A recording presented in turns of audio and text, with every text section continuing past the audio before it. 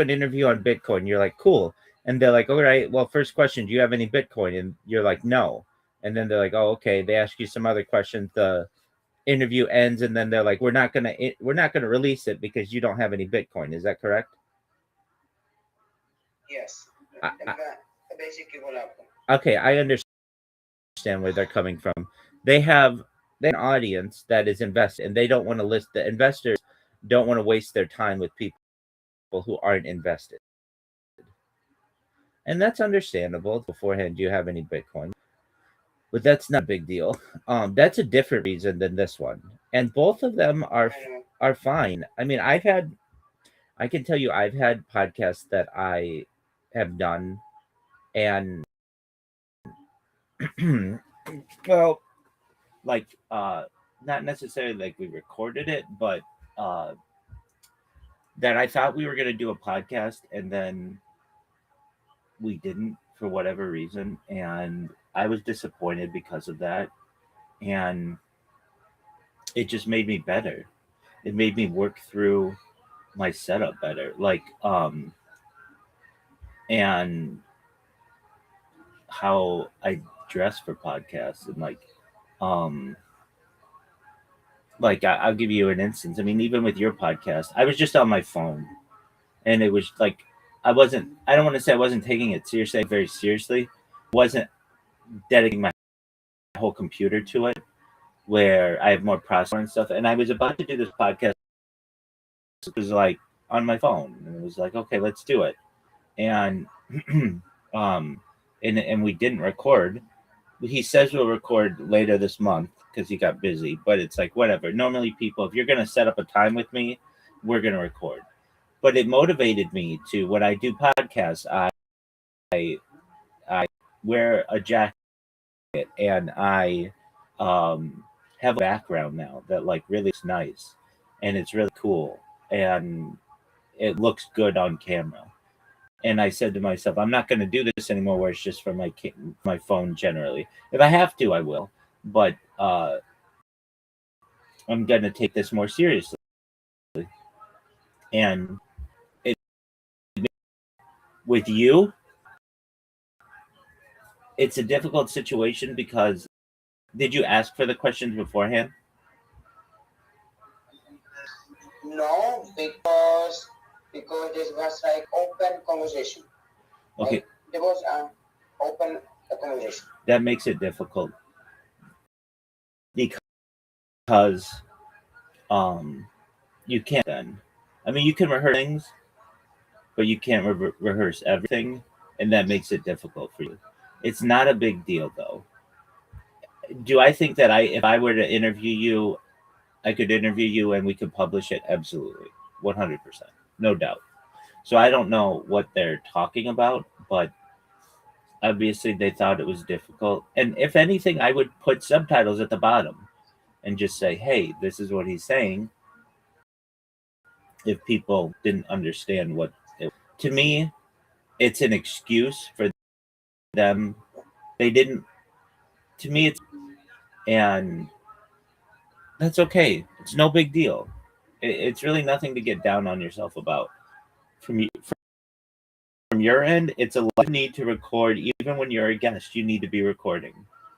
When I'm a guest, I'm recording, even though I'm not necessarily recording the speaker because I get an echo effect. I'm recording myself. So if let's just say the speaker was like, "Oh, I lost all the audio or video or whatever," I could literally be like, "Here's my video. All you have to do is cut yourself into it, asking the questions." And you want to have that same ability, basically, if you can. So no, like, yeah, I understand. Like, because I always want to do interviews. It's like my small dreams, but I did twice and it was like nothing. So I'm more pissed off about I lose this chance. Okay, so you've only been a guest twice, and both times it did not publish, right? Yeah. Okay, well, there's a way around this. You can work on your English, and I know that you try, and you're close. I mean, when you're in here, I do my best to adjust when you're saying some things. um, and you can work on your accent. Uh, you can do, but but I don't want you to get down on yourself, Tony. You're fine. I can understand you. The average person can understand you. I think they're making an excuse. So don't be so sad about it. There are, you can't win them all. You can't get on every podcast. Not everybody's going to always publish, but I get how you feel. I know when I didn't do this, one guy had me set up. I thought we were going to do a podcast. We didn't. We just did we just did like a preliminary interview, and I was pissed off until later that day, and I did another interview, and I knocked it out of the park. It was really good, and then I got my confidence back. That's how you have to be. So you have to just go interview someone else. Make sure that you read the questions and make sure that you're double recording in case anything happens to your first recording, and you move on with your life. There's a phrase.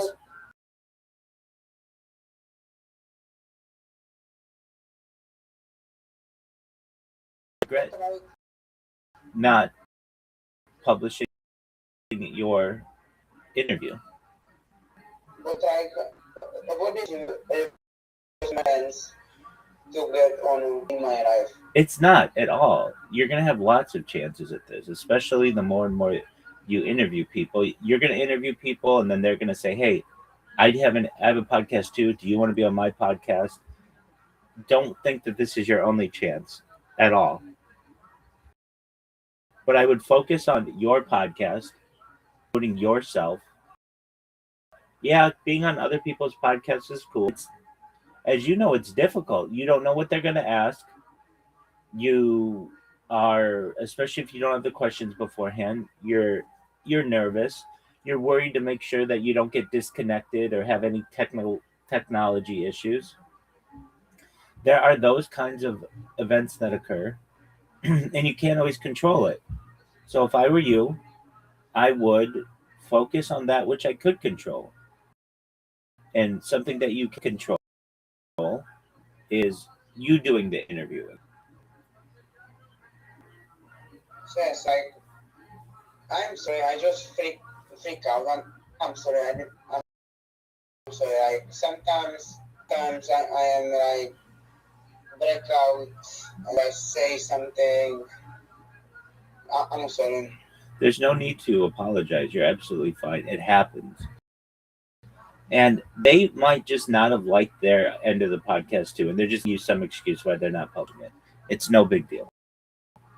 It's nothing to get worried about. You should get some rest, and then tomorrow you go do a podcast with I someone. will podcast in 20 minutes. Okay. Are you hosting it? Yes. Yes. Okay, so you just go and you do the best podcast that you can. And when you're done, come in here, let me know how it went, and you're going to have more confidence. I guarantee it, as much as I can. Thank you. Okay, so don't feel badly. And again, the best revenge is massive success. So Yeah. go be really successful, and they're going to regret not publishing your interview with them. Yeah. I hope this will happen soon because I don't know how long I can keep doing this life without any big win. So I hope soon. You shouldn't think that way. You're very early in this process. You shouldn't feel like you might not get a big win for 2 or 3 years. You've got to recognize that you have to be patient. If you continue to interview every day and record every day, in 1 year you'll have 365 interviews for people to start to become your fan and start to get into your interviews with people. You recognize that, right? So that's what you want to do. You have to recognize that it's a marathon, not a sprint, and you can't get frustrated if you don't have a big win.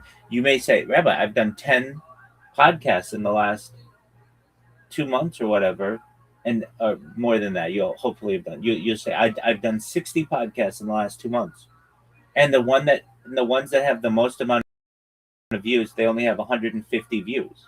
What am I doing wrong? And it's like, that is part of the grind. And if you're like, yeah, but there are other people who have tens of thousands of views when they've done 60 interviews, and you have to understand those people are buying views. You don't have the money to buy views, so you're not in that category. You can't compete with that. You have to compete with real, organic people. And if you are if you are if you're going to be successful, I mean, I can nearly guarantee you're going to have massive amounts of success. If you say to yourself, is tomorrow your day of chess? Yeah. No way. And it just so happens to be the 250th anniversary of the United Right? That's just serendipitous, right? Yeah. Okay. So you have to say to yourself, Tony, I was at chess a lot. Oh, I played like 5,000 games over the last 1,000 days. If I were to do the same thing, but I would just record a podcast for the next 1,000 days, that would mean I would have 1,000 podcasts that I would have done. And 1,000 podcasts gives you maybe 500 hours, maybe 1,000 hours worth of content. You're going to get people who are going to want to sponsor you at that point. So you basically have to say to yourself, I have to do the exact same thing that I did with playing chess as I did with podcast, or I have to do the same thing with podcasting as I did with playing chess. And then that'll be 3 years from now or so. Hopefully you will have blown up by then. Hopefully I will have blown up by then. But even if you hadn't, even if I don't have any influence on you or no one else has any influence on you, you've just got to keep doing it. It's got to become part of your daily routine that, hey, I'm going to find somebody to do a podcast with them. If I can't find them, I'm going to go on Kick. I'm just going to find somebody who's not doing anything on there, and I'm going to interview them for 30 minutes to an hour. And then I'm going to publish it, and I'm going to ask them to publish on their channels. And another thing that I told you that I don't think you've been doing is you're not publishing to Reddit, are you? Oh. And that's where AI gets a lot of its information. So in order, I mean, you don't have to do it now because I know you've got another podcast, but you need to start uploading your videos to Reddit. You have a subreddit, right? Yeah. Okay, it's just sitting there. People can't become fans. People can it. I mean, maybe. Thank you so much. You're welcome, big dog. You're gonna be fine. You're gonna be fine. Now go do this interview. Make it the best interview you've ever made it, and then come back when you're done, and we'll talk about it. Okay? But don't get down on yourself because of Bitcoin, neither of which are relevant right now. Your English is fine. I get people in here all the time, and I can't understand what they're saying. I don't ever have to translate your stuff. You're fine. Okay? So don't worry about it. Thank you. You're welcome. Go get it. You go and, get. After that, yeah, we are gonna talk about that Empire State Building, and like we are fucked. Empire State Building. Yeah, that a couple. Okay, why are we fucked? Because this guy just raised bars so much higher. No, people climb buildings all the time. That's not a bar. But like he proposed to his girlfriend there. Okay, I mean that's fine. People climb buildings all the time, and people propose all the time in really cool ways. He didn't raise the bar, at least not for me. I see it as a cool act, but aside from that,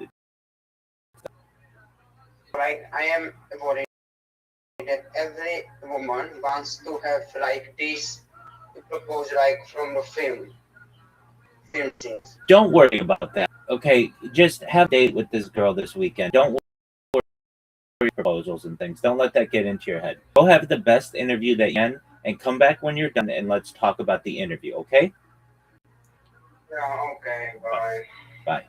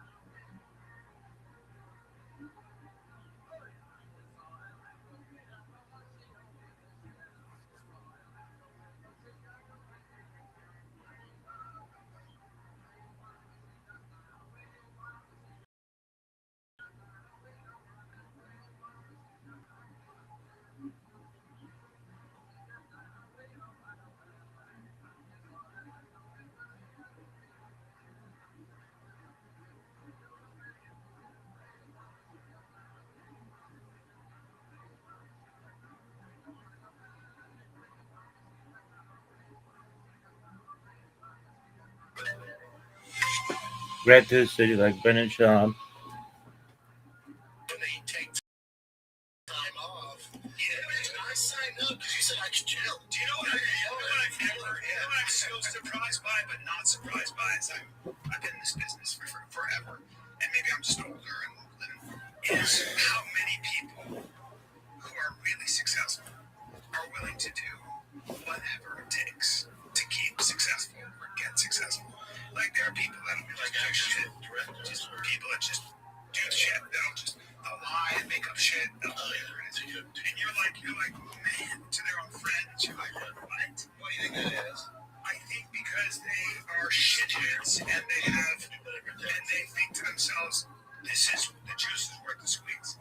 That I'm going to be successful. I want to be really rich. And nothing without this. And if I have to compromise, if I have to be a bad person for it, then that's fine. If I have to lie, I will. If I have to fuck somebody over, I would. You'll even see like people will go bad on Rogan, or even when I was doing stand up, like friends of ours would like make clips talking shit about me. It never hurt my feelings. So I was like, I get it, man. It's like it's a trendy thing. Like you're getting views doing it. I get it, you know. But like even the guys do like now, like where Rogan gave them a huge platform, and then they go on their podcast and go bad on them and get the views. I'm like, man, I don't get that. Like, why? Like, man, I don't understand. I think it's like, it's so short-sighted. It's maybe like a different mentality where you convince yourself, you're like, no, that's the game. I'm like in the everyone makes fun of everyone game and it's not real, but like, I don't know. I came up too much like before that it just feels weird. Yeah, me too. No, you came up with different values. Your parents raised you to know the difference in what's right and wrong. There are certain things that are just wrong. And you're like, we can always do nice things like this. No, some things are just fucking shitty and wrong. And there's a lot of people that do it. Those are someone that climbed on top of the Empire State. During the latest episode of the Fighter and Kid podcast, they had on Ryan Long and oh boy, they did not let Callan speak this entire episode, but Shab went off on the Rogan Sweeter comedians because they trashed his stand-up. Now, who specifically is he talking about? He's got to be talking about Tim Dillon, Mark Normand, say shows. Probably just Tim Dillon and Mark Normand. Could be some other names. I mean, you can think who else. But you also said your name talent. Real dude. Just gangster.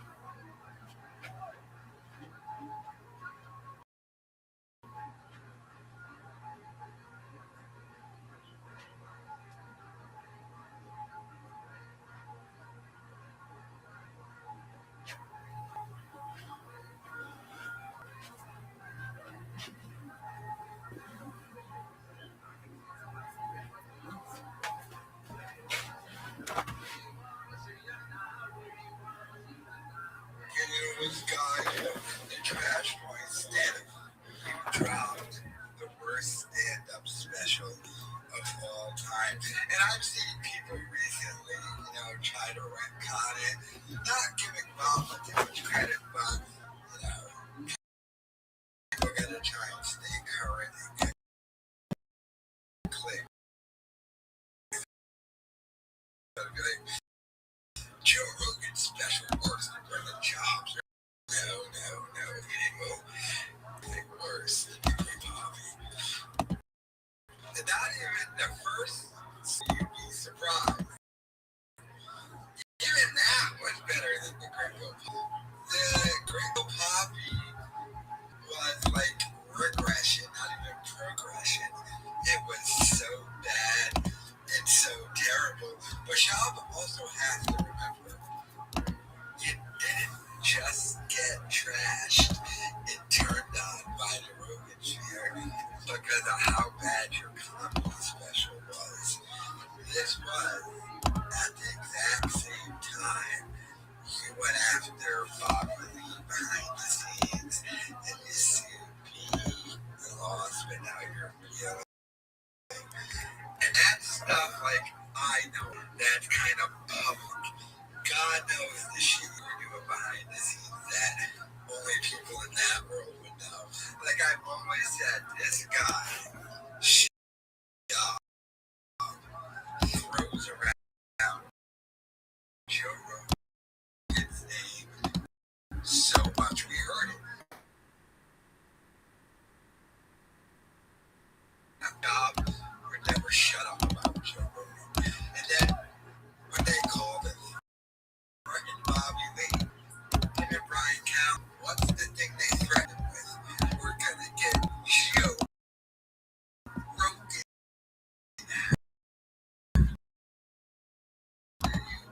You don't think this guy endorsement deal?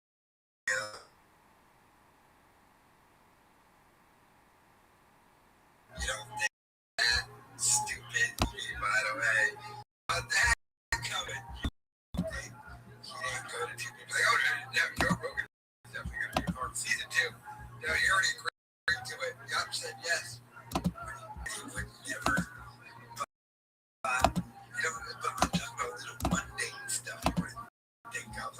He probably calls up restaurants and be like, hey, can I reserve a table? I know Joe Rogan. Shab so does that and probably does that behind the scenes. So they all hate him, the Rogan sphere comedians. And they know he didn't really belong. But they also knew what kind of a douche this guy was in the background. And they probably talked to Joe. I feel Joe feels some responsibility for talking to shadow fighting and getting into all this out. He won't completely abandon him, although he's pretty much abandoned him. Shab used to be Rogan's #1 guest, and then he moved to Texas to be near him, and he's had him on twice, and refuses dating out with him. And it's all Rogan's fault that we got Shab, but it all kind of started with Rogan and Shab with the infamous slinging comment. That was a huge rip in that relationship. So much so, Shab had to go apologize publicly. I don't think that pissed off Rogan. This opened up the comedy mothership. And Shab begged to perform there. And we know that for a fact. Because Shab confirmed it when he went on the Legion of Skanks. He confirmed that. Joe said no. Eraser. He confirmed that to them. And then he stopped doing stand-up because he couldn't sell tickets. And can't leave my kiddos. By the way, somebody said, oh, I'm going to be in Calgary shooting something. So I can't leave the kiddos, stupid. But, yeah, completely pathetic. But Shab is still angry, and now he hates the Rogan sphere. He hates Bert Kreischer. He hates all of them. And the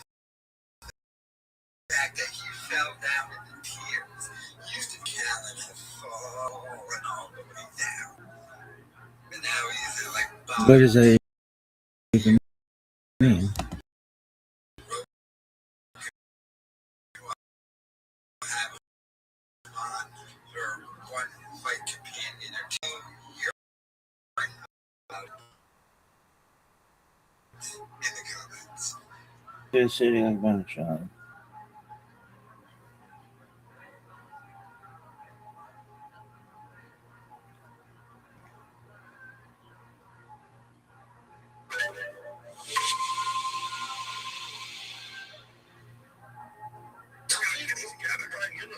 I might get roasted online for this, but it's like Fran, like you'll see a lot more black guys in the World Cup. Like, man, there's no black guys out there. But like when you watch France, like half their team's black. Hold on. Are the best? It's the best team in the world, and 10 out of 11 players are black. Here's my thing: do they call them, African Americans here? Do they call them African French? No, we're the only nation that does that. No, the reason that you have this so many is because in France, not only they have so many, but I'm saying like in their culture, do they call them? I don't African French. No, they're French. Or like we see a black guy. Well, I can say people didn't say African Canadian. Yeah, never. Right? We're the only ones that's American. Yeah, that's an American. Why?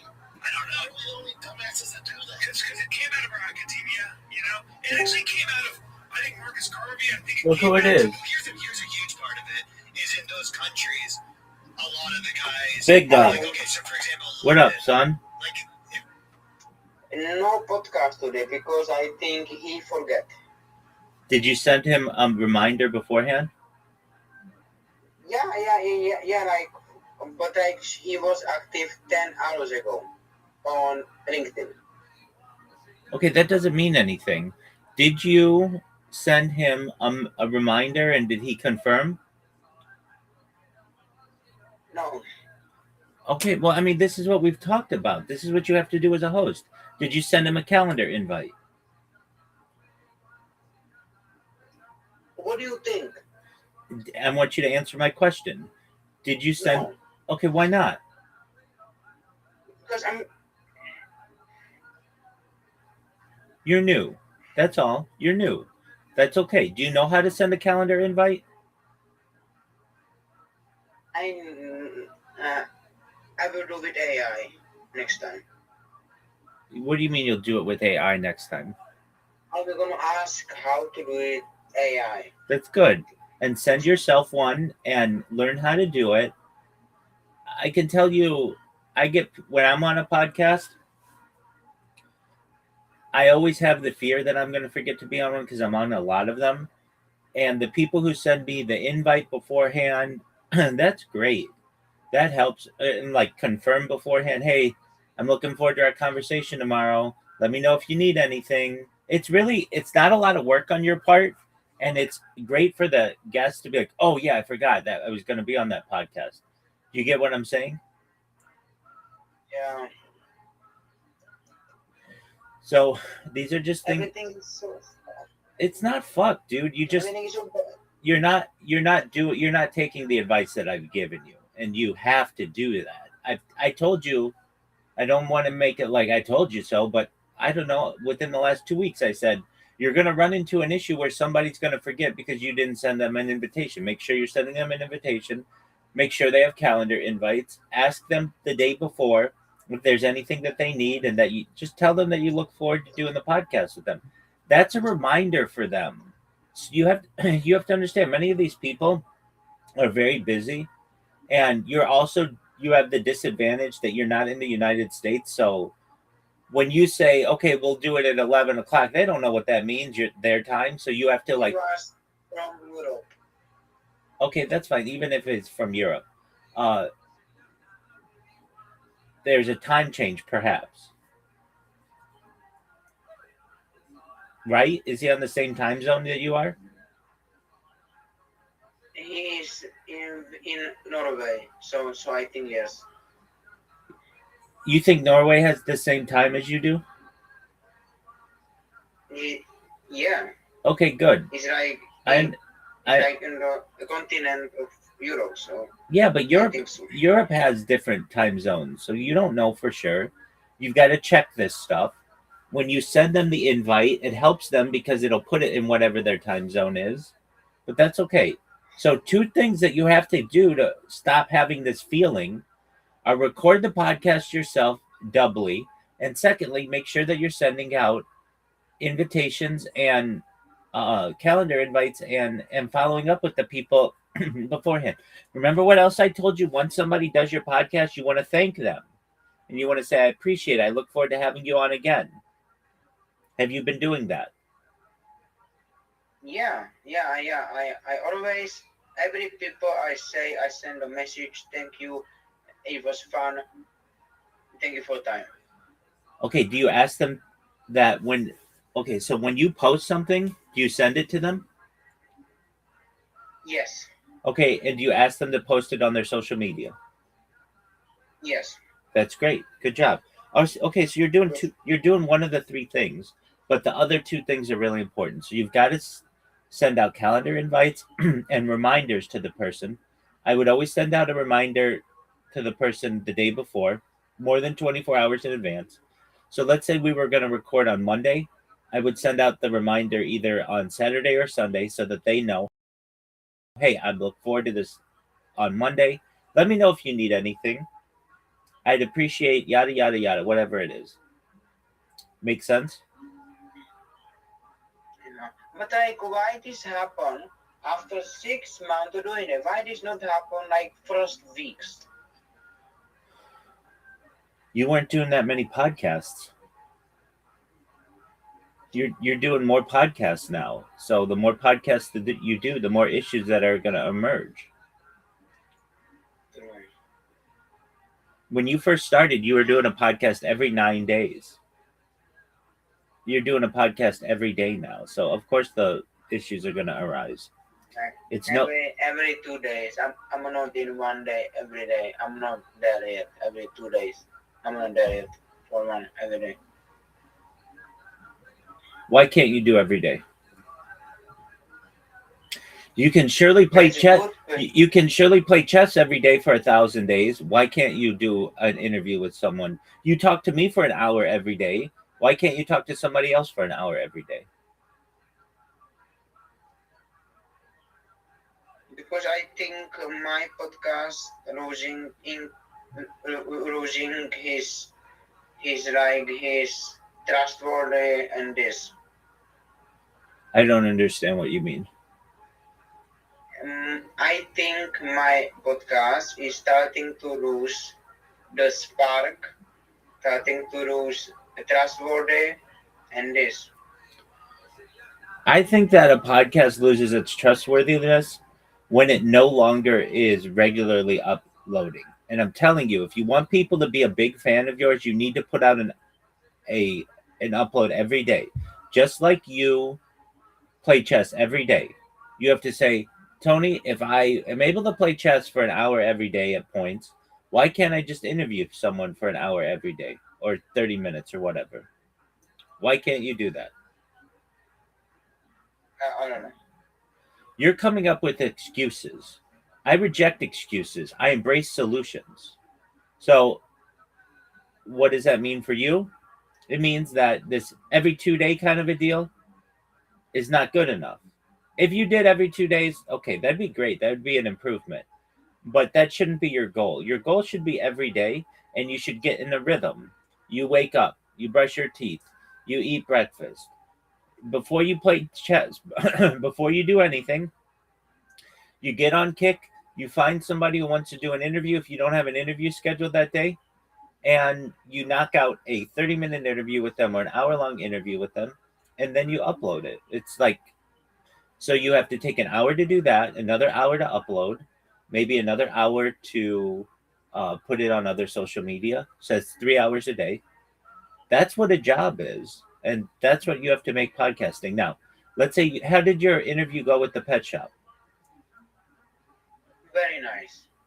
Fun, exciting, very nice. So that's good. That's something good happening in your life. Why are you always positive? Why? That's how you have to be in life. Anyone can be negative. No one wants to be around negative people. Every time you came in here, I was just telling you what was wrong with what was going on in the world and with you, you wouldn't want to come in here. You want someone who's positive, who makes you feel like you're being cradled in a blanket like a baby and tell you that you're good and that you're an excellent individual and that things are going to be okay. That's what people want. But I'm not just doing that for your benefit. I think it's a good mentality to have. If you look at the positive in the world, then you're able to focus on that which unites us as opposed to that which divides us. I understand that there's a lot of negativity in the world. And if you want that, go on TikTok, go on Instagram, go on Facebook and all the other places, and you're going to see a lot of negativity. But if you come in here, you're going to see a lot of positivity. And that's what I think is a good mentality to have. What are your thoughts? Yes. 81. Oh, I have, bro. I post like I post like short with my check from my check episode and already have 3 likes and almost 200 views. That's great. And I have a new follower. That's phenomenal. So see what happens when you post regularly? Yeah. So that's what you have to do. Now I understand it's late there, right? Or it's getting late. But you could always upload something to Rumble. You could always upload something to BitChute. You could always create a short. Who are you interviewing tomorrow? Tomorrow I have that date. You have what? That date with that chick. Okay, you can still do an interview tomorrow. And if I were you, I would do an interview with myself. I think that tomorrow is a really important day. And you just have to record 30 minutes or an hour of yourself. You're not going to be with this girl for 23 hours. So I would wake up extra early and I would interview myself. And I would say, today I'm interviewing myself because I think I've accomplished something really interesting. I have played chess every single day for 1,000 straight days. And I think that that is a great accomplishment. And I'm going to use this time to reflect on what I've learned in chess. For anyone who's interested in chess, if this is a challenge that you want to make for yourself, this is how I did it. I didn't think I would start this way. I started as someone who never had played chess. I didn't like chess. I didn't know much about chess. And now I can beat most any average individual at chess. And if this is something that a skill that you would like, well, this is how I did it. And I would talk about the moves that I use and whether I like to go first. And I would talk about the different platforms that I use online. And I would talk for 30 minutes to an hour. I would interview myself because tomorrow is a big day in your life from a chess perspective. And then on top of that, then you go and you visit this girl. And that's great too. But you can work in an hour of an interview for yourself tomorrow, don't you think? Oh my God. Okay, so you should do that. And you shouldn't put that one off because you want to do it on the date. You will be happy that you did it on your 1,000th day. That shows a lot. And it shows your viewers. I mean, it just tells me as a person who I know you pretty well, actually, but I don't know you over long periods of time. But I know you very deeply, meaning like I know your motivations. I know your relationships. I know your passions. I know that. And but I don't know you from 2 years ago or 3 years ago. But the fact that you've done this challenge to yourself 1,000 days in a row tells me everything I need to know about you, Tony. That you have perseverance, that you have gumption, that you have chutzpah, you have fortitude, you have consistency, and that's very admirable. In fact, consistency is all we have in life. And It's like, but like, sorry to interrupt you. Sorry. it's okay. Like, but like, it's the only game. It's like if I'm playing like 4,000 days Call of Duty, it's a game still. Let me ask you this. If I said to you, you didn't know me, and I said, and you didn't know I stream my life or anything, and I said to you, Tony, I'm gonna record for 24 hours straight. You might say, okay, well that's a cool goal, that's neat, but it's not neat enough to be on my podcast. There's nothing that interesting about that. Okay. But if I tell you that I've been doing it for nearly 5 years, every single moment of every single day, every conversation that I've been in, every time I've slept, essentially all of that, you're going to say that's really interesting. It's about consistency. It's about the amount of time that you've been able to do it. And so for you to say, well, it's just a game, that's fine. You can transition that mentality into something else. And I want you to transition it into doing a podcast every single day. And I know it's something that you can do. When you do a podcast, when it's done, don't you feel really good? Yeah, I I feel very nice. I make new friends. exactly. Really, really nice. I do too. When I do a podcast, it's like a drug. I hate to say it, but it is. It's addictive. Yeah. It's like I feel like I accomplished something. There's all this buildup. All these things could go wrong in a podcast, but when they go really well, it's like this. I feel like I can take uh, a breath of. I feel like the stress is relieved, and I get excited. I talk to my stream and tell them what I'm thinking and how I felt it went, and I basically do a debriefing on myself. Uh, I feel really good. And I want you to do that every single day. I want you to have that feeling every single day. I did it. I got it done. Look, you just did a short on one of your check videos and you got a follower, 3 likes, and 200 people viewed your content. That's impressive Why? because it's one more follower than you had yesterday and it's 3 more likes than you had yesterday. If you did that, Tony, every single day for the next 1,000 days, you'd have 1,000 followers just from that. And I know you'd have more than that, but you get what I'm saying. Just from putting out a short, if you had the same type of growth, just from one short. Yeah.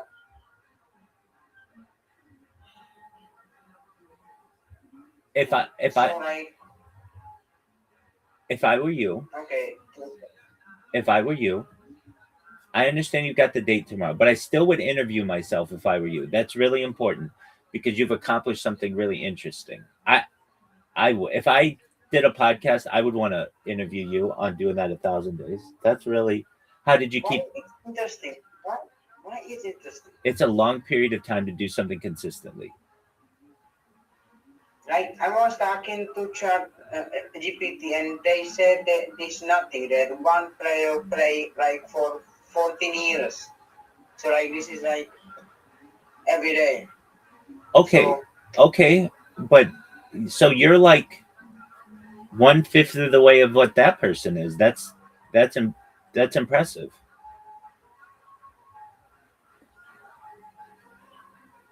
I think it's impressive, especially because you self-taught yourself. You didn't know anything about chess beforehand. You got really into it. Now you're really good at it, or against a normal person. And somebody's gonna watch this, and like, what would I say? I would call the video like my name, whatever, Tony, whatever. Going from never having played chess to playing chess 1,000 straight days, my journey. And there's going to be someone who's searching on YouTube someday, and they're going to be like, I don't want to hear Magnus Carlsen or Bobby Fischer or Gary Kasparov. They all know chess really, really well. I want somebody who's just started from the bottom. Now we're here. I want somebody who had no experience, and I want to know what they've gone through. And that's going to be you. yeah. So I would interview. What time tomorrow are you meeting with that girl? 9 a.m. Okay, so that's really early, actually. So you have to leave at 9 a.m. No, I need to leave like way before that. Like way. Yeah, you do. Okay, so then, but you're gonna be on the train, right? Okay, I mean, you could even record yourself on your phone for an hour on the train if you needed. Do you think is that possible? Absolutely. If the train's not crowded and you just all you need to you don't even have to live stream it. You just have to open up your phone, and even if you did it for 15 minutes, that's something that's going to help somebody in the future. But go sit in the back of the train where nobody is or whatever, and you just talk into the phone. And if you're unable to do that, then there's going to be some period of time tomorrow where it's 15 minutes of waiting or 30 minutes of waiting due to travel, that you're going to be able to, you're not going to be doing anything, and you can open talk about what's going on. That's IRL discussion. I have many of those where I just have hours of myself talking about what I'm observing and what I'm thinking, how I feel about a certain thing. And they're fun to do. They're like, you almost forget that you're recording yourself because you're just talking about your from the heart. So if you have to get up really early and do all that, I understand. And no one knows what time you might get back if it goes really well. So I don't want you to say, "Oh, you have to do this when you get home." But um, is it midnight where you are yet? No, no, it's like 20, 20. 20, 20 minutes to midnight? No, it's like 8. It's like, oh my god. No, it's like half past. No, fuck. Again, it's 9 minutes to half past 9. Okay, you have to understand. Nobody who speaks English talks like that. So 9 minutes to half past nine is 9:21. Is that what you're saying? 8. 21. Okay, so 9 minutes to half past nine is 9:21. So you've got to work on your letters and you have to work on your numbers. You know that? Like those are simple things, Yeah. but that's really important. Your some of your like more advanced English is really good, but your the simple things, I know like sometimes I'll be like it's spelled A B C D and you're like my letters aren't very good.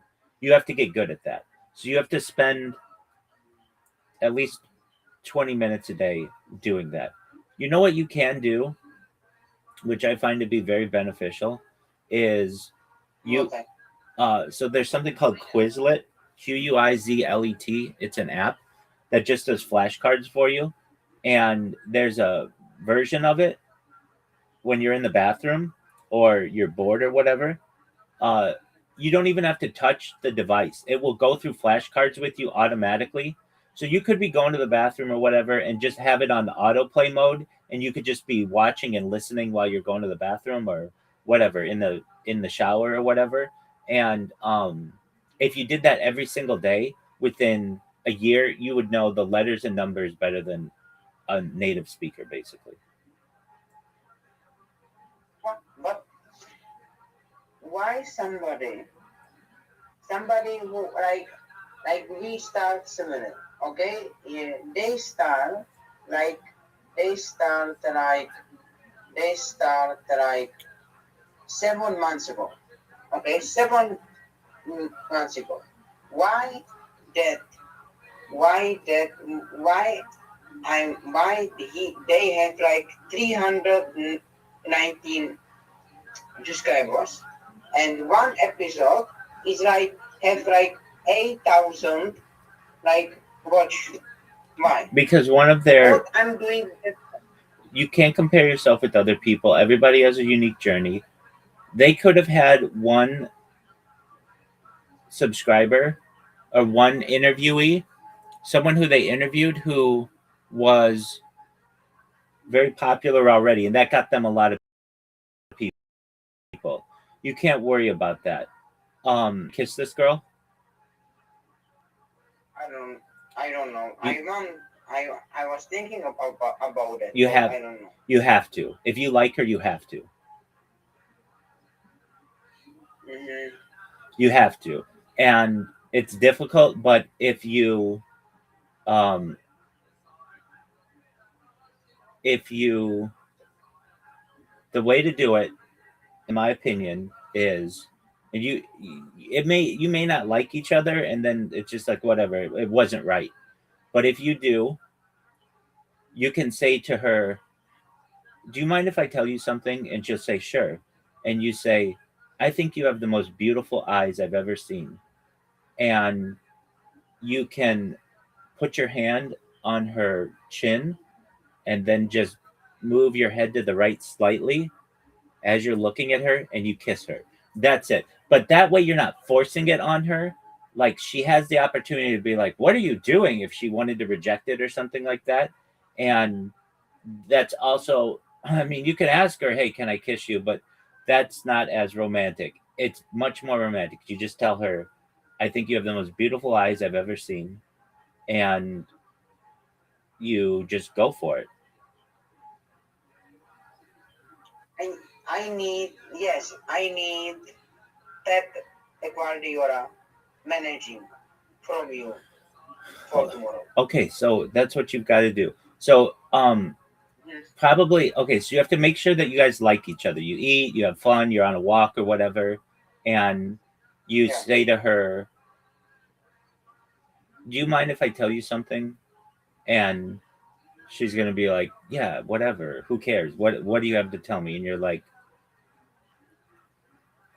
"I think you have the most beautiful eyes I've ever seen."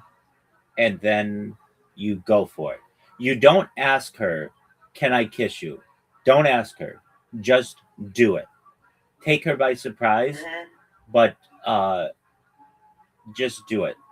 Um, she's already on a date with you. It's not like this is the first time you've ever met. You're not drunk.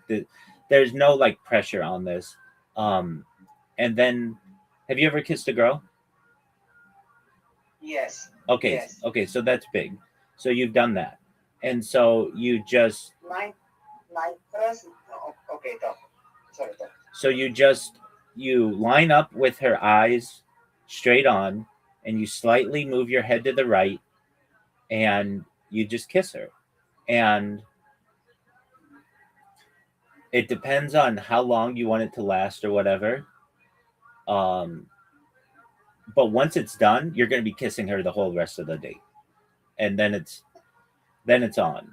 And there's going to be all these hormones that are going to be released, and she's going to fall in love with you at that moment.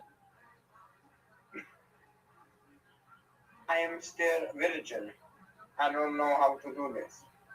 You're still a virgin? Okay, that's fine. No, Yeah. you've had your first kiss though, so you're not a No, kissing. no, but like I don't have my sex. I know. Because I'm still. I know you're a virgin. I know that's fine, but you've kissed a girl. But So I was like a long time ago. I okay, don't know how, like a long, long time. okay, that's fine. You've done it. So it's not like you've never kissed a girl. So you already have that experience. I'm not talking about sex. You're not having sex with this girl tomorrow. Don't worry about that. Okay? But your goal is to kiss her. And so I want you to say it to me. Okay. What do you want to say? What mean? Okay. You have the most beautiful eyes I ever seen. Good. Perfect. Yeah, very good. You basically need to get her attention, and you can you can it depends how you want to work your hand. You can move your hand on her chin if you want, or on her neck Mhm. or something, but you can just go in for it too. So it just depends on how you feel comfortable. Uh and so say it again to me. You have the most beautiful eyes I ever seen. Does she speak Czech or English? Check. Okay, fine. So you're going to say it in Czech, whatever that is, and you're more comfortable in that. And which way are you going to move your head? I am going to look her in these eyes, and I'm gonna say, you have the most beautiful eyes I ever seen. That's right. And then you're going to move your head forward and you're going to tilt your head to the right slightly and you're going to kiss her. And then you're going to hold it there and she's going to kiss you back. And because this is like your first adult kiss, basically, you might snap back like, wow, I can't believe I just did that. And then when you're done, you can say to her, I think you're amazing. And I'm so glad to be here with you. If you do that, this bitch is going to be wetter than a bathtub.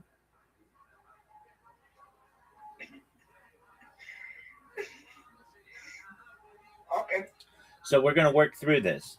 We're going to do this 10 times. Okay?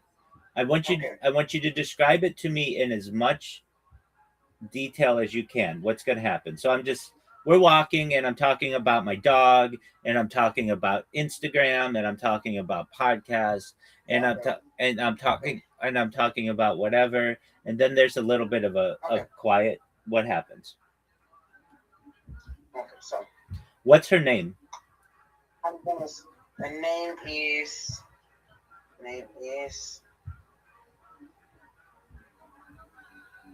is Susanna. Beautiful. Susie. She has a beautiful name. So here's something that you can do that's important. Susanna is Hebrew for Lily. You could tell her that. Like if you tell her something about her name, she's going to fucking love you. Let's work on that. Because like I bet she doesn't know what her name means. Most people don't know what their name means. So at least Susan means Lily in Hebrew. Susanna means Hebrew.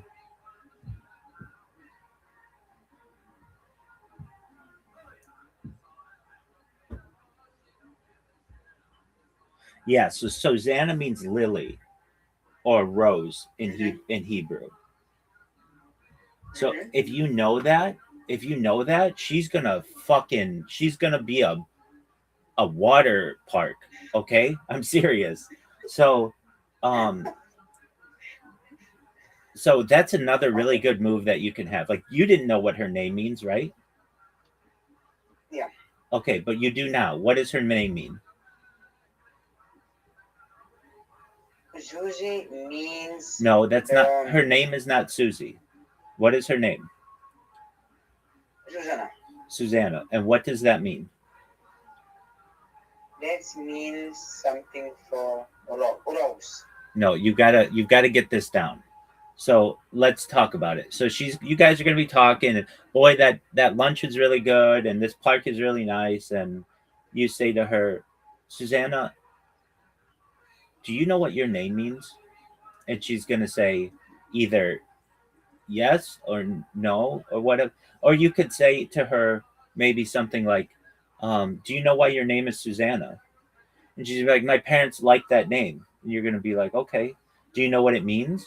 And she's gonna be like, no, I don't know what it means. And you're gonna say, Susanna is the Hebrew word for lily. And she's gonna say, oh, really? And you're gonna say yes. And then you're gonna say, you have the most beautiful eyes I've ever seen. And you're gonna slowly move in. You're gonna tilt your head to the right. You're gonna kiss her on the lips. You're gonna hold it. The holding is important for a little bit. We're not talking tongue. We're just talking about your lips touching for 2 seconds, 3 seconds maybe. And then you're gonna release. You're gonna continue looking her in the eye. The eyes are really important. They're the windows to the soul. And you're gonna say, Susanna, I really enjoy spending time with you. Something like that. I think you're amazing. Okay? Okay, so let's do it. Wow. So you are my pet accordion. Whatever, baby. I'm Casanova in the flesh. All right. So this is what you do. But you're going to blow her mind when you know what her name means. Really? Well, I knew it off the top of my head, and now you know it, and she's gonna probably not know what her name means. If she does, though, you have to prepare for that.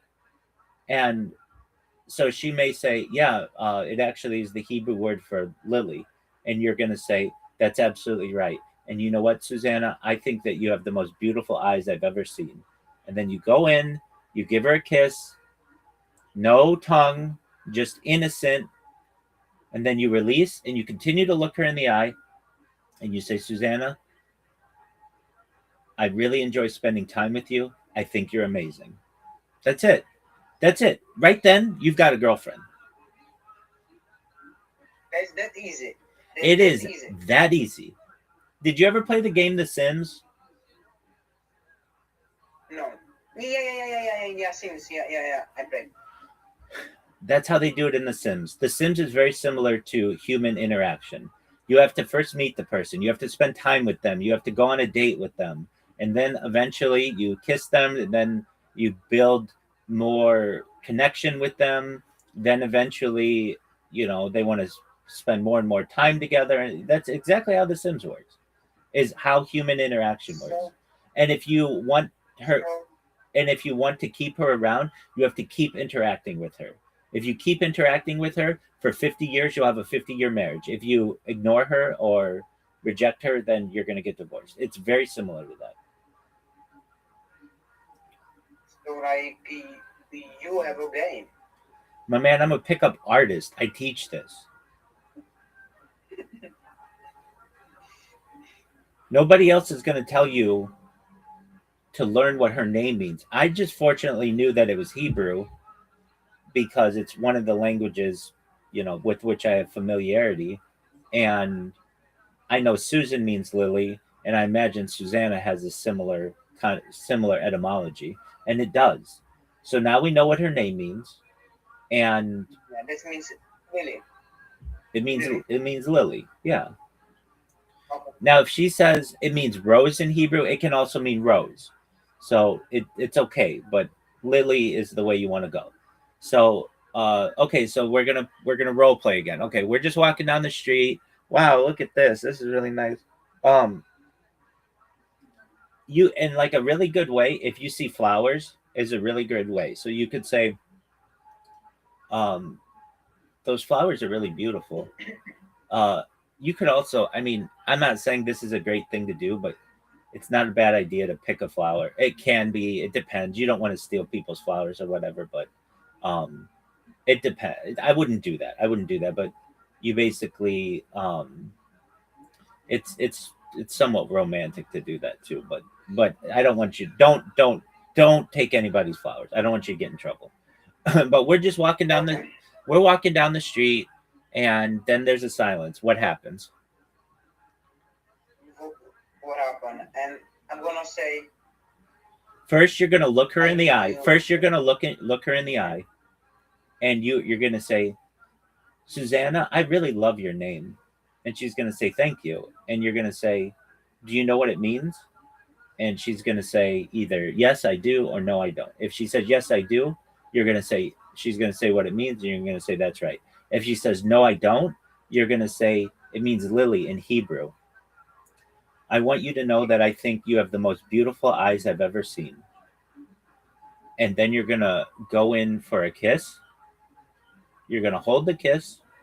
You're gonna release, and then you're gonna say to her, "Susanna, I really enjoy spending time with you. I think you're amazing." Boom. That's it. I just said it in like 20 seconds what you have to do, okay?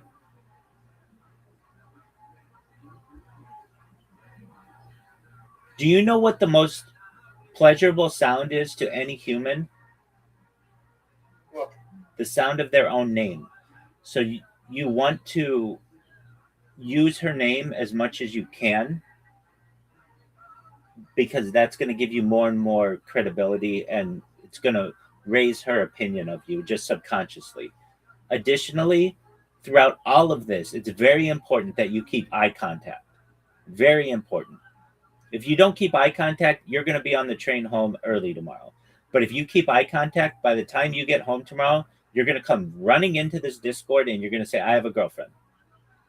That's easy. It's that That's easy. easy. It's And I don't. and I don't need to be 6'5". No. And this kind of No, stuff. you already got her on a date. No. You don't have to be 6'5". You don't have to have a Rolls Royce. You already got her. Like literally just have to do what I'm saying. And any woman out there who's watching this will tell you, I'm telling you good advice. This is not, Yeah. I'm not saying to you, you have to have sex with her tomorrow. You got to get a hotel room. None of that. I'm not saying you have to wine her and dine her and you have to use alcohol. Nothing like that. I'm saying to you very simply, you go to lunch, you go on a walk. On the walk, you hold her hand, and you, as you're holding her hand, that's going to be a thing.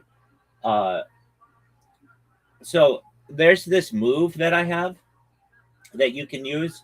Um, that you say, uh, let's see here.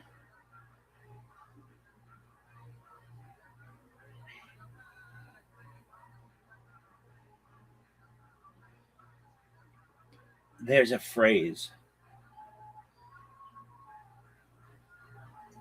Can I say Go ahead. I hear some good pickup lines. No, you don't want to Can I use any. say- You don't want to use any. No, absolutely not.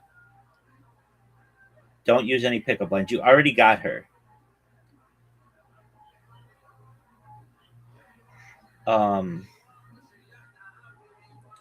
Okay. So there are a few that you can use. I would say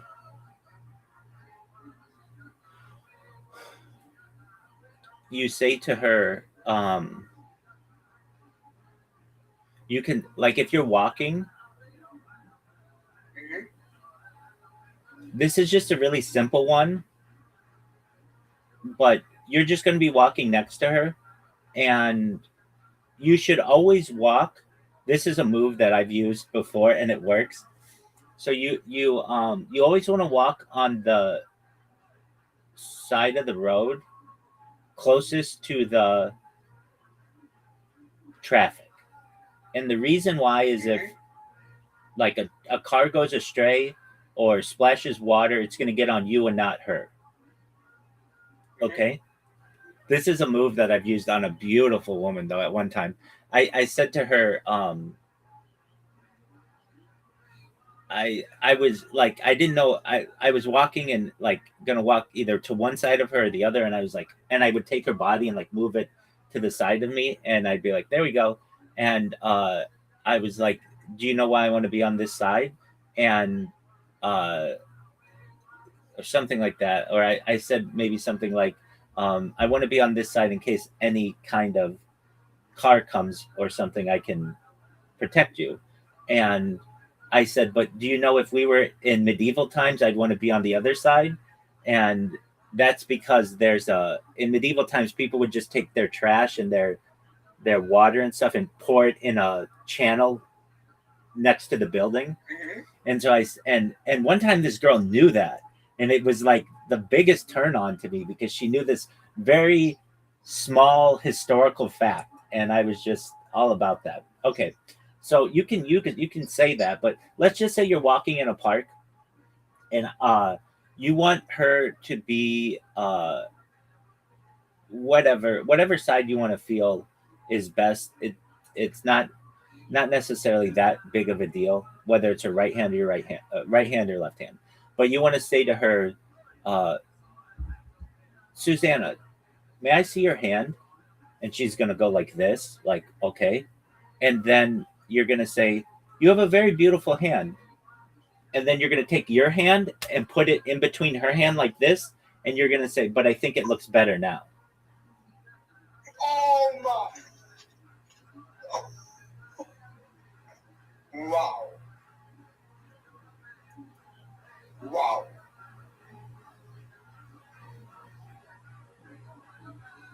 You are borrowed. Baby, I know what I'm doing. Okay, so that's what you want to do. Okay.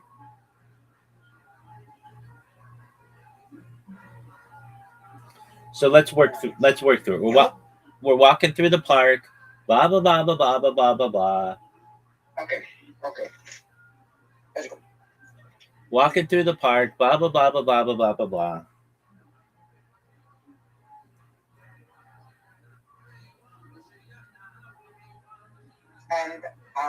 And I'm gonna say, like, can I see your hands?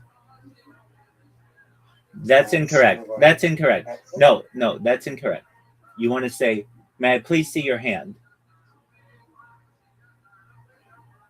Not hands. Yeah. Not both hands. Both hands, she's going to show you Okay. both hands. But you're just going to say, may I please see your hand?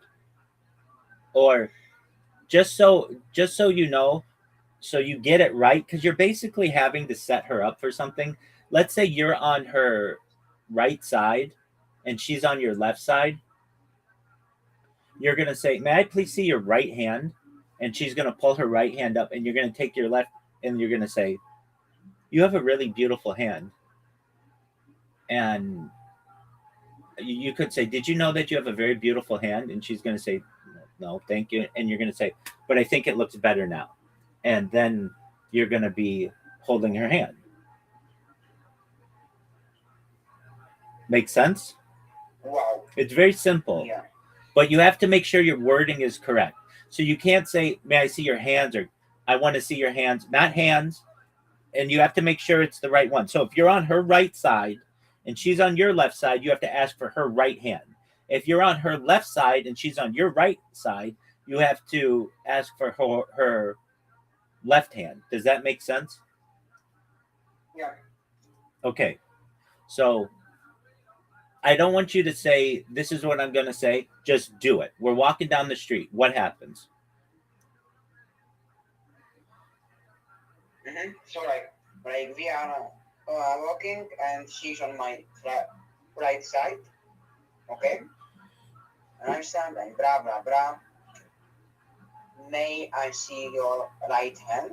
No, that's And she's incorrect. going, That's incorrect. That's the wrong hand. If she's on your right side and she shows you her right hand, you can't do the move. Yeah. I said right. I said left hand. Hold on. You said she's on your right side, right? Yes. And if it's her right hand, it's the far hand. Then you can't hold that. No. Oh. If she's on your right hand, you need her. If she's on your right side, you need her left hand. If she's on your left side, you need her right hand. Oh. Oh. Okay. I'm so bad in this. No, you're not. You're not.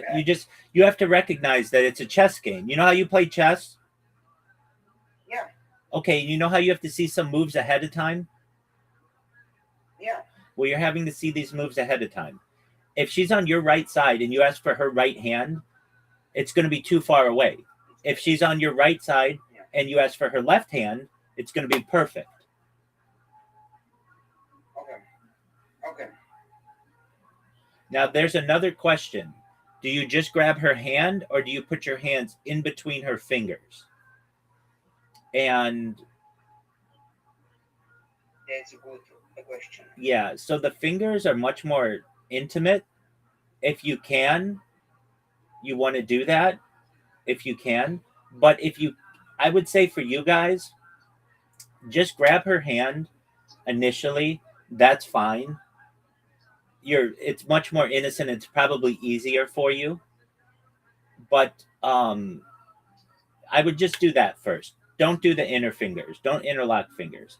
Just hold her hand, and then as you're walking, you can interlock fingers, okay? Okay. So we're walking, blah, blah, blah, blah, blah. It's a nice day. Go. Okay. She is on my right side, okay? Okay. On my right side, okay. So, may I Stop, see stop, your stop, stop, left stop, hand? stop, stop, stop. Stop. You want to use her name. Use her name. Okay. It helps you. Okay, so go ahead. She's on your right side. Susanna. Yes. Okay. Susanna. Yes. May I see your left hand? Okay. Shimon, okay? You have you have a very nice hand, but and I do this like with my hand. This is so much look better. Yeah. Okay. Let's work on your words though. Um, I would almost overemphasize. May I please see your left hand? And she's going to show you her left hand, and you're going to say, "Your hand is so beautiful, but it could look even better." And then boom, that's better. Mm-hmm. Okay.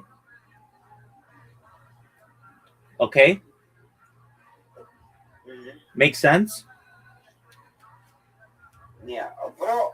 I have a question. How is your body count? I lose You track feel of. like you're like sleeping. I lose track of 42. So it's way above that probably. Oh my god. Okay. All right, so let's do the hand thing again. Okay, so we're walking. Let's say she's on your left side. What happens? Okay. May I see Stop, your stop, stop, right hand? stop, stop, stop, stop. What's her name? Susan. Yes. Susan. Okay. Susan. Again, may I see your right hand? Uh See, wait. You I would almost overemphasize it. Like, may I please see your right hand for a moment? Okay. Like almost like you're May being I? you're being too nice. You're like being too nice. Like normally somebody would be like, "Can I see your hand?" You say, "May I please see your right hand for a moment?" And then you look at it and you say, "You have a very beautiful hand, but it could look better." And then you put your hand on her hand, and then you're holding hands, and then you say that that's better. Or you may say something like, "Actually, this is a better move." You say, "May I please see your hand? May I please see your Susanna? May I please see your right hand for a moment?" And she's gonna go like this, and you say, "You have a very beautiful hand, but it's missing something." And then you put your hand in her hand, and then you say, "That's better." Okay? I am. Yeah, I am so happy. You are not Jack, and you don't have us, and you are not 6'5" because we were fun.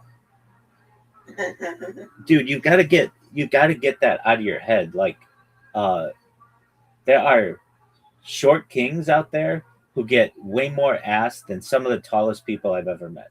I've known some tall guys who are major losers. So don't just let the tall thing get in your head. Um, okay, so we're walking. I'm Susanna. I'm on your right side. What do you say? Susan, can I may No, may I please? may I please see your left hand? It's gonna show it, and your hand looks beautiful, but is missing something. Action. This looks so much better. There you go. Very good. Very good. And then you're going to walk around a little bit like that. And then as you're walking, you're going to, there's a thing that you can do that is a turn on to chicks. So as you're holding her hand, put your hands like this. Okay.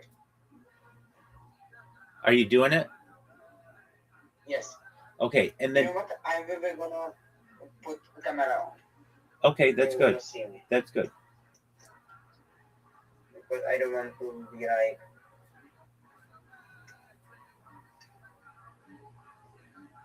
Okay, good. Okay. So you've got your hands like this. Okay. So, um, what you can do is take your middle finger as your hands are like this and rub it on her palm just a little bit, which will loosen the grip slightly of her hand. Okay. And then you interlock your fingers. Yes. Like this. Your camera is frozen, so I can't really tell. Okay. Oh Sorry. no, it's not frozen. It's not My bad. frozen. Now I can see it. Now I can see it. No, no, no. It's good now.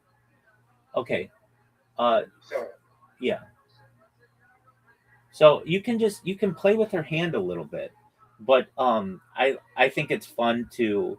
There's like a certain sensitivity of the palm of the finger of the hand that you can use. So you just tickle it a little bit, and it'll loosen her grip, and then you put your hands your fingers in between her fingers. Does that make sense? so right. So I'm like this, and I am doing this, Yeah, basically, if I understand correctly. and after this. Yeah.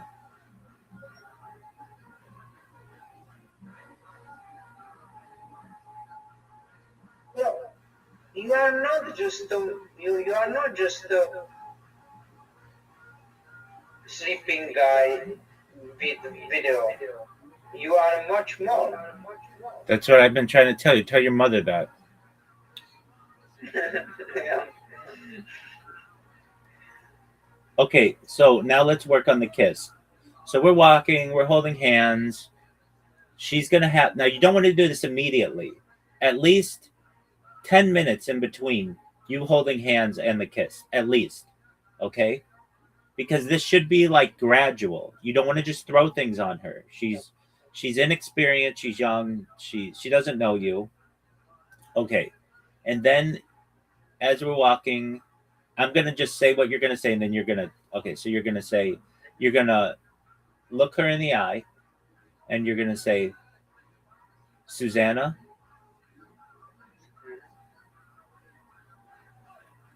I wouldn't even say, I said this earlier. Do you know why you're named what you're named? Don't do that. Don't do that.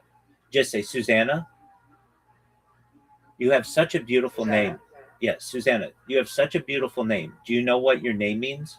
And she's going to say, yeah, it means lily in Hebrew. And you're going to say, that's absolutely right.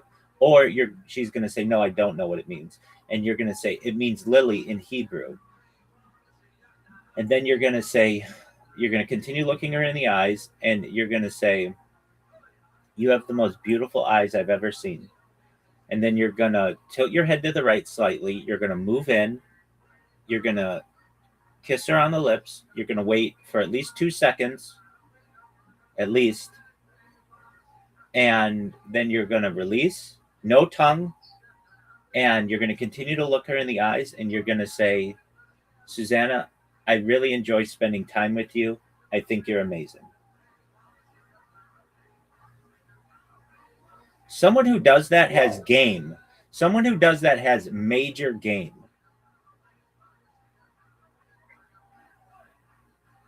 Wow. Wow is right, dog.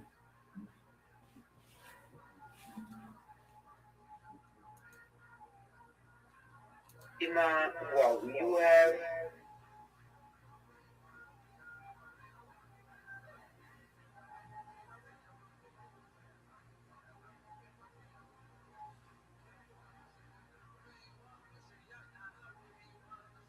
I think you can get any girl you want. Yeah, no, I'm sure of that. Especially because I could make her famous, and that's another level. That's better than height or wealth or anything. I could make any girl famous. That's another level of hooking up with chicks.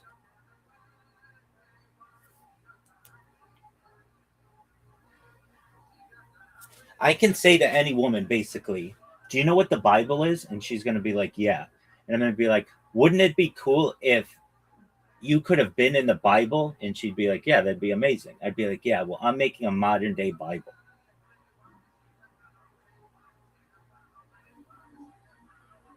And you're going to be a character in it.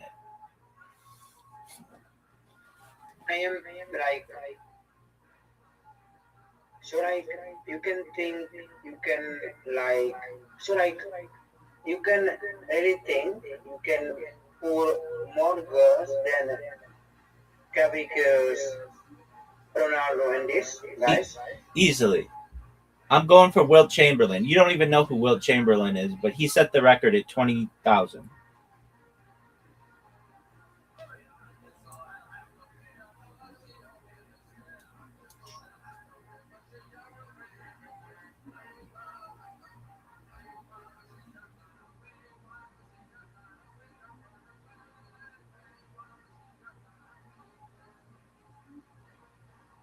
All right, so go through the thing about the kiss. Let's go. Okay. Okay. Okay. So, so we are holding the hands, like this, and I turn her to her, and I say, you have Stop. a beautiful Stop. name. Stop. You have to say her name. Okay. Okay. Okay. Okay.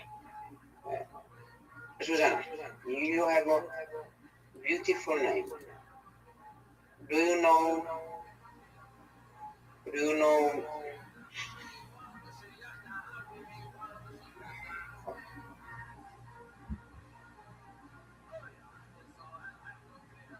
Hmm?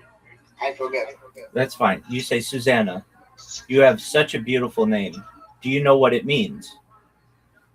Okay, yeah. Okay.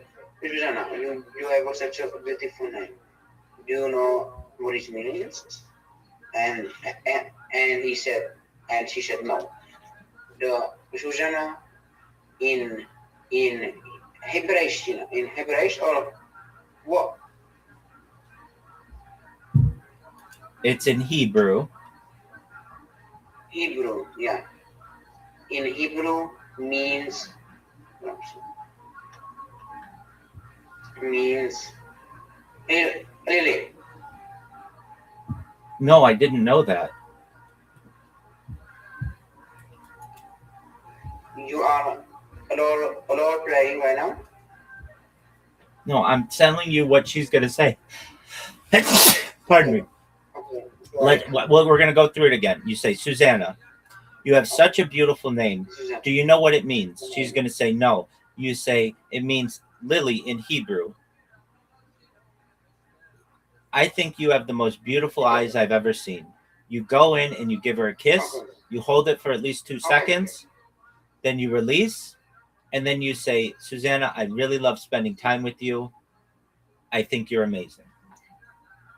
And she's mine. Okay. Yes. Okay. Okay.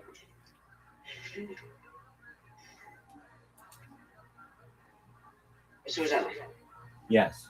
you have the most beautiful name I ever heard. Incorrect. Incorrect. Incorrect. Why? Because it's not, you have the most beautiful name I've ever heard. It's Susanna. You have such a beautiful name. You're using the most beautiful thing I've ever heard, most beautiful eyes I've ever seen. You want to leave that for her eyes. Her name's great, but you want to take it to another level with her eyes. Okay. You've heard the name Susanna like 1,000 times. You've heard the name Susanna like 1,000 times. Okay. It's not like, oh, I love that name so much. But her eyes are the thing that makes her unique. Okay. Okay. Susanna, Yes. you have a very beautiful name. Thank you. Do you know what it means in No. Hindu? No. No. No. It's just, do you stop? It's, you're the one who wants to be an actor.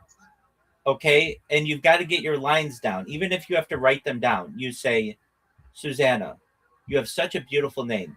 Do you know what it means? She says yes or no. You say, it Susanna means lily in Hebrew. You have the most beautiful eyes I've ever seen. You move in for a kiss. You hold it for 2 seconds or so. You release. You say, Susanna, I love spending time with you. I think you're amazing. And what does Hebrew mean in Czech?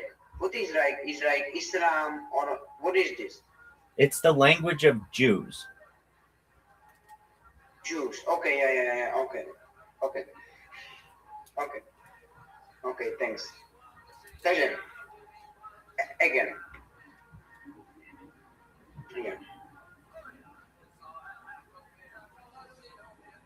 Susanna, Yes. you have a very beautiful name. Thank you. Do you know what this means? No, I don't. What does it mean, Tony? It means lay.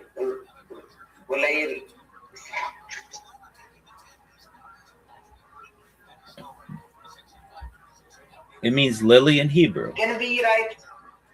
Really? Yeah, really. Yeah. What's the Czech word for lily? What? What's the Czech word for lily? I don't know.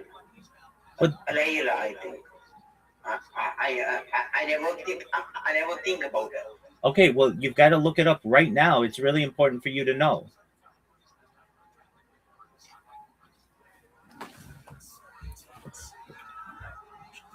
Can I eat first? Absolutely not. This is going to take you 10 seconds. Look up the word lily in Czech, dude. Okay.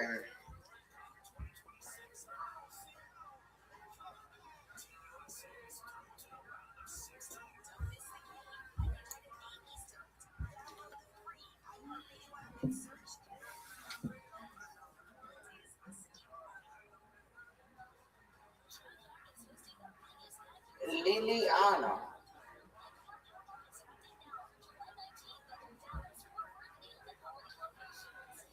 Liliana. Okay, is that what it means? Yeah. Okay, I'm going to do it with you again. Here we go. You're walking down the street. You're going to say, Okay. Susanna, you have such a beautiful name. Do you know what it means? She said yes or no. You say, she says yes, great. No, you say, Susanna means lily in Hebrew. You have the most beautiful eyes I've ever seen. Going for a kiss, you hold it for 2 seconds, you release, you say, Susanna, I love spending time with you. I think you're amazing.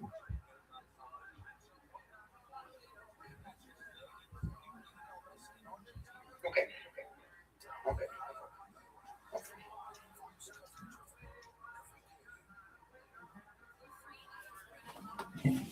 And Susanna, Yes. you have a very beautiful name. Thank you. Do you know what it means?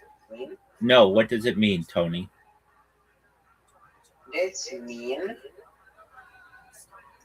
lily in. Can I say in Jewish language? No, you say Hebrew. She's not dumb. Hebrew. Look up the word. I am dumb. You're not dumb. Look up what Hebrew is in Czech.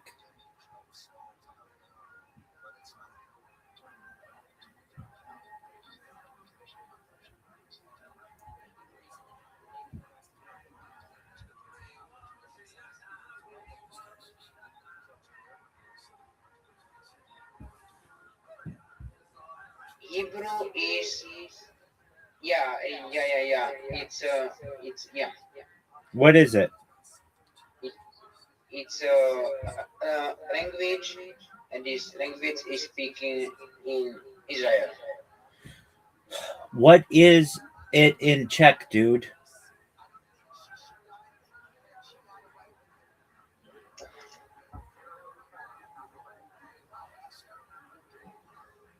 I just say this. No, you didn't.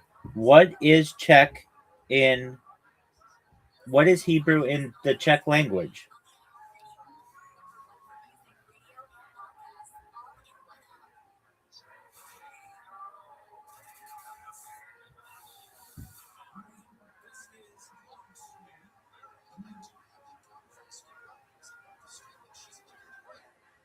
Hebrew is a phonetic transcription of the English name for Hebrew.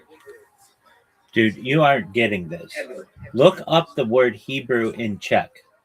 I just did, bro. Like, look, I just did. So what is it? What's the word? It should be just like one word. Hebrew is phonetic transportation of the English name for that language. You're not getting it. You're not getting it. The word Hebrew in English is Hebrew. The word Hebrew in Czech is what?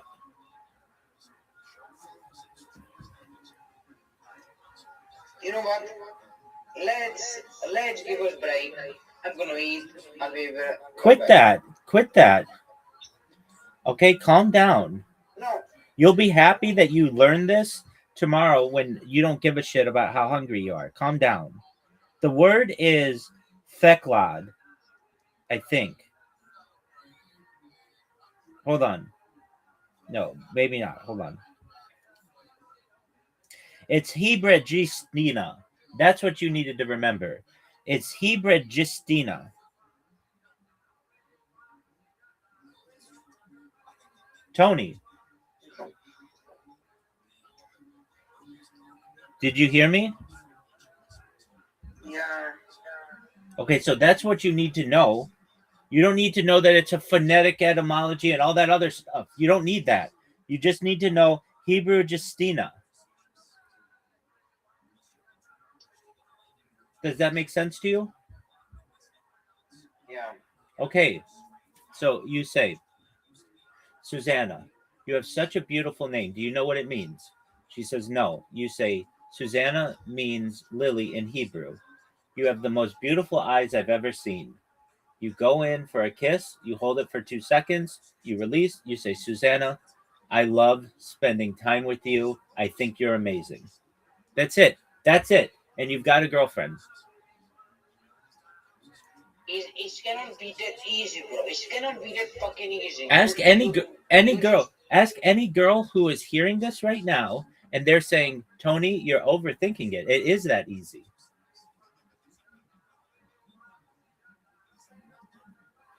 You need to break the friend zone. And the way you can break the friend zone is through kino, is what it's known as in English, but kinesthetics, basically touch and connecting with that person.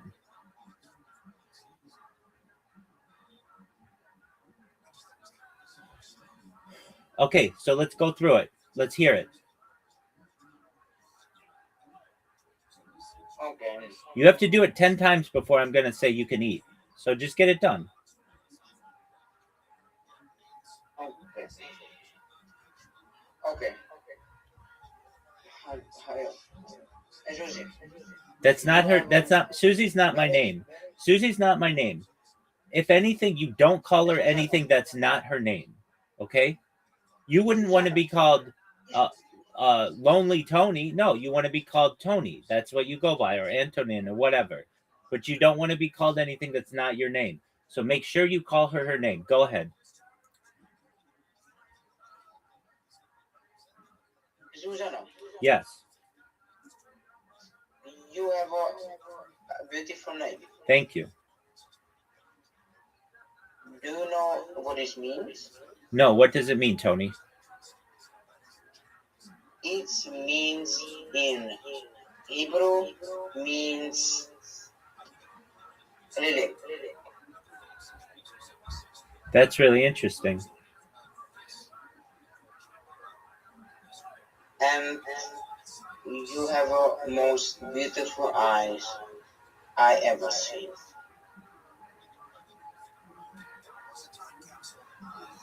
And right now I am going for a kiss. Right? Like, 1, 2, 3. Cool. We're back. And I'm saying I really love spending time with you. I think you're amazing. Very close. I would start it with her name again, Susanna. I really love spending time with you. I think you're amazing. But that's really good. That's really good, Tony. Good job. Okay, that's one time. Let's hear it again. Okay. Let's go. So, Susanna, Yes. you have a very beautiful name. Thank you, Tony. Do you know what it means? No, I don't. What does it mean? It means in Hebrew means lily. That's really interesting. How did you know that?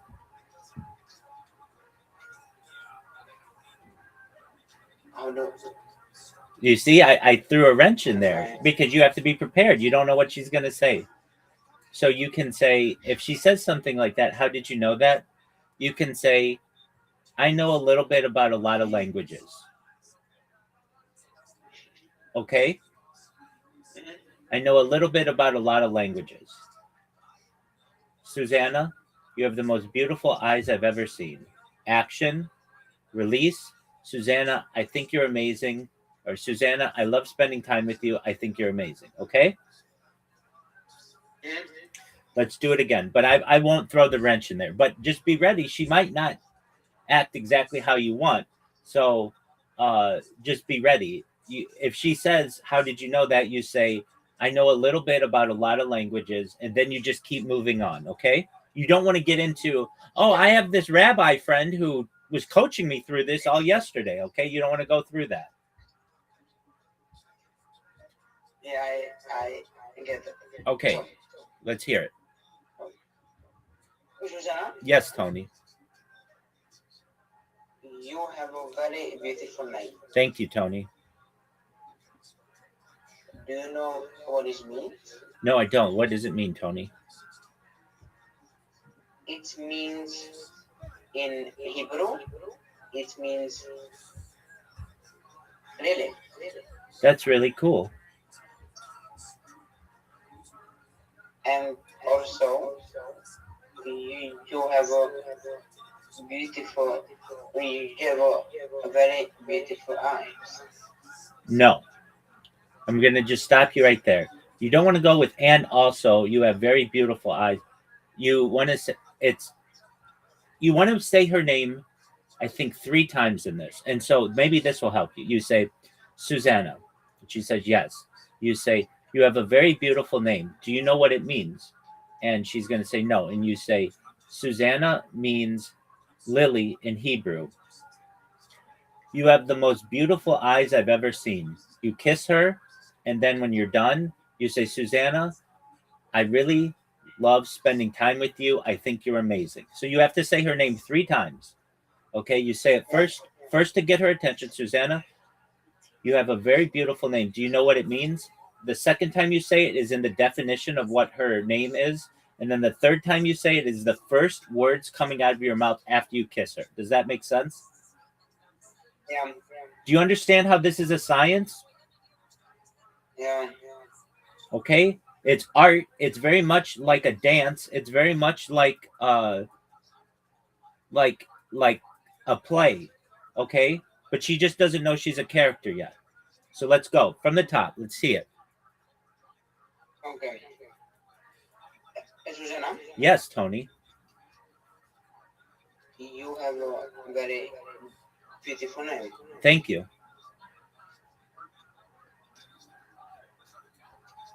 Do you know what your name is? No, what does it mean, Tony? It means in Hebrew means lyric. That's really interesting.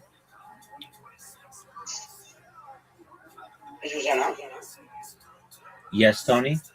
you have very beautiful eyes. Incorrect. You said Susanna too many times. You want to say it 3 times, okay? The first time is to get her attention. I'm just going to go through it again. In fact, here's what you should do, Tony. Just write what I'm saying down, okay? Just literally write it word for word, and then you're just going to read it back to me. So, are you ready to write? I cannot write in English. Yes, you can. You can type in English. I don't. You know what? Stop. I'm just going to write it for you. I'll send it to you, and I just want you to memorize it, okay? You're going to read it to me 10 times. Okay, fine. Now everybody thinks I'm stupid in the whole world. Nobody thinks In the future. nobody thinks you're stupid, big dog. You're just inexperienced. How is her name spelled? S-U-Z or S-U-S? Z, Zu, U.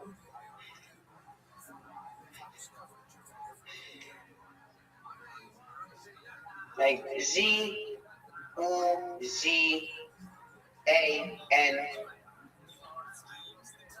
S-U-Z-A-N-A. Is it S-U-Z or S-U-S? S-Z. Okay. Not S. Z. It starts with the letter Z? Yes. Zuzana? Yes. S-U-Z-A-N-N-A?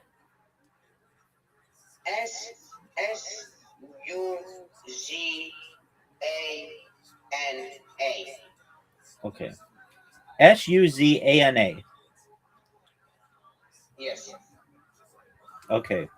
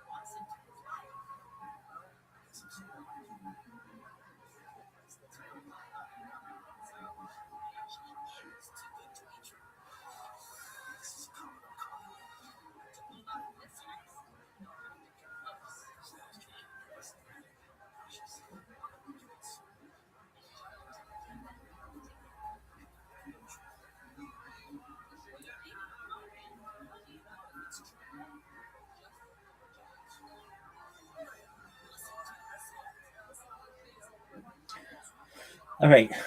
Tony, just go look at the messages that I sent you. Look how short this message is. That's all you have to remember, okay? It's not long.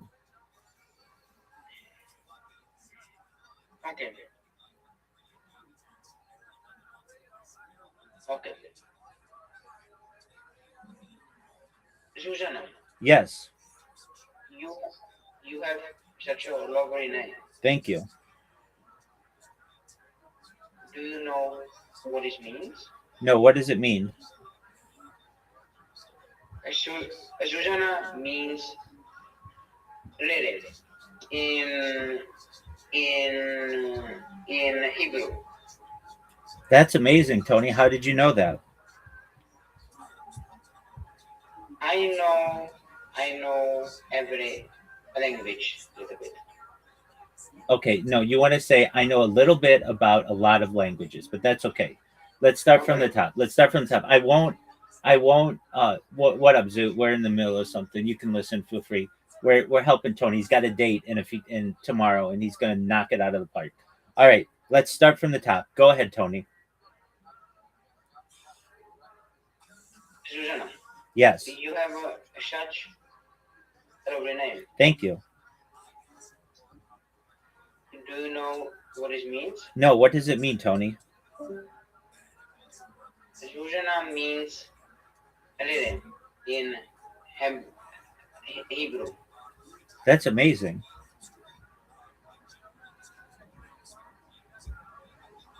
You have the most beautiful eyes I ever seen.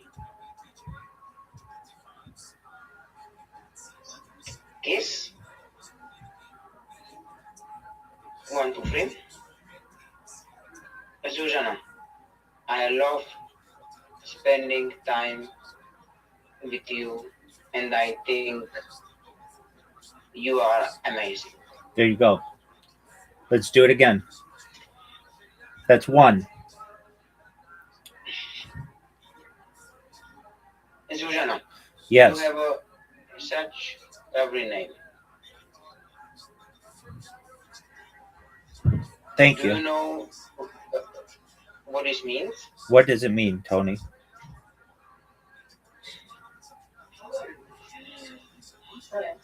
Yeah, I'm gonna be taking. Susanna means Rere in Hebrew. Oh, that's so interesting.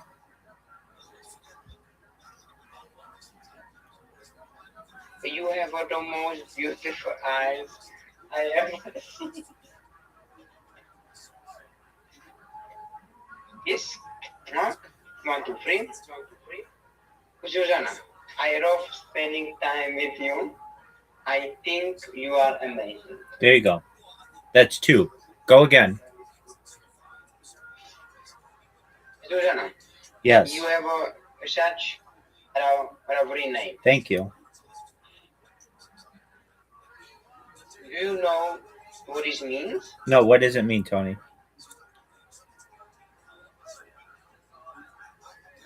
Susanna means Rere in Hebrew. Oh, that's so interesting. You have the most beautiful eyes I have ever seen.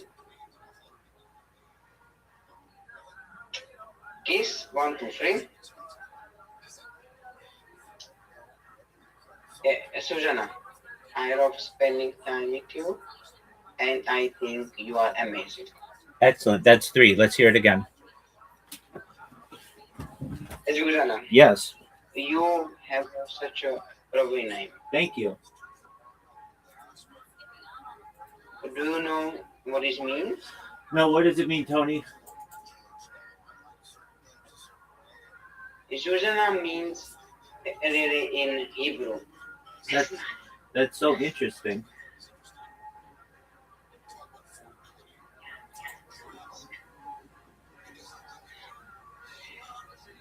You have the most beautiful eyes I ever seen. Thank you. 1, 2, 3, kiss. Susanna.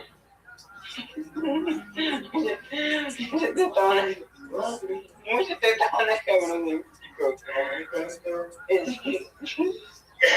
Susanna, Yes. I love spending time with you, and I think you are amazing. Excellent. Can you ask the other people there what they think of this? What do you mean? Ask them, hey, I've got a date tomorrow, and if things go well, I want to kiss her. And this is how I plan on doing it. My parents is not a pickup artist, so it's not that I cannot have their opinion about this. I understand. Okay, let's do it again.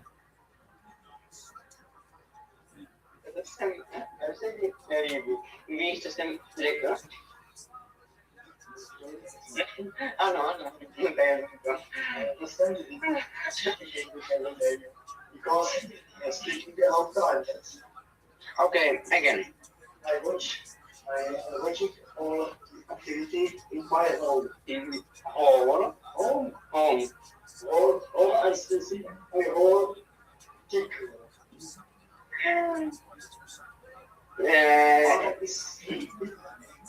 If I just say he is a big fat, no, he's a big man.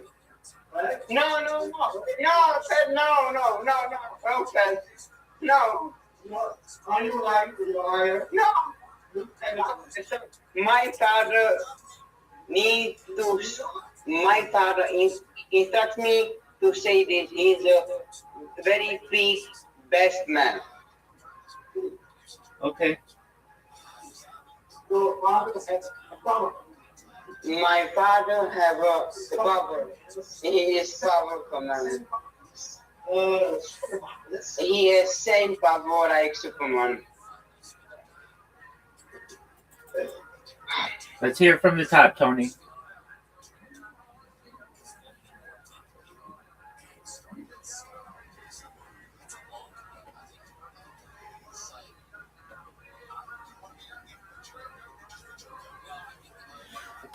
Tony, let's hear it from the top. What is your record time? Because disgustable. You don't know. You don't mean law.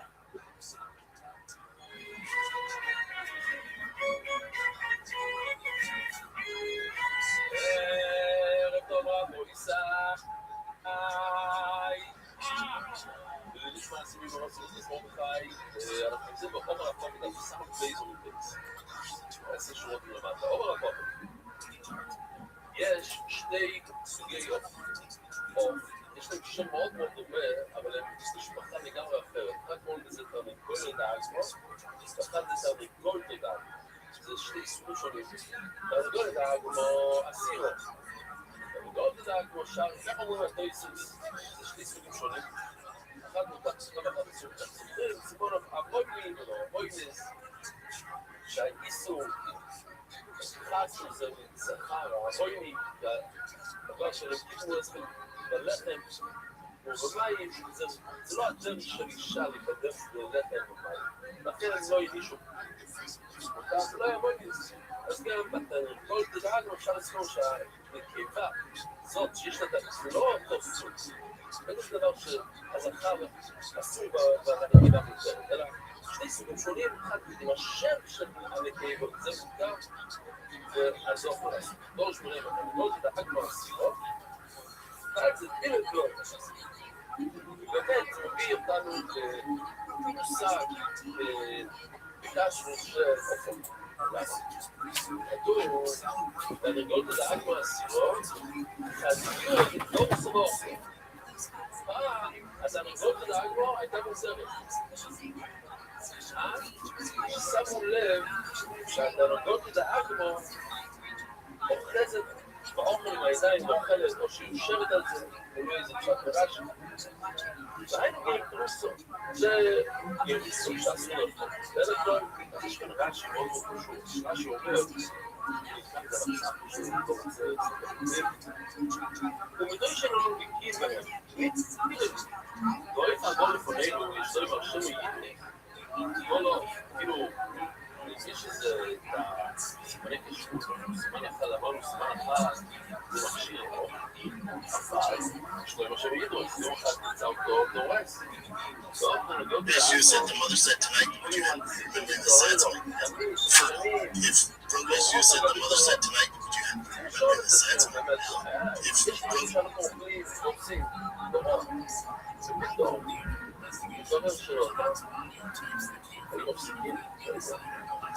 כאן הבינו שעשו סעוד בכל הדורות.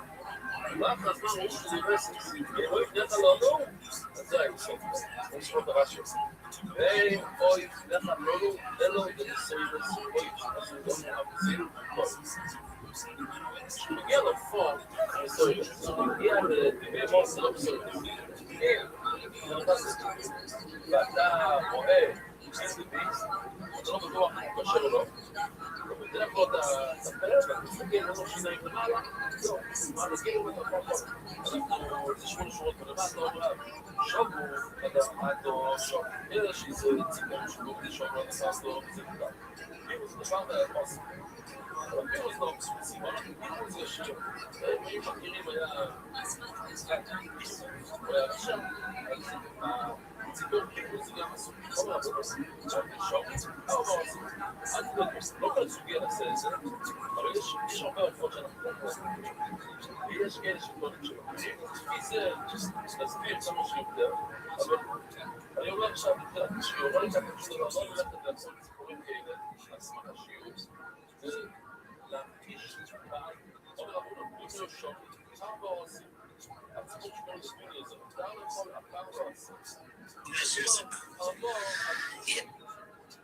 היה פעם שהוא היה חושב, אז לא, אז גם בא, אסור.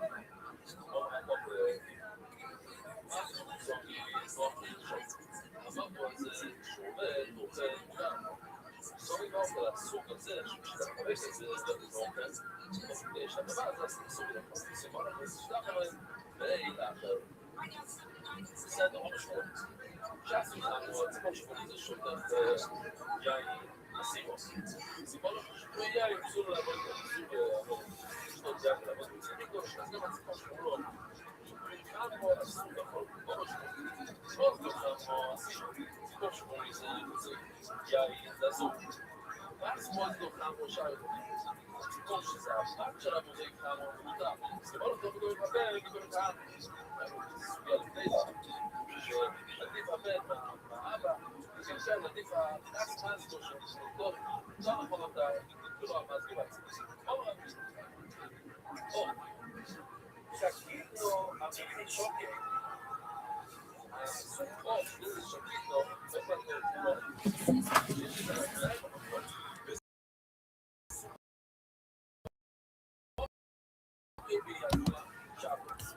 אז איזה אופציה?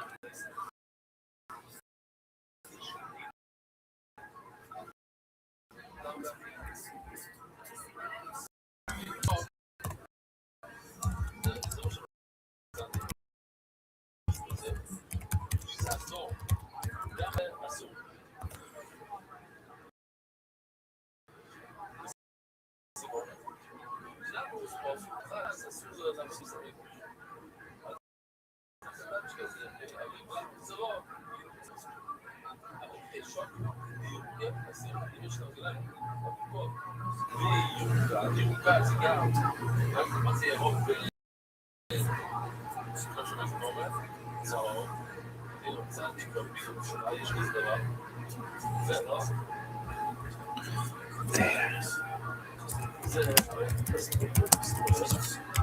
זה אמיתי.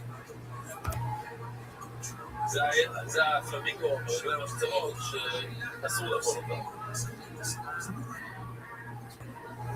יפה סדגים. שולו, זה השולו דוגים מהים, והנה התמונה של השולו. זה שולו. זה לפי השולו שני חצי. כמו נורמל, באנגלית. זה גם בעברית, שלה. שזה לפה. זה השולו דוגים מהים. הכי פס. זה הציבור שאני יכול הכי אוהב.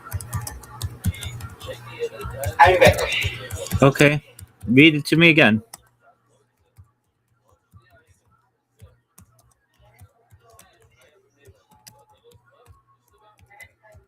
Susanna, you have a such a lovely name.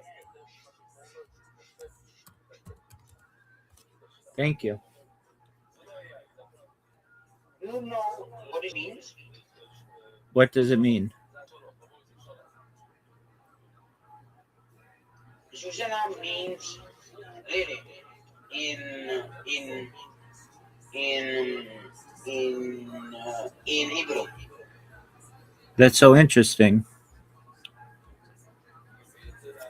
You have the most beautiful eyes I have ever seen. Thank you. Yes? Cool. 1, 2, 3. Susanna, I love spending time with you, and I think you are amazing. Great. Do it again. Bro, if this is gonna work out, you are a little magician. Well, it's going to work out. You just have to do it. Susanna, Yes, Tony. you have such a lovely name. Thank you. Do you know what it means? No, what does it mean? Susanna means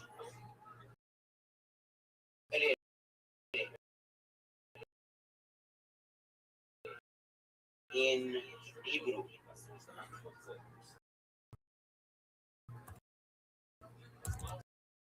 You have the most beautiful eyes I have ever seen. Thank you so much.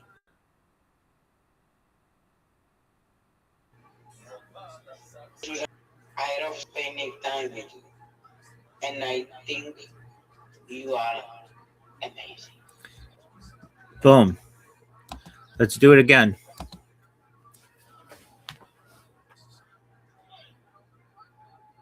Bro, how is how the percent have this winner rate? This bitch is gonna 99% chance. Okay. Susanna, Yes, you Tony. have such a lovely name. Thank you, Tony.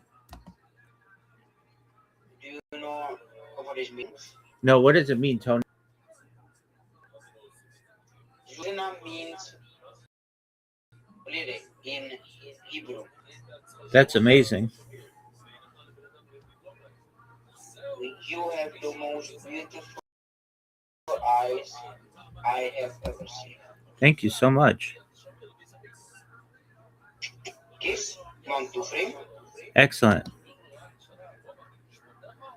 Susanna, I love spending time with you. I love spending time with you. I think you are amazing. Excellent.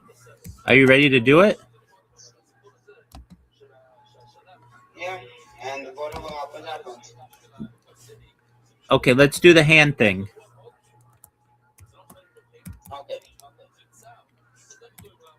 She is working on my right side, and I said, Susanna, may you please show me your hand, left hand. Good. Okay, so she's on your right side. You say, may I please see your left hand for a moment?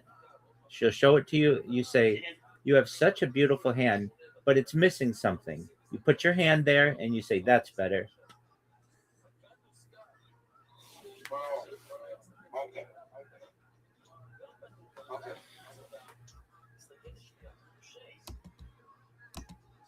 Susanna, can I please? Not can I. May I please see your left hand for a moment? Okay. Can I please? Not can I. May I please? May I please see your left hand in the moment? She is going to raise the hand, and I said, your hand is very beautiful, but is missing something. Clutch. That's better.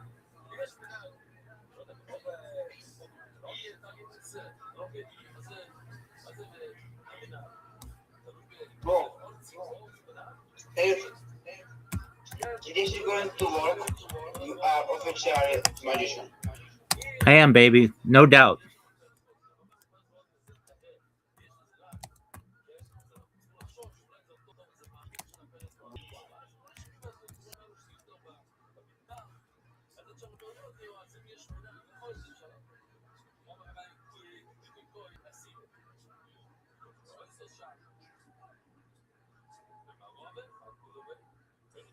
Okay.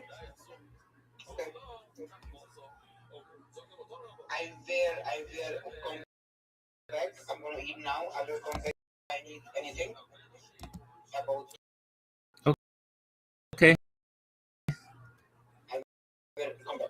Okie doke. Best wishes, big man. Yeah. Thank you. You're welcome, big man. Talk to you soon. Dog.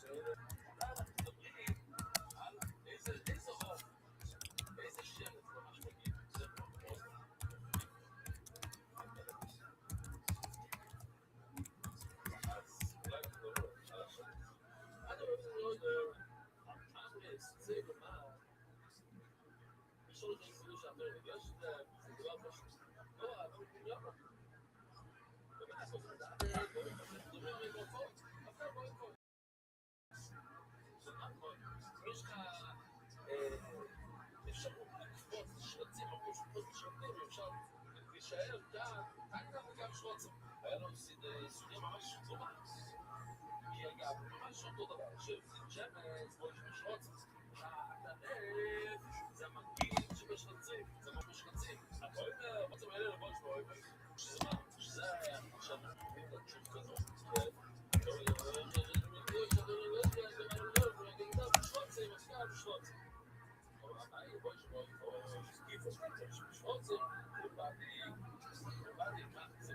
זה הכי בטוח בשרצים.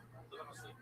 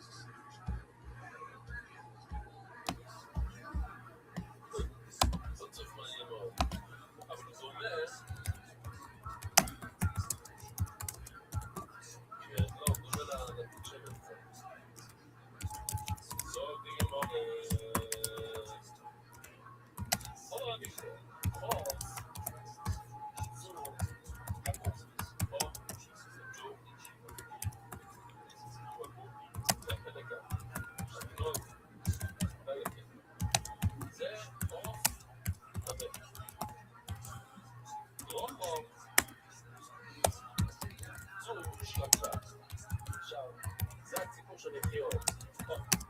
ראית גם כזה ציפור? מוטי. ראית גם כזה ציפור בציפור? כן, זה רודס. רודס. כמו זה, השון שלי מביא שזה השרפלק. ויש כאלה שאומרים שזה מקפה, אני אראה לכם עוד שנייה. תראו איזה צבעים שלהם. משהו תשמע. זה פיגינו. לא, אז יש כאלה שאומרים זה מקפה, אני אראה לכם עוד שנייה. אני אומר ככה.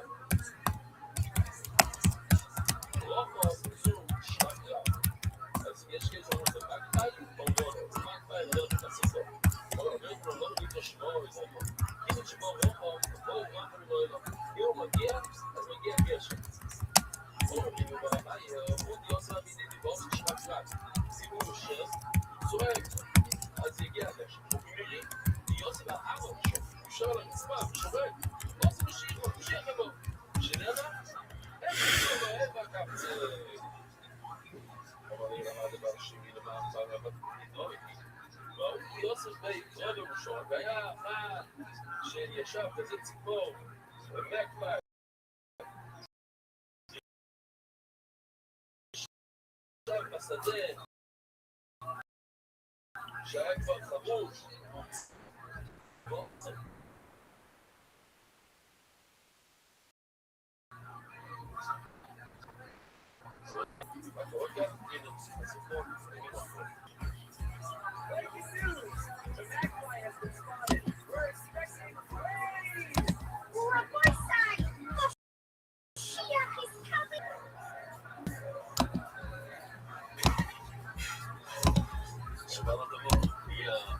הם שולחים את הבור.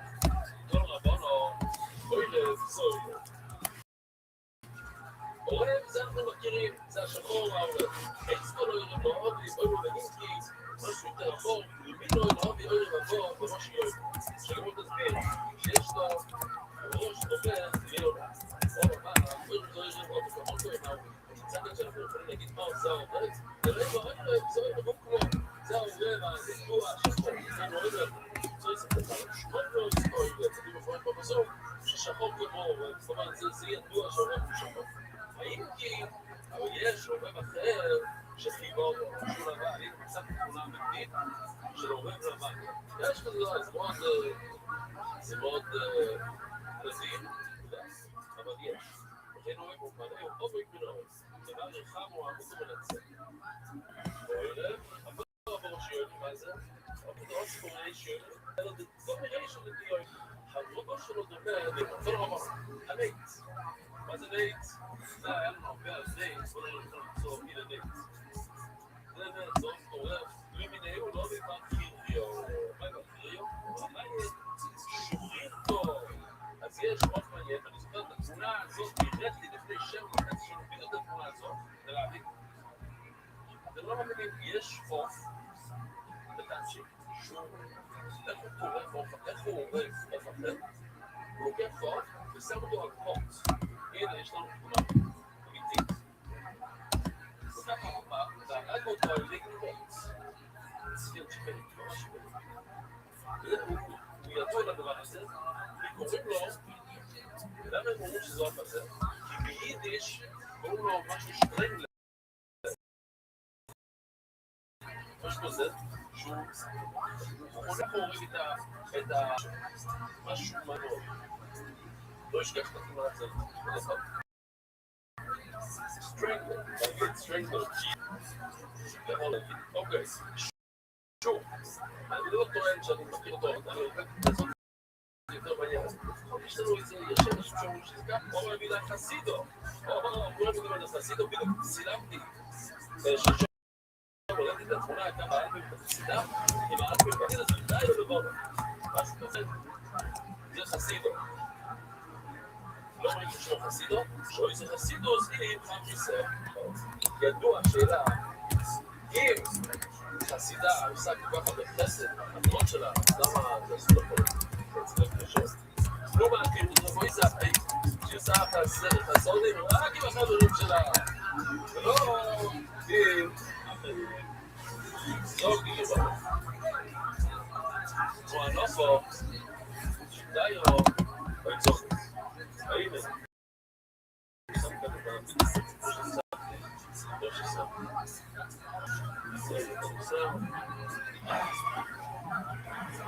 That's just interesting.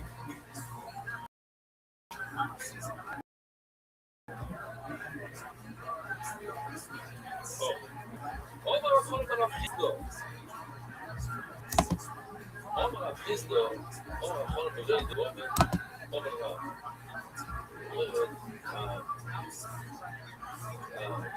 השבר של החיסדו היה יכול להיות דבר. איזה מעבר עם ישראל? יש 24 רפואות, כך התחלנו את כל הסוגיה, יש 24 רפואות פריט. יש, היום הם מכירים ב-11,000 סוגי רפואה, 11,000, מתוכם 24 אסורים לאכול.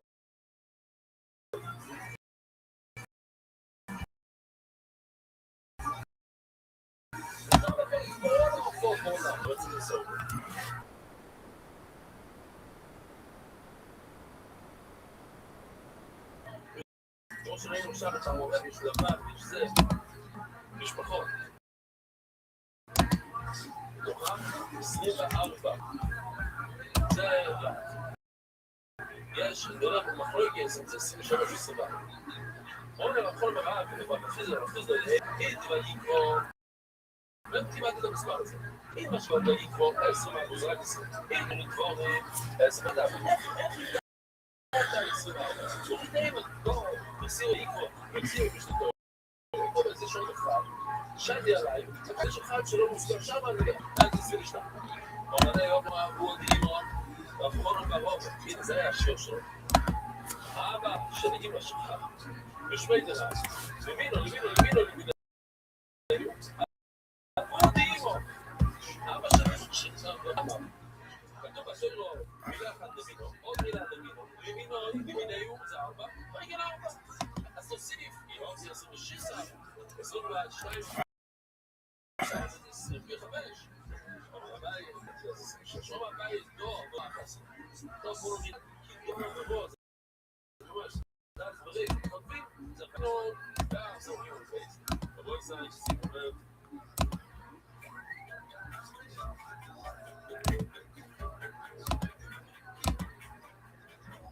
זה חסידה, הוספת הסביבות עם ה...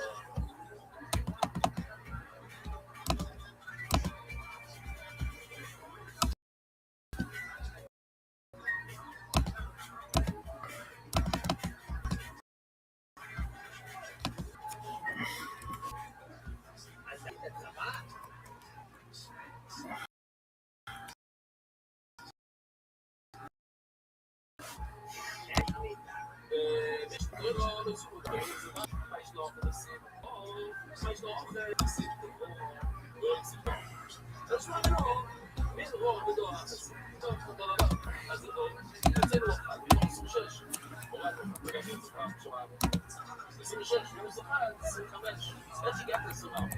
אמר להם, שיש רוב, לא, אל תעשי כאן, איו ודיו, לא, בוא נעשה שיתוף, אתה זה איו ודיו.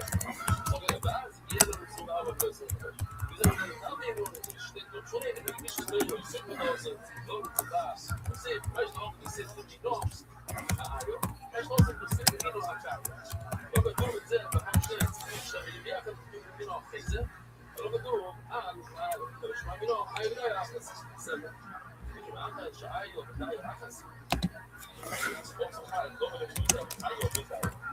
או קצת לביום, איפה אני איו, דיו לא מלכתו. למה צריך? זה יהיה כתוב איו ודיו.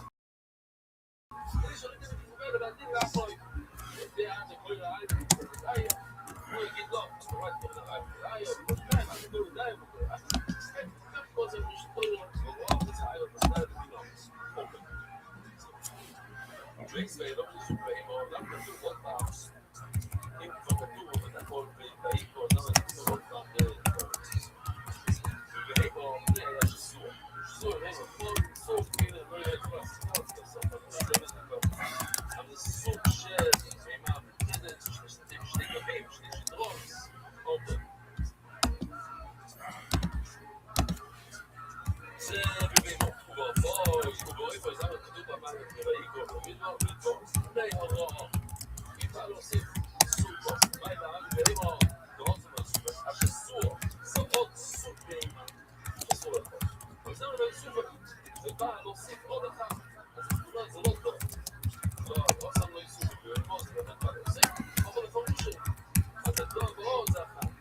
וכאילו, בבור, בבור, שבבור אומר שיש פחות מ-24, 23 שבועות, זו איה, ולא כתוב יש בו רוב, שלא ידעו יספות.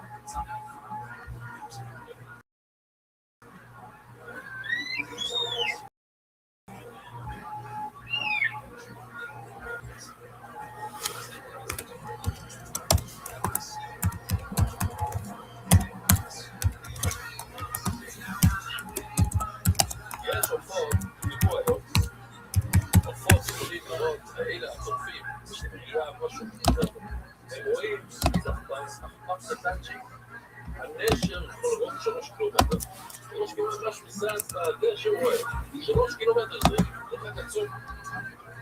אז הוא רק לגמור בימים, ולא נגיד לו, שרואי ביועץ, לכן רואה בהם, לא עושה לו ידע יכולית. הידע זה שזפתו העניין הזה. בואו נתלת בבועבר, ובואי נביא לבארץ ישראל. אז בצד כתוב כאן, פוסמות כאן, שזה עושה איזה שעה, כי זה 500 קילומטר, זה טוב, הקופולת, אולי נראות לך בטח, אפשר להגיד כאן כל מיני דברים שאתה תפלורת, מסתכל על הבריאל ישראל, אוקיי, משהו אחר. בדוברו, אין היום, בפרט הדור עדיין היינו רוב, אם כולם אותו דבר, אז יוצא שיש לנו רק 23, יודעים שדברים לא יוסיפו לא עושה, אבל להוסיף, מה יש לנו? להוסיף דור, מה יש לנו עושה ולהוסיף דור. דור ברוב, האיות חשב. אז יש באמת, זה 23 לפי לבבור. ובדוברו, היינו היום, לא ידעי למה היינו היום. אם רוב זה היום, אז דייר זה לא היום. מה יש לנו עושה 20 לפי דייר? היום, פשוט. למה כתוב את המילה בני בית? מה יש לנו לדור יסורים מיני בעיה? זה עדיין. אז שמם לו, דור, רוב, ורוב, דייר, היום, אחסי. סך מה יש עליו? יש 23 ולא 24, זה הוא חמש. שאלה בגלל שיש 24 המון. ואם רבבור אומר שיש רב, זה איסקין יודעוי, והרבה אקספרים יש בפיסה. יש 100 סוגים של מפות, ויש בפיסה. וכולו בין איו, זאת אומרת, הנה, כאן כדור, יש איו ויש להם 100 סוגים. לא מביא, נראה את זה רבבור. אם אני שואל אתכם, יש 11 היום, הם אומרים, יש 11,000 סוגים ציפורים. כמה סוגים דגים יש? כמה זה אומר? זה לא חשוב. יותר או פחות? יותר סוגים דגים? 11,000 סוגים, שלא פחות. התירוץ באמת, מה שהם אומרים, מה שהם גידור, 37,000 סוגים. 3. כמה חיות יש? עולם, כמה סוגים? 6,000 סוגים. עוד יש דגים.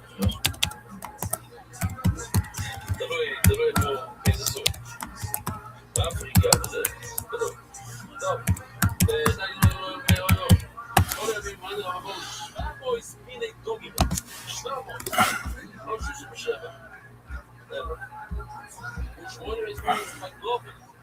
אגב, שאלתי את הצ'אט בידי, כמה חגמים יש? אמרתי יש 11 יכול להיות שזה היה כאלה שפליים כזה, זה עוד סוג, לא יודע. זה אומרת שיש 800 סוגים. אז זה לא קוסמות, 800 כאלה זה לא קוסמות. לא איפה סוגים. יש, איפה שעות נגמור, אוהב איזה סמר אלו לא איפה סטורים, איפה סטורים. בפרוט ויהיה לשמעת 24 זהו. בפרוט הדורים אין לספור. יש עוד שפגת בבית. רק אם גדול גדול בין משום מה בעולם העולם שמעים אותם גדול בין התואר. אז יש הרבה יותר טמאים לתאומים. לפי כל הכל זה בתואר. יש רק 10 בתורה. 10 תאומים. כל גדול בין משום מה בעולם שום מסתורים ומרוב מהטמאים וכל הכל זה פלאים. כאילו, מה שפחות, אז אנחנו אומרים, יש 10 תאומים, אז נשאר כל השאר זה טמאים. ואנחנו אומרים, 24 טמאים של הפות, יש כל האלפים של האלפים של העולם.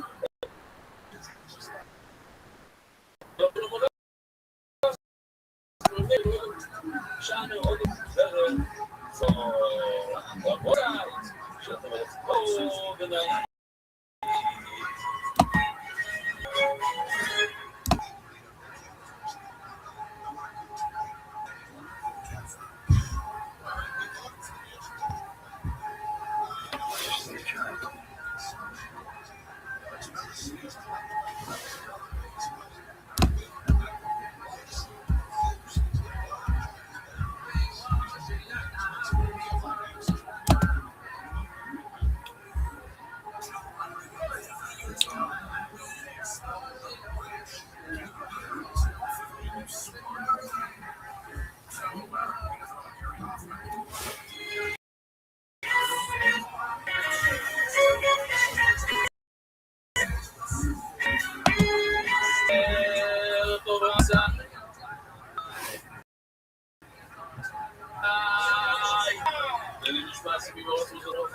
אנחנו עוזים, ולא אומר הרבה אפילו מהמילים האחרונות, שגם שם כמה פעמים קטעים, ממש יכול להיות שעה מצוות, נוסף יותר קצר היום, ודף קל מאוד של ציפורים.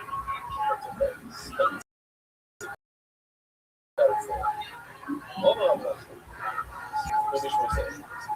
פה דיברנו על הפרס רושניות, והמצאנו שזה אולי זה רקע, והנשר מאוד יפה, פרס ואוזניו זה בצד שמאל, שניים בצד שמאל, שיש להם סימן אחד של קשור. סימן אחד של קשור. הוא משמוסה, הוא אומר שיש כאן שני דברים. אז יש לנו בקיא בפרס ואוזניו, שלא נראה לי שיש משהו היום יש שמות, בגדול בכל המדינות, כי שם הוא למד בפרס של אוסטרליה, ושם הוא למד בכל המדינות, חוץ ממנו והכוילן, אף אחד לא מסכים לזה. הוא משהו יסיים. צריך לדעת בשמות, צריך לדעת שזה פרס ואוזניו. וככה, אם אתה יודע שזה הפרס ואוזניו, וזה השמות שלהם, וככה, אוי ואבוא, ושימי לך אותו, אם יש לך חוף אחר, שיש לו רק סימן אחד של טהרה, בסדר גמור, למה? בכל התורה, ב-24 עופות שהם טריפות, רק שניים מהם יש לו סימן אחד שקשור, זה לא אחד מהשניים האלה, זה צופי, יש לו סימן אחד שקשור בשאר לא, סימן שקשר, הציפור דרור הזה, עכשיו, בכל העולם, הוא הזה זוכר הייתי, מישהו יותר, שנמצא בשביל,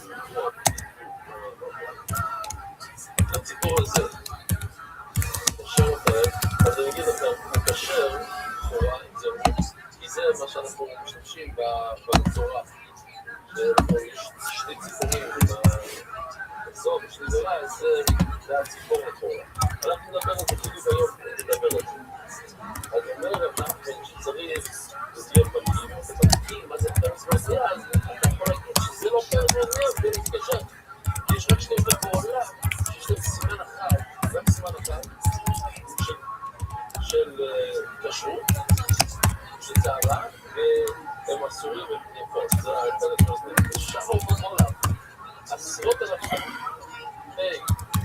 ציפורים, ודורים, אפילו יש להם רק סימן אחד. לא היה יותר מילה שהוא מסיים, עושים אני יכול, אם הבן אדם לא היה בקיא. עושים מילה בסוף, אז אם אתה לא יודע, כמו שאנחנו לא בקיאים, אז שני סימנים שאתה לשמור, דבר שנקלע.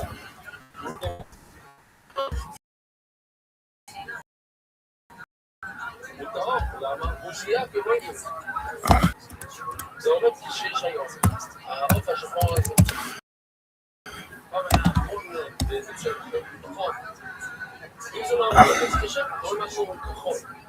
הוא לא אומר, אז יש שני סימנים, אוטומט, זה קשה. לא כתוב, כל הפרק שנוצר. עכשיו, אני מדבר בסולון, אוי בסולון, רק אומר, יש לי סולון, אוי בסולון, לימינו, לימר, וואו, זה היה פסוק, זה היה כמה בלמינים, זה היה אייס כל אוירב, לימינו, אוירב, סולון, עדיין אוירב, זה אוירב, לימינו, אוירב, זה אוירב, לא אוירב, זה זרזי, זרזי, שחד זה זרזי, היום, מה שאנחנו מבינים, מה זה זרזי? זה פעמים, זה סולון, יש לו, יש כמה סוגים מסוגים, יש מאוד סוגים. זאת אומרת, אנחנו אולי יכולים לקרוא לזה קצת שמאל. אבל ידענו שיש זרזים ממש צבעוני, זה לא אולי, היא מאוד. בטן צבע, שחול, ממש יפה. כל מיני סוגים של זרזים. בואו תגיד לנו שהיא בעצם משפחת ההורים. שמה? אופן לא ירוב לזה, ולא עד שכבר תאמר אותו, שביודו יאהב לא יסוד, שיש לו מספק. יש לו מספק? אז כאן יכול להיות שאני אמרתי אתמול, שלא עובד, יש ספק, כאן משהו שזה לא עובד, אין ספק. להם יש ספק. מאפיין עשיתי וידאו סרדים, אפילו של העורב ולזרזיר יש להם סימנים שונים שקשרו, יש להם שתיים, אבל זה סימנים שונים, אבל הם עדיין מאותה משפחה. לא לחינם הולך לזרזיר אצל העורב, מה הכוונה בזה? שאתה יכול, אתה בודק, אתה יכול להבין מי הבן אדם לפי החברים שלו, אבל זה יותר מזה, זה משפחה. כאילו, הזרזיר והעורב הם עושים דברים מאוד דומים, נותנים דברים של אנשים, רבים, לא, כל מיני דברים. כן, אבל זה לא מעניין שמשפחה ויש להם סימני כשרות שונים. וזה יש ספק וזה... אבל משפחה. לא ברע אחת. מילי הוא... לא מסנונית, מה זה סנונית? יודעים מה זה סנונית? צילמתי היום. יצאתי מהחדר. בדיוק היו... אולי הם תראו אותם. לי יש לי סוד שאני לא יכול לעקוב אחרי סנונית יותר 5 שניות. תשים ככה וככה וככה. תבינו, סנונית יכולה לטוס 700 קילומטר בלי לנוח. עכשיו, היום לא בדקתי את זה חזק, אבל גם מישהו כתב שיש סנוניות שטסים כמה ימים. למה? הם אוכלו תוך כדי טיסה. מה הם אוכלים? תרקים. תופסים, לכן הם עושים את כל הסיבים האלה. כל הזמן תופסים את היתוש של זה, וגם שוקלים תוך כדי טיסה. הם תופסים מים, זה. אבל זה לא יומן ש... לא משנה. רואים סנוניות, להפכים במהירות. ממש דרך החדר. רואים אותם או לא? תשמע, אי אפשר לראות, אי אפשר לעקוב אחר, אני אומר לכם. הם לא טסים נורמליים, טסים חזור, שסתם להראות את האלבום, הטלדו, מהיום, מהבוקר.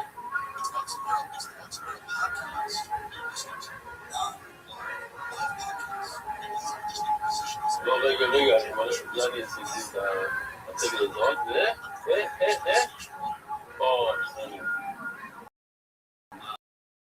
יופי. אז זה סנומי.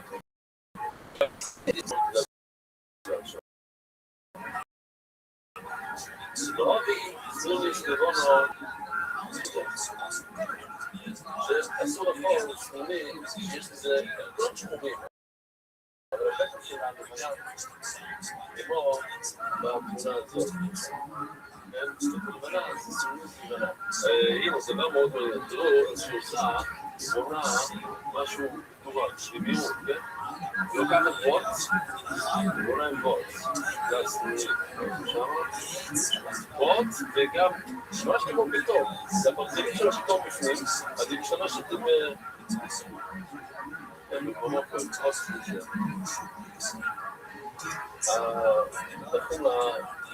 הענפים האלה, זה כאילו מחזק, צרדים, מחזקים את הבוץ. לא ראיתי איזה גזע אף פעם? הם לא יודעים ליד התחורה על השטוח הזה. כן. לא מבינים מה זה. אוקיי. אז זאת נגמורה. טוב הרסנו. לא ביסלו בסלבונו. הסנינית הזאת, שיש גם באלפים, שזה בבית-שמש, שזה בכל העולם. הם יכולים לטוס כמה ימים בלי לעצור, להחליט שם כדי, זה אסור לעשות, זה לרמידי עצמנו, לא, אין שיגון להם, לא שמות זוי. יש סיבים שאוכלים את זה לפני, בוא נגיד יש סימן של כשרות, ואנחנו למדנו שיש סימן אחד של כשרות, זה כשר. אבל הם, אחרי להסיק למיד למסעדים, יש מספיק מקום לגהלם, עם כל האנשים שעושים תלויות, אלוהים לכל זה לא. מה השאלה, שואלת הגמור, טוב, אני שואל, יש לי שני סימני כשרות, וזהו, וכל עוף אחר בעולם, שיש לי שני סימני כשרות, אתה כן מתאר לך. נו, ומה הזרזיר, ומה הסנובים, צודק. עורב במשפחת העורבים, עורב מכל מה שקשור לעורב. עורב עורב. ולחזור, אוי ואבוא ושימו לאכול, טוב. אם יש לו סימן, אז יש לו זפר. איך אומרים? זפר. יש לו פורן שנקרא. יש לו, הוא לא גורס. או, זה אחד מהרבה. או שיש לו עצם מיותרת. זהו, טוב. אוטומט. אבל לא מוסיפה. הוא לא ידורס. יש רק דבר אחד. אין לדור שלא דורס. מה זה סוף? אז כאן פתאום, רש"י כאן אומר, אחרי מה שאומר אתמול, כאן הוא אומר, קודם כל, לא ידעתי לישראלים בדבר הזה, זה דבר מאוד מעניין, שאם אתה לוקח את המילה ציפור, שהתורה קוראת לקשר ציפור, אף פעם לא, התורה לא קוראת לציפור, לא קשר ציפור. אז תקשיב, תחת האוף, השנייה, את כל מילה, יש לה אצבע, זפת, דרירס, צירה. סתם, סימן. אחר לבורס, ירדתי 3 שיטות אתמול. לא רואה את זה שם. או הנה, זה דוירס לפי רש"י היום. שמה? אתמול רש"י אמר דוירס זה שהוא מרים את זה מהיד. עוד דורס, כמו נשר, לוקח עם היד ומכניס לפה. תוקי לוקח עם היד ומכניס לפה. יונה רק עם הפה. כאן רש"י אומר שהוא יושב על הטרף ודואג שהוא לא יברח פה. זה דבר. עוד דבר, עוד דבר של הממס. עוד דבר אנחנו מים. אבל אנחנו נכנס לסוגיה הזאת שצריך להיות בקיא מה זה פנס, מה זה עוזר, אחרת אתה לא יכול לאכול.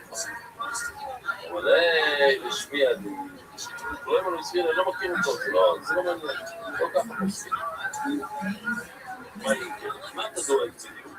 ושוב, פרץ ועוזר, אתה דואג, עוד פעם, סובר ולסוס, שכל עוף בעולם, מעשרות אלפי עופות שיש, כולם כשרים, אם יש להם סימן אחד שיש להם סימן אחד. לא נכון אמר, שזה לא נכון, צריך לדעת, מה זה פרס ואוזניות, כדי להשתמש בכלל הזה, צריכים להיות בקיאים, מה זה פרס ואוזניות, וכך את השמות שלהם. הוא לא מכיר אותו. לא סובל כאן. למה?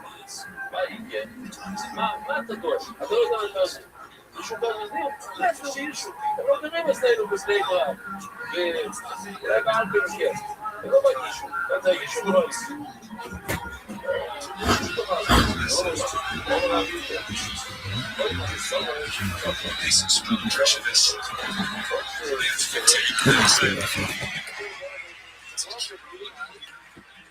They've got to measure their process to the most seller of today, not the most seller of yesterday, or yesteryear.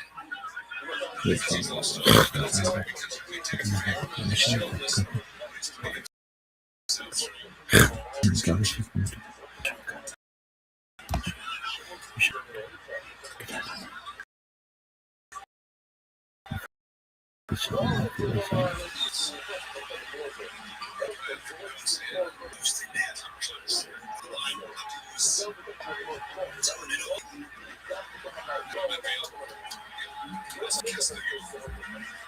Interesting backstory is a Kenyan refugee.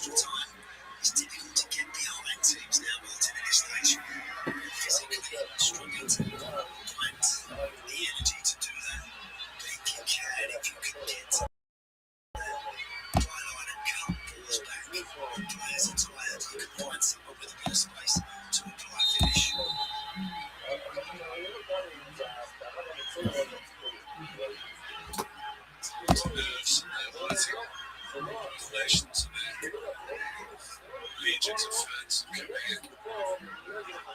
Millions around the world. Efforts will come together.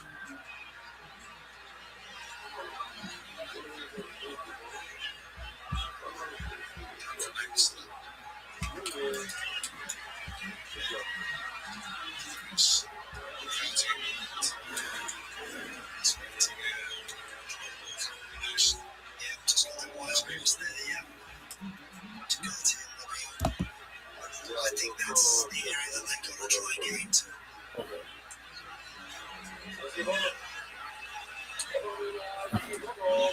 Very close to half time. Extra time. Just game.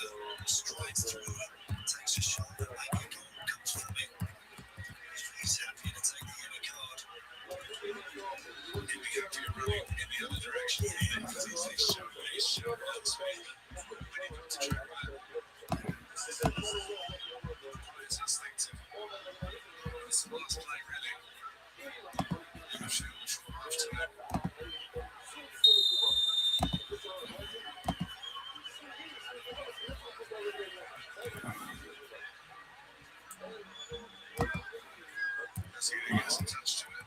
If he looks at his watch, it's the first period of extra time.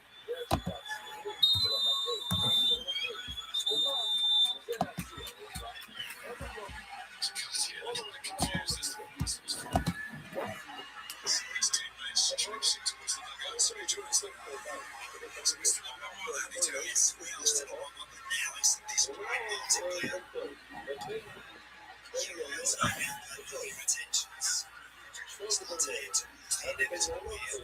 Neither team really looking like they can break down a defense right now, claim a winner.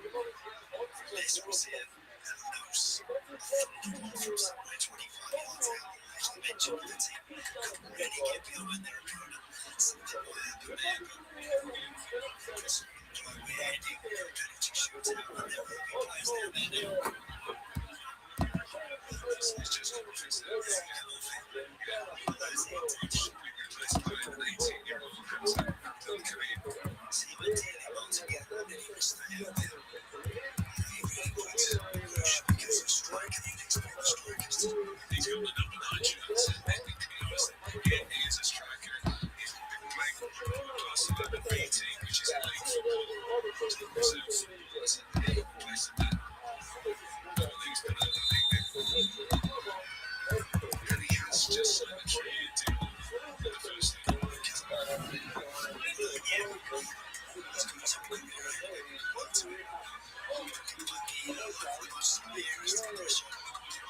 Very soon.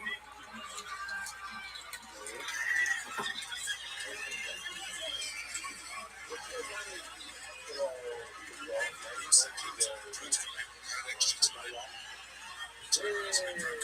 Into extra time and a half time. Losing time.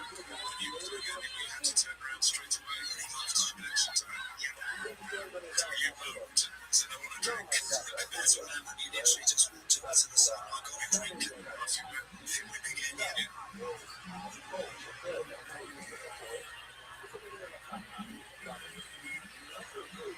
So they're still hesitant. Australia and Egypt. Australia was 32. Australia to be extremely competitive and thrilling.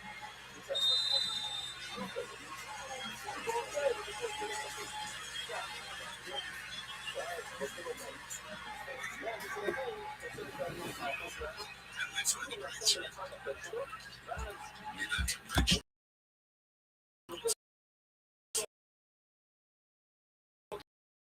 Sense come down to follow through the shootout. And lay the day to the line for that side.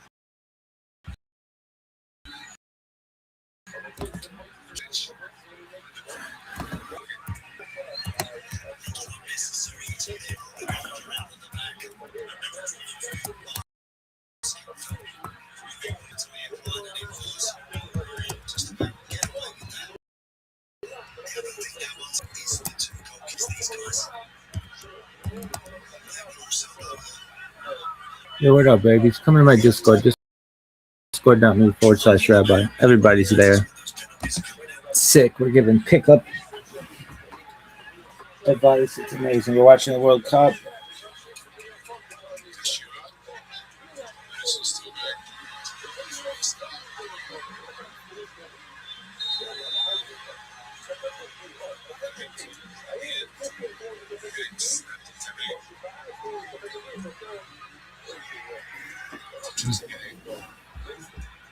Trying to instigate something. Yes, he's always, whenever he gets the ball,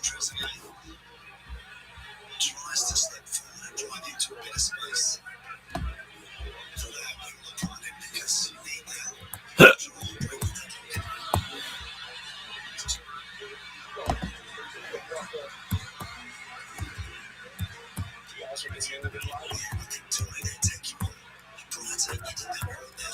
In the box.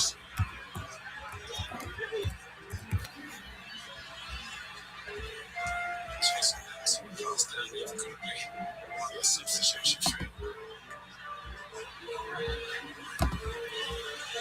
Yeah, just to emphasize that we get close in Dallas. That's the main. Sweaty temperatures. Players enjoying their sustained at the level. Players ready. Goal slow. A good short period of time. To just have a little spell of possession. And he's out the goal. You've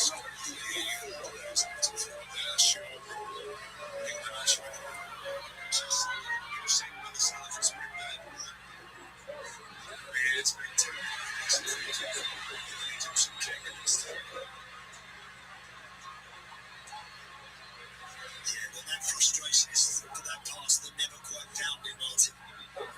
interested to see whether I can outweigh the definite foul on him there. Chikati, that little show of frustration was might have just been able to sell this and go to that through. Yes, sir. For sure.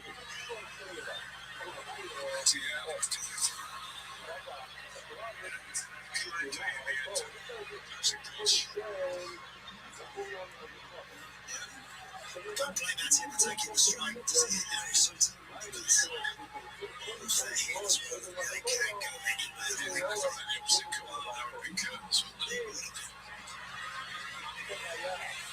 It's really kept him by page.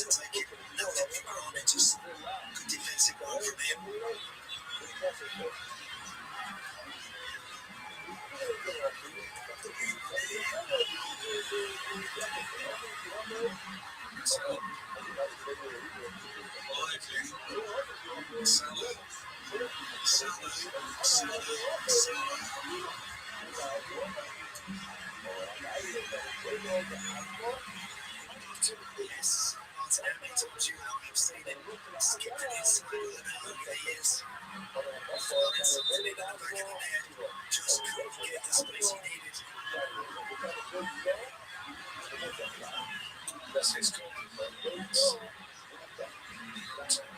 thinking of just a backline Atier. Suit is underneath him.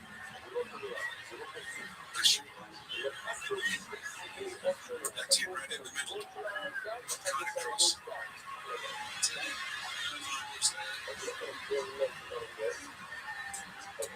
Mobile. Space for Jackson Irvine, but he didn't realise it. Get told. Return. He's just looking up here.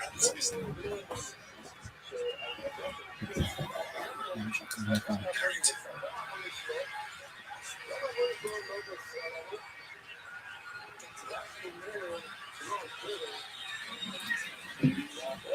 McCarthy.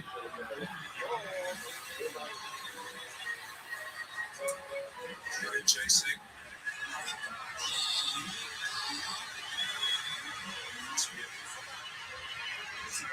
That should be a problem.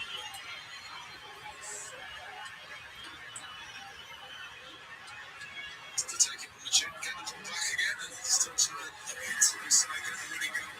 Breaking in position, that's what he can do now.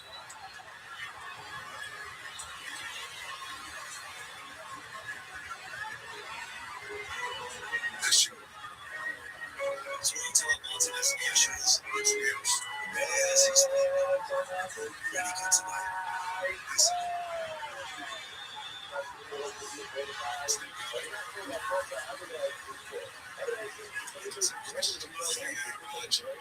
Challenge that could have led to Dalton. Yeah, it certainly was. And that was just before the host, just before what happens, that it was an outstretched leg.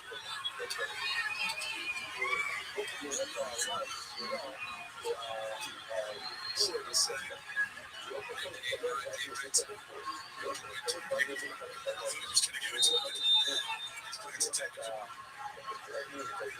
As if we give it back to Mo Salah again. Right, knees in the way. Gets it back. At the gap.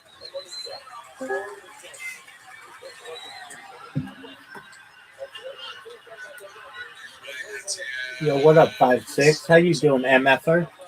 What's good, son? We're watching the World Cup. How about you, big dog? How are you? How are you? Are you there?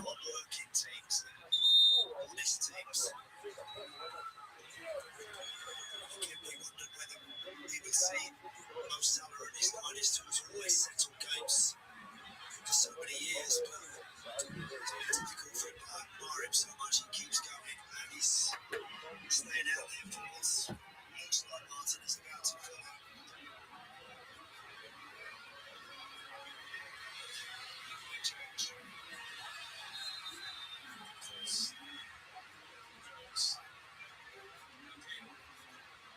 This is dissimilar from the position where the cricket came from. A skillful demeanour earlier. Time and challenge. Definitely caught him and prepared to dip him out into a shot. Really, I don't think that it's quite narrow to try and stand it up for him. For of course, you can even shoot the ball a yard to the right, a couple of yards to the right from here, and then someone can hit it. And then you've got to get people following in because he could still be alive and he could come back off the goalkeeper. This is shooting distance, I think. This is a World Cup. The French is made for shooting. When you hit it, you hit it right. It keeps on going. They're going to come up with Harry Suter standing in that offside position. He wants to drag those red shirts back towards him. How's it going?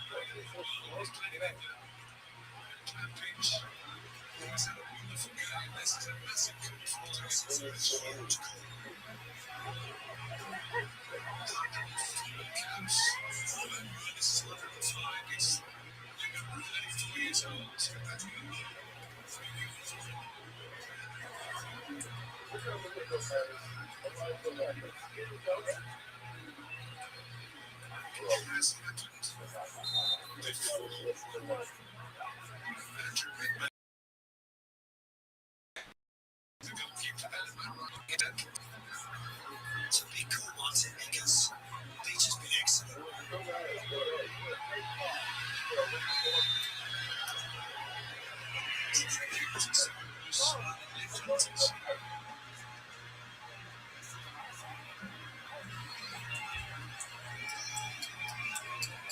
I see you in the car charge now.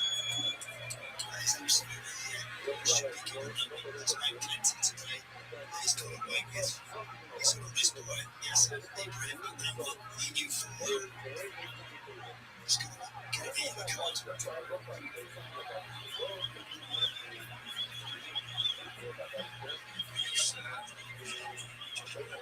Again, to qualify for Qatar, this happened. Ryan Cameron, Andrew Redmayne.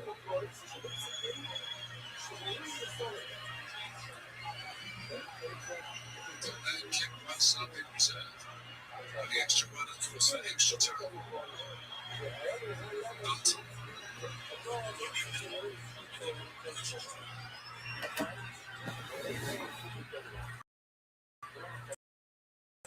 it's from the town to be told.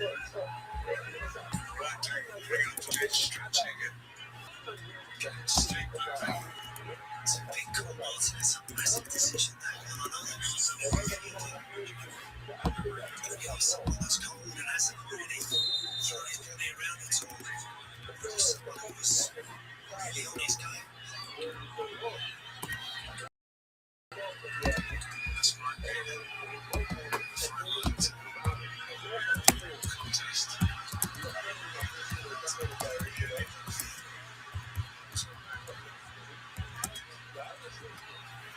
Detention.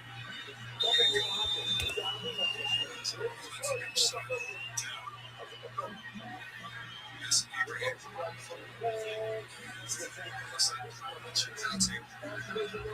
It's something in many ways. Been a lot of physicality and just that there's no archery. Cynical enough to say it's just a desire to win the ball.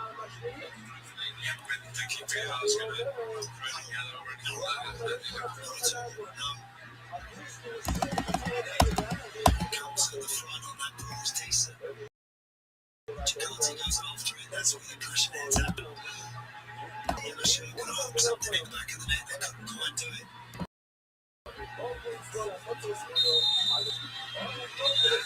Let's finish up.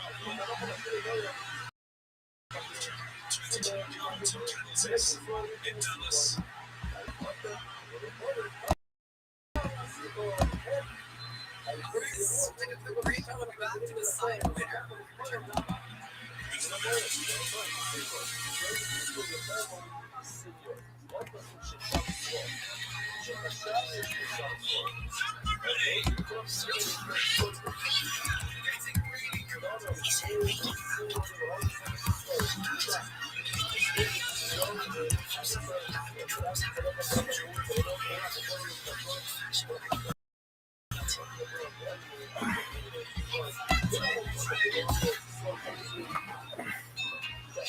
Harry Potter, the Fullcast audio editions.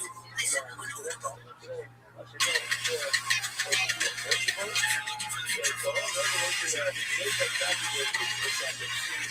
Capaz que no sabe quién soy todavía. Uy, lo pronto, porque no vas a saber. That's cute. I'm gonna be so big. I won't even be able to walk down the street.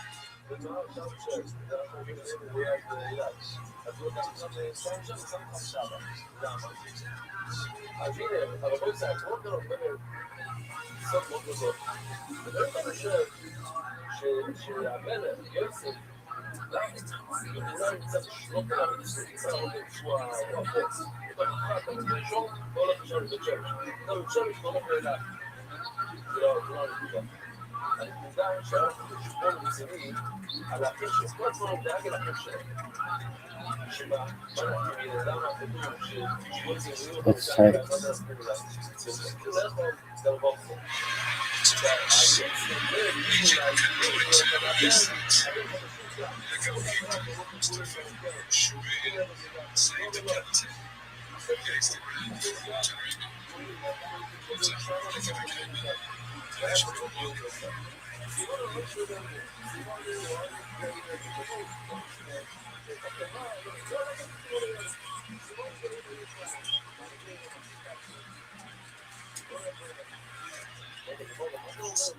This is what wants it, just that ability to get a hand on things and refer to these penalties that they are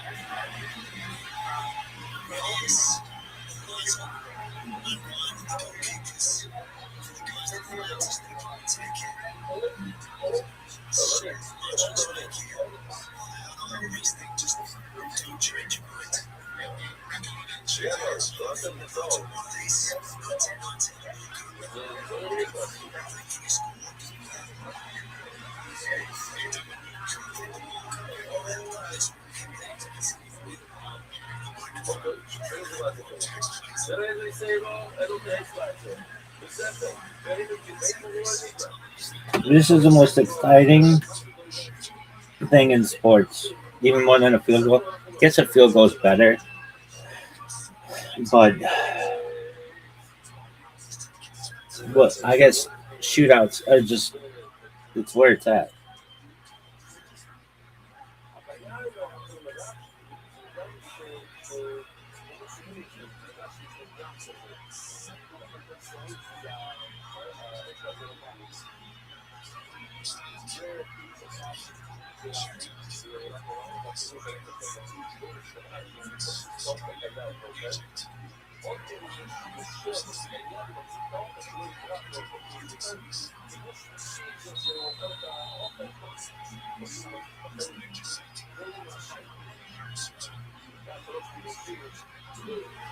Oh, what a massive miss.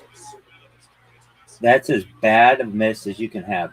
That was terrible. I would tell this motherfucker, you are going to regret that shot for the rest of your life. And there should be some kind of therapy or something so you have to remember it. Because that was awful. Awful. Absolutely terrible. Australia, that was one of the worst kicks I've ever seen in my entire life. That was the Zoot comment.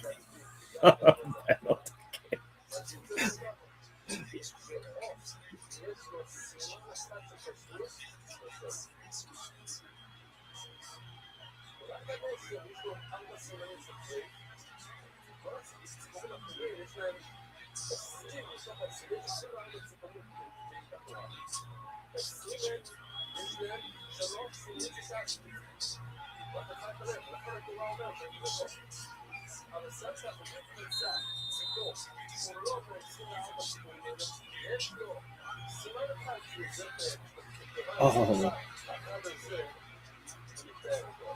egg white going cray cray. Come on, Australia. For Zoot. I would have blocked that. I would have been like, next. Really? Oh, for sure. I would have been like that bitch with the fucking. Wait, no, wait. Did they just fucking do another one? That bitch is gonna be going cray cray. Really? Oh, for sure. Oh, that was close. That bitch with the fucking sock on her head, that bitch is gonna go cray cray.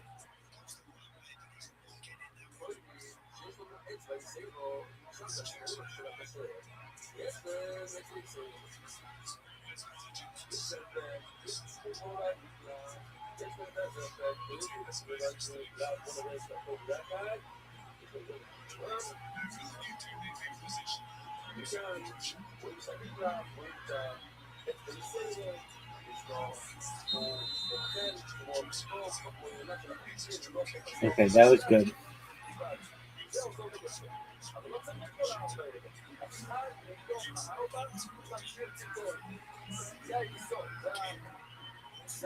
Dude, I've told this for years now. If you are kicking, make sure it's in the fucking square. No matter what, do not kick it outside. If you kick it outside, you should be cut from your team. Don't play games with that fucking border. Just get it in. If they block it, okay, they block it. But get it. Don't kick it toward the poles. In the future, people will be so good, they'll just always do upper 90s and there won't be any fucking, it won't be fun.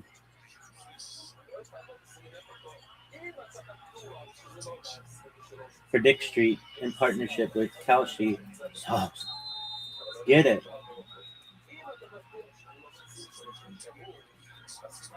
Dog. Egypt is going to win because this dumb motherfucker went first, kicked it over the fucking goal. If you kick it over the goal, you can't, there's no way it can go in.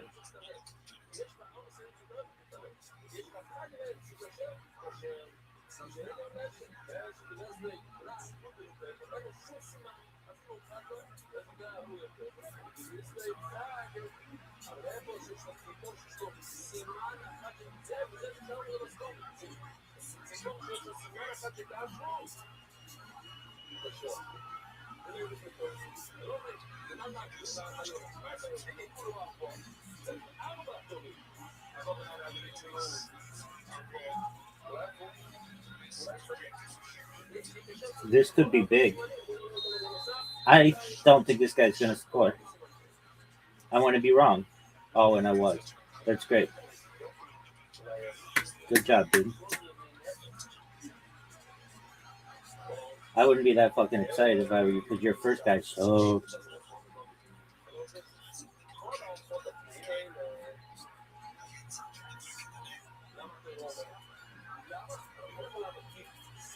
I love the colors of this World Cup.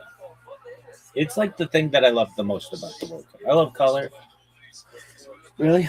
Yeah, it's sick. Why? It's different.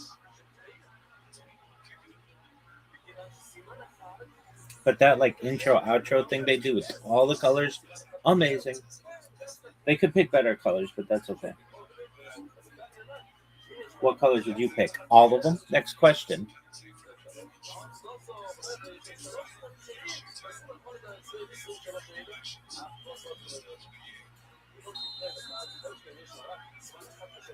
Block it, dog.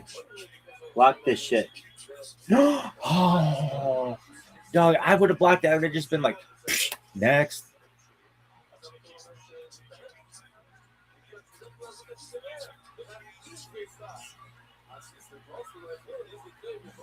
Dude, Egypt. Australia, you just need one block, dog. You're fucking. Oh, that sucks. I would just sit there. I would just be like, go. Whoosh, whoosh.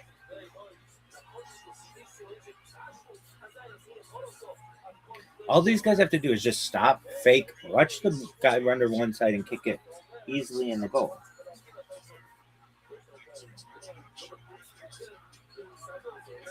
Dog, you need this. You think this guy's got it? You think this guy would succeed in the Adelaide comedy scene? Anybody could succeed in that bitch. Anybody. That bitch is the flappers of, oh, you fucked up. It's over. It's over. Australia sucks. It's over. That guy, I want to see that again. Did he do the right thing? No, he did not. He did not. That's exactly what I say. Don't do. Don't fuck around with the polls. The odds of Australia winning right now are like 0. They're so low. This guy's got a kick to win a World Cup match. What would you do? I'd be like this. I'd come in with this kind of attack, and it would go. Really? Dog, my kick might go through a wormhole and into the back of the goal. Who the fuck knows what? I might, on purpose, miss it, take a time machine, come back, put the ball back, and put it in the goal. Why? Because I'm sick like that.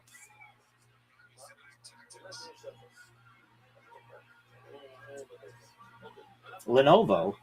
Hey, bitches. I use your computers. You used to be IBM, so you suck. All right, come on. Block it, dude. It's over. It's over. It's over. It's over. It's over. Australia has been eliminated. Zoot. What the fuck, man? What the fuck, Zoot? Your boys suck. Really? It's the worst. Are you proud of how Australia played? Yeah, they played really well. Do you like Australia? Yeah. Everybody except for that bitch, Chelsea. She sucks.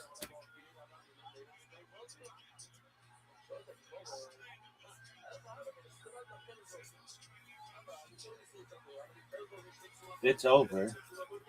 Egypt played like a bunch of ballers. You think Egypt played better than anybody's ever played any sport in the history of humankind? I think they should have to kick the last one. It's like, we already won. Who cares? Just do it. Why? It's fun. How do you think Tony's going to do? That motherfucker's going to rock. Really? You think he's going to get it? Yeah, dude. That is a sick-ass reference. It's everything that I knew that it was Lily. That was the best part of it. Some bitch in Israel is going to be like, no fucking way. You knew that Susanna means Lily? I'm like, fuck yeah, baby. Everybody knows that. Everybody knows that.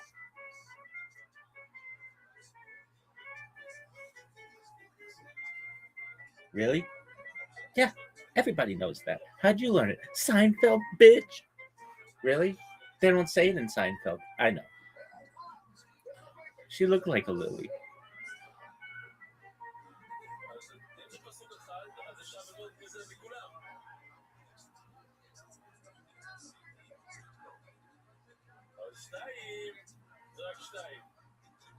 What's this motherfucker Jabberjawn about?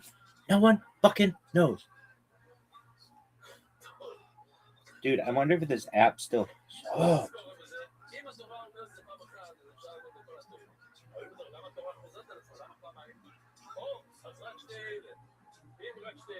oh, they finally fixed it. Asses. 3 p.m. Argentina.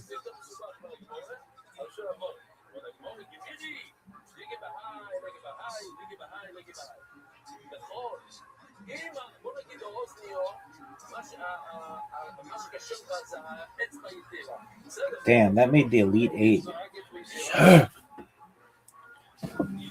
All right, are you done though? Is Tony gonna do well, dog? If Tony does that, I'm telling you, is like I didn't want to say 95%. I didn't want to get his hopes down. 99% chance that bitch is working. Why? I would just say it's like science. It's like an equation. Say the girl's name. It's like Mad Libs. You have a beautiful name. Do you know what it means? If you can tell her what it means, putty. That bitch is putty. Then say the name again. Or no. Then tell her she has the most beautiful eyes in the world, because why not? Boom. Hit it. Say your name.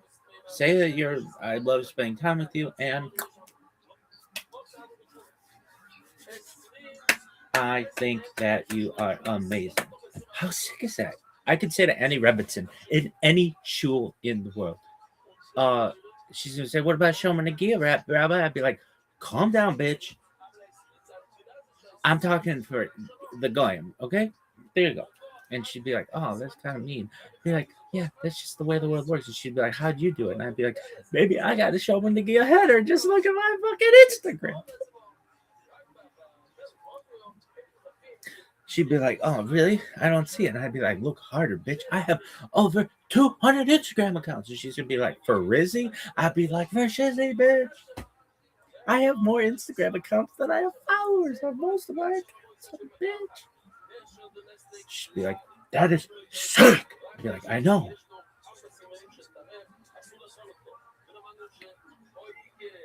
But for Rizzy. Okay, I'd be like, imagine these bitches were married, and it's like, well, they're usually taking that bitch to pay dirt at that point. Be like, yeah, I know. So it's different within Judaism, but outside of Judaism, ask anybody else. I'd be like, lady, let's just go back like 12 years ago when you didn't even know what a fucking shul was, okay? And then some guy was like, dude, this girl's hotter than most of the people in my community. Hey, you want to do this thing called Ball Teshuva? And then, okay, we get it. All right. So then what? Be like, all right, remember back when you were like, hoeing it up in college? Imagine some guy said to you, whatever your fucking name is, Shoshana. Really? Yeah, because we all know your fucking name is Stacy or some shit. But anyway, Shoshana, whatever your fucking Hebrew name is. Do you know what that means? And Shoshana, that's such a lovely name. Do you know what that means? And you'd be like, huh? And you'd be like, oh, it means rose in Hebrew. And she'd be like, damn, bitch, how the fuck do you know that? And be like, yeah, drop them panties, girl. And then be like, you have the most beautiful eyes I have ever seen. She'd be like, oh, you're so fucking hot. And be like, bam, plant one on that bitch. And then be like, Shoshana, I love spending time with you. I think you're amazing. She'd be like, that's how I want my first kiss to be. Not on the fucking Empire State Building, but that. Really? Yeah. It's a fucking Mad Libs. It's just like insert. Really? Yep. Hey, Rabbi, why didn't you daven today? Because it sucks. But you're supposed to. It's the fucking 17th of... Oh, what about that? Oh, it's this medical condition I've got called I need coffee daily, bitch. Really? Yeah, gives a shit about 17 to Tammuz. It sucks. Really? It's the worst. Why? No, 9th of Ab, way worse. It sucks dick. Okay, but what about 17th of Tammuz? Bitch, I have a medical condition. If I don't get coffee once a day and 2 solo cups, I shit bricks.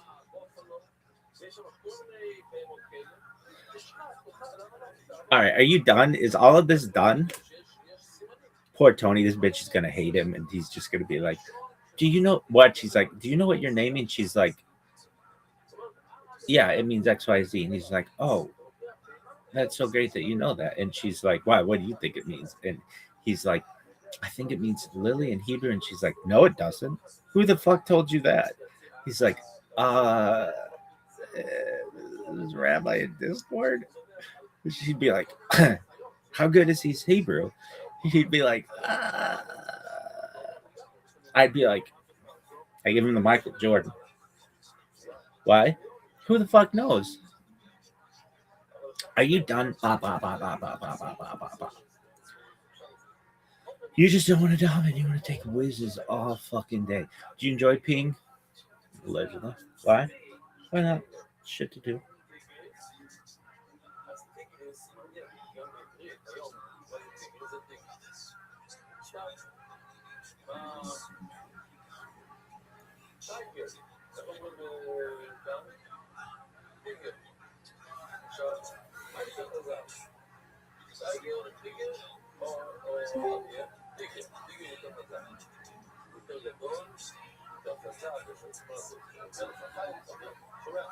Rabbi, What up, pimp?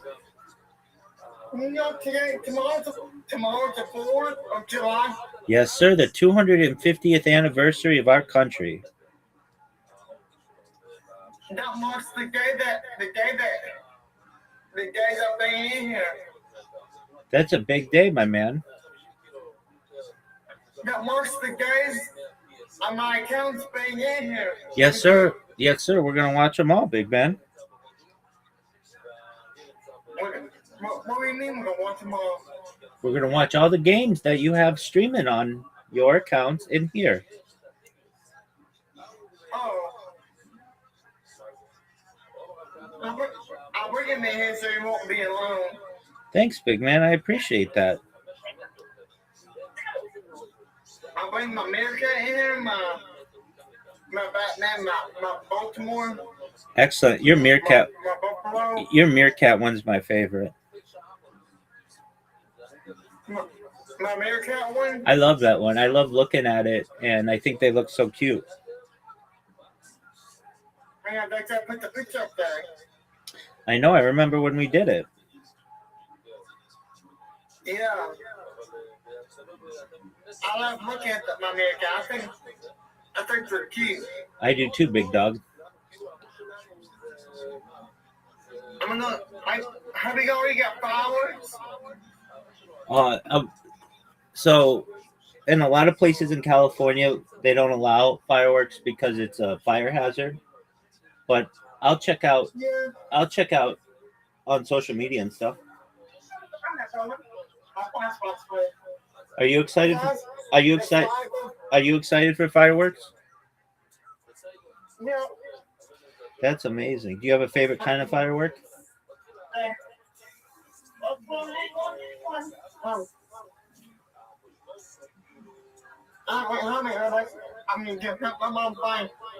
All right, you do what you need to do, dog.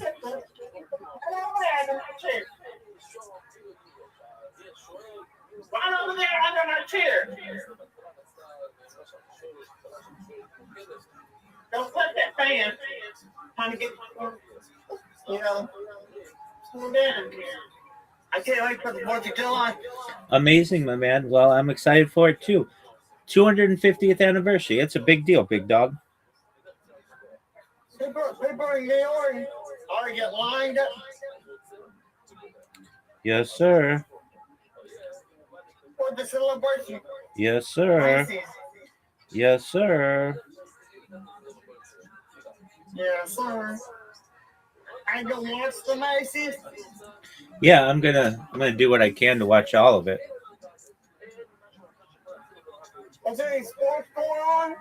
Yeah, there. On the 4th of July? Yes, sir. There are 2 World Cup games. There's another one. Do you know who Messi is? Yeah. Okay, so he plays. He's famous. Yeah, he is famous. Exactly. So he plays in less than an hour. If you want to watch it, Argentina plays Cape Verde. Messi is famous, and in my country, in the USA. Yes, sir, he A is. lot of kids wearing his shirt. That's right. So he is going to be playing in less than an hour if you want to watch him. And then tomorrow there are 2 games, and of course, That way you won't turn them off. Oh, and you leave. You go anywhere down the road, anywhere, and I'll take them back. Oh, I'm not playing shit. Is it what's going on now on the TV? okay, well, there's soccer that'll be going on in an hour. So if you want to watch that, that's on. There are 2 soccer matches tomorrow, 2 big ones, and then there's baseball. I'm going to watch baseball. And did you know Taylor Swift gets married tonight? Yeah. I There, went down the news. there you go, big dog. So there's a lot going on. Will it be on the TV? No, they're keeping it very private. They're keeping it very private. That's correct.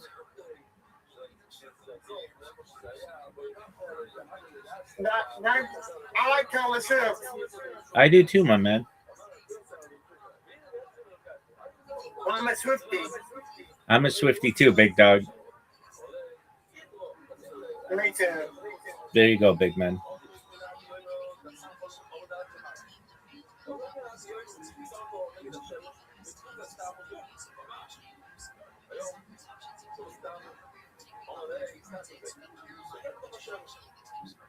Ooh, Tom.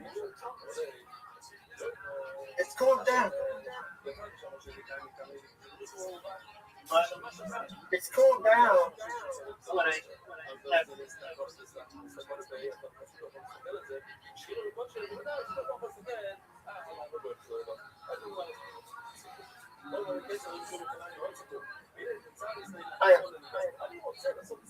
That's where your state doesn't give fireworks, right?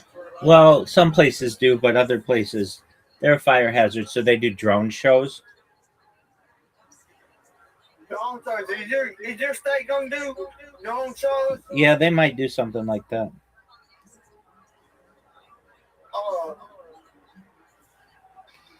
Kentucky, I know Kentucky.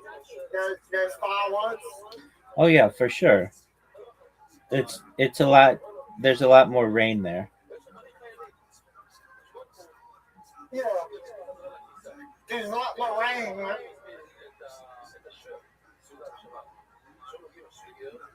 There's a guy on my Baltimore Raven. Right. I think a 250 birthday. The big 250, big dog. It's a big deal. It's a big deal. Yes, It's a big deal for our president, too. it's a big deal for everybody, big man. Yeah. Yeah, it's a big deal. Yeah. I can't wait for the. I can't wait for tomorrow to watch Macy's. Absolutely. Do you know LeBron James might be going back to your Cleveland Cavaliers? Yeah. Are you excited about that? Hey, try it. Hey, get my watch because Buffalo's last year. Yeah. Hey, try it. Maybe there's a chance that he's going to go back to Cleveland. Yeah. Is it go back? There's a chance. Oh, wow. A very good chance. He was just there earlier this week driving around. Driving around? Yes, sir. Wow. Yeah, it's a big. Is it early? Is it governor? What'd you say, big dog? Is it early? Is it governor? Driving around? Yeah, he was driving around in his Hummer. Oh.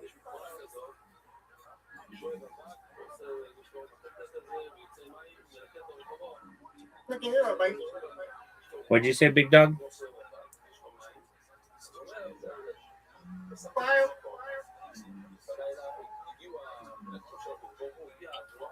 Let me get some of these.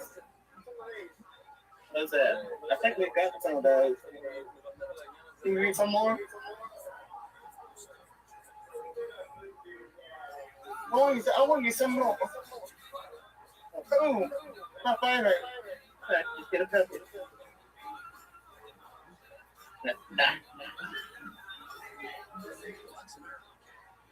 Where's the tanks at? The tanks. Here's the emoji.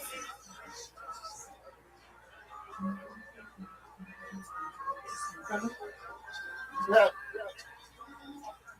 The tanks.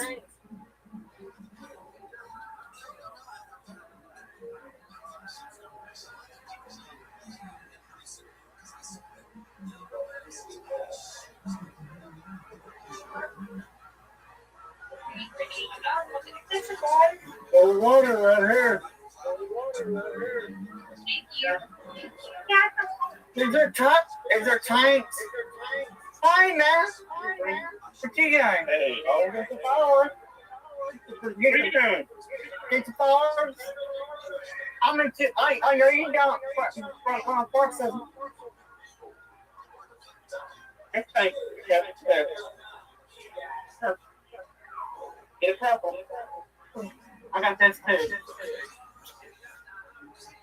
You want to get a couple? Okay. I think this will be enough.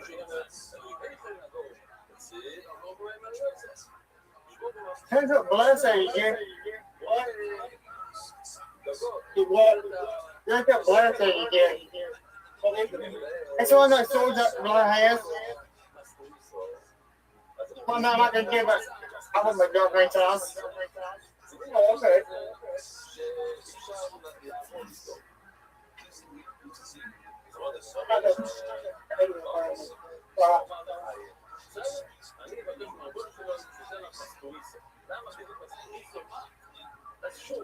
Well, I want one of those like that, like we had before. That thing that we had before.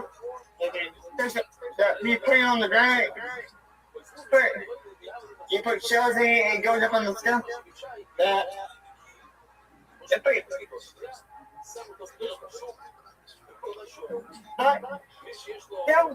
was one of those things that you put shells in and it goes up on the stuff. You know, you put it on the ground and it goes up in the stuff. Boom. Yeah.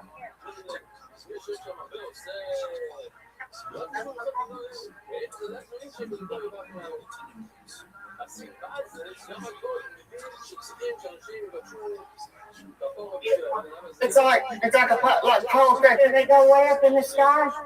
It's like a stand. It goes up. You place them down and they go up in the sun. But boom! And they're down here. Those are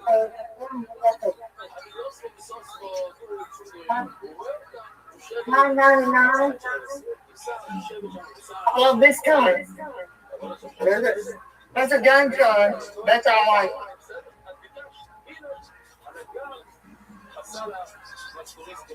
But there's a big kind. There's some more big kind.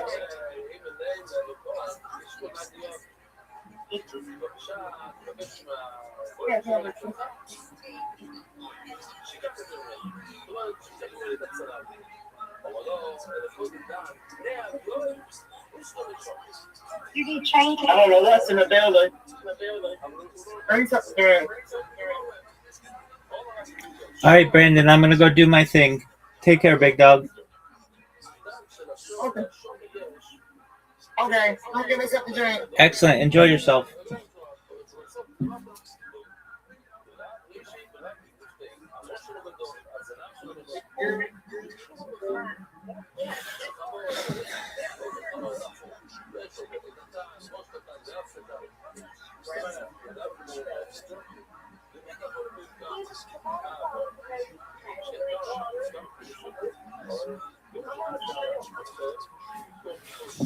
Look at this athleticism, folks. It's really impressive. They're from the fourth biggest pin.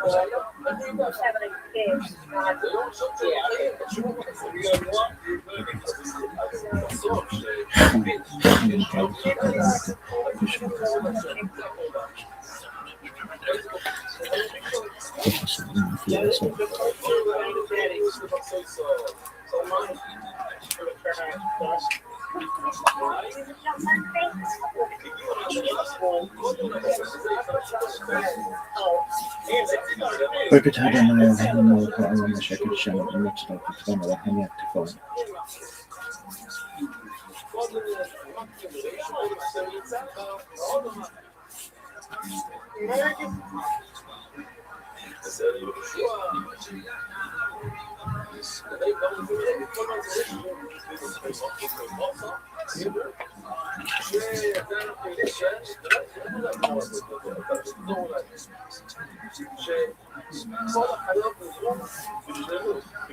Rickettade när jag hemma på alla med säkert känner motstånd för tvåna till förr.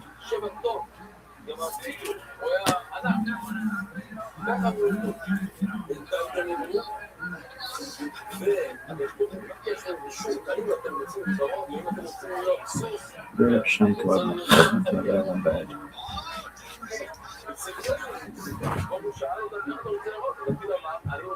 Shema Yisrael Adonai Eloheinu Adonai Echad.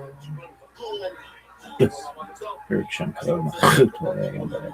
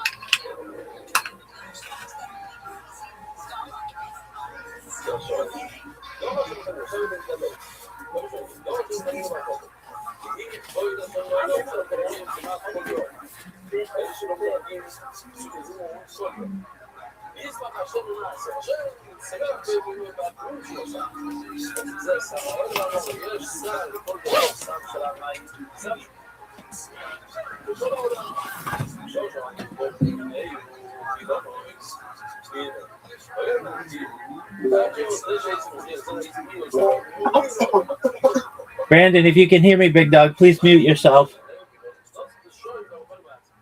Okay. Thank you, sir.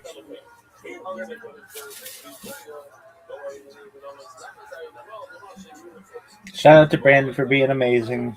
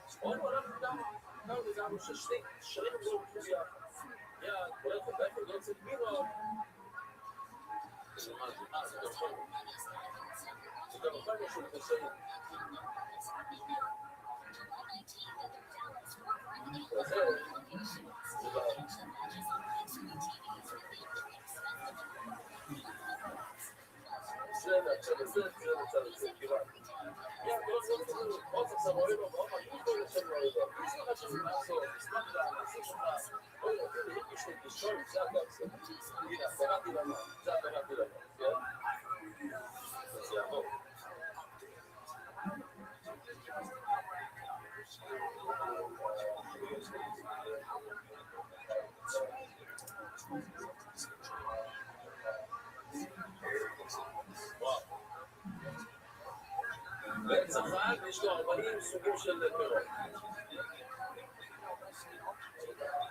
מי סוגי רייצה לעשות מה שהוא עושה?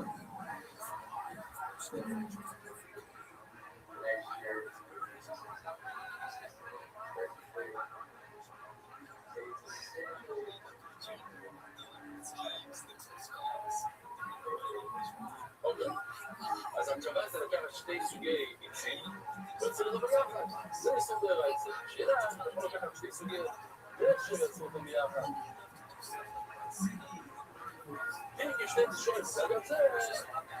וזה, זה לא דבר, אם זה לא סיפור למיניהם, הם לא תקום למיניהם בגלל שרק עצים, לא תוכל, אין יצור. או איתי ואיזה אכסם, כבר עברו, כאילו סמיסטים, עדיין, כמובן יסיבו No one really knows for sure. Other by Allah, different Elohim, but this is the Mazor I live by. This bitch is 18th of 10, that's 5786, Friday, July 3rd. Everybody knows that though. We've been doing this bitch for 189 straight days. 138 days till. Okay, are you done?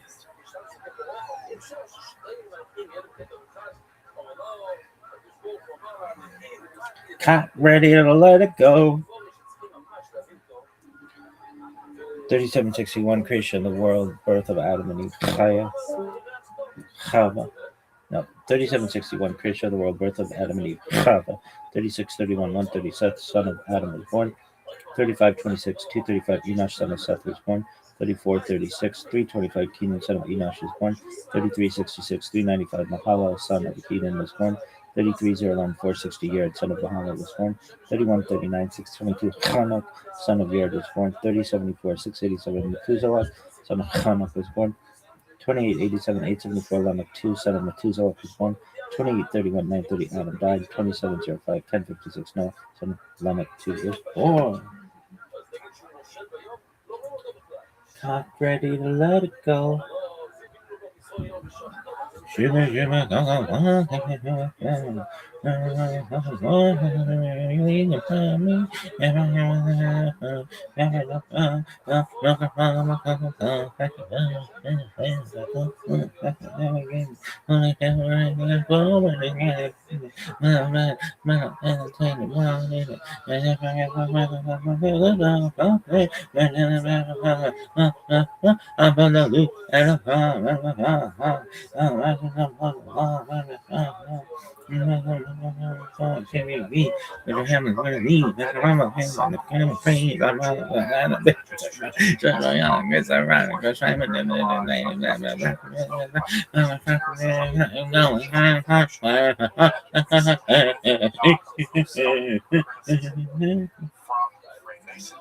I don't know, you know what? I remember this is it's the worst. No one knows. That's what makes it sexy. And especially, places that of course self-identified hermeticists out there, there remains an idea of a through the romantic 18th, 19th, and 20th centuries, that philosophers in ages like Agrippa, Got that grip. and also Got that sip grip. and the occult sciences, which reach all the way back to the age God, the decisive moment in this history was the publication oh, that sip grip. Fuck yeah, girl. of the Egyptian sage Hermes Trismegistus, taken to be the founder Real. of a religious philosophy, along with alchemy, magic, astrology, and more in the famed, though corrupt Latin translation of Marsilio Ficino. There is way from late 15th century Italy began the seeds of what became known as the Hermetic tradition, with all the necessary caveats to come along with that concept, or just present esotericism First philosopher and mage of this period to actually fully identify with the Hermetic philosophy. The answer may be surprising for Pico or even Bernardo Bruno, it was the poet Ludovico Lasciarelli that first referred to himself as a hermetist or hermeticist, and thus likely became the first hermetic philosopher in European history. In this episode, I want to explore what is, by extension, the first true work of European hermetic philosophy, Machiavelli's Chapter Hermetis, or the Principle of Hermes, where he will reveal the most controversial aspect of the Hermetic teachings, Renaissance.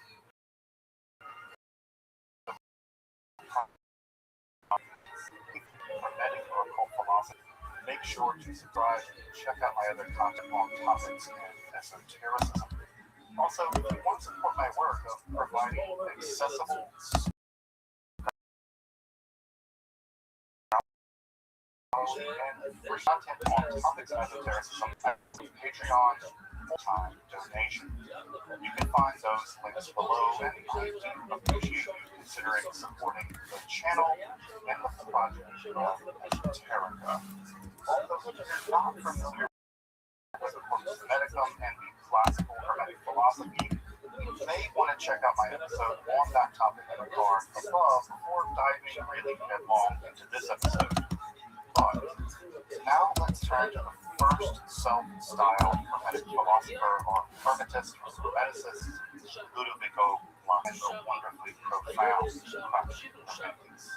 I'm Dr. Justin Sledge, and welcome to Esoterica, where we explore the arcane, history, philosophy, and religion.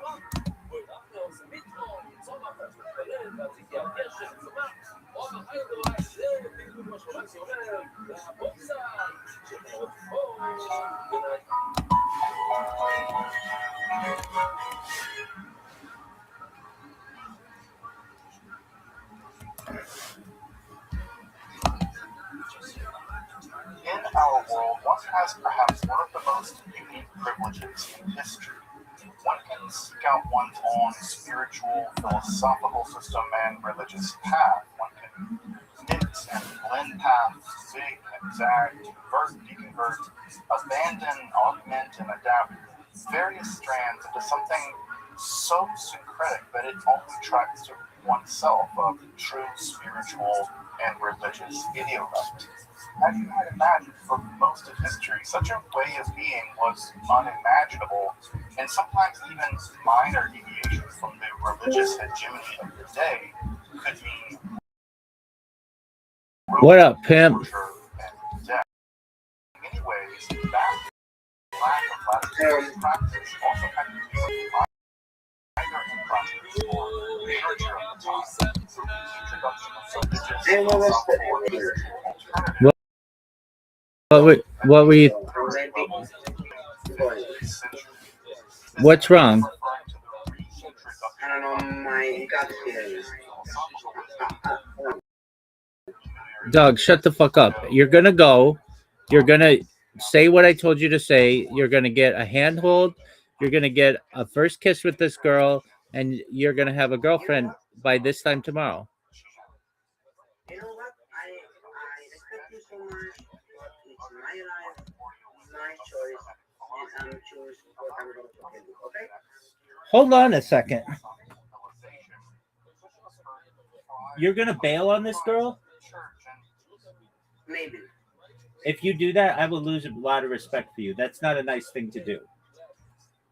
You're having second thoughts. I don't. Okay, I mean, then you're gonna hurt our relationship. Madam. What makes you act like this? I don't know, my gut feeling. Something is not right. I don't know. Your gut feeling sucks. Madam, why I'm talking with this about that? Why? Dog, you're just getting cold feet. That's what happens to people. It happens before they get married. It happens before they go on dates. Don't worry about it. You're gonna go. You're excited. You've been excited. You're just nervous. That's all. I'm gonna tell you like this. Whatever I choose tomorrow not optimistic up to me. Okay? Yeah. Thank you. I'm going to tell you this, though. If you don't go, I'm going to be mad at you. I don't care. But I don't really care either. So You should know that you're going to be you're going to be mad at yourself. no. Yes, you will. Yes, you will. Yes, you will. You're going to be regretting it. 2 hours ago, you were really excited to go. You were excited to see this girl. Like 7 billion girls. There aren't 7 billion girls. There are only 4 billion girls. So you already have your numbers wrong.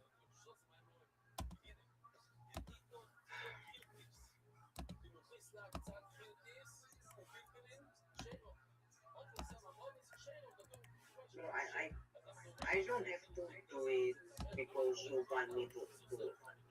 You have to do it because you want to do it. And you do want to do I it. don't know anymore. You do want to do it. I don't know.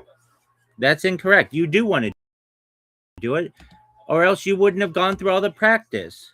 You're just getting nervous. It's totally natural. You better be on that train in 12 hours, my friend.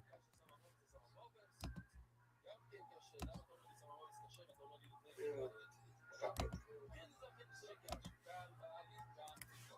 Do you know the phrase YOLO, you only live once? I know, but No buts. but sometimes No buts. fuck it. No buts. YOLO, dog. We will see what I'm looking for. Okay? No, we won't. You're going to go and you're going to have an amazing time and you're going to enjoy your time with this person and you're going to have a girlfriend by the end of today or by the end of tomorrow. Maybe I don't want a girlfriend. Well, then you'll have the. I'm okay. You need practice, and this is a perfect opportunity at practice. Why I'm telling you this? Because you're getting cold feet, and it's totally natural. Why I'm not telling you like something happened? Why I need to tell you? Why I'm so stupid? You're not stupid. You're just getting cold feet. You need to go at 9 o'clock. Yes, Tony. You can't get cold feet on this, dog. No. I can choose what the fuck I want. You want this. You wouldn't have set it up if you didn't want it. Bro, maybe I changed my mind.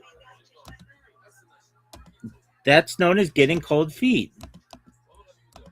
It's not cold feet. It's like I changed my mind. That's cold feet.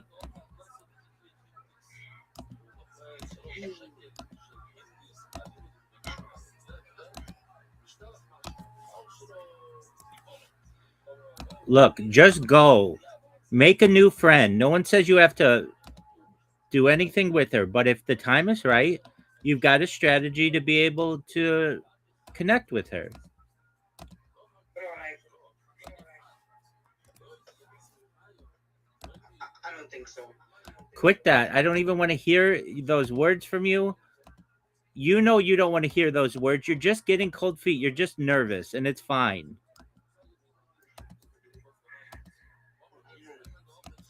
Quit that. You had none of these intentions even before. Your parents were hearing you rehearse and kiss this girl and all kinds of other stuff. And now you're just getting cold feet. It's fine. No big deal. This happens.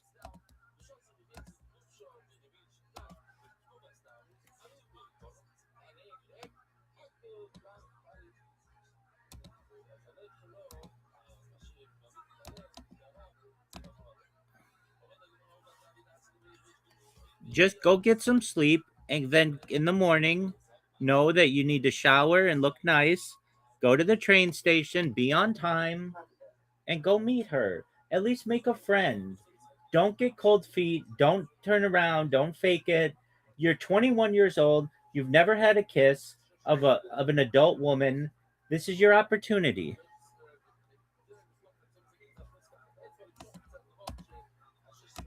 You're gonna do it. You're gonna not. We will see. You're gonna do it, and you're gonna be very proud of yourself. And you're gonna tomorrow be like, Rabbi, I can't believe I did it. I held her hand. I kissed her. I did exactly what you said. It was amazing. I'm so glad that I did it. I can't believe I was gonna pussy out. I can't believe I was getting cold feet. I'm so glad that I did it. I feel like a man.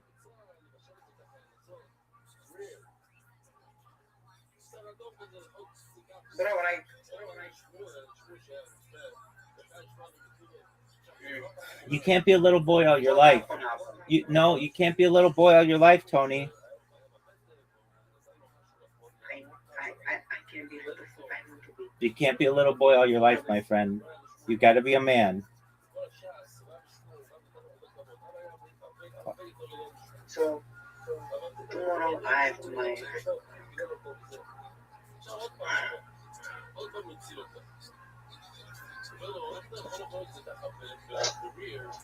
So you're gonna do it, and you're gonna be proud of yourself. Why you force me to do this? I'm not. Why? I'm not forcing you to do anything, big dog. This is a decision that a man needs to make, and you are an old enough person to make your own decisions. You set this up with this girl. She likes you. She wants to hang out with you. Don't be a coward. Go and do it. I don't care. I will be a coward. I don't care. Don't be a coward, Tony.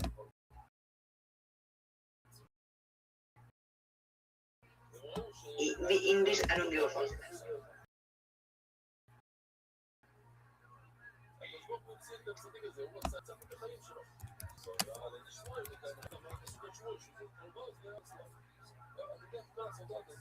What's there to fear? What's there to fear? You're just nervous. If not this girl, are you ever going to go on a date ever again? Yes. No, you won't. No, I don't fucking know that, bro. Bro, no, I'm done. I'm going to sleep and I'm going to choose tomorrow. No, you just do it tonight. Just make your decision tonight. You're going to go. There's no choice. Does your word mean nothing? Does your word mean nothing to you?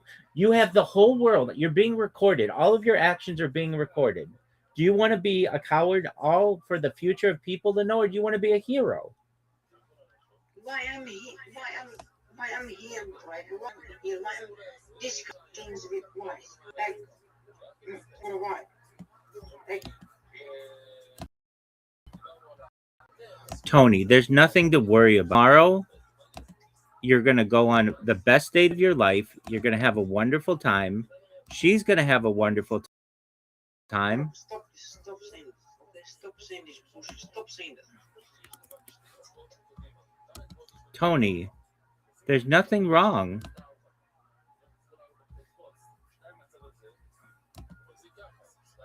You've got a really amazing opportunity before you.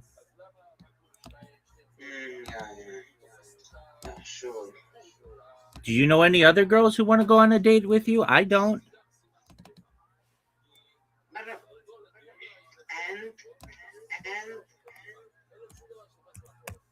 I don't give a fuck. Quit. Why are you so angry? Why are you so aggressive? I didn't do anything wrong to you. I've only been your friend. I've only given you good advice. You must do it, honey, because I said so. I don't know if I ever said that. I said that you have to do it because you wanted to do it. Your word is your bond. You have nothing else in this world. This is your integrity. You want people to be able to trust you. Go on this date with this girl. You'll have a good time. If you get nervous, that's fine. You overcome it. You will regret this if you don't go for the rest of your life. I guarantee it.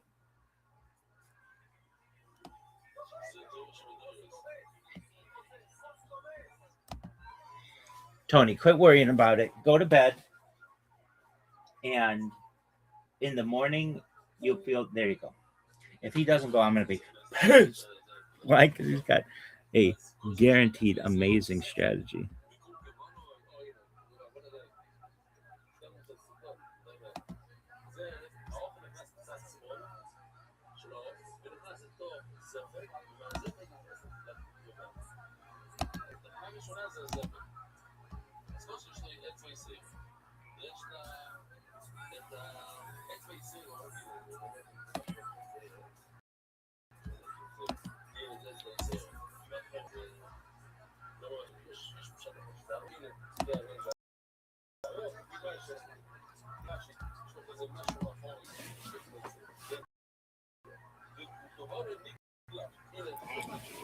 For Moses, the possibility that such perhaps salvation and supernatural and magical powers could be achieved without the mediation of the church. This notion was as alluring as it was provocative and downright dangerous. In Florence, Ficino and his circle began to theorize magical and illuminatory practices, specifically marshaling Plato and Plotinus. But no missing. Despite the translation of the Hermetic text by Ficino, which is honestly a bit of a mess, he never really centered the corpus medicum in his religious, philosophical, and magical projects. And in many ways, neither did those luminaries we now associate with the Hermetic philosophy of that time. People like Pico, Giordano Bruno, Cornelius, John Dee. Yes, Hermetic adjacent of thinkers was the teaching down in the corpus medicum itself, front and center. So why is Hermetic philosophy both because the monumental studies of folks like James Francis Yates, Walker, and other scholars of the 20th century war school, for whom just such thinkers, especially Bruno, were cast to be the decisive Hermetic precursors of scientific modernity. Now, this line of thinking has come to sustained criticism the past few decades, and what has emerged, ironically, is an actual self-styled Hermetic philosophy. In fact, the very prefer to refer to themselves as Hermetists or Hermeticists, so far known in history, especially European history. Lodovico Lazzarelli, with his De Summa Hominis Locus Scriptor Christi et Facta Hermetis, or a dialogue on the subjectivity of man, entitled The Way of Christ as the symbol of Hermes, being truly the first work of Hermetic philosophy in Europe produced since antiquity. That first modern Hermetic philosopher and work of Hermetic philosophy, basically unknown even in philosophy, but also to those who identify as practicing the Hermetic tradition. Surprising, maybe even shocking. Lazzarelli was born in 1447, and as early as 13 was already winning prizes for his poetic skills. His early life was, like so many of such poets of the time, rather itinerant, moving around and publishing work in the hopes of patronage. Hey, Lazzarelli, on that whole patronage angle, just know. Well, some fact, feudalism, it seems that aside, this isn't exactly clear when Lazzarelli first came in contact with Ficino's translation of the Corpus Medicum. It would perhaps been scripted as early as the 1460s, though the first Hermetic elements actually appear in Fascinae et Religionis, which it seems to remain a work in progress for years. Though the text is too, and he seems to have not only come to know the ideas of the Corpus Medicum, but he seems to have been identifying those teachings as well. He was becoming a Hermetic philosopher. At some point, no one understands exactly when the possession of a version of either manuscript B or perhaps N or one of their children, which contained all 17 phonetic vocaloid in Greek, translating them for the first time into Latin. In fact, they appear in the second edition of the translation of the Corpus Hermeticum, which is far superior, though less popular than the effective Chino translation. And it was around this time that the prophet Correggio made his first of many bizarre appearances out of Italy. When I say bizarre, I mean so bonkers that early historians didn't even think this guy existed because the stories about him were just so crazy. For reasons that aren't terribly clear, again, Lazzarelli became both a disciple and a kind of hermetic teacher of Correggio, introducing the apocalyptic prophet to hermetic ideas. Correggio would eventually change his name to Giovanni Mercurio de Correggio and actually publicly declares himself the angel of wisdom, Hymen, a reference to the divine being that illuminated none less than Mistress Augustus himself in Books of Wisdom 1.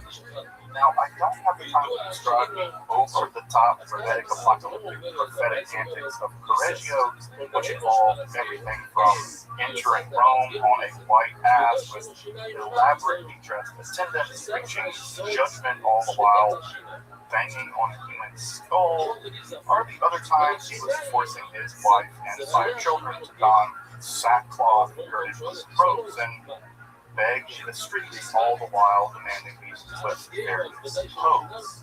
Suffice to say, this fellow Correggio made an impression on people, especially Lazzarelli, who was spending his time lecturing to aristocratic children before moving to Naples and acquiring a reputation as something a little devious, a little magical, maybe even romantic healing.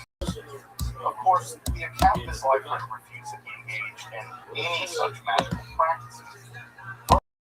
But by the late 1480s and 90s, an air of occultism had become attached to Lazzarelli. It was sometime between 1492 and 1404 that he completed his mature work of the Hermetic philosophy.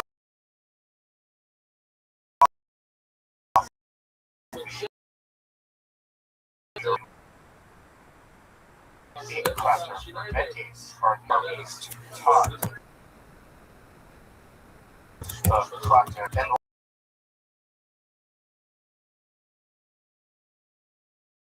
dialogue. In this case, Lazzarelli is rather daring.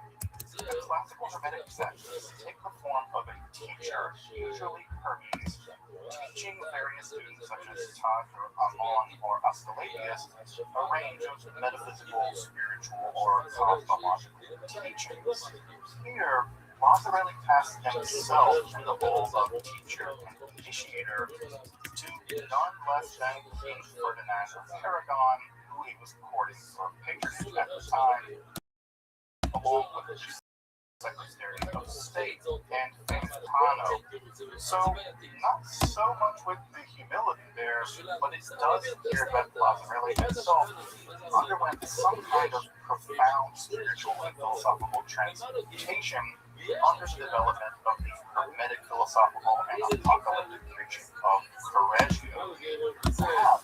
Just this experience, he did see himself in the position to provide just such instruction and initiation into the Hermetic mysteries. The Hermetic is a rather complex dialogue interspersed with 5 hymns, one of which is the central mystery of the text.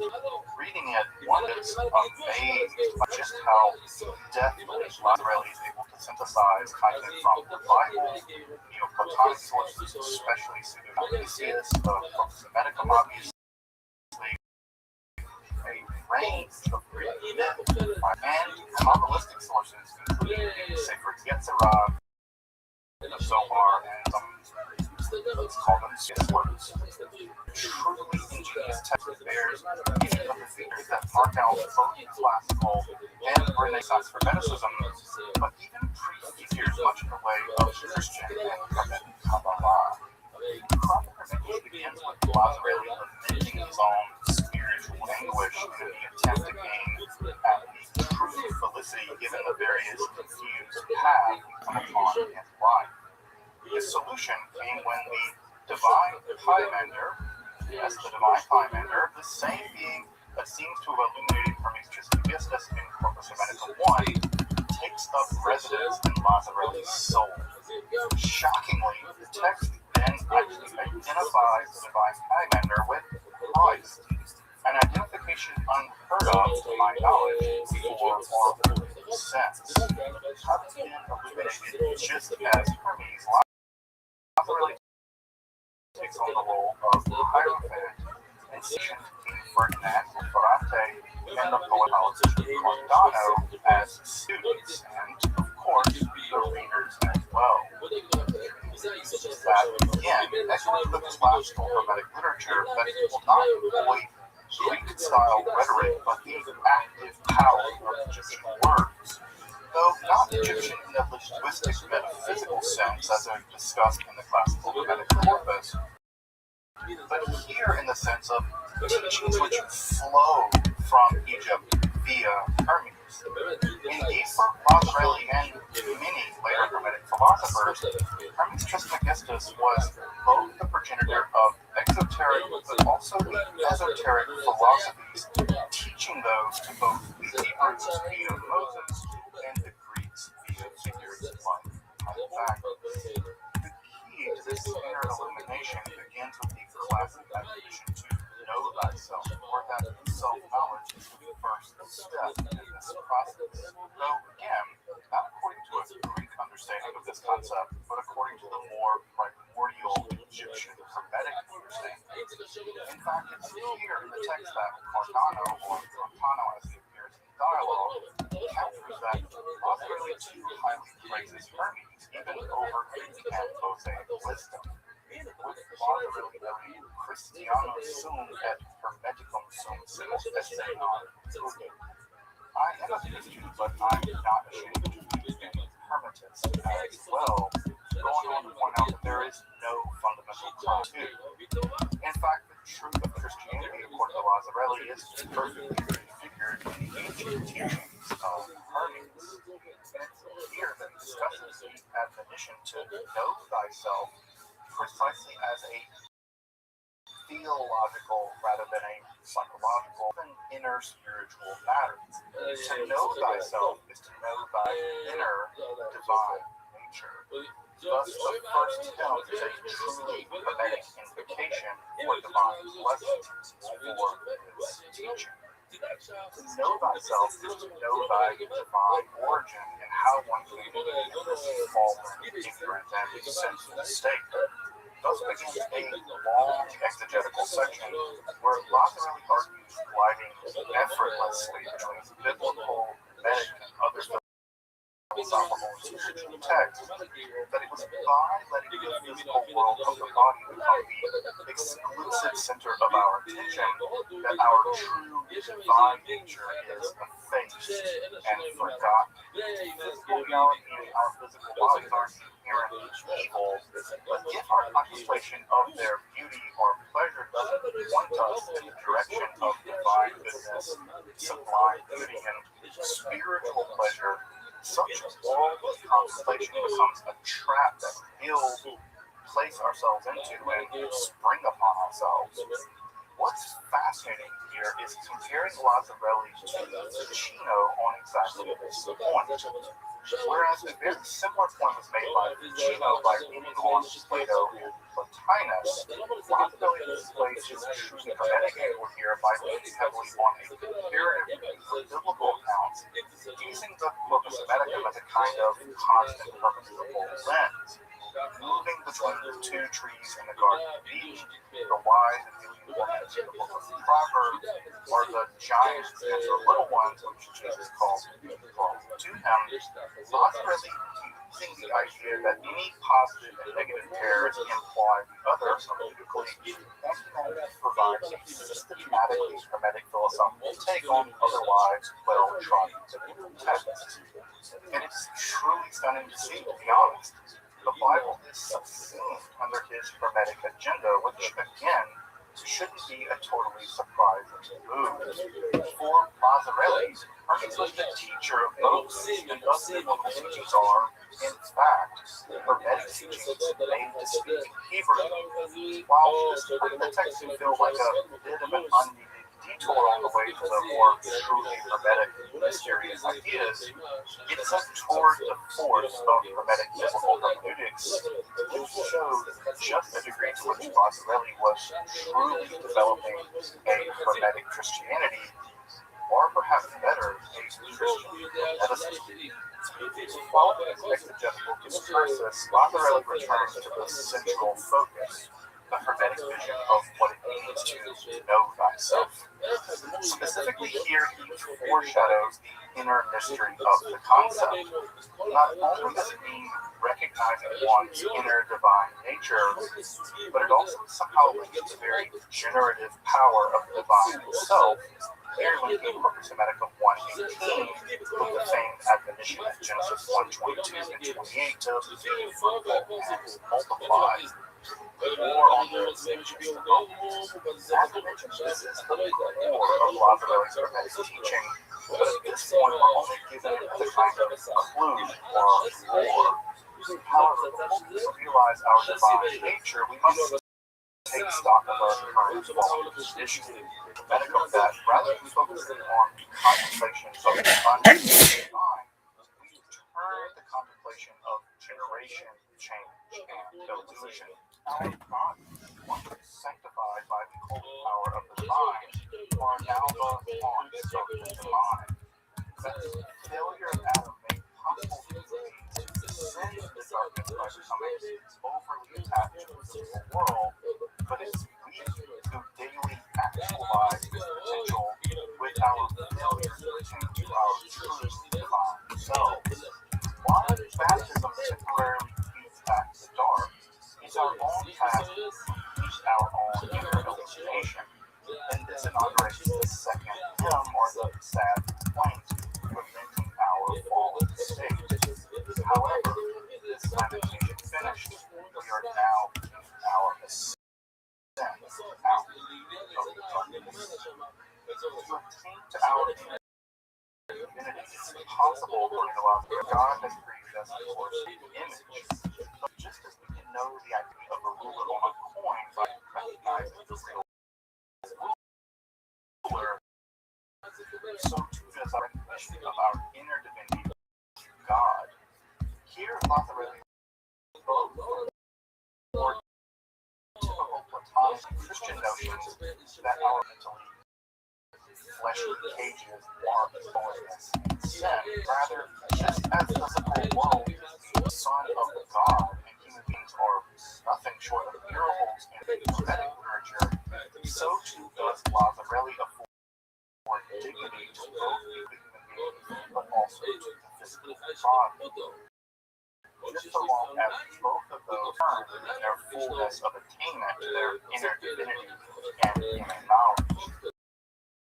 Again, recall the subtitle of the Prater Hermetis is a dialogue on the supreme dignity of man in both physical and spiritual respects. In fact, Mazzarelli turns to the Kabbalah to explain the nature of the soul itself.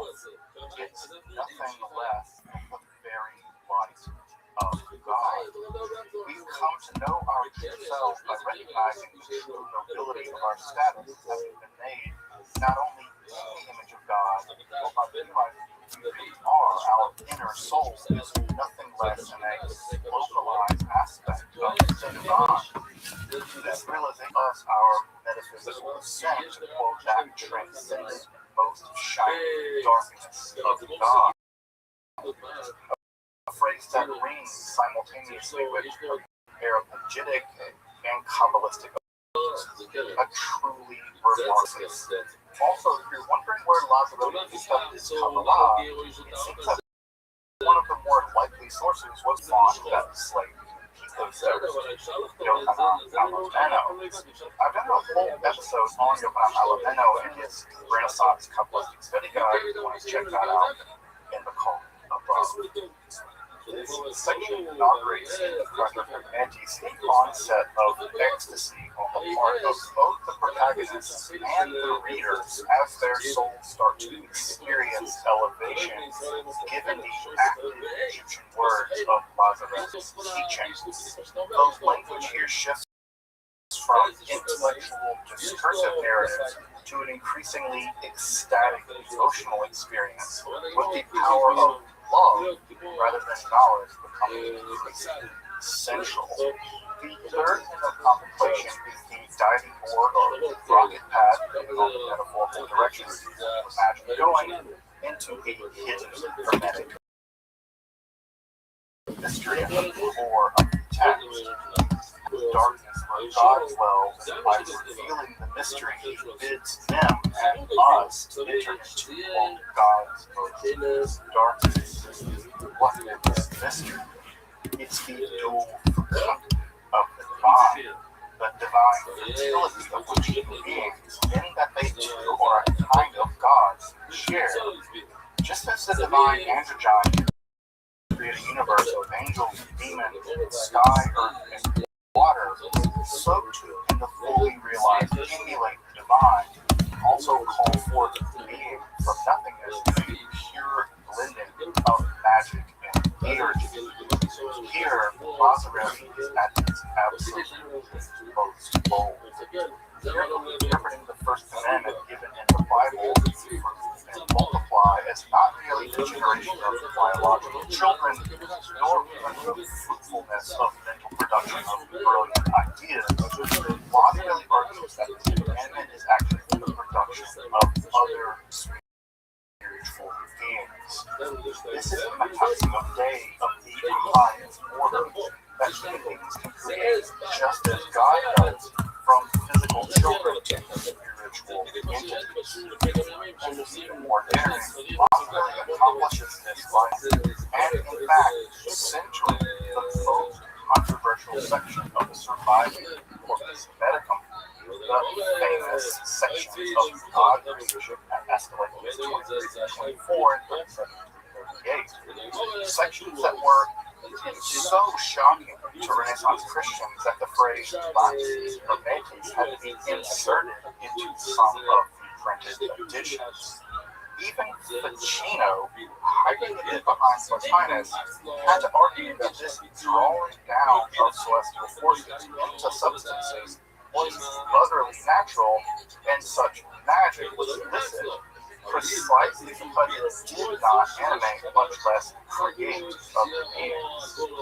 Locke really goes much further, again relying not only on Hermetic literature, but also on a Kabbalistic interpretation of the Sefer Yetzirah, where Abraham himself is said to have created souls at Genesis 12:5.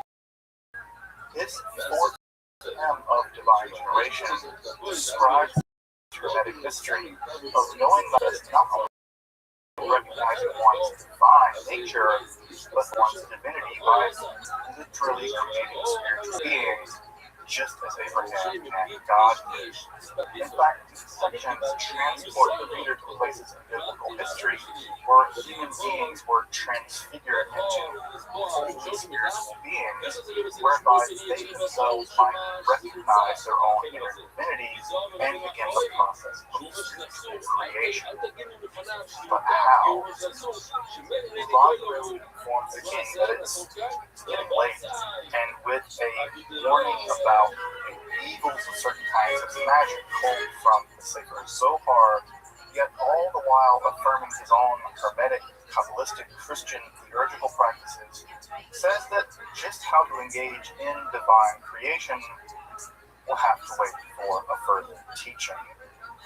Maybe when he gets that patronage. And with a final hymn of praise to the divine highlight of Christ, the Kraftwerk comes to a dramatic cliffhanger of an ending. Oh, yeah. that was finished and trying to keep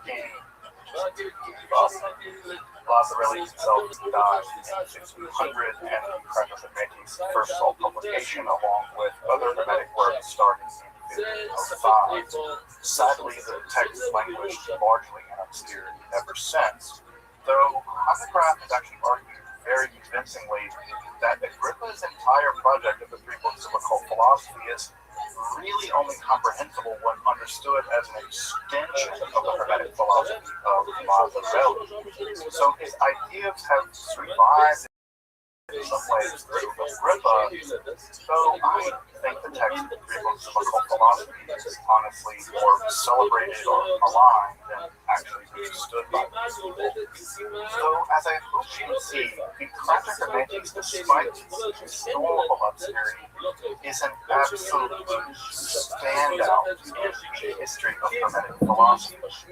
Indeed, it's a truly Hermetic text, both in structure and content, which is sadly and tragically overshadowed by other more recent pseudo-Hermetic texts. In fact, I would look forward that the Crater Hermetis remains basically unknown,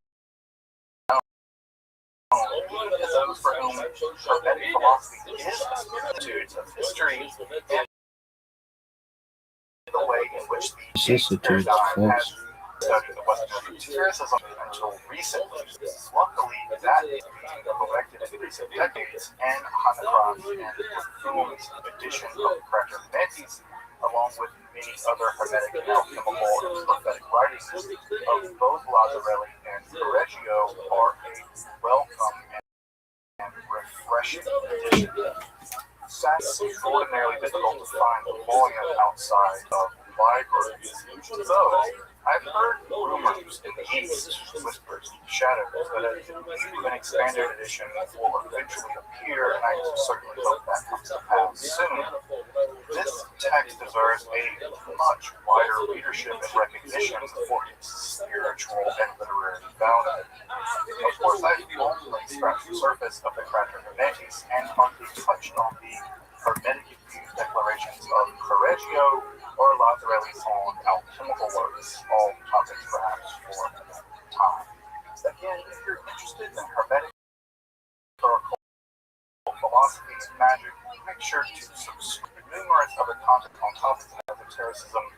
And again, if you find this rewarding, please consider supporting this work on Patreon or with a one-time donation. You can find those links below. You should take the time to watch Esoterica or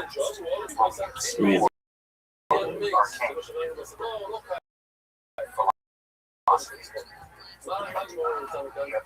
or just Western esotericism or generally. First, philosopher and mage of this period actually fully identify with the Hermetic philosophy. The answer may be surprising. It wasn't Ficino or Pico or even Giordano Bruno. It was the poet Lodovico Lazzarelli that first referred to himself as a hermetist or hermeticist, and thus likely became the first Hermetic philosopher in European history. In this episode, I want to explore what is, by extension, the first work of the European Hermetic symbol of Hermes, where he will reveal the most controversial aspect in the Renaissance, the concept of God. If you're interested in Hermetic or occult philosophy, make sure to subscribe and check out my other content on topics. Also, if you want to support my work of providing accessible, scholarly, and free content on topics of esotericism here on YouTube, I hope you consider supporting my work on Patreon or with a one-time donation. You can find those links below, and I do appreciate you considering supporting the channel and the project of Esoterica. Also, if you're not familiar with the Corpus Hermeticum and the classical Hermetic philosophy, you may want to check out my episode on that topic card above before diving really headlong into this episode. But now let's turn to the first self-styled Hermetic philosopher or Hermetist or Hermeticist, Ludovico Lazzarelli, and the wonderfully profound Chronicle Hermeticus. I'm Dr. Justin Slash, and welcome to Esoterica, where we explore the arcane, history, philosophy, and religion. אז אני שואל פה שאלה, אז מה זה בזכות? בעצם, כל כולו זה המקייבר. מי הזכר בקצה שלמה? זה בזכות, אבל זה אחרי בתוך הקצה הזאת, יש לי אחוז קטן של הזכר. אז אני אמרתם. In our world, perhaps one of the most unique one can scout one's own spiritual, philosophical system and religious path. One can mix and blend paths, zig, zag, convert, abandon, augment, and adapt various strands into something so syncretic that it only tries to be oneself a true spiritual and religious intellect. As you might imagine, for most of history, such a way of being was unimaginable, and sometimes even minor deviation from the religious hegemony of the day could mean ruin, torture, and death. In many ways, that lack of latitude in practice also has to do with the lack of viable alternatives, either in practice or literature of the time. The introduction of such religious, philosophical, and spiritual alternatives, at least at the literary level, began to appear in the late 15th century. Specifically, I'm referring to the reintroduction of pagan religious and philosophical wisdoms of luminaries such as Plato, Plotinus, Proclus, Albertus, and of course the Egyptian sage Hermes Trismegistus, in translations principally like those of Marcellus Ficino. Pagan wisdom, especially what was taken to be the utterly primordial wisdom of the Hermetic philosophy, allowed for the possibility that spiritual and philosophical elevation would occur prior to becoming a Christ, church, and maybe before Moses. Thus, the embryonic possibility that such elevation, perhaps salvation and supernatural, even magical powers can be achieved without the mediation of the church. This notion was as alluring as it was provocative, downright dangerous. In Florence, Ficino and his circle began to theorize such magical and illuminatory practices, specifically marshalling Plato and Plotinus. But despite the translation of the Hermetic text by Ficino, which is honestly a bit of a mess, he never really centered the corpus hermeticum in his religious, philosophical, and magical projects. And in many ways, neither did those luminaries we now associate with the Hermetic philosophy of that time. People like Giordano Bruno, or Agrippa, or John Dee. Hermetic takes for none of these thinkers found corpus hermeticum itself really front and center. So with Hermetic, most of the monumental studies of folks like Gates, Walker, and other scholars in the 20th century Warburg School are just such thinkers, especially Bruno, were cast to be the decisive Hermetic precursors of scientific modernity. Now, this line of thinking has come under sustained criticism in the past decades, and what has emerged, ironically, is an actual self-styled Hermetic philosopher.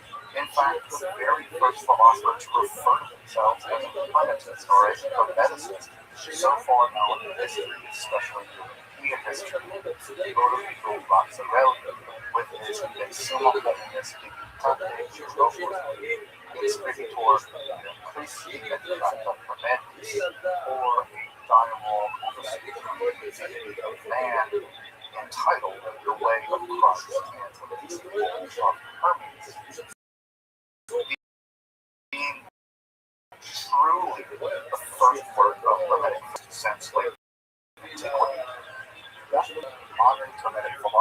work of hermetic philosophy basically unknown even to many scholars of religion and philosophy. Those who identify as Latin hermetic tradition proves surprising, maybe even shocking. So let's try to remedy that. Luther was born in 1447. As early as 13, was already winning prizes for his golden skills. His early life was like so many of such poets at the time, rather itinerant, moving around and publishing work in the hopes of patronage. Hey, Lazzarelli, on that whole trying to get me a tingle, just know.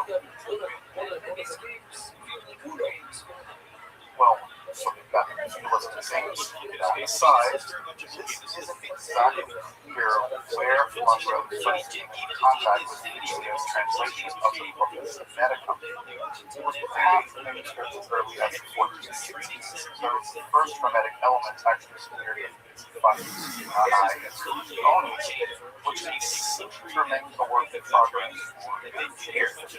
Though certainly familiar with the text established by 1452, they seem to have not only come to know the ideas of the book of Hermeticum, but it seems to have been identifying with those teachings as well. He was becoming a hermetic philosopher.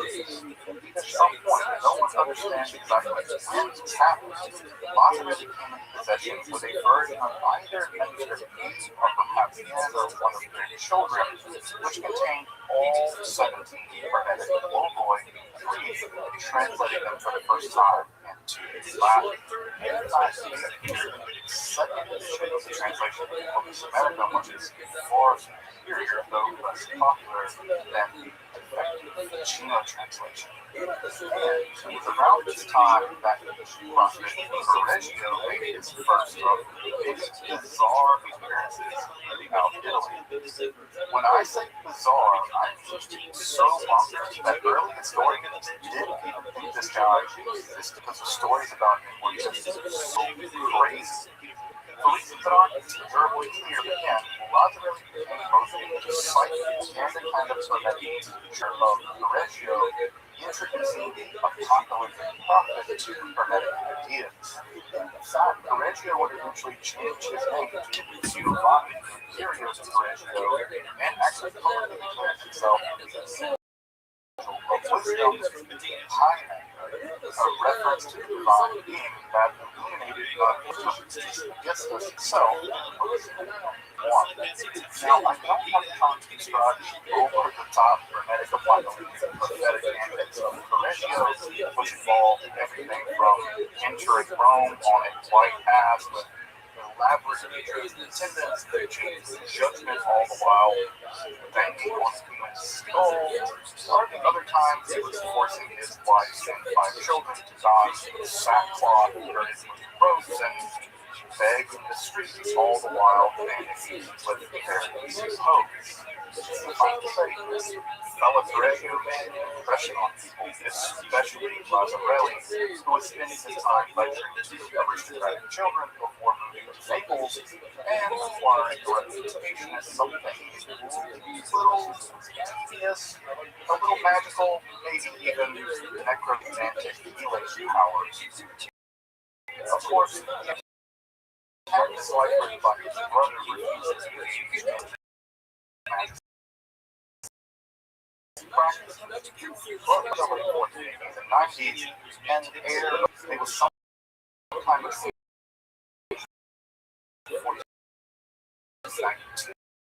in 1494 that completed her first such European work of hermetic philosophy. The factor of ethics are the 6 of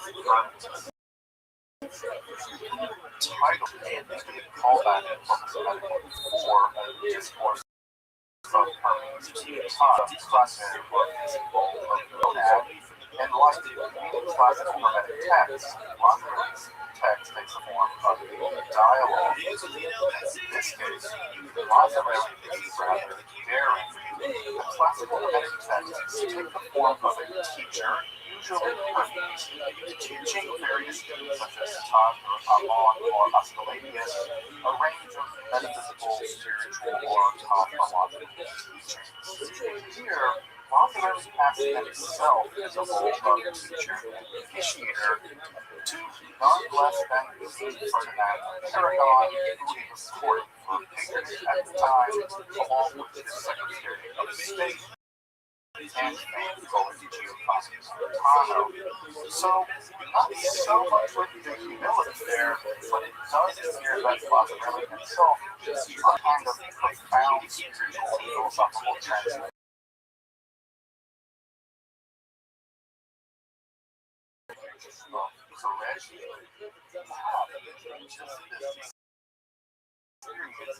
Did see himself in the position to provide just such instruction and education into these hermetic mysteries. Chronically, is a rather complex dialogue interspersed with 5 hymns, one of which contains the central mystery of the text.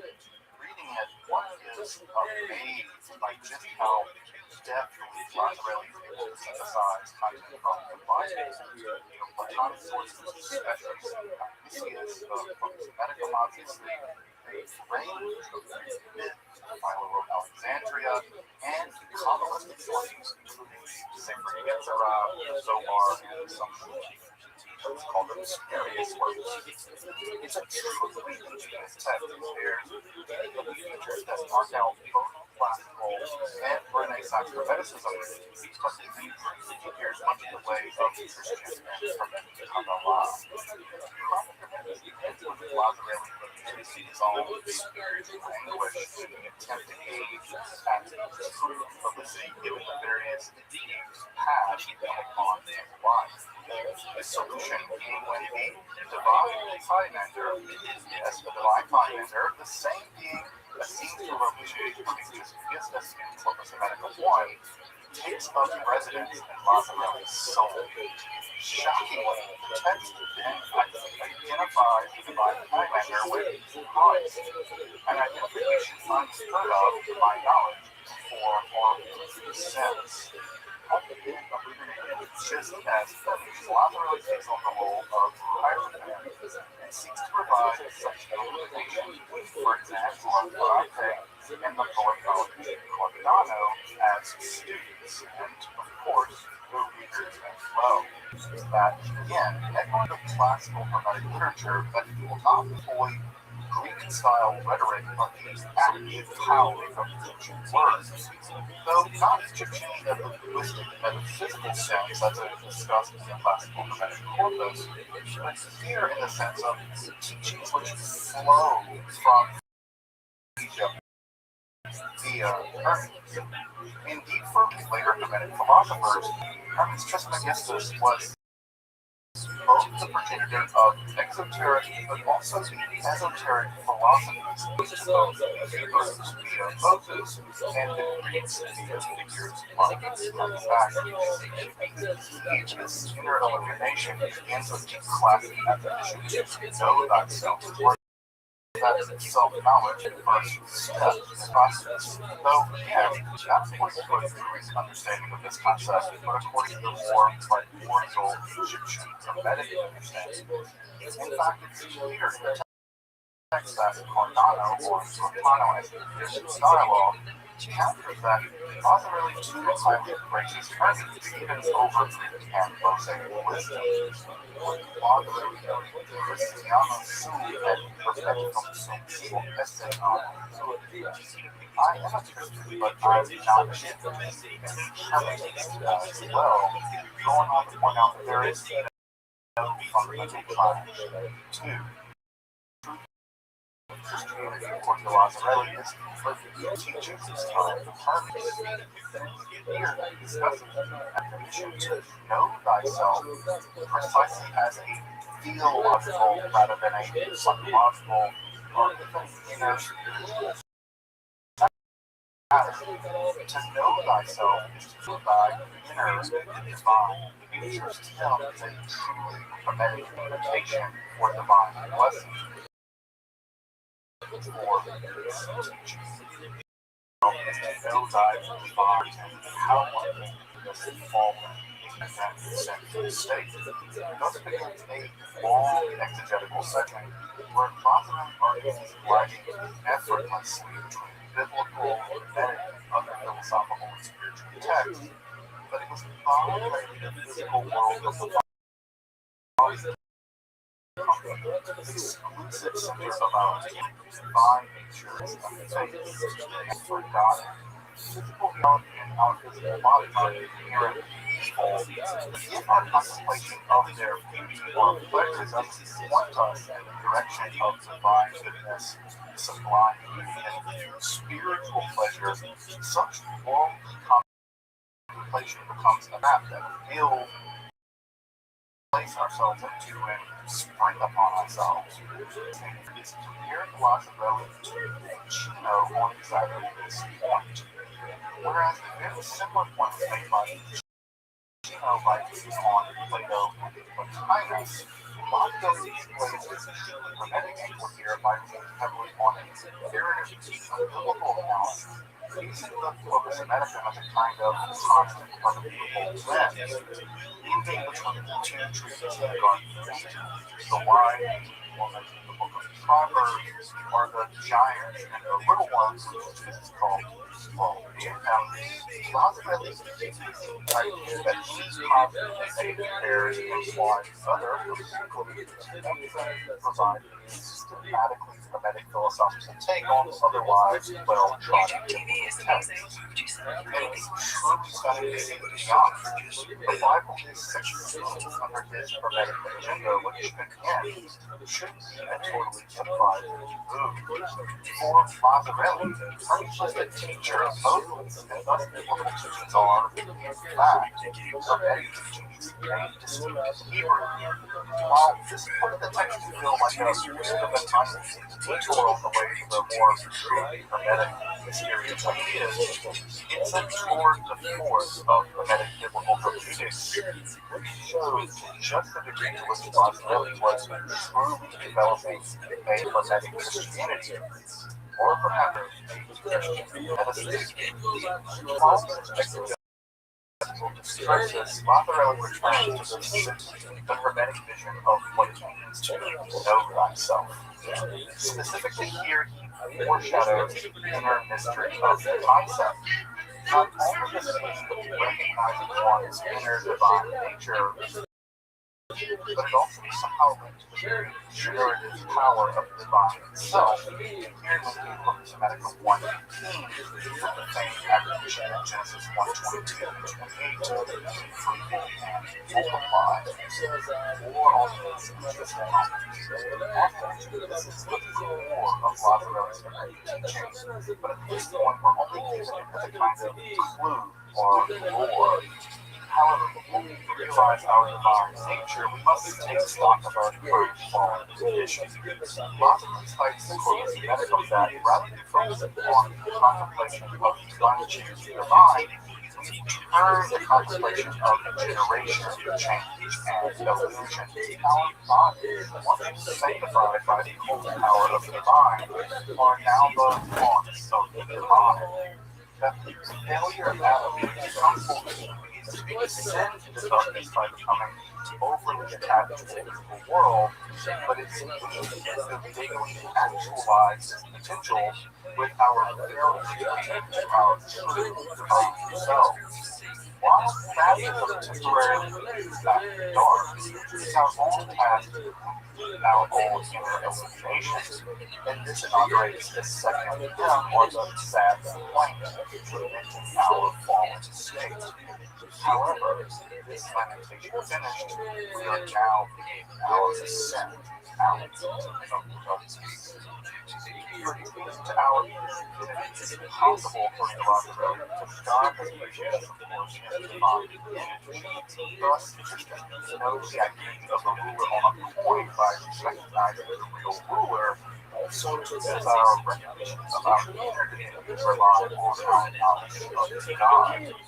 Here, Lazzarelli suggests that both according to the hope of Christian notions that our bodies are fundamentally fleshly cages marked by their fallenness and sin. Rather, just as the world sees the Son of God, or nothing short of miracle and encourager, so too does God really afford it to their soul and body. Just so long as both of those are returned in their fullness of attainment and again, recall the subtitle of this is a dialogue on the divinity of man in both physical and spiritual respects. In fact, lots of texts cover a lot of the nature of the soul itself. It's nothing less than the very life of God. We come to know our true self by recognizing the true nobility of our status having been made in God of His life. Our soul is nothing less than a global aspect of the divine. This realization allows us our metaphysical descent to quote that transcendent most shining darkness of God. A phrase that reads simultaneously with prophetic, hermeneutic, and Kabbalistic overtones. A truly remarkable synthesis. Also, once the word Lazarus discovers Kabbalah, it seems that one of the more likely sources was the same font that the slaves used to Yochanan Alameno. I've done a whole episode on Yochanan Alameno and his Renaissance Kabbalistic study guide. You can check that out in the comments. The second onset of ecstasy on the part of both the protagonists and the readers as their souls start to experience elevation, given the words of Lazarus' teaching, goes from intellectual perseverance to an increasingly ecstatic emotional experience with the power of love rather than knowledge becomes central contemplation direction.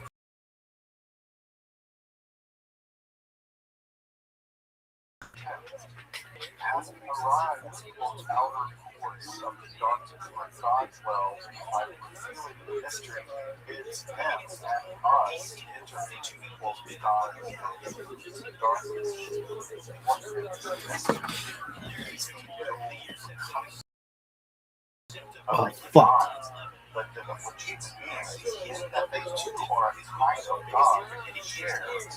Just as the divine energize the created universe of angels, demons, sky, earth, and water, so too the fully realized healing divine can also call forth the being of nothingness and make the pure blending of magic and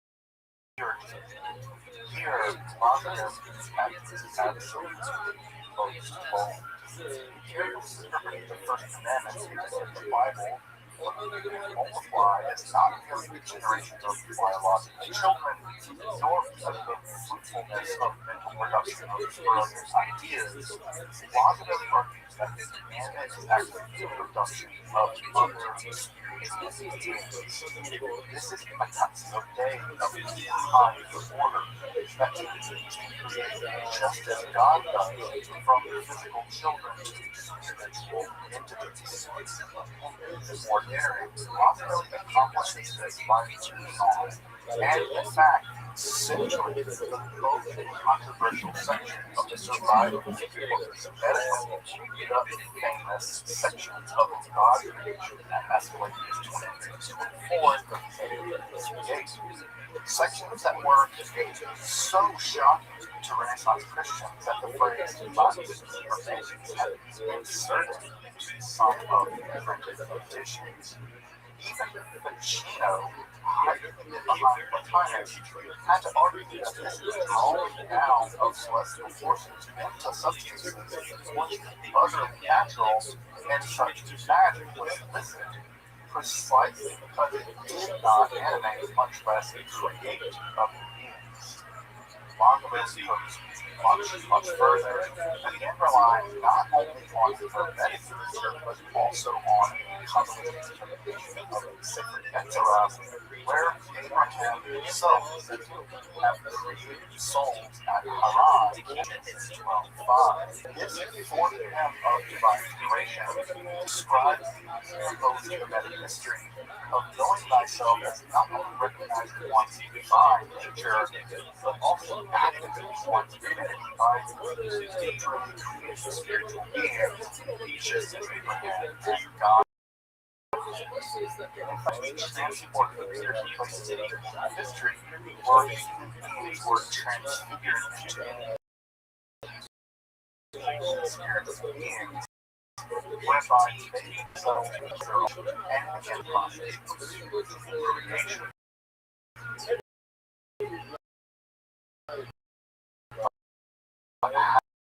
How logical forms stimulate and certain kinds of magic pulled from the city so far as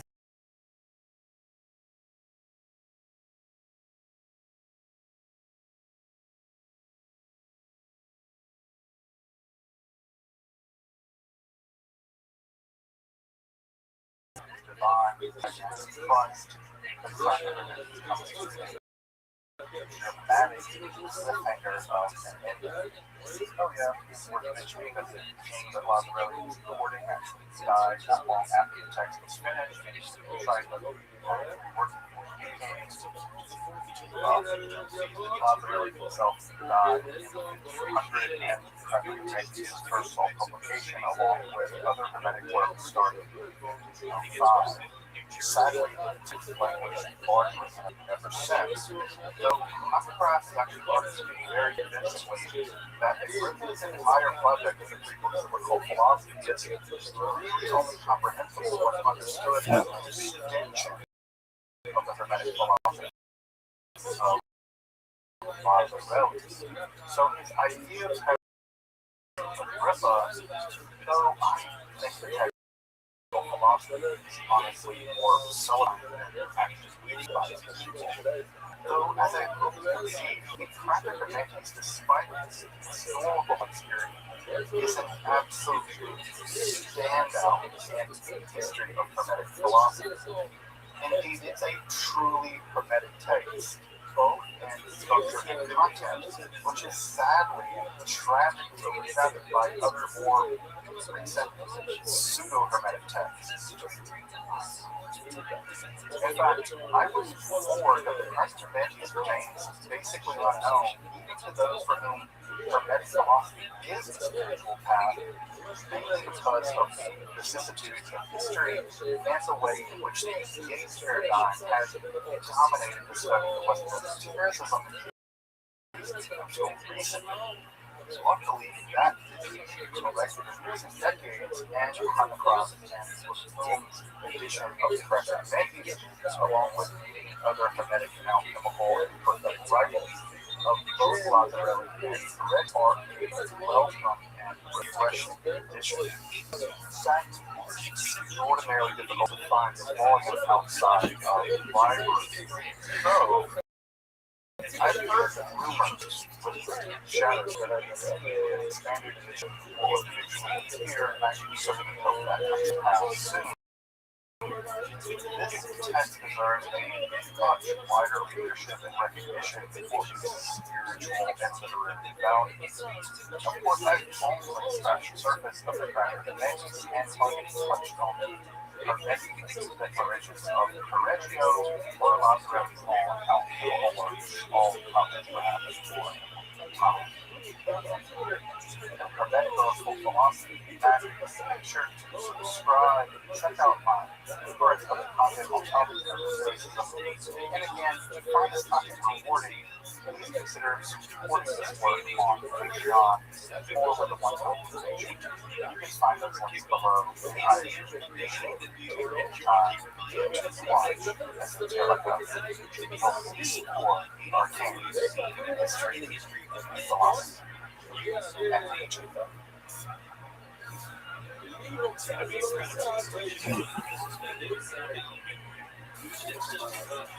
That was out of bounds, Dad.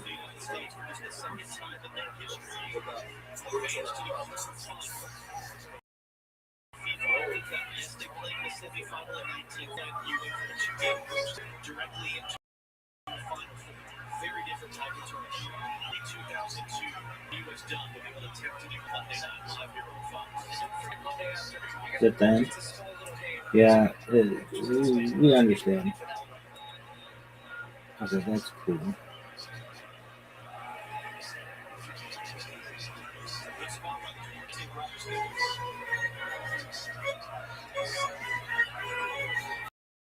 If I could fuck yourself.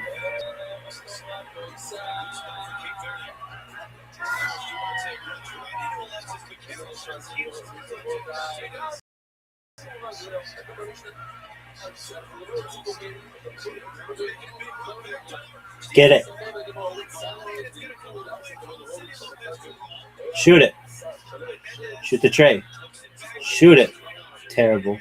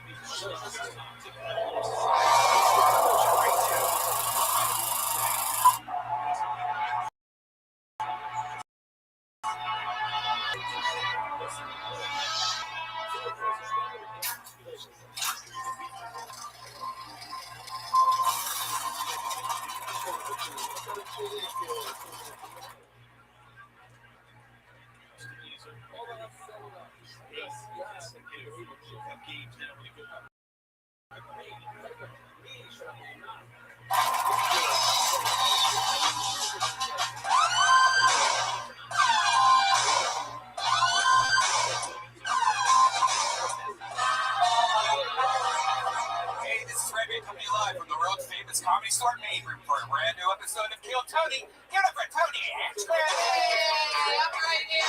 Sitting next to you. Oh gosh, darn time. It's still a pandemic, so I sit next to you during the start of the show. Oh, It's good to be here. How are you, Brian? I'm good. We're here again, the world famous Comedy Store. Another episode of Kill Tony on the Sunset Strip. Hey, look, everybody, it's the great Brian J. Ebo right there. Trying tonight's episode. There's the classic, The Turn, The Wave, Oh, and The baby. Point from Brian J. Ebo. He tries Terrible. every single episode of the show. Terrible. All those prints are available at What would I do? brianjebo.com. I'd be like this. Every Get episode. me the fucking He's ball. doing an awesome I'm tour gonna there. score. Go check it out. A lot of fun stuff happening. A couple new, very limited edition Kill Tony shirts he just released, and other fun stuff as well. Yeah, very exciting. We're all stuffed up on Vito's Pizza, my favorite pizza place, and really one of my favorite Italian restaurants in all of the city that I love the most, Los Angeles, California. It's kind of ruined the pizza that I usually get now. I'll deliver the sucks now. You know, it's incredible, and I think I mentioned it last week, but I did it again since then. Every little gathering I go to now, where I know there's going to be 4, I pre-order an entire party tray of CD, and it comes with an entire tray of breadsticks.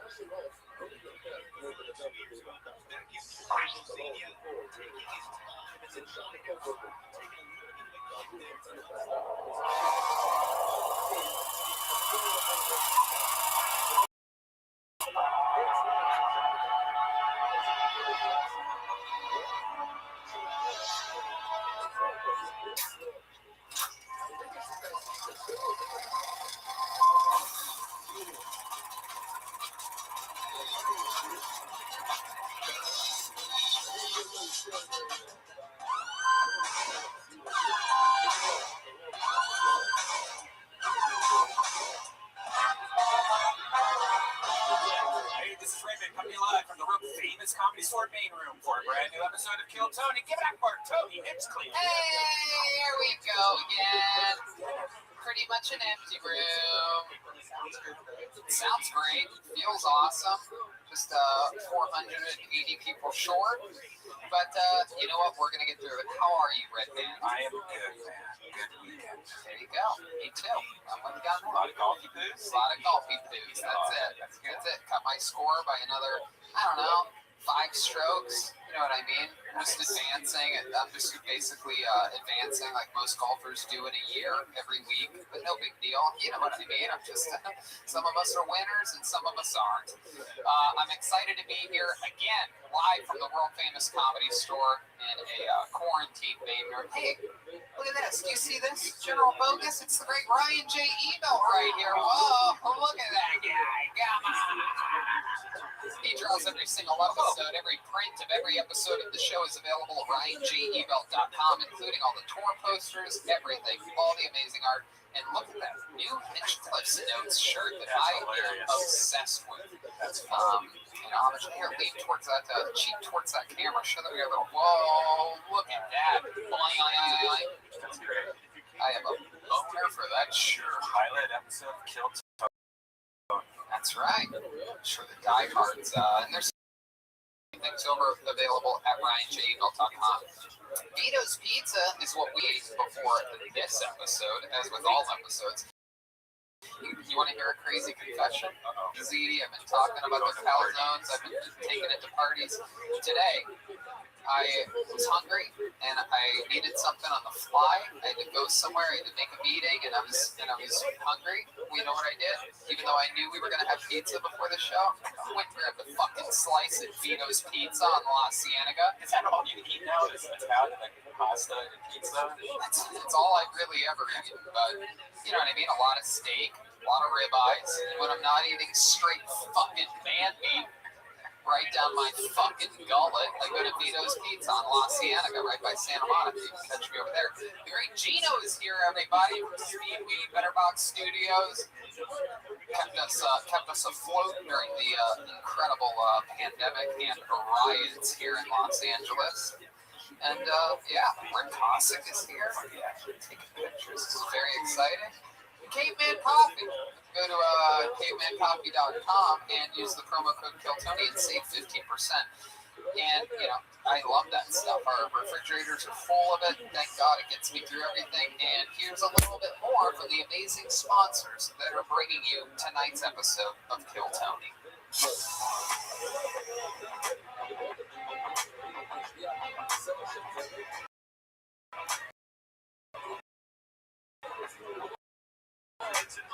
And we're back! I'm sorry. There's got to be at least in this room built for 500, and nothing is more exciting than the current form of the show. We're getting through it. We've been having a lot of fun, and we've been doing it with guests, and we have another guest, a very, very exciting one, a very special one. This young lady made her debut in stand-up comedy on this show and is one of the first ever regulars in the history of the show. Literally, one of the OG regulars. She went on. She continues to have an incredible career. Her debut special came out last year, and she's here right now. Ladies and gentlemen, long-time fans of the show, you're in for a special treat because our guest tonight is none other than the great Kim Congdon, everybody. Here we go. The return of Kim Congdon. Back from New York City. Hello, what's up, you guys? Hello. Hey. Welcome back. Thank you. Welcome. Wow, it feels weird being over here. Yeah. I've done Kill Tony before, but never back at the Comedy Store. Really? Yeah, when I did it, we did it in Nyack. West Nyack. Oh, that's right. I do remember that. Yeah. With Lewis, we all smoked a lot before. Extremely high. I remember the Got really hammered. Lewis gave me a bloody nose that night at Dave & Buster's by accident because we were like wrestling and we were hammered, and then the security guy tried to break it up like it was a real fight. Some of the band was there for Nyack, right? Jeremiah and Joel? right? Yeah, oh, I thought you were asking them and they were coming out. Yeah. I was like, oh yeah, there they go. Yeah. Then you do remember that there is a band, and there is a band tonight, ladies and gentlemen. Every single episode they commit to being different characters. We never know what they're going to be. They've been in the back green room getting prepared. We're all going to find out at the same time. They usually stay in character throughout the entire episode. Sometimes Joel has a little bit of trouble with that. We all laugh about it. And here they are, ladies and gentlemen, the best damn band in the land. We're missing Jet Ski tonight, but you have Jeremiah Watkins, Joelberg, Joel Jimenez, and Chroma Chris. Here we go. Oh, wow. The construction guys. Oh, my goodness. Oh, wow. Wow, this is very exciting. This is very... Wow, looking good, Joel. Yes, there appears to be a construction woman as well. Hello, construction lady. Oh, Pete. My name's Bologna Pete, and my wife was backing a bologna sandwich for lunch. Bologna Pete. How could I forget that? Welcome back to the show, Bologna Pete. Are you excited to be back, Bologna? Is it okay if I call you Bologna? Oh, whatever you like, man. Yeah, that's fine. Chroma Chris is here. How are you? What's your name? Hey, good, Tony. Name's Jack. Jack Hammer. Jack Hanna. Jack Hammer. Jack Hammer. Hammer? Yeah, with an A. Jack Hammer. All right. That's cool. And clearly back here we have what appears to be a Lego man construction worker. What's your name, sir? My name is Robert, the builder. Robert the Builder. I actually saw Jack Hanna in the back, and I didn't know what was going on, and he really scared me. It was just like someone doing construction in the back that wasn't supposed to be there. And I was like, what are you doing here? And he's like, you didn't see me, and I wasn't here. And Jack Hammer, not to be confused with someone that Brad and I grew up with at Columbus Zoo.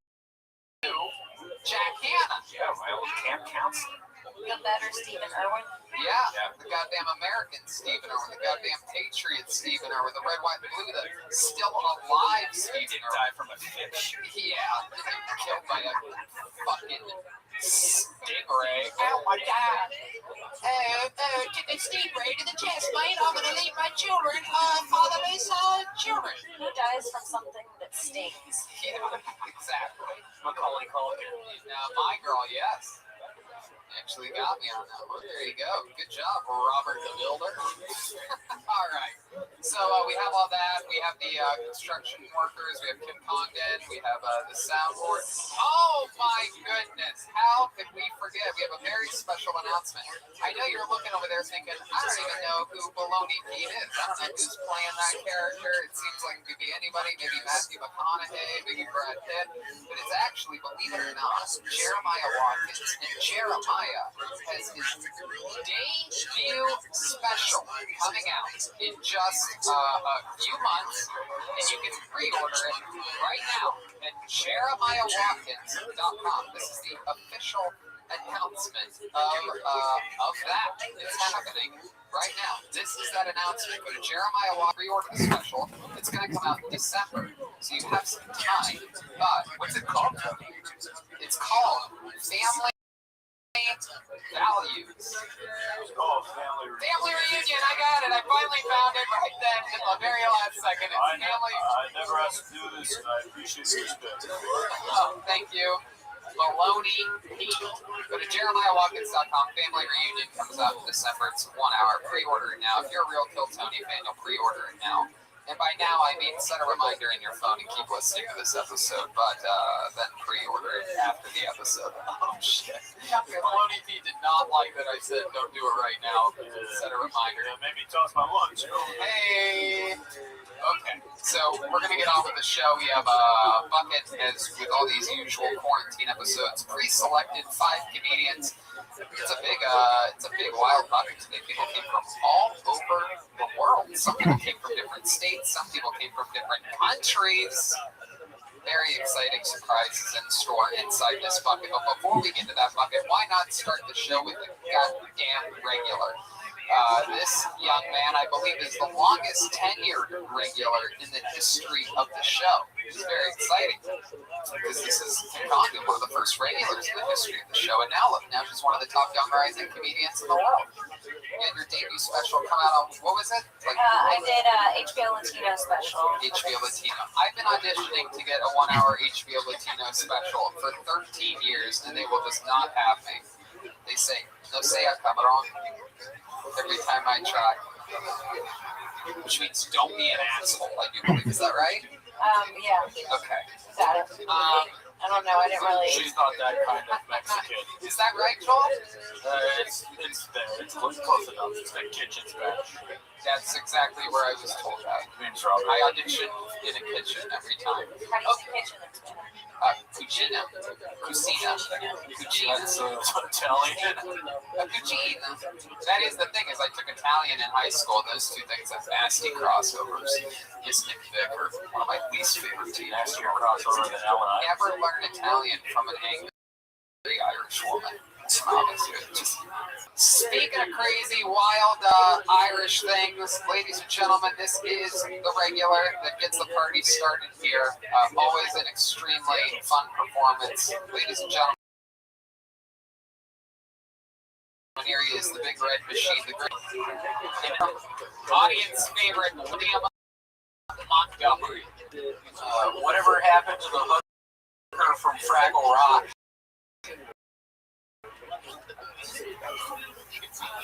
They fired me for saying stuff like 65% chance of rain if you don't convert to Christianity.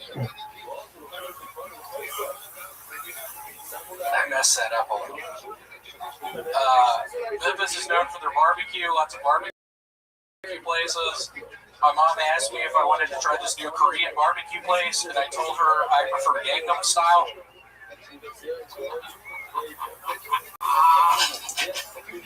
This is a good one. Taco Bell had a bell on the roof, and you just needed a password to get to the top of it. Not the case. That's a bad one. My first beach vacation was first. Wayfair Shoe Clearance is here. I was thinking that sounds much better. Oh my God. I loved it. I thought it was great. How about a hand for William Montgomery, everybody?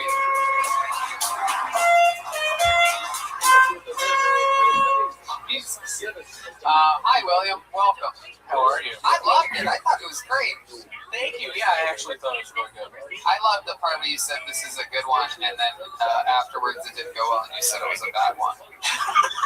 That was amazing, and I'm sure that's going to hit hard with the people at home. Very William Montgomery, like you said, very quick, fiery jokes with the punchlines and references are very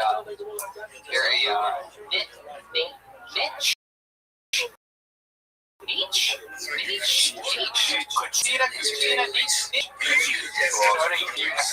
you see the spot on my butt? The spot on your butt? Why? What happened? I've just been sweating a bunch. I don't know what I think about this cotton shorts. Oh, you try out some of the new.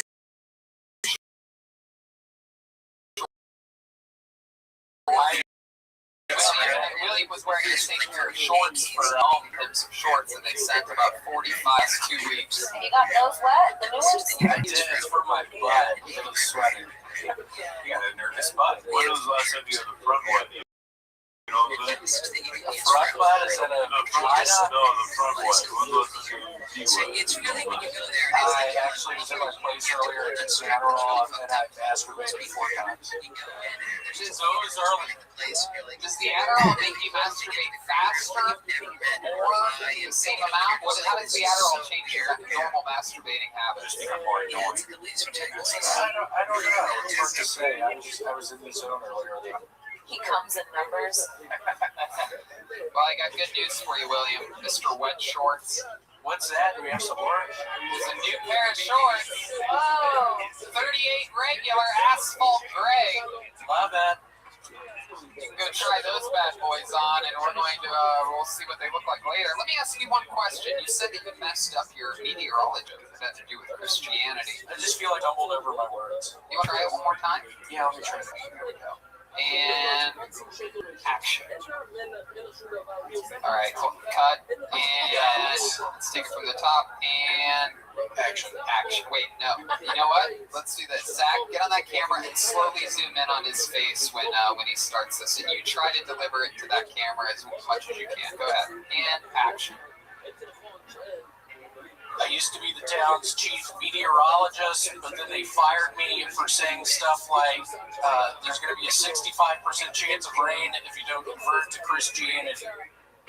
Wow, you really had to read that straight off the card for most of the years. I've been reading these cards for months now. Wow. I have my memory shot. I don't know what it is. My memory shot. Have you been drinking again? No! Oh my God! Gators hat. We beat. Kim Congdon's also a Florida game. Are you really? Yeah, I recognize Did you watch the game on Saturday? No. We looked good. The defense looked bad, but offense looked good. But I basically I drank all day Saturday. I never got drunk, but I was sort of drinking all day. Oh, that's good. That's good to know that you're. You're a Florida Gator, that's why you have swamp ass. Hey. It is how. Well, you could drain the swamp in your new asphalt gray 38 regular shorts. It's really not hot out here either. You're wearing shorts and a t-shirt. Yeah, I don't know. It's been hot all day. Alcohol and Adderall withdrawals he's going through right now. It's funny because it's Sad that? yeah. What's Fraggle Rock is the hooker, by the way? There's not a hooker on Fraggle Rock. Are you looking for like you think all of his Does she have an OnlyFans? It's one of the first episodes she's on. William, anything else crazy happening in your life this week? Not really. I've been cooking on the crock pot a bunch. Oh, that's great. There's nothing I love more than fresh cooked crock pot food from someone that sweats profusely. What have you made? Porridge? What kind of thing? Porridge. Yeah. What are you making? What's porridge? Something you make in a crock pot? No, I've been making chicken dishes. What kind of chicken dishes? Pozole. Yeah? How do you make that? Can you give people, let's do a little segment, let's do a little brand new segment that we've never done on this show where you take us through the recipe for how you cook chicken pozole. Here it is, In the Kitchen with William Montgomery. Here it goes. Here's the music for the kitchen. Okay, y'all, you're going to want 4 boneless, skinless chicken breasts. You're going to want 2 cans of, what am I looking at? You're going to want 2 cans of diced tomatoes. You're going to want a big old can of pozole. You're going to want salt. You're going to want pepper. You're going to want to mix all that stuff up in the crock pot. You're going to want to put it on high. You're going to get the chicken breast out of there. You're going to want to shred it. You're going to want to leave it in there for 30 more minutes. And die for it because it's not cooking it. I mean, what? On high 8 hours? No, it's in liquid. Oh, here we go. You're going to want, I would say, 5 or 6 cups of chicken stock. Oh, 5 or 6 pounds of chicken stock? Cups. Oh, cups of chicken stock. Oh, and also, Tony, I got bugs for my first headlighting kit. You got bugs for it? Bugs. It happened a couple weeks ago. Now, was it? It happened a couple days? Oh, right, a couple weeks ago. In Eureka Springs, Arkansas. Really? It's in Eureka, California. Oh, wow. Yeah, I'm excited. I've only ever done 45 minutes once. I had probably 10 minutes. Wow. So I don't know how many times. Are you just going to go with all these index cards? Or are you going to like put them in a book? Or are you going to have a telephone? I don't know what I'm going to do. I'm starting to get nervous. It's a 9-hour drive. If you're going to drive there, you can pay $39 for the flight. Well, if I know anything about William, he'll take the worst possible mode of transportation that makes 0 sense and put himself in a very weird position. I'm driving. Yeah. I hung on to the bottom of He rides passenger on those motorcycles with the things on the Yeah, side. Sidecar Willie. That's what we call him sometimes. Old Sidecar Montgomery. like really excited. Yeah, I don't think people want to watch. Can somebody shut the fuck up? Seriously, can somebody shut the fuck up? What did you have for breakfast today? Pozole. Yeah, you had more pozole? That shit almost every day. I think he's trying to say pizza. Yeah, I think I'm trying to say pozole. What are you talking about? Yeah, I mean, what the fuck are you talking about? That's the Adderall. Come on. When you say add a can of pozole, like, what does that even look like? It's corn. It means hominy. Hominy, yeah. Is pozole corn? Is pozole corn? Yeah, Or is it hominy? hominy is great. I like my hominy with bone thugs and hominy. Hominy. Okay, there you go. William, go try on those shorts for us, William. Here he goes, William Montgomery, everybody.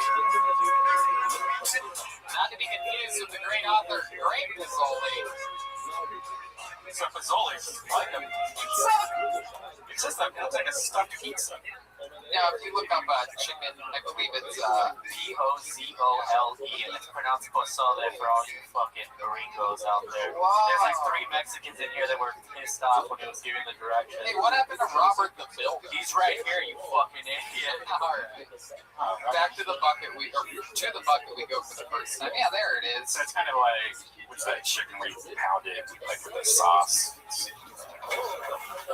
It's like Chicken rigatoni. It's like burgers and chicken parmesan. No, rigatoni. chicken rigatoni. Yes. Yes. Yes, Bologna Pete. With a name like Bologna Pete, you should know your Italian foods, right? What ethnicity are you, Bologna Pete? You don't even know? Yeah. I'm Italian. You sound Italian. You sound a lot like Rocky Balboa. What do you mean you don't know?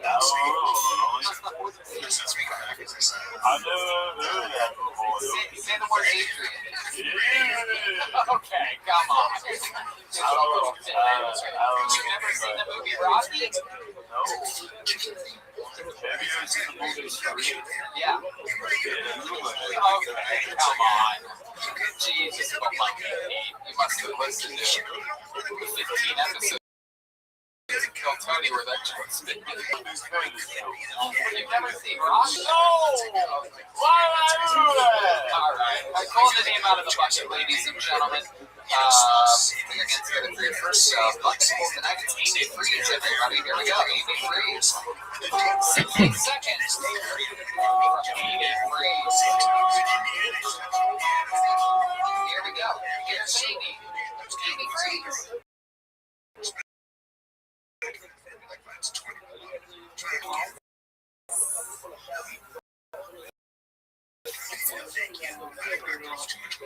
Can you try this now because I just survived the stage? It's really not making it though. No, it's amazing to be here. I'm so excited. This is seriously a dream come true. Yeah, and I'm so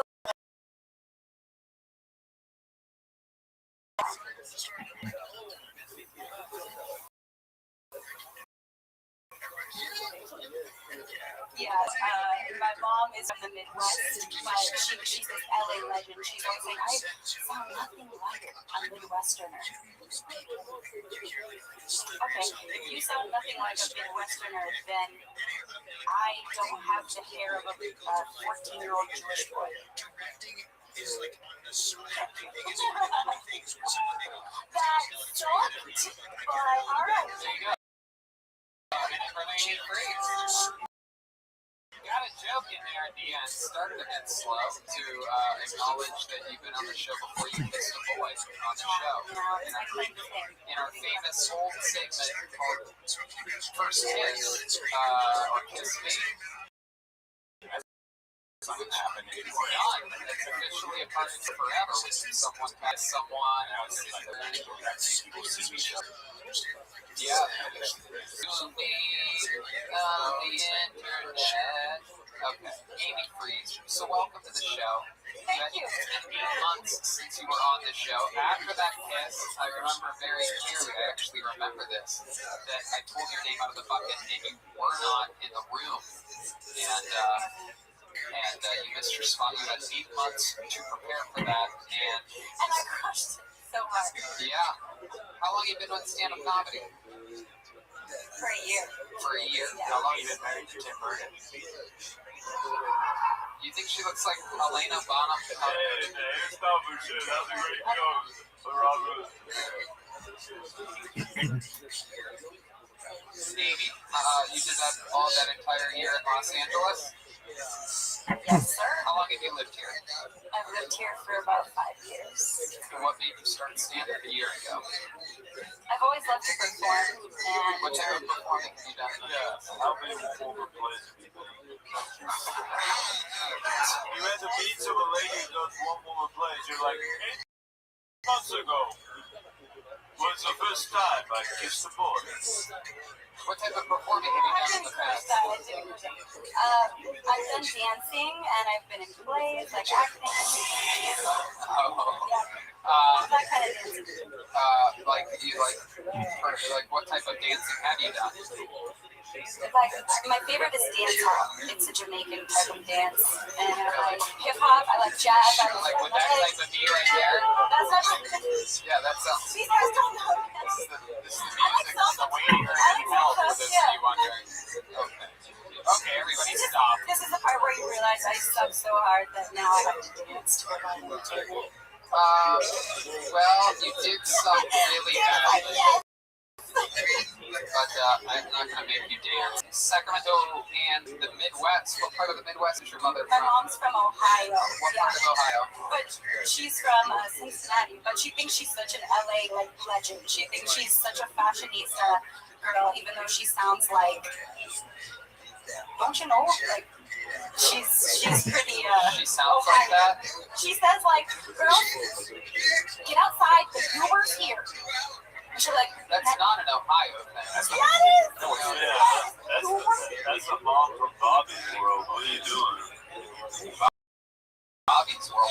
Exactly. It's very bizarre that you've seen Bobby's World and not Rock. Yeah, MC Rock. I love Bobby's World. Love Howard Mandel. Okay. Where are your mother's parents from? One of them from Minnesota or Canada or something like that?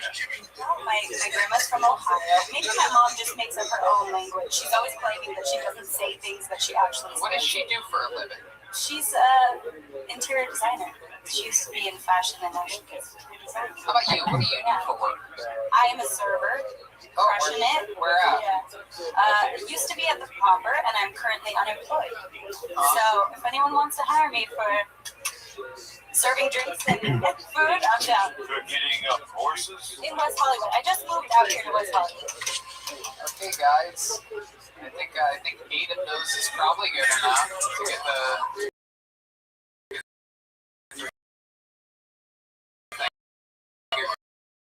Cross. She made that one noise that one time. Tell us.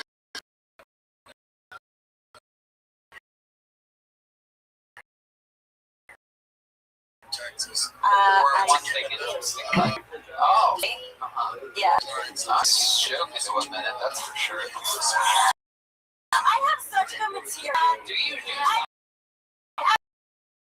was trying to make like a dramatic entrance, you know. Do Like, something. I was trying to come up and be like, Twice. Now you exploded to that just. Okay, stop. Alright. It's getting annoying real quick. Really go ahead. Ken has a question. As a yoga instructor, what's the most annoying thing that regularly happens? Oh shit! People farting. That's not it. They just try to be really competitive about it, and they're like forcing themselves into these injuries. Like people are trying to do like back bends, and then they can't get out of it. And I'm like, What's your favorite joke that you've Take written it easy. in the year that you've done stand-up? Do that one joke. oh my Do god! your favorite joke for us. How many of you want to see your favorite joke, huh? Okay, Here we go. Here comes Okay, here's another one. Okay. favorite joke. Okay. So I got my phone stolen recently. By that I mean I lost it, and so I had to listen to the radio. And my favorite part of the radio is the Art Laboe Love Connection on 104.7. People are always calling in like, "Hi, this is Pamela from Van Nuys, and I have a message for my lover Carl in Pasadena. I want to wrap my arms around you so tight right now, honey Pooh Bear Schnookums, and when I do, I promise I will never let you go, and I want to dedicate this song to you. Cry With Me by Pretty Ricky." That's really cool.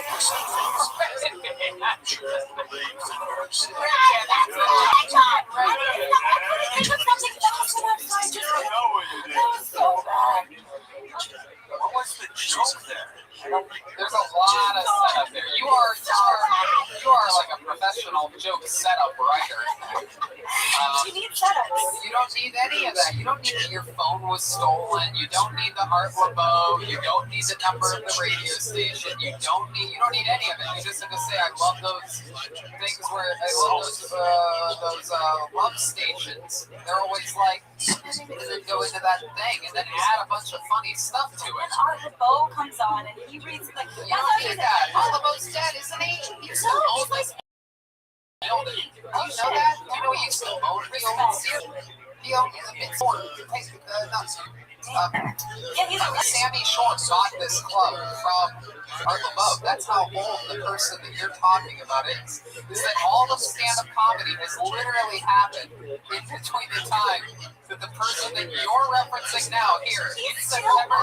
Shut the fuck up. Why don't you join the band? She's so good at just talking while someone else is talking.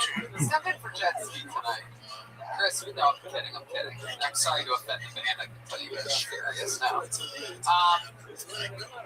Why Art Laboe? Why is that? Is that a real thing? Is he still doing it? yes, he's alive. Are you sure there's not a soundboard? For not knowing that he's still around, he's still banging out like episodes. He's like 95 years old. 95 years old. Perhaps there's someone older that you could joke about. Perhaps there's a Adam and Eve reference somewhere. That's why I was saying that I lost the phone. Who listens to the radio anymore? But sometimes I listen. Latinos listen to the radio. Where are my Latino people at? There's Digits back there. Represent. He's listening to the radio right now. He literally has a little boombox up. He just called in a request to Art Laboe. Hey, yo, Cynthia, it's me, Digits. I just want to let you know I really fucked up. I left a pair of high socks. This is going to be good for you. You know, this just went about as bad on every level as it possibly can. And this is what people need sometimes. They need a little jolt. You know, you're going to wake up tomorrow and you're going to be like, fuck, I need to do something. I need to do anything. I need to write something immediately. I need to figure out something. And it's going to be good for you. This is good. Trust me. Some people come in their first minute is unbelievable, and then their interview is great, and then they come back, and then their stock's going down. You're going the opposite path. It can only get better. So come back again. There she goes, Amy Free. Oh, Baloney Pete's taking a lunch break over here. Let's see William in his new shorts. Let's do that. Let's jump right into William. Here he comes. Here he is. Oh my goodness. General Bogus, get on that. For those of you that are into abused fathers, this is the one. He's yelling. He's very angry. All right. Face that camera. Show us your body. That's the camera, William. The barrel of that camera. William. I swear to God, William has no idea how cameras work. He's like always surprised when I point to the same camera every week. Oh, look at that. Hard as a rock. For those of you watching, we're slowing down the video of him getting hit full speed by Baloney Pete. My goodness, that is incredible. Flesh is barely moving. All right, William, what do you think about those new shorts? All right, he loves it. All right, actually nice. North Face, awesome. Really good. Asphalt gray of 38 regular. It's getting tight again. It's getting tight. Someone's been drinking. For a guy that sweats a lot, he's retaining a lot of water. There he goes. William Montgomery, everybody. It's the great Jay-Z once said, on to the next one. My boy back in that pizza sandwich. Oh, wow. Look at that. I loved watching Jeremiah wait for you to notice his sandwich. He just kept having to eat it. He lives for moments like these. One person tweets, I love the pizza sandwich card. He just fucking... I'll get a pizza sandwich t-shirt at Jeremiah. Stand up on TV. Oh, yeah. All right, pull another name out of the bucket. Make some noise for Elias Zoak, everybody. Here comes Elias. You guys gonna play music for Elias? What happened when you insult the man? Oh, good one. Here we are. Here he is, Elias Zoak. I'll just have Red Band play music for the comedians. You know what? Let's take it from No way. Hey, No way. Noise for Elias Zoak. Oh man, that feels good. Guys. 8 comatose people in this room. Here he is, Elias Zoak. So I've been dating during quarantine. If you want to know the type of girl that I'm into, I like a girl with a sense of humor, but not too vulgar. So maybe like Amy Poehler, opposite of Amy Schumer. It's about my type. Marilyn Monroe once said, "You can make a woman laugh, you can make her do anything." I make them laugh, and they do anything. But me. But my exes have all been reliable, though. Yeah, they're really able to just rely.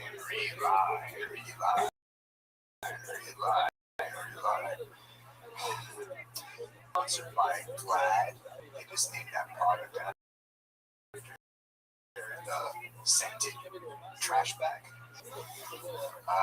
Maybe she should go on a blind date. I went on a blind date. She couldn't see I was the right one. Unfortunately. I have a Kobe joke too. Okay, let's hear it. Go ahead, Elias. So, the reason why a lot of people are so shook about Kobe's death, me included, is because we know that the popular saying, "This too shall pass," won't hurt. There you go. There's a foul on the play. Elias Zoak. Oh, there they are. There it is. I love it. Welcome to the show, Elias. This is your first time on Kill Tony, am I correct? Yes, sir. Thank you so much. I'm so honored. How long have you been doing stand-up? A little under a year with COVID, so it's been tough. Right. Okay. And where are you from? Miami. How long have you been in LA? I've been in LA since June last year. Were we going to stay there for a I second? said I went to UF too, so. Oh, you're also a kid. Wow, it's a big night for us. Look at this. This is incredible. My goodness. What did you study there? Telecommunications. Me too. Wow. What year did you guys graduate? Yeah, I might have fucked You you. guys might be twins. You I have a good look to you. You look like a young Bruno Tarts. I'm going to Google that. It's like Bruno Mars, but retarded. Bruno Tarts. You like Bruno Mars if he landed on the grenade and singing about it. I like that. What was the question? Oh, what year I graduated? 2017. Oh, okay. What's the most Florida thing you've done? Good question. It's funny. Like, everyone knows there's a Florida man, right? But in Florida, we don't know there's a Florida man. For us, it's just, you'll watch the news and you'll say, man, baby's been in another man's face. He's a really recreational drug. That's all. You guys have Morgan Freeman as a newscaster there? I mean, What do you do for work now that you study telecommunications? I'm unemployed. I lost my job. I'm looking for What job do you do? I was a marketing coordinator, but I also produced Well, we're all independent producers. What were you producing? like short videos and films. Yeah, I do that too. Yeah. What do you like to do for fun? I like to play basketball. Uh-huh. I thought we were in the finals. I was gonna come with my Miami Heat LeBron James jersey, but that would be kind of funny because he plays shit. Thanks. Dude, it would have made this. Thanks. I thought it was a telephone cord around his neck. So you talked about yeah, that is a little interesting. You got a little fucking what's that look like? What's that look like? Are those beads like those are praying beads or like mindful? What do you need to remember? Just to be here in the present moment because it's a very valuable thing to be. There's the only thing that we have. Oh, so your trauma. Wow. So let's talk about it. You're a good-looking guy. You're from Florida, right? You seem like you're a nice guy. You talked about dating in your set. Is that true? Did some girl break your heart or ignore you that you liked? Is that sort of a true thing? It's just like I'm just always like the friend, you know. So it's like, why do you think that is? girl told me I was too fat, which was It might be the friendship, right? It might be the beats that you're wearing. Do you always wear those beads like that? Yeah, you shouldn't. You know how vampires, you ward them off regardless? That's like you ward chicks off me. Next time you see a girl and you're wearing those beads, instead of talking about mindfulness, just take them off and shove them up her. All right, so let's see where it goes wrong here. Let's say that we're at a bar and I'm a hot chick, okay? And you want to fuck me, all right? And we're hanging out, listening to music, right? John Mayer's there, he's playing live. All right, here we go. You ready? Be present. I'm a hot chick. You ready? Here we go. Hey, what's up? What's your name? what's the name? It's my initials. Oh, God. Okay, stop. Hold on a second. That's the first problem. Stop. Complete shutdown. Here, hold on a second. What the fuck? I was literally being a dumb hot chick, right? Hey, what's your name? Easy, what's your name? It's like, why you verbally raped me right from the get? Can we maybe try it again? Because we actually have a hot chick here. Like use Kim and see if he's gay will improve. Maybe he's not listed as a guy. Okay, I'll let Kim play the role. Absolutely. Here we go. All right. Here we go. Remember, you want to hook up with her, so do what you can to hook up with her. Don't do what you did with me. All right, ready? Oh my God, what's up? What's your name? Oh, you have to talk into the microphone, you faggot. Elias, what's your name? Oh, I'm Kim. Nice to meet you. Is it short for Kim? It is, yeah. No, it's short for Susan. Oh, yeah. You like this band? Is that what you Oh, this band? No, I didn't come to listen to John Mayer. Elias, what brain injury have you suffered? It's John Mayer. It's not a band. You don't know who John Mayer is? You don't know who Bruno Mars is? Elias, put your helmet back on. We're talking to women. Okay, I'm gonna let you guys continue. You do almost everything Wait. wrong. Can we try to give up with Brett? Because Elias is the girl. I mean, first of all, can we just acknowledge that she said Kim, and you said, is that short for Kimberly? Like, what the fuck is wrong with you, dude? This isn't supposed to be the comedy part. We want to see you actually try to get laid. Now look what you're stuck with the third hottest chick on stage. What's up, bro? What's going on? Come on, try to fuck Red Man! Hey, dude. Like your beads. Stepping them away. Should I come find you for you? Turn around. I've been doing your back pocket. Good girl, right? Yeah, he's a girl! Have you ever acted before? Oh. Well, I'm slowly. Oh, Okay, both. do you mind if I smell it now? It's just shit all over him now. Oh, that shit doesn't work on me. Elias, you have failed with all three of us. You know what? Let's bring William up here. William, come on out here. William, where's William Montgomery? Can we get William up here? Find William Montgomery. All right, let's give you one more round with me. Let's really try it this time, okay? Here's William. He's here? William, come out! The name change was good. Here he comes. Here's William Montgomery. So, William, in this scene, you're going to be playing a hot chick that wants to fuck this ready, and you're at a John Mayer concert. Flirt with him. Go. Elias. Elias, what's your sign? I'm a Leo. I'm a Leo too. Oh, wow. So we're fine. When were you born? August. August was born August 12th as well. Expensive. How old are you? 26. Say what's meant to be. Say what's meant to be. Us. In what way? Say in what way? In what way? Together. Forever? Okay, I figured it out. That's exactly what I thought. Here's the problem. You fall in love with girls and you want a serious relation. You need to try to do Elias. Listen to me. I want you to repeat this after me. Ready? I am a pussy hound. Say it. That sounds so much hotter. You were just hot. That was the first time I saw you as hot. Right when you said that. See? Dude, you need to think this way, Elias. You're not going to find a relationship if you're out there matching zodiac signs with people that look like William fucking Montgomery. We need to teach you how to go straight for the vagina instead of the heart. It's like you need to hit first base before you sign a long-term deal with the Yankees. Do you have a tattoo? Over his belly button. I was going to say, yeah, it's like a tall belly button. Am I correct? You have a nipple piercing? You have nipple piercing. Are you Cuban?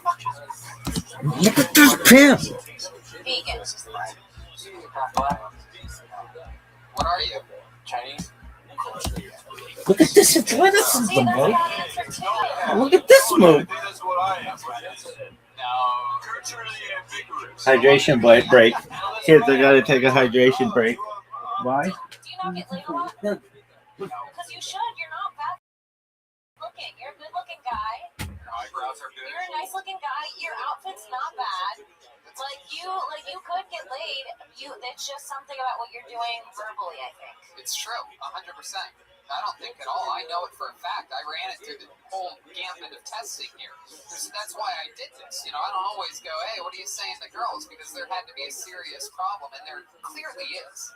The person that you connected with the best was William Montgomery. I thought we had something. Beautiful. Elias, come back again with another minute sometime, will you? Elias Soak, everybody. There he goes. That was fun.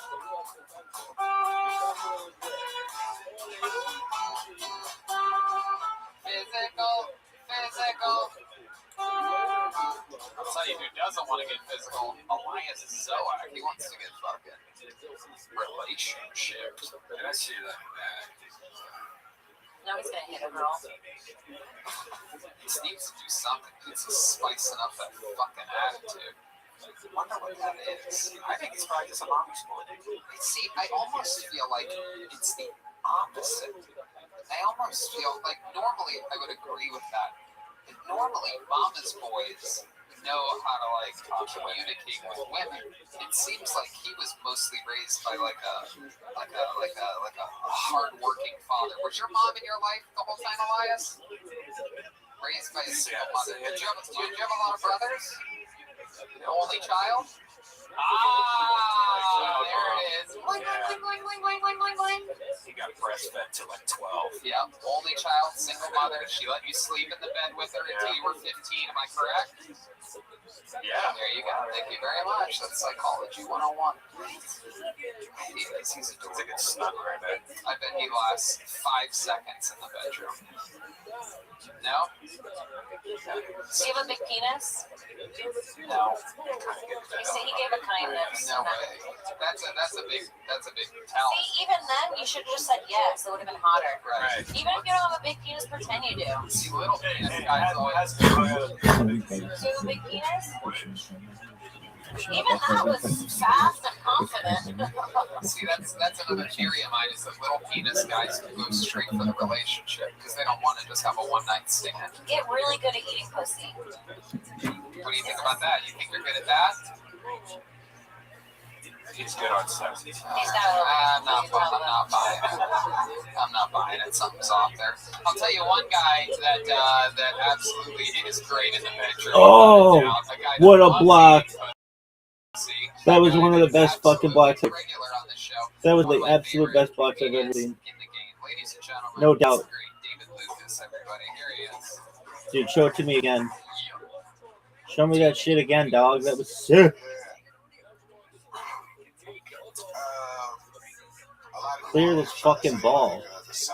I'd clear it. I'd be like, what the fuck just happened?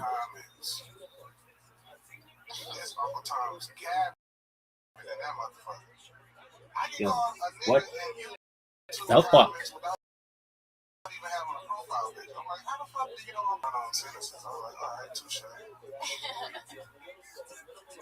Another racist thing that a lot of people don't think about, like the most racist things that we learned in elementary school would have to. You know anybody not watching yet? Like every single person I've ever met in my entire life. Yeah, dog. Nobody's watching this shit. So, match break. Y'all some 3 bags full. Like for my master, like, hold on, what the fuck these white people got me reading in 2nd grade? David Lucas. My goodness. That's so interesting. Is that true? Is that really Baba Black? Yeah, that's hilarious. Baba Black Sheep, had you anywhere? Yes, sir, 3 bags full. No way. One for my master, one for my name, one for the little one who lives up the night.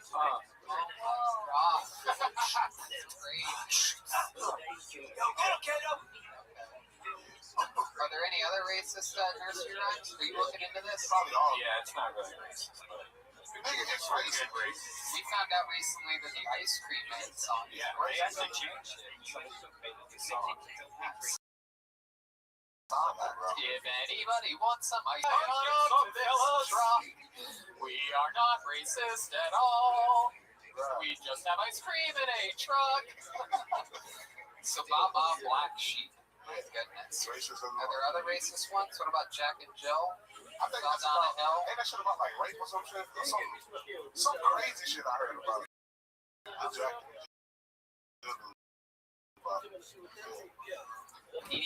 How would you be lying? You have to kick it over like every little kid. And no offsides.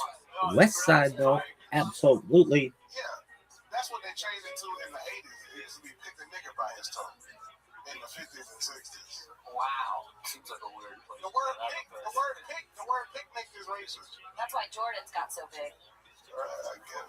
My goodness. All right. Eeny, Meeny, Miny, and Mo were all in the same prison cell together in 1836. That's incredible, huh? No, wow. So, David, that's fun.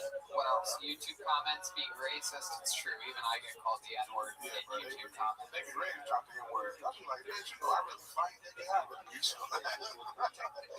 You know what's funny is that every time you're on, our YouTube is demonetized because every time you're on, you say the N-word like 5 times.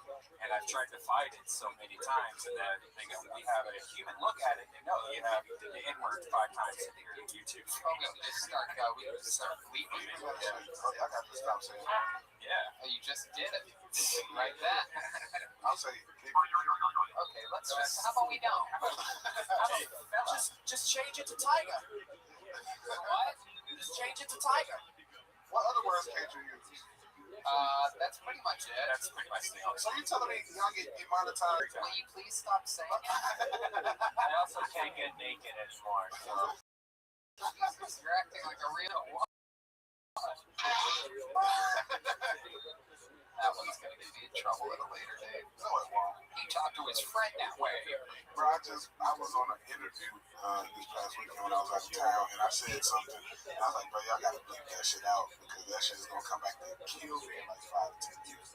Because I was telling them how, like, I don't like to use condoms, and like, I'll like secretly put Plan B in a girl's smoothie in the morning. I was like, that shit is gonna get me fucked up in a few years. I'm like, bro, you gotta edit that shit out for real. Well, you just said it again. Literally doing everything you should have done. Really incredible. My brain not working well. I'm fucking dead, man.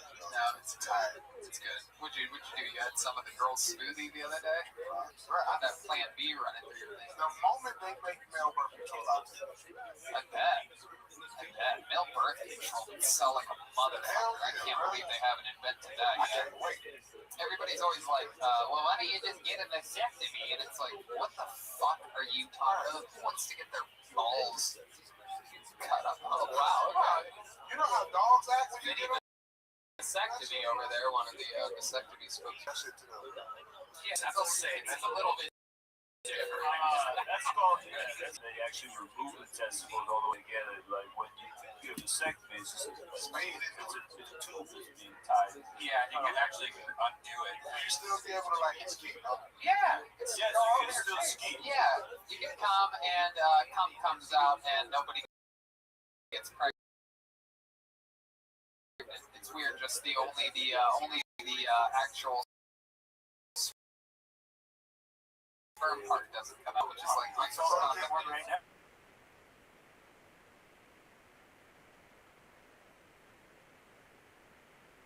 This week, Side splitters, and then I did concrete podcast out of town. Macon, Georgia. Oh yeah, I felt well after the show. I knew I had to be back for Kay Thomas, so I was like, let me just fly to see my mama for a day. How's she doing? She chilling, bro. What do you guys do? Anything fun? Grill crab leg, shrimp, and salad. Oh yeah, I saw that. That looked good. Yeah, That looked really fucking good. yeah, but I'm just out there chilling in the woods, you know. Damn. My mama, she feeds deer, so like every day around a certain time, you can see like 10, 11 deer in her backyard. Wow. That shit, I just like to go out there, have a peace of mind. You don't gotta get no bus, no homeless person yelling. Yeah, right. Like a little recharge. No. I love that. Good. What would you do if you were Cape Verde? What would you tell me? Listen here. No one knows where the fuck you're located. Africa? England? Who knows? But everyone in the fucking world will know if you win this game. You will be the biggest legends in the history of the World Cup. Aside from myself, everybody knows that. I had to get that shit drained at the ER like 2 in the morning, Where is because I knew I wasn't Riser? gonna fly with no. Why is he being such a Get bitch? that shit drained. Yes. Oh, that's disgusting. Before I went to that poisonous fire, it had to be, bro. That shit got big, bro. Where was it at? Yeah, on my right there. Still swollen from here. How much? I don't know. They put a needle in that bitch. How's come to drain out before? I was like, do what you gotta do. Oh my god. That's I was great. like, don't numb it. Man. Did you see the spider? Bro, but when I got to the hospital, he told me it was a spider. Wow. Yeah, he thought it was like a black widow or some shit. Yeah, damn. My goodness. Yeah, no, I'm just like, it's like a dick. Yeah, that's true. It'd be hard for it to get in there. With the sheath underwear that you're wearing, it would have How you know I got a them on? lot of layers. Are you wearing sheath? Hell yeah, bro. Hey, what is that? Oh, those are the sheaths. Look at that. We love sheath underwear. You can go to sheathunderwear.com, use the promo code KillTony. They just sent me a box last week. I love it. They are the absolute best. So while we're talking about the incredible sponsors on this show, here's a little bit more. No. This incredible episode. Hey, How the y'all. fuck did they Today's not episode is score? brought to you by That was Sheath incredible. Underwear. Sheath uses moisture wicking technology to create underwear that keeps everything breathable and incredibly comfortable for you downstairs. Sheath's smart underwear come in a number of different styles. Dude, you gotta show me that again. Pouch that make your balls feel like they're floating on clouds. Oh, what while is you this work bullshit, out, play dog? golf, or just walking What around is this somewhere bullshit? hot. It's like an inverted Couldn't play Gatorade video? pouch for Get your your shit chili that together. keeps your Why jogging feet why on doesn't this FIFA just Friday. allow I everybody to love watch it. I their can't go back to shit normal underwear after for that free? crappy Just charge more for advertising, dog. That's what I would do. I'd have everybody watching this shit. People would watch me just watching this shit, like boring. What is this bullshit? Yo, dog. I'm a bad bitch. Because our sponsors keep this show going. Support Sheath and they'll support you where it counts downstairs. No, not golf. Bottom line, Fuck. Sheath creates amazing underwear, and if you don't love them, they have a 100% money back guarantee off your first pair. Plus, they have an amazing line of underwear for women too. I'm telling you, I wear my sheets all the time, wearing them right now. There's proof. You see that logo? That's the Sheath logo. I see red bands too. We all wear sheath. They gave us a tester pack of these, and I went to their website and I bought a bunch myself. Now I only wear sheath underwear. Sometimes when it's hot, I'll just slide the balls and dig hole right through there. I'll slide my stuff right into the pouches just to let it cool down. Sentence for your balls, but you can indeed, like I like to say, kiss your balls good. So go get your new pair of underwear by going to underwear.com. Use the code 20 for 20% off your order. They ship anywhere in the world. Once more, that's sheathunderwear.com. Use the code Tony for 20% off. And we're back with the great David Lucas. David, who's that on your shirt? Is that Dennis Rodman? Dennis Rodman like a motherfucker. You see that comedy show train, bro? That is The only one in the world. That is incredible. That looks beautiful. Major General Lucas, can you zoom in on that? And another year, the picture be gold with diamonds in it. Oh my goodness. Oh, very cool. You have a friend that made that, right? Yeah, GBL Design. Shout out to my boy GBL Design. You know Shout out what to I'm my saying? friend He gave me GBL. Signed. So, how long did it take me to do that? Long time. Because you know, like when somebody doing something out of the kindness of their heart to get it, it's like, bro, don't treat it like a motherfucker who paid you thousands. Get it to them when you get it to them. So he probably told me about this like 2 months ago, and it just was in the mail today when I got back. That is so cool. You're so likable. Thank you. Yeah. It's true. He's an absolute killer.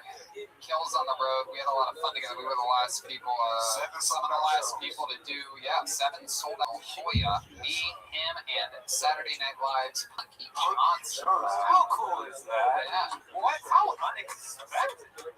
I guess I feel like everybody knew she was going to blow up at some point. It was crazy to have it. Great news. It's very, very exciting. Jeremiah screaming.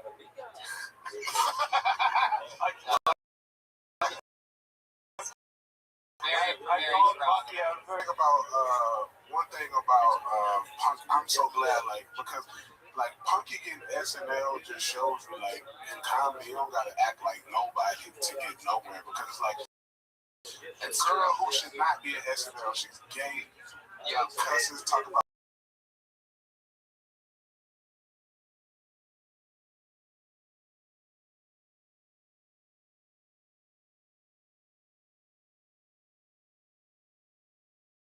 You knock off 2 to 3 diversity bingo plays, and you can get on SNL. they don't want me. The 2 people laughing the hardest at this are the 2 people that understand what it takes to get on SNL. Michael Lair and Jeremiah Watkins. I wouldn't even know what to do with the ass show. Straight white males that could easily, Medina. probably should easily be on the show. Remember Medina. Remember Gardena. Eddie Medina. Come on, baby. And by the way, that is one of the things with Punky is that even though I'm making those jokes, she is so incredibly hilarious and charismatic on stage and off that it is just a perfect alignment that she's a black lesbian. She is completely qualified. Dude, what is Pepsi doing? And why aren't they sponsoring this? Like, literally, they should be like, what is Coca-Cola paying? And they'd be like, oh, it's $5 billion. They'd be like, all right, we'll give you 6. Everything. Pepsi, you need to take your whole marketing budget and just be like, dog, whatever Coca-Cola is paying, we have to pay a little bit more because we aren't loved in the beverage industry. Really? No.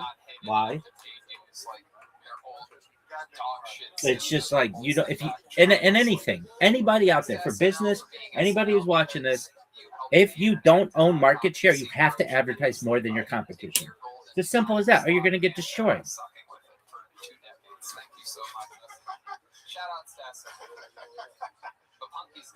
Nike owns market share. Under Armour, Adidas, you need to sponsor more.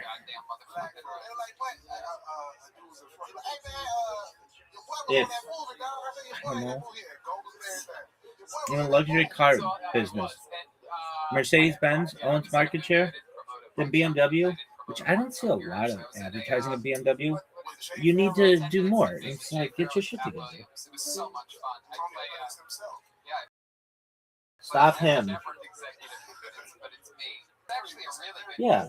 Chase, they're advertising whatever. Bagel Maker, you need a little bit more. For as much talent that they Boa. in that movie is not a bad bad movie. It's a, like, you can. I watched the whole because I watched it because I like to support anybody who put a lot of comedians and some shit. And I was like, man, it's gonna be bad. And then I'm like, oh goddamn, I'm really watching it, paying attention. It was really, really good. Jay Farrow and Cat Williams. I mean, of course, Cat Williams. Stop him. And Jay Farrow. They're both extremely talented. They carry What the is movie. this It's incredible. bullshit? Little sweet little cameo.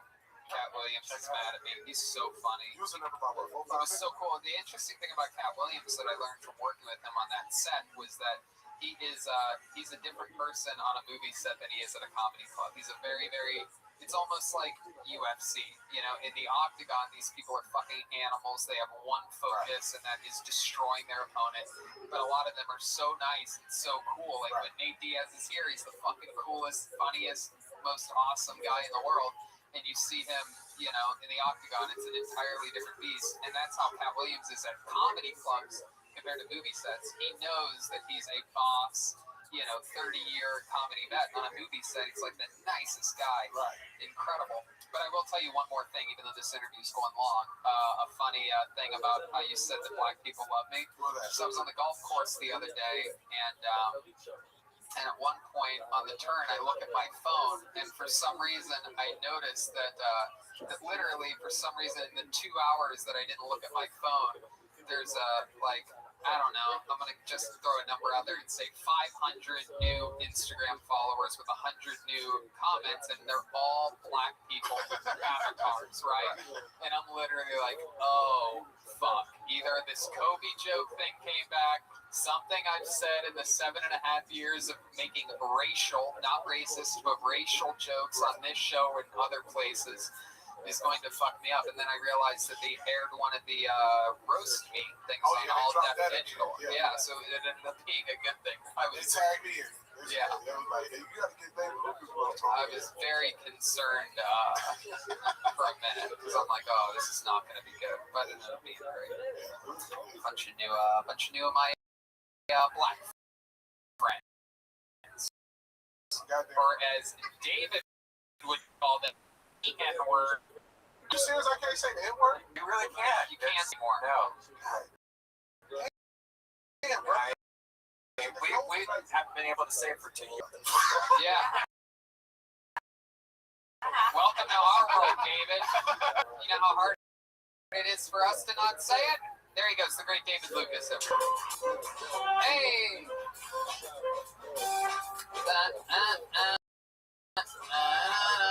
What song is that? It's your from yeah. Oh, Misdemeanor Elliott. We work it, but they don't fucking reverse it. It's yours for buying yak. Ladies and gentlemen, your next comedian goes by the name of Frank Yu. Here goes Frank Yu. Dick Boy. Dick Boy Squad, Dick Boy Nation. Are you part of the squad? Are you part of the nation? I'm the best. Here is Frank Yu. How about the World Cup, bitch? First off, I don't gotta tell you guys I'm Mexican. You see the yarmulke, right? Well, I've been doing my part to fight racism by sticking up for other cultures. A few months ago, I was at a party and there was a Nazi skinhead dude there. And anytime the DJ played a song he liked, he'd be like, Schwitz. I said, hey, please. How are they playing this? Oh, because it's just the best player? That sucks. Oh, okay, you want to suck his dick?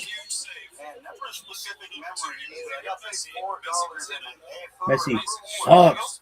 Does he? He's the worst. Why? Nobody cares about him. I've had massive saves every game. What is up with this bullshit, dog? Hook it up, son. Stream ever. Now,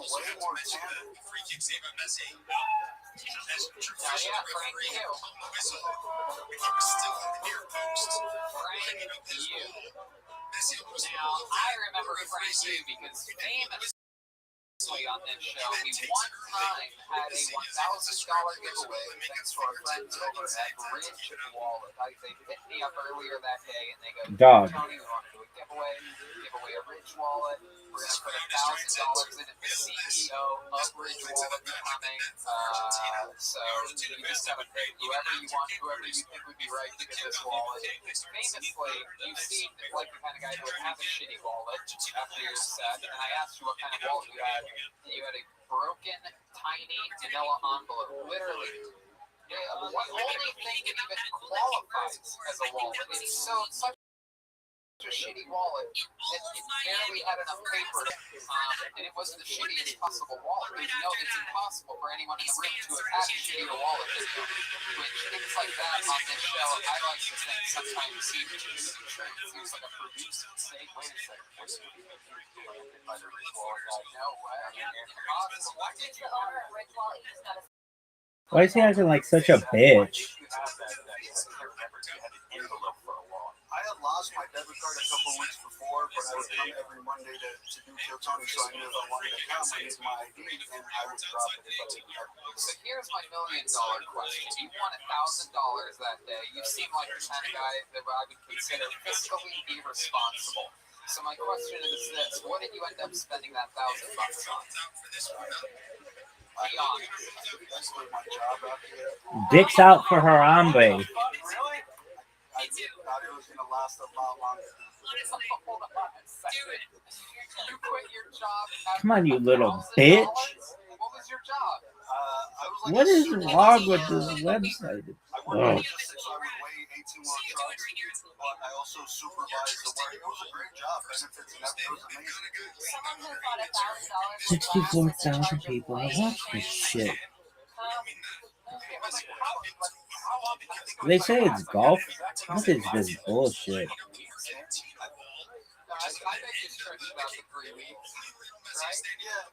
Why do they call him Lionel Messi? It's Lionel. It's like the train, douche. Oh.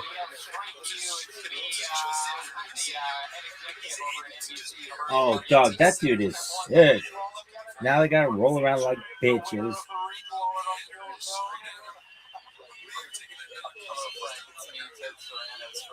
Dog, give me this shit. Somebody on TikTok, get your shit together. I think it was one of the greatest free kicks in the history of humankind. Somebody show me this fucking game.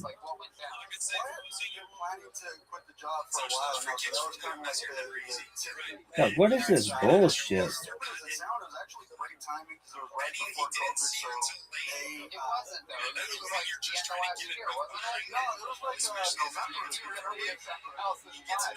Remember, Gardino. What is this bullshit?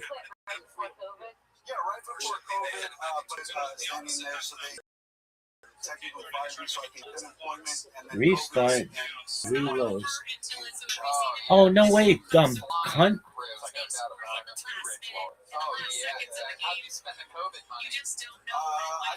Yo, bitch, what were you doing 37?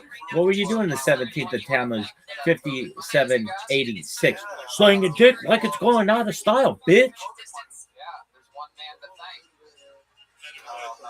Yourself, Frank, it's your money. They take taxes and then they give it back to you when you get it. Okay, thank you.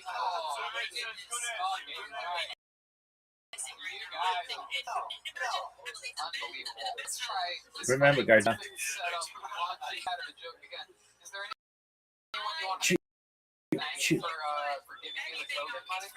Call it Cape Verde. It's Verde, bitch. Everybody knows it. Cape Verde. That guy says it correctly. Verde. Thank you.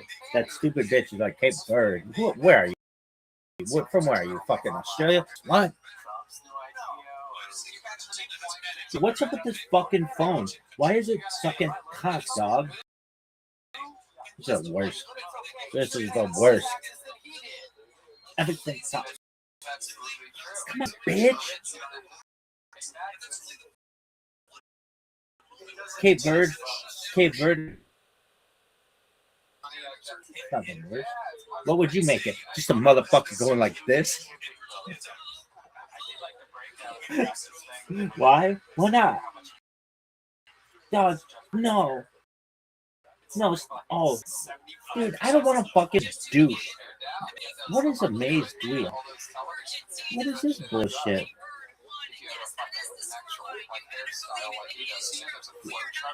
No, we're not dreaming, you stupid bitch. The StarCam, whatever person was like, let's just put it on one person.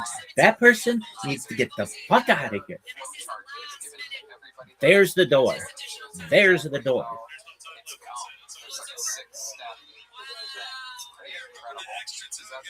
Extra time sucks. Car jam sucks.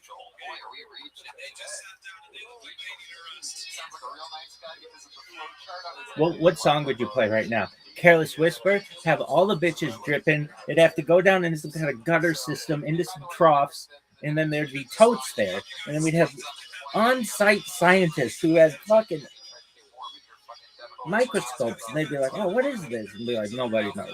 Really? It's some type of enzymes or some shit. Dude, PKs.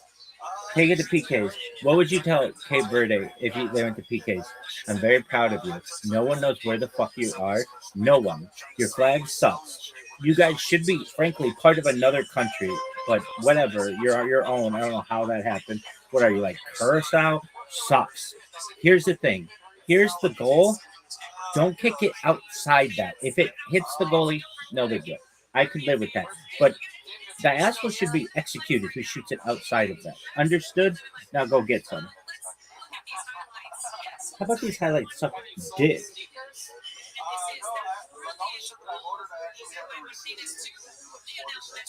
It's not Lionel, okay? It's like the fucking trains. It's Lionel. Well, they didn't. Nobody did assume anything. This is the worst. Come on, you little bitch. You fucking stupid fuck. Right over the foot. Give him my tin. Damn, this bitch is. She came to play. Yeah, bitch. Hi, it's Bikini. It's bikini news with everybody wearing a bikini. All the chicks. Come on, you little bitch. Work. Don't be a slut. 14 streams, 0 are working. 0. That's 3. 0 are working. Oh, hey, that's cool. Glad it's working. Hey, do you want to watch the StarCam? Fuck no, dog. This was the worst. This is the worst stream ever.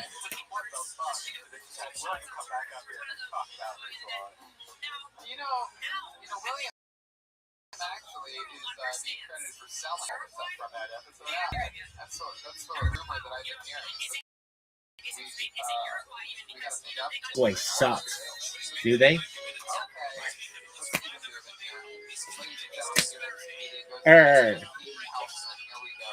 Who do you think's the number one in the world? You're looking at it. Who's number 2? Everybody else.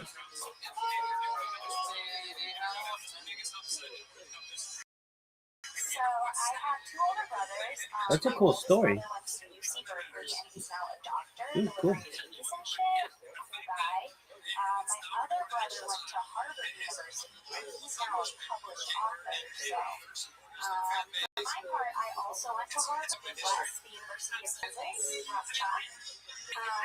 Rock, chalk, Jayhawk. Fuck your couch, bitch.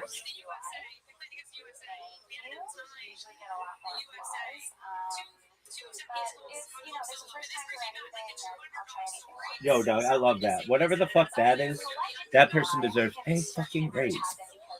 Really? Yeah, like, why don't we just make everything color? Yo, dog. Okay, so how would you give play-by-play on this? I'd be like, everybody sucks, first and foremost. Do you feel like you were the bravest person ever to watch the World Cup? Of course so.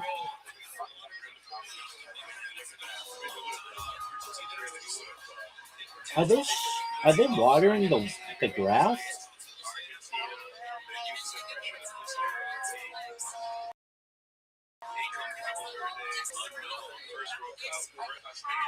Do you feel you're the greatest person ever to watch the World Cup? Yeah, next question. Do you think anybody could ever be better at watching the World Cup than you are? Nope. If you had to put your starting 11 for the World Cup, who would they be? Oh, you had to name 20 soccer players, or maybe UFC fighters. I don't know. Nobody knows.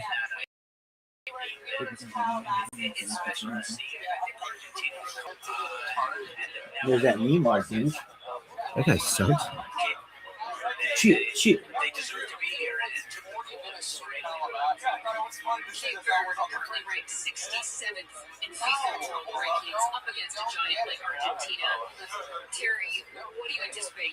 Small island, big dreams, refuse to lose. That's my saying. I gave him that saying.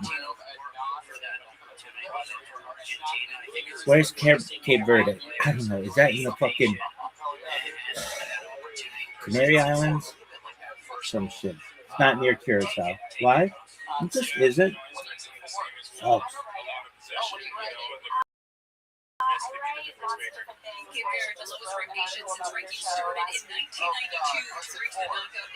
Remember, Gardena. Cheer. As we enter extra time, let's get back to Miami Stadium. Beside Brotherton and Mark Schwartz are on the call. I like for a lot of different things, but this is an entertainment site, so Kill Tony was perfect for it. It's called PopTonic.com. Okay. I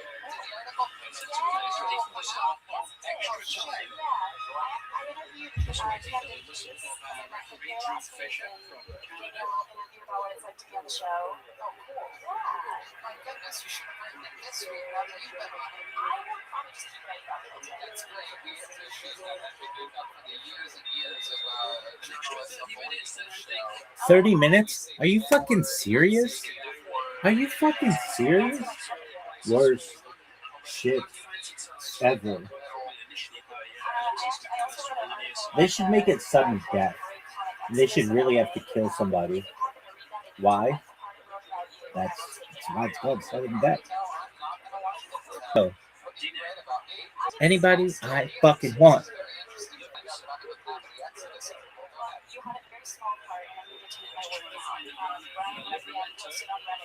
What the fuck happened here, dog?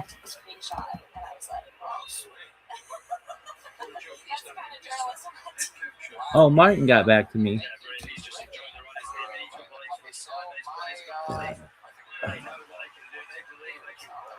I don't think Martin's getting my email. It's like, hey, dog, what fucking time is this supposed to be? Remember, Gardena. Chill.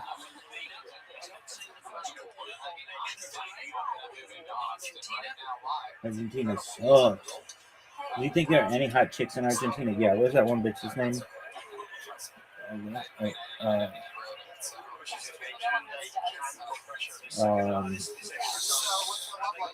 Solana or something? Solstice? I am very bad at getting people to stick around me. I'm kind of codependent. Chill.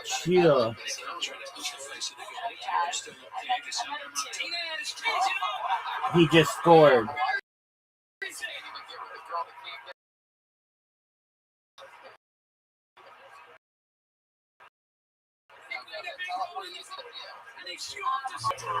Shit.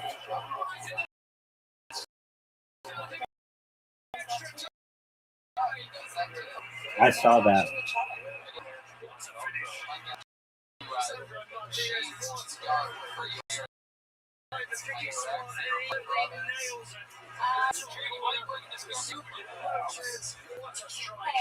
The game should be over right now. They'd be executing some motherfucker on that island. So let's talk about this DUI. What happened? You got a couple white claws and you got on the triangle. I could drink like William Montgomery, I'm telling you. I worked at a bar, I was sugar and we can drink as much as we wanted. And I got shit faced because I was feeling very unhappy that day. And I decided to drive home.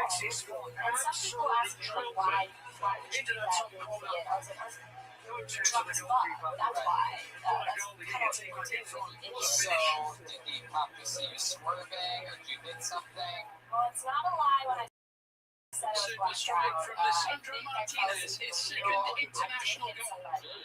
You hit a human being. And Argentina lead for the second time In the tonight. car. It turned out to be fine. They did get a huge insurance payout, so I feel like they're doing just fine. Like, probably over $100,000. He's not quite ready for the game to restart, but now Because he they is. claimed like a scratch on their eye or something, and I guess my insurance company was like, okay, they can leave the eye. So, thank you. Shout out to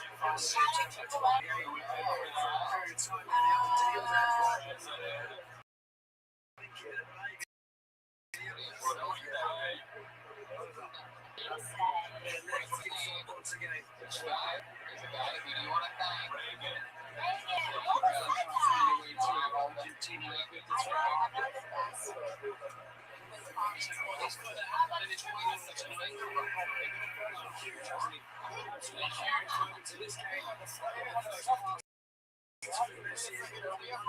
we finally find Redman's third impression here? To finish. Did you know about this? I found out about what the second episode of Jeremiah 1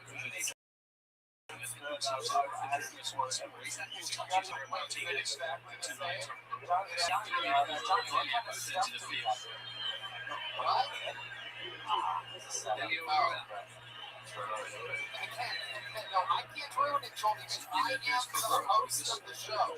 So I can't ruin it. You can ruin things, other people can. I think it's impossible.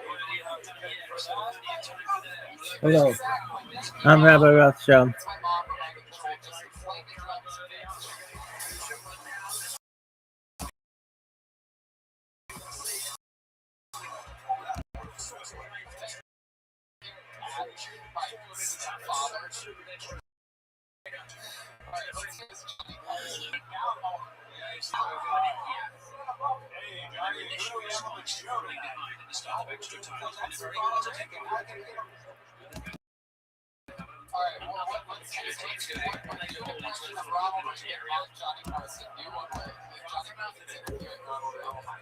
Come on, you got this. Don't even think about it. Just do it.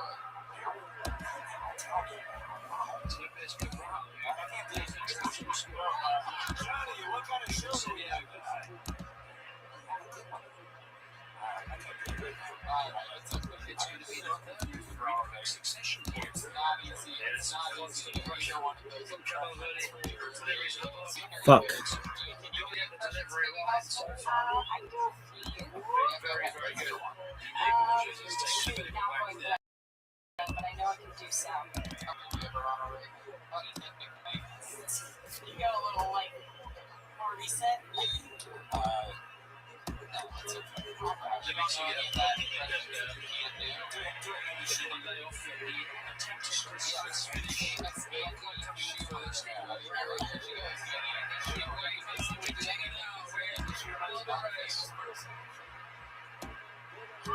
Maybe she was dad. Just dropping into space in the middle of the field. Oh, that's not a good impression. There's no way he's better. Hello. How do you say that? No one knows. It's like a thing that sucks. Moshe, what's it mean? Something about the water? I don't know. I don't know what it's about. Joel does jiu-jitsu. Joel, why don't you get alongside out there and Jesus, Joel. It's back in front and it deserved to be in terms of the Yes, way let's it was fucking do that. Go over there next door and do fucking push-ups. Brilliant finish once again. There he goes. Go on, Josh. Argentina himself back in front. Now it's up to everybody. Alright, They got here's left in the table. What can they do? There you go, Try yeah. and put pressure back on Argentina. This is Nico Gonzalez. Into Alvarez. Thanks, Messi.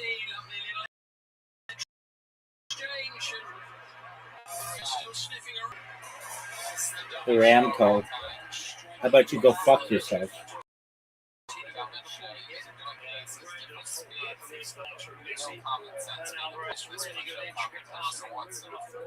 I was just trying to keep up with Joel. Joel, what did you have before the show? Like Red Bulls or something? Adderall. No. So the shit's so funny. What did you really have? Honestly, yes. What did you drink? Water? Yeah. Tony asked me what I had. Joel, think for just a second longer, and I'll set you up, and I'll set you the way you want to believe it. So what else did you have before the show? I always figure this out with you. Some episodes, messy to take, and then some got fucking control. So what else happened? Just fun. Thank you, Joel, for at least pressure's on future videos. What did you drink before the show? Before the show, I had a vodka soda. One? Yeah, and then during the show, I had 2 shots of vodka. Vodka, a little Russian, liquored up. Little Russian, Tony this evening. Hey, go. Okay, Joel, you go ahead. Okay, Maloney Pete, what did you have before the show? Hey, there you go. Katie, get out of your fucking article. Yeah, what do you write about that? What do you write about the tensions of brewing here on Tell Tony because we had a morning prior young one of those morning they've got some defending to do here as Argentina look to extend their lead. The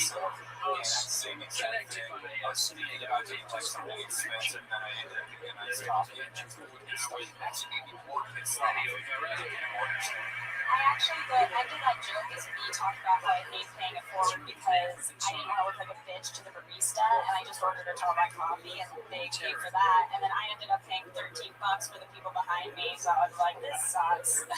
Dude, it's so much fun. Come back again sometime. How much longer are you in LA for?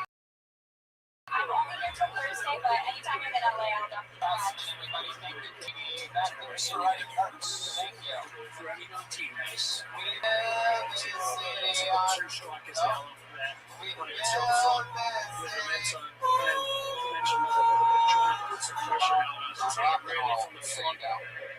Nothing left in the bucket. Let's knock it out. Special treat, ladies and gentlemen. This guy stepped in during the pandemic, and it turned out to be the match against Uruguay here as the MVP. Contributed running storylines. I mean, absolutely took over. He was on the show before, live in person, and then during the global pandemic, while sending in videos, he absolutely was boss level, and now he's back live. I shouldn't be more excited for the return. Well, Tony, icon, Manolo, everybody, here he is.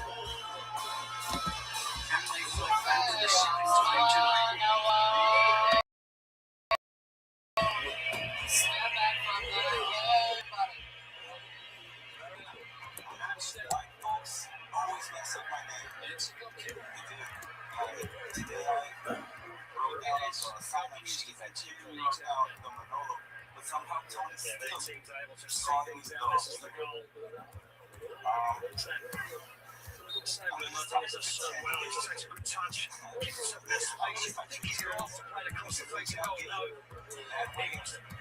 one of the top corners. So, Perez applying the pressure there. If Pico Lopez sending the ball its way. Any striker in the world would have been proud of that finish. Just Lopez, the central defender. I mean, I didn't even really want it, but my uncle was so persistent. So Argentina scoring at least twice in each of their last 10 matches. I guess the girl who was a Chaviro Montero. Some reasonable share of the game, however. Falling behind once more. Sidney Lopez can run. And this team just will not lie down. Damn, that bitch is hot. Taking it. We can get it. Like a hair.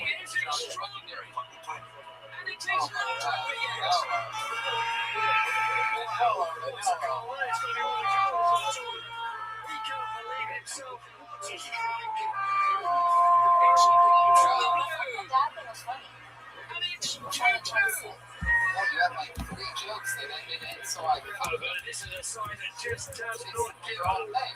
The funny thing about Manolo is he's somehow 10 times funnier on the internet than he is in real life.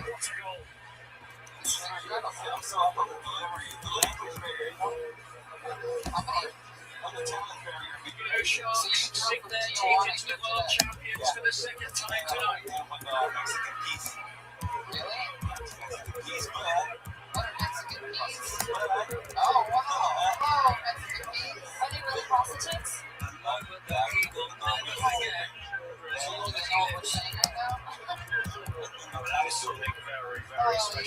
you one of them, the ones from the videos? Is that the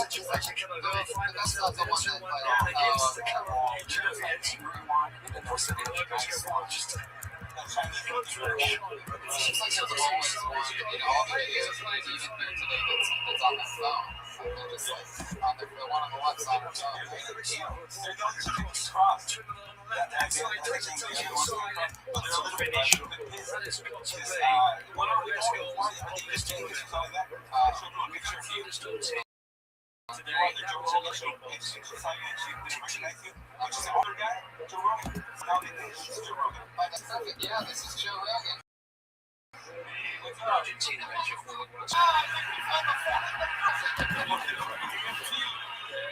We're going to be playing 3 minutes of additional time at the end of this first period of extra time to match that just keeps on giving. Even Elio Guerrero just didn't have the face to try and get it. Just hanging out here with Joe Rogan. So Joe, what do you think about this episode that we're doing?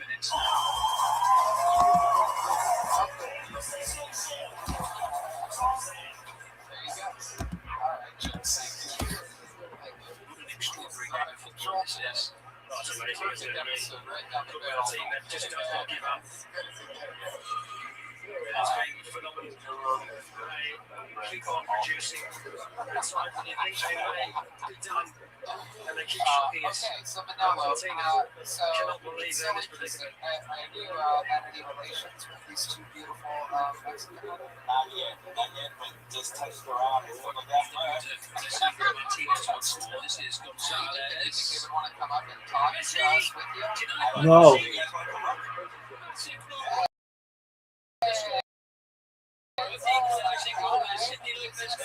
Sydney, put these out of the way.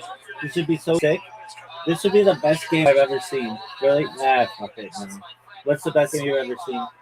Some Swedish women's soccer game. 4 years.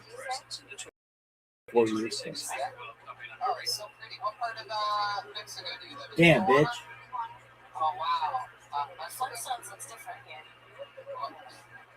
You're so pretty. Damn. Here is Guerrero. My goodness, absolutely incredible. You are stunning. What do you like about America? It's a little too long.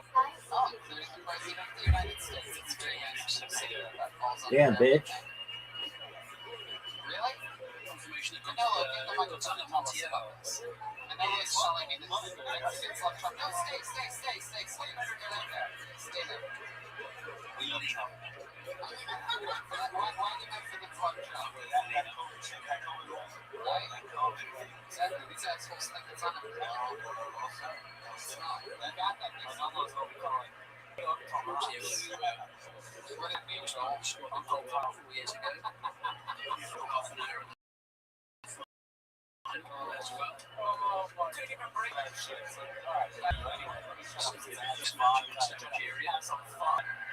This one, Messi.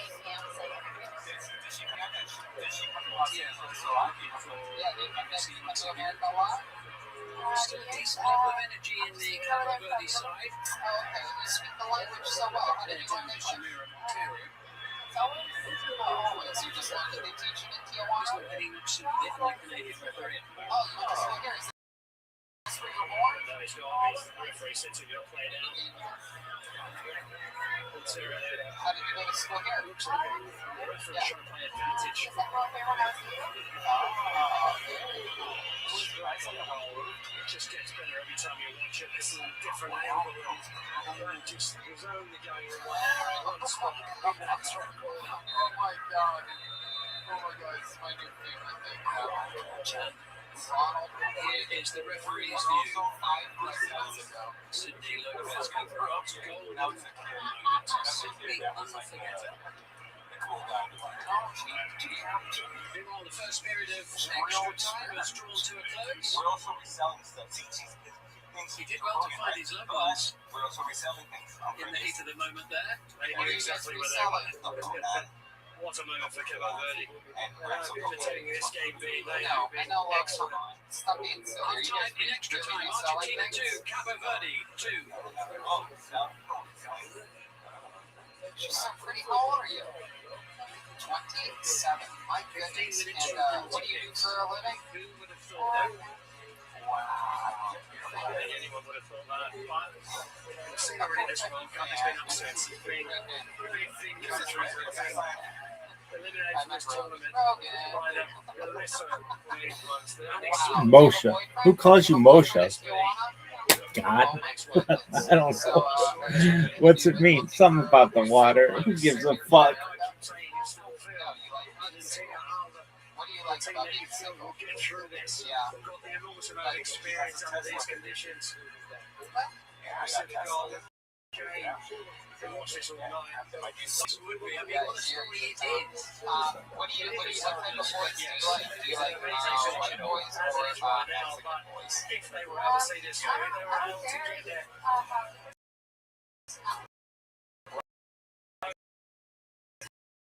What kind of personality?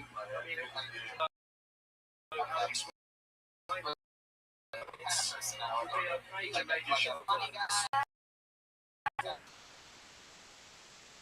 I don't care to have the two. What they need to do now. Good sense of humor. Yeah, go Simeone I like there. the voice.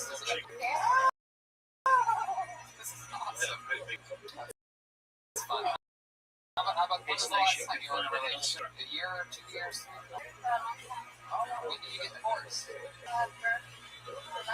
Oh, It's taken long to resolve them. Most people thought he would be here. It's the evening starting to get a little bit darker now as oh, it was Mexican. time ticks on. Oh, wow. White. How about you, Manolo? What's your love life been like lately? I already did that 4 times in your set. Not too surprising to see. Okay, what would you say? What would you tell Cabo Verde? No one knows where the fuck that is. Okay. No one even knows how to pronounce it. You got to get it down. Pronunciation. We call it Cabo Verde, and somebody else calls it Cape Verde. Well, guess what? I call it Cape Verde. Call it that.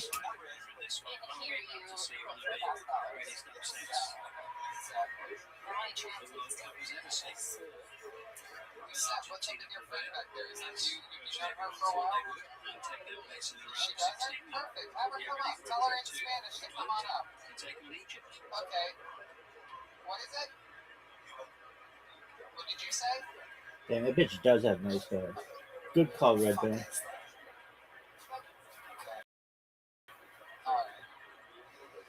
Some respects here for Lisandro Martinez.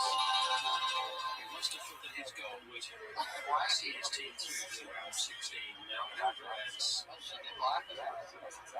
just a little too much on that for Argentina. What's her name? Plenty of legends gathered.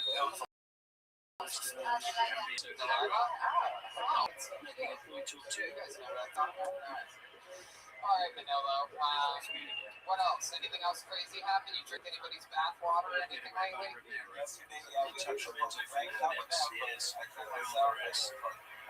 Stop him. Dude, Cabo Verde grew up sounding like absolute dog. Wow. Well, I think they're happy now. Messi's flicking You to McAllister. said it excited. You're at the #1 comedy club in the world right now. This is a really big deal. No, you handled it very well. You did really good. You handled it very well. You have a boatload of charisma. You're very likable and sweet. You answered every question absolutely. Shit, you answered the questions better than Manolo. He's been on the show 8 times.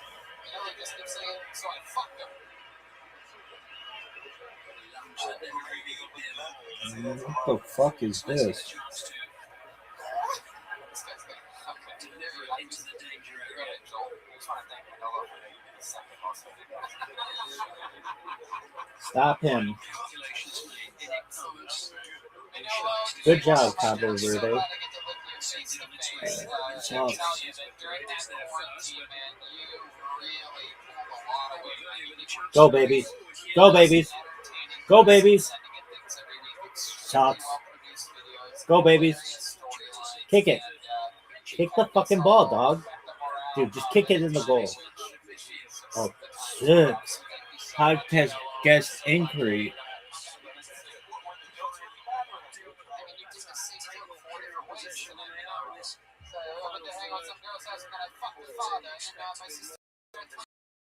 So I fucked up, and there was this girl, her boyfriend. That was your whole set. It's not even a misdirect. If you're doing the same formula, then they'll get me. It's like it's gay. So I fucked up. Oh! Alright, there goes Manolo. Bye, Lissette. Thank you.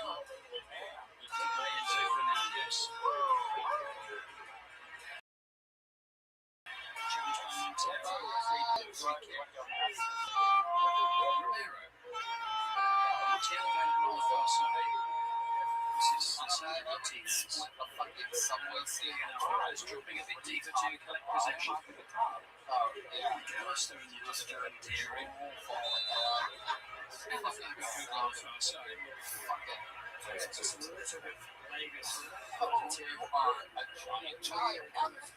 Alright, everybody, it is that time. Ladies and gentlemen, this is a special one. This guy, an absolute fucking monster. We saved him for last. Everybody, and this is his 50th appearance on Kill Tony. It's the Dragon Slayer himself, the great Michael Lair, everyone. Against France.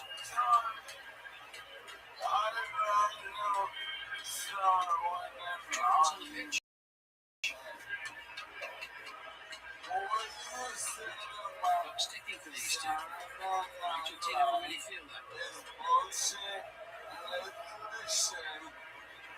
Streets of the evening in Miami. Space in the heart of midfield here now. Enzo Fernandez. As they look to engineer a third goal to potentially finally see off their African opponent. Nico Gonzalez, big challenge. It was Dile Borgia. Does really well, reads the situation, and get his timing of the challenge perfect. I use this part of the bud.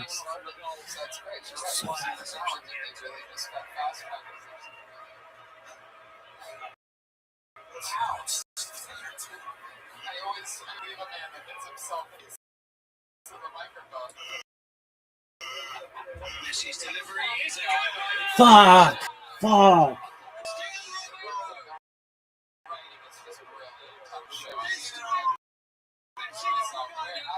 That bitch can get it. Can get it.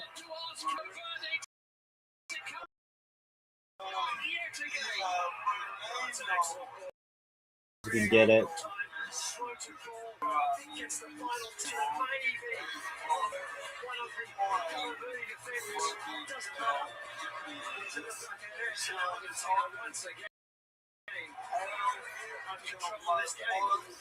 $10 years, you bitch. 30 years, you bitches can get it.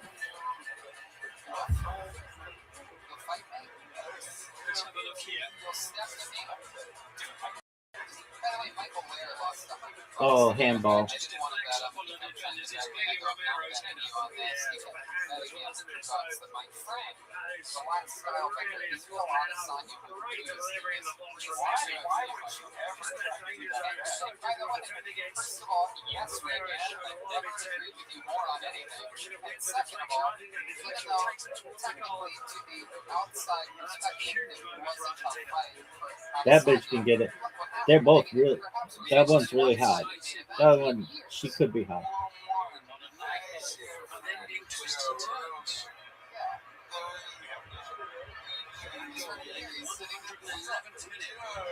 Yeah, you can get it, girl.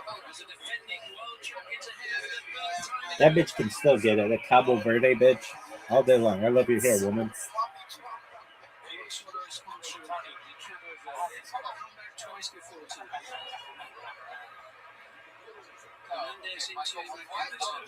Oh, continuity in human data systems. Biggest pimp ever.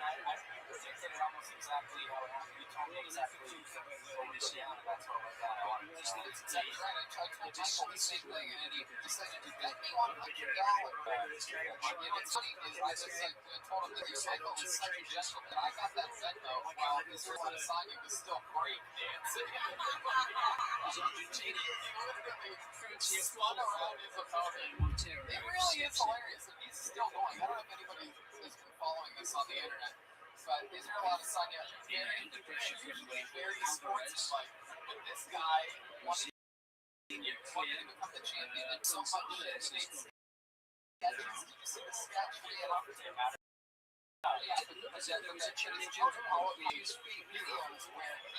To get in the goal, dog. So they made this video where he's chasing around the tall, skinny black man, chasing like style bender, and the guy's running away, and he runs Kick out it. of the offense. I would have scored there. I think everybody knows that. Kick it. Kick it in the goal. Fucking. I would have scored. I could have scored with my feet, my head, my chest, everything. My knee. I could have kneed that bitch in.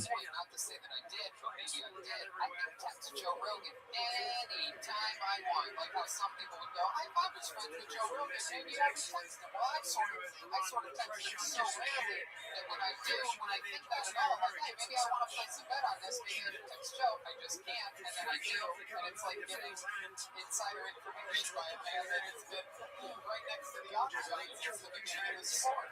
Very unfortunate one, delivering the run that near post area for Romero was crucial. Another way to play is keeping your head, still playing constructive football, still staying positive, reducing benchmark weights in the middle. Oh. Throw a flag. He says what might happen. He always says. Substitute going into the. What did he say? She's the type of player on that touch. Where did he say this? Argentina could already have an opportunity now to try and get a good anyone to sort the delivery, get in the right spot. Also have Michael versus ALS. Who wins that?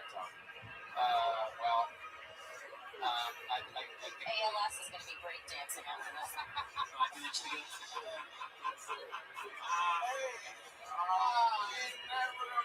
We haven't. I've been saying Come on, baby. Come on, Cabo Verde. You sound like some kind of Mexican dish. Do you? Oh, for sure.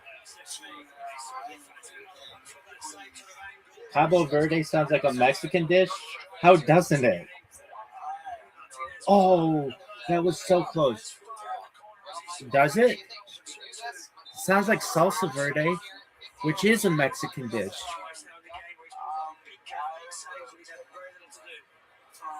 What is that? It's green salsa, which somehow is like a hotter version. No one knows.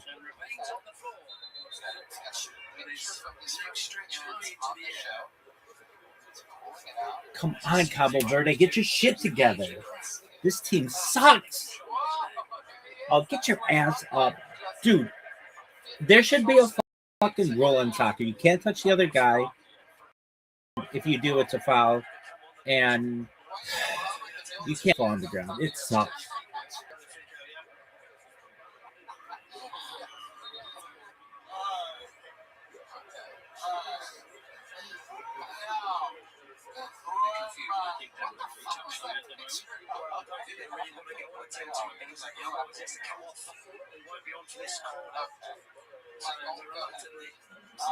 Exploring AI, continuous human pimp. This little bot is like.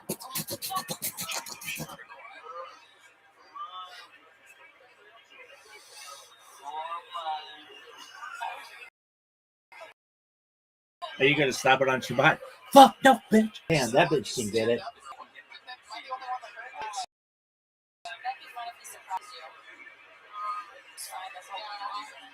That bitch can get it. Come on, baby. What would you do? I'd be like, dog, kick the ball, and I'm gonna go like this, and my chest just rips open. The ball goes through the net, and incredible. Come on, baby. Come on, Cabo Verde. Get your shit together. Why is he kicking it from there? Oh. Easy header. Well, fuck that. Let's fuck that. Fuck that. You think you could do better? Yeah, I'd be like, dude, throw me the ball. Alley-oop it. Alley-oop it. I bicycle kick. I kick a double bicycle kick. It's never even been done before. I've been teaching people new shit. Oh, yeah. Go, baby. Go, baby. Go, baby. Go, baby. Throw a flag. Throw a flag. Throw a flag. Yellow card. Throw a flag. Fuck these cards. Flags.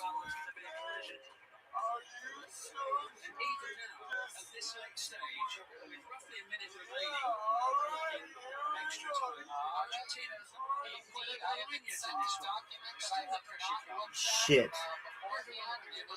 Go, baby. Go, baby. Go, baby.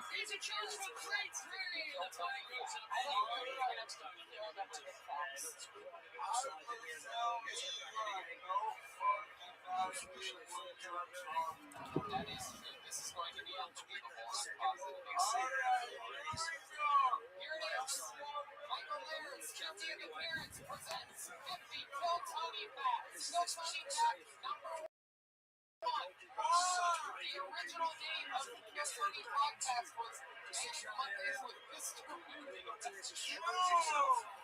Schulberg was born white but turned Mexican after overexposure to Frogtown. Yes, he has had 6 neck surgeries because her glasses are so gray. Jeremiah Watkins' real name is Jerry Jufix.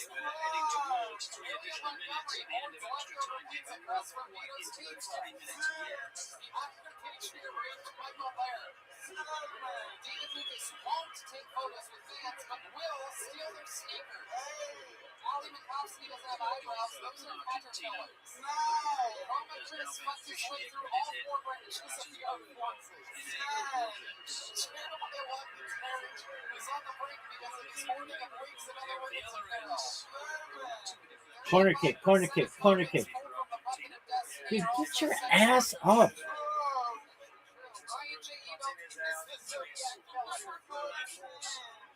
Both Tony and Brian are married to Westworld robots. Due to an overactive plan, by 2025, Jeremiah Watkins will be 8 feet tall. Virtual right hand son Max Headroom's dead. William Montgomery's belly is distended because it's stuffed with cocaine-filled condoms. That lady can get it. Most of Tony and Really Brian's hot. scenes are over who gets Michael Laird's load. I like your kid's ear In nuts. partnership with the NAACP, Tony is pledged to change the name of roasting to roasting. Come on, baby. Come on, baby. Kick it in the goal. Bicycle kick.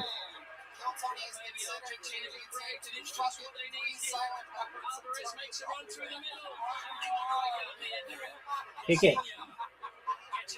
Go, baby. Go, baby. Go, baby.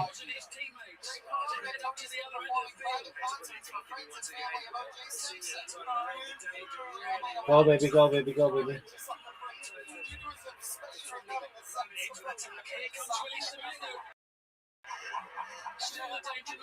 Gonna go.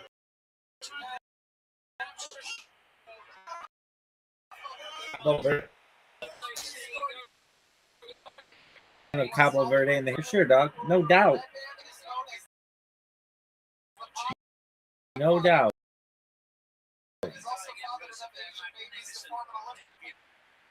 No fucking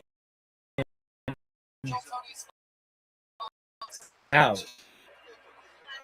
So, where?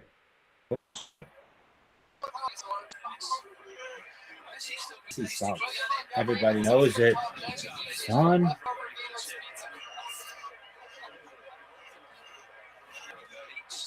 Remember, Gardena. Cheat. C? The fuck is C? Yo, dog.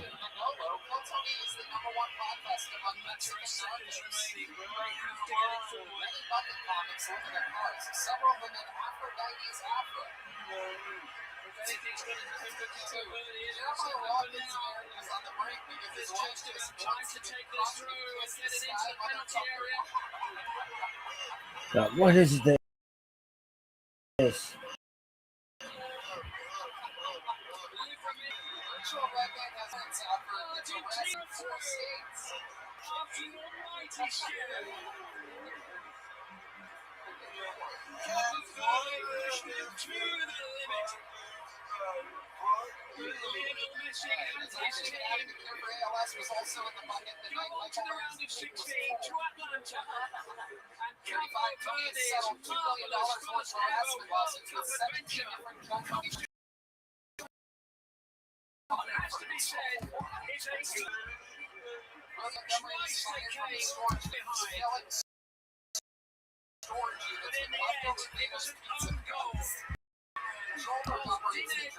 An alternative structure.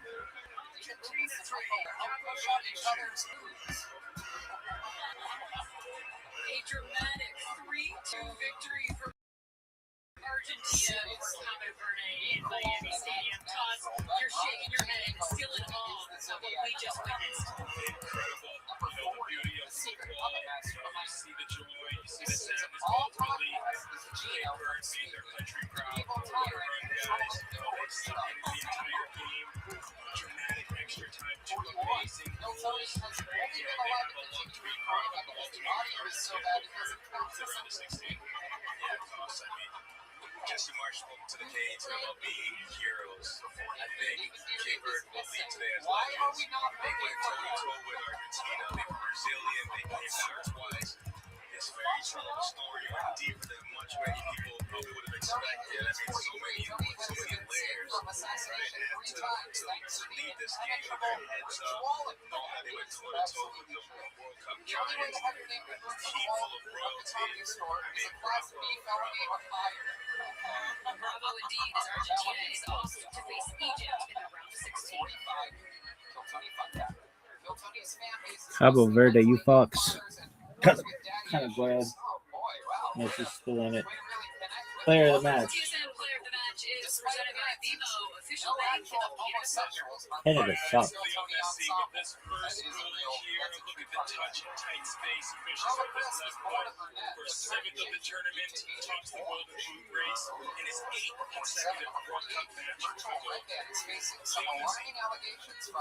Turned 39 years old last month. Well, that's a cool story. Nobody gives a The world talked to Michael Lair like the world talks to Brian Redknapp. Michael Lair would shoot up all the schools.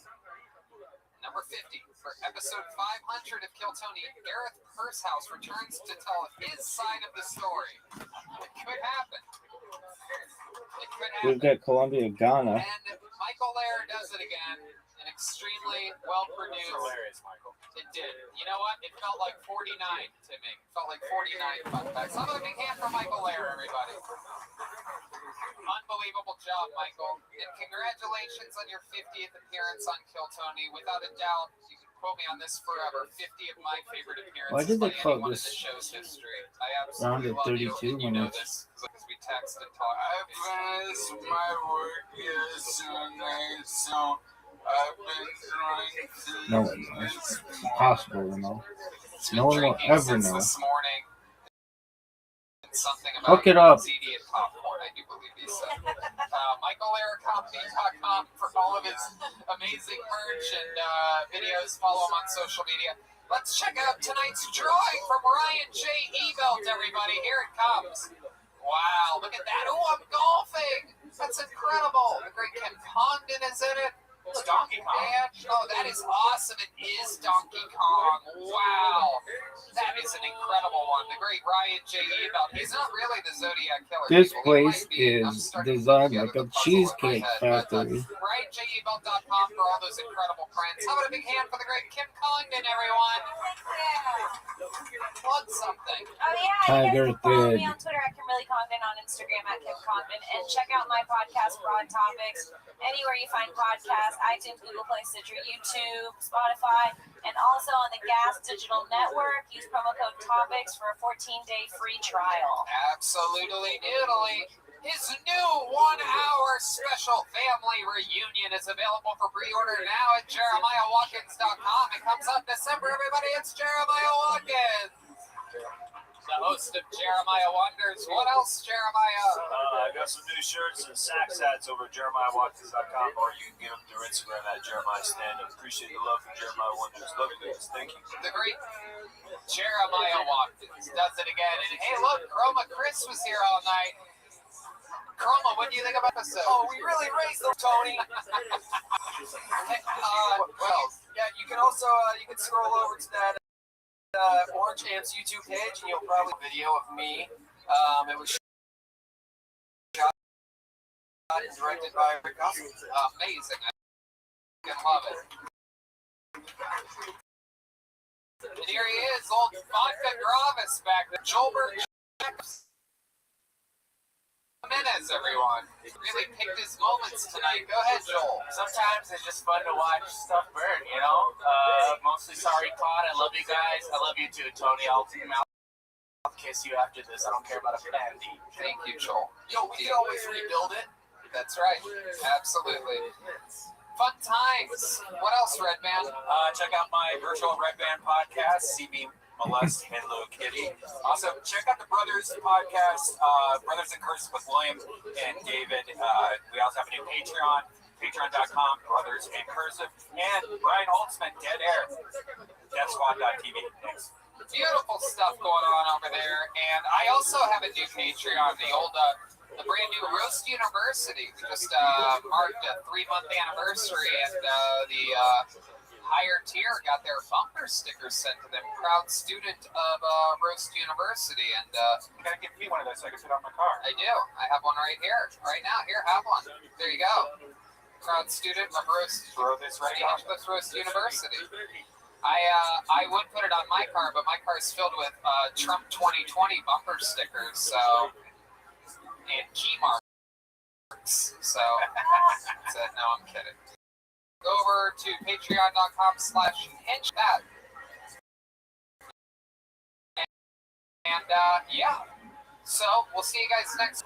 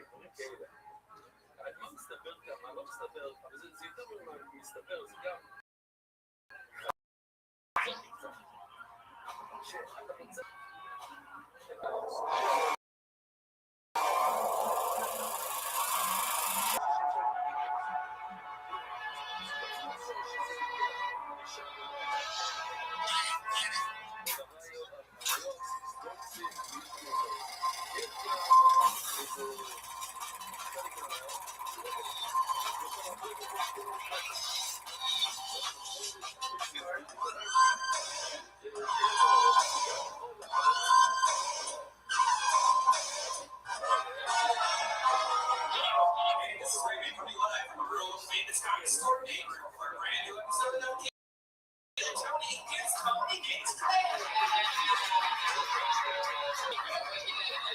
you doing, Brian Redman?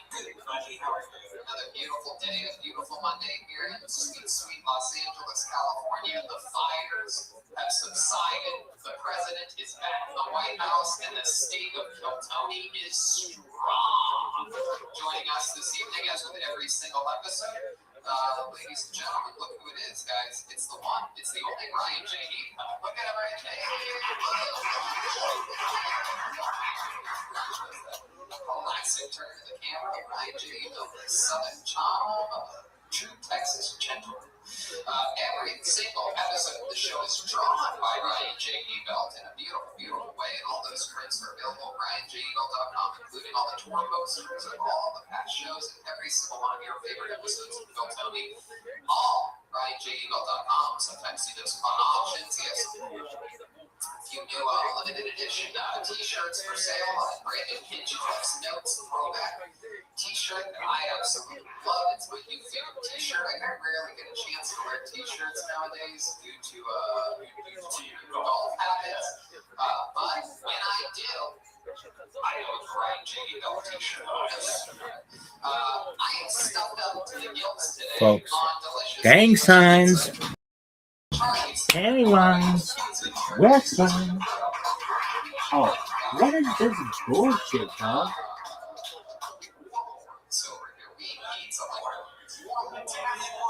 Dog. Look at this movie. Look at these drinks. I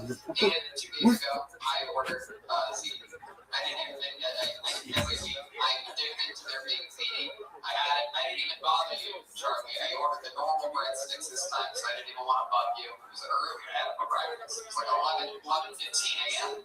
Absolutely love me some ziti. It gives me freaking power. The great Gino is here from Speedway.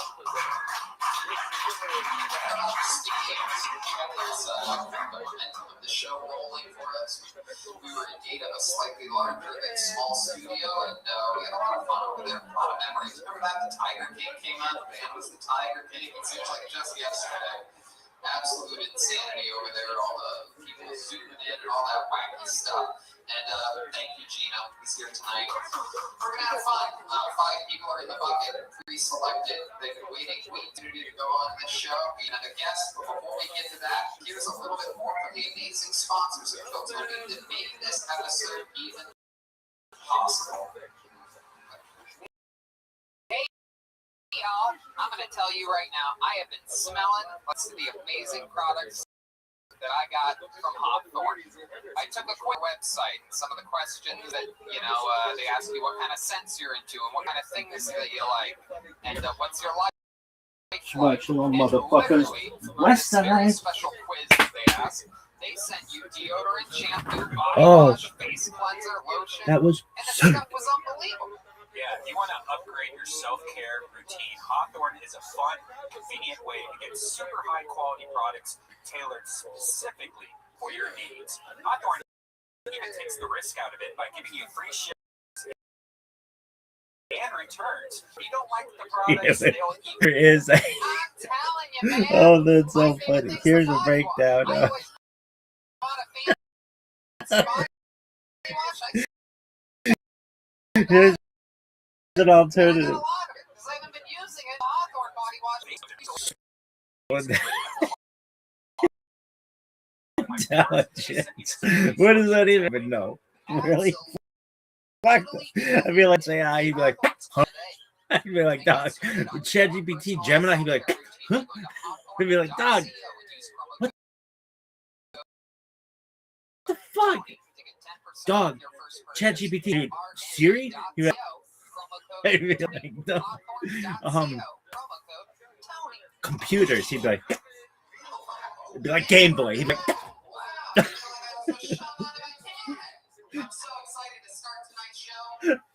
so he'd be like, Mikey. So is that? I'd be like, Chat GPT. He'd be like, is that what makes Game Boys go? I'd be like, he'd be like, oh, okay. He'd be like,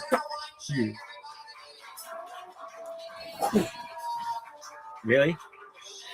Yeah, that's pretty accurate. I'd be like, dog, do you know I watched the World Cup? He'd be like, I'd be like, yeah, the World Cup, like a, he'd be like, oh, you can. I'd be like, yeah, I watched it. He'd be like, yeah. He'd be like, what'd you think of it? I'd be like, you know, Cabo Verde. He'd be like, you know, Argentina. He'd be like, I'd be like, do you know England? He'd be like, I'm like, do you know France? He'd be like, maybe like, do you know the United States? He'd be like, cow. Like, no, not. I'm like, I mean, it's, I guess, sure. He'd be like, Game Boy. Be like, yeah. So like, Mike, does Donnie know how?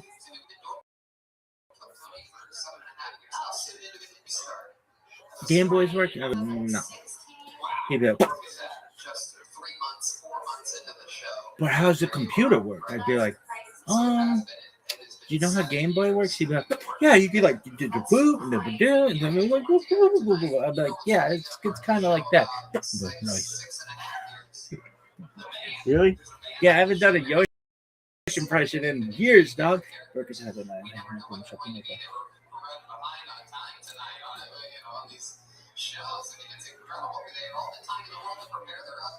You haven't done a Yoshi impression in years? No, dog. Why? Why not?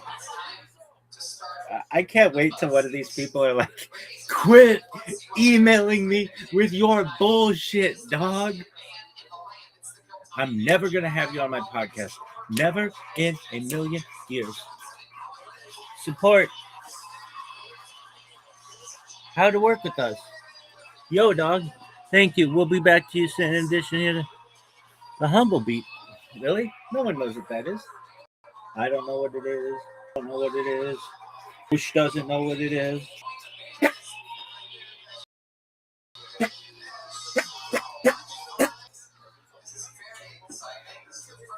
What else would he need a little help with explanations now?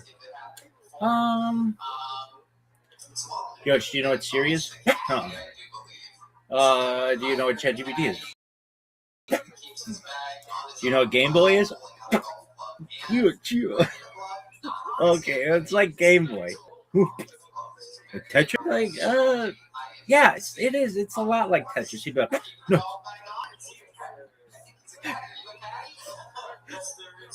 Really? Yeah. He'd be like, I'd be like, did you know I watched some of the World Cup today? He'd be like, oh. I'd be like, you know, I like the Women's World Cup more. He'd be like, yeah, dude, chicks. I'd be like, yeah, chicks. He'd be like, duh. Like, yeah, no, I know. And then I'd be like, did you watch World Cup? He'd be like, huh? Like, did you watch the World Cup? He'd be like, okay, yeah. Did you watch Messi? He'd be like, who? He'd be like, he's like, who wears like the white and the blue? He'd be like, oh, 10, number 10. Like, yeah, number 10. Like, yeah. Really? Yeah. Like, did you know who they played? He'd be like, I'd be like, Cabo Verde. He'd be like, huh? I'd be like, doesn't that sound like a Mexican dish? He'd be like, yeah. Salsa Verde. Like, yeah. He'd be like, Mikey, you emailing people? I'd be like, yeah. He'd be like, what's the email? I'd be like, you know what like a DM is on Xbox Live? He'd be like, yeah. Be like, yeah, it's kind of like that. He'd be like, tight.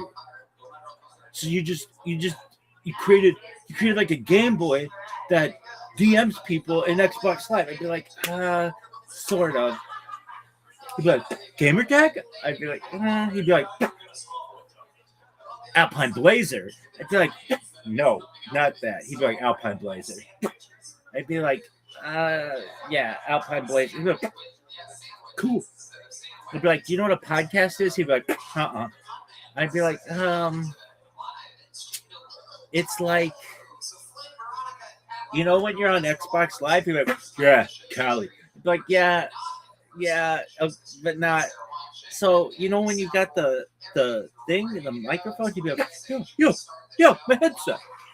Yeah. Well, you know, when you're playing, you're like, sticks? I'd be like, yeah, sticks. You're like, yeah, sticks. Like, yeah. So, you know, when you're playing and you're talking to people, you're like, yeah, chat. You're like, yeah. He'd be like, oh. I'd be like, yeah, so you're playing, and then there's the Xbox mic. You'd be like, yeah, dog, yeah. I'd be like, yeah, that. It's like if we were to record those conversations. Whoop.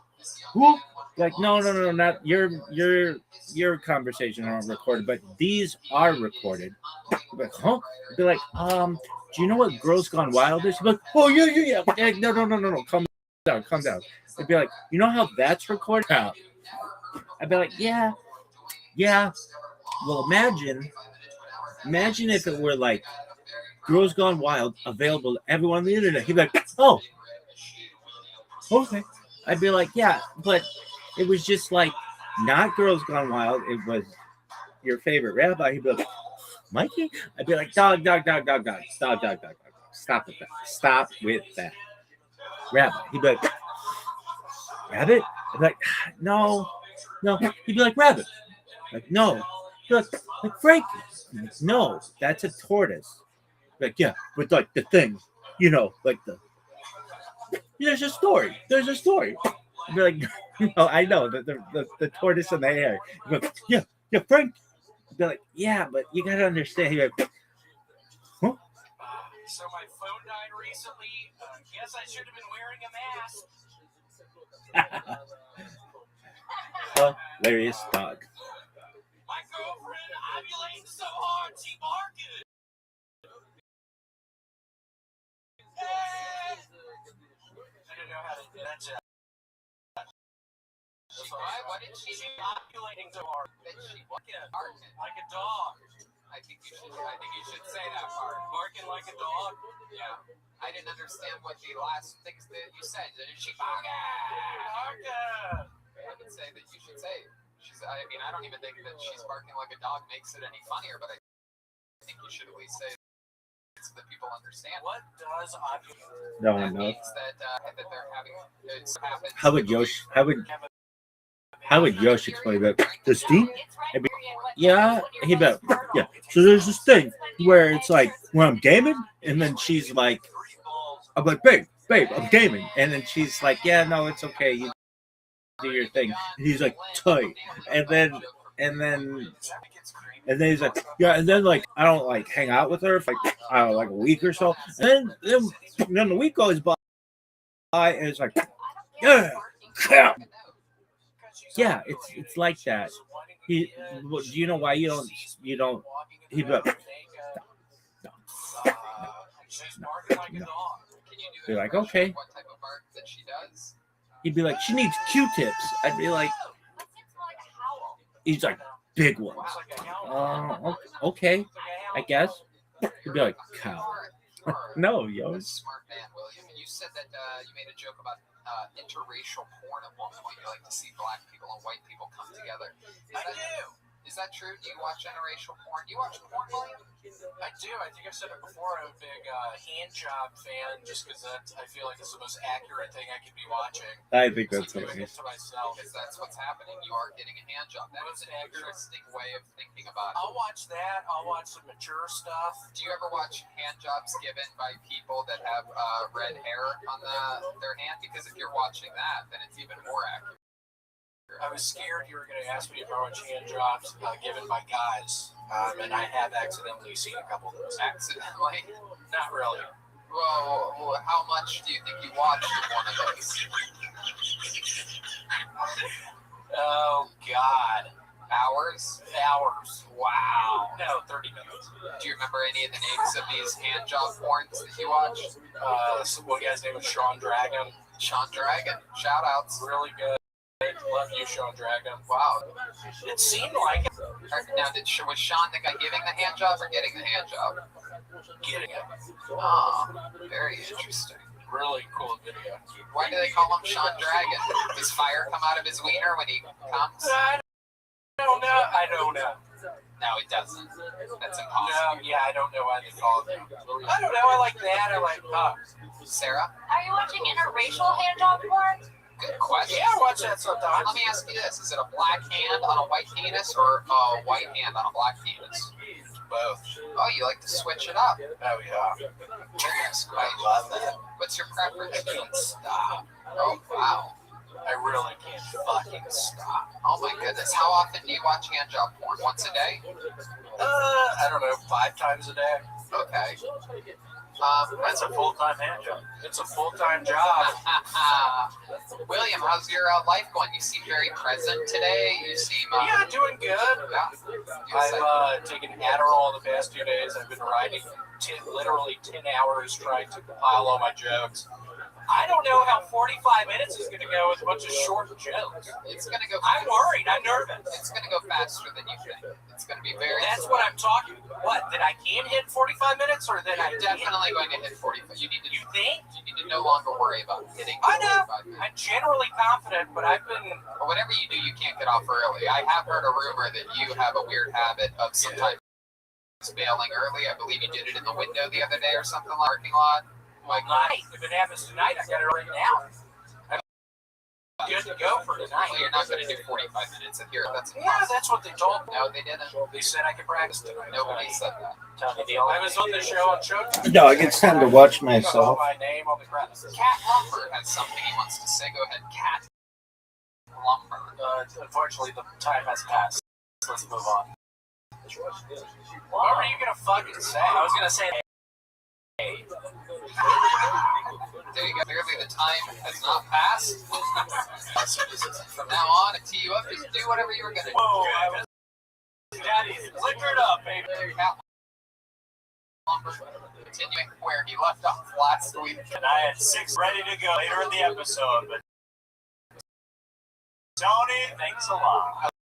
I love that green. I love that green. I love that red. It's even. I forgot you guys were first when I did this. So the golfer at this point is this part of your comment? No, it's just a saying. It's a No.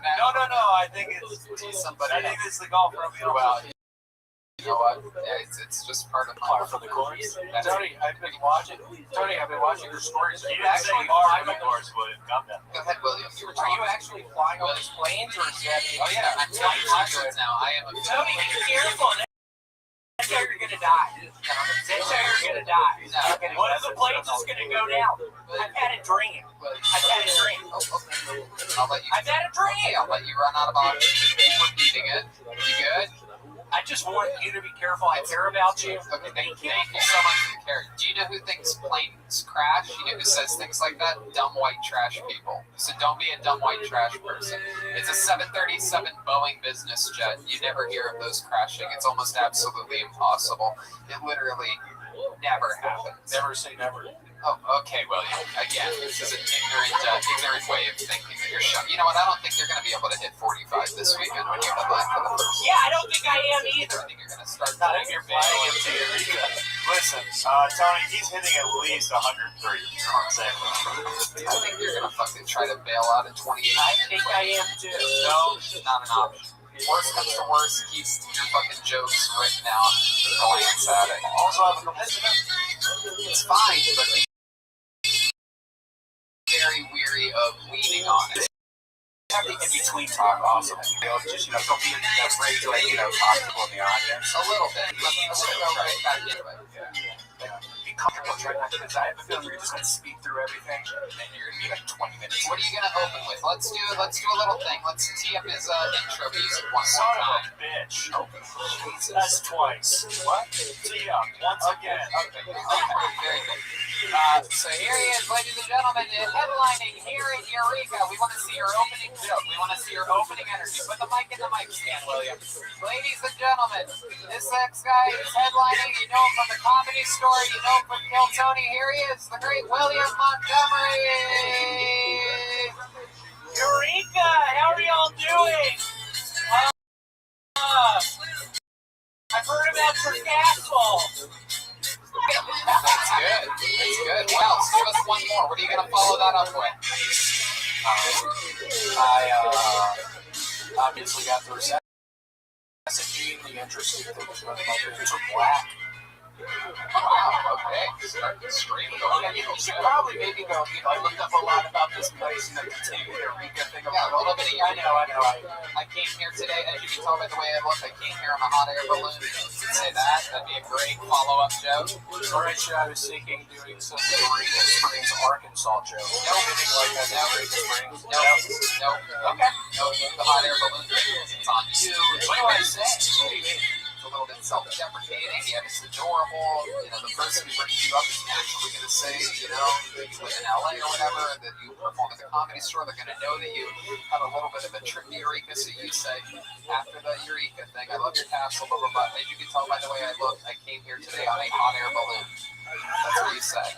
So you do, you have a hot air balloon look to you. Am I right? No, 1,000%. I don't know what it is. There's something whimsical. There's a glimmer in your eye. It definitely looks like. Really, Sarah? Yes. What if he goes, I knew I was in Eureka because I went into a store and the guy said, man, it's Eureka. Don't do the other thing. We're going to do it. Yeah, that's what we're doing. Cast hot air balloon. You can tell by the way look, I came here on a hot air balloon. Say it straight to that camera right there. Hey, what's up, Eureka? You can tell. Nope. Hey, what am I supposed to say? As you can tell by the way I look. Okay, hey, Eureka, as you can tell by the way I look, hot air balloon. It's about 8 hours. No. The punchline should be at the end. You don't need to. What should be the punchline? What should I say? 8 hours. Hot air balloon is the punchline. As you can tell by the.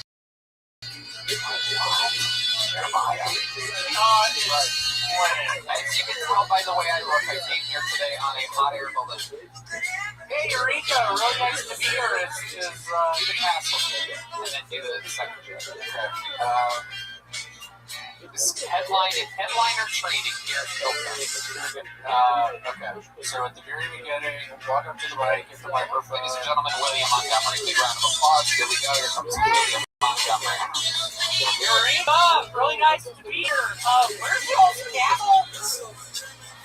Seriously, I arrived here on a hot air balloon. Fucked it up. That seemed good. What do you think? By the way I look. Did you tell by the way I look? The joke is about what you look. What did I not say that? Say what in a suit.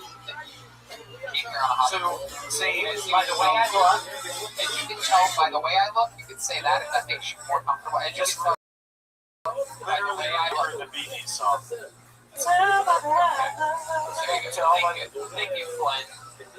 Thank you, Flynn, so much for trying to shoehorning another song into a segment that does not need to sing.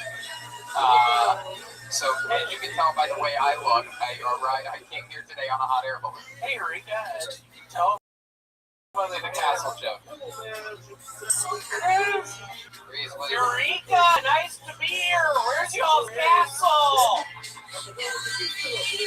As y'all can tell by the way I look, I arrived here on a hot air balloon. Good enough. Eureka, what's got it? You know what? We got some mail for you here today. I'm opening it up. What's in here? William's wearing one of his new pairs of shorts. I am. Thank you so much for shorts. Become a weekly segment on the show. By the way, Eureka's now for Brendan Fraser. Is he from there? Yep. Brendan Fraser. That's the only people. That's the thing that he's from here. I always thought he was more of a casino man. Yeah, I thought he was a casino. There you go. Do that. It's a good Eureka. Hey, y'all, I found out Brendan Fraser's from here, from Eureka, but you know what? I always thought he was more of a casino man. It's like a shirt this week. It's like a shirt. You gonna throw it at us? Alright, so you gonna try on that shirt? We're gonna do another fashion party here in a little bit, okay? William, you're gonna kill it. Congratulations on your headliner.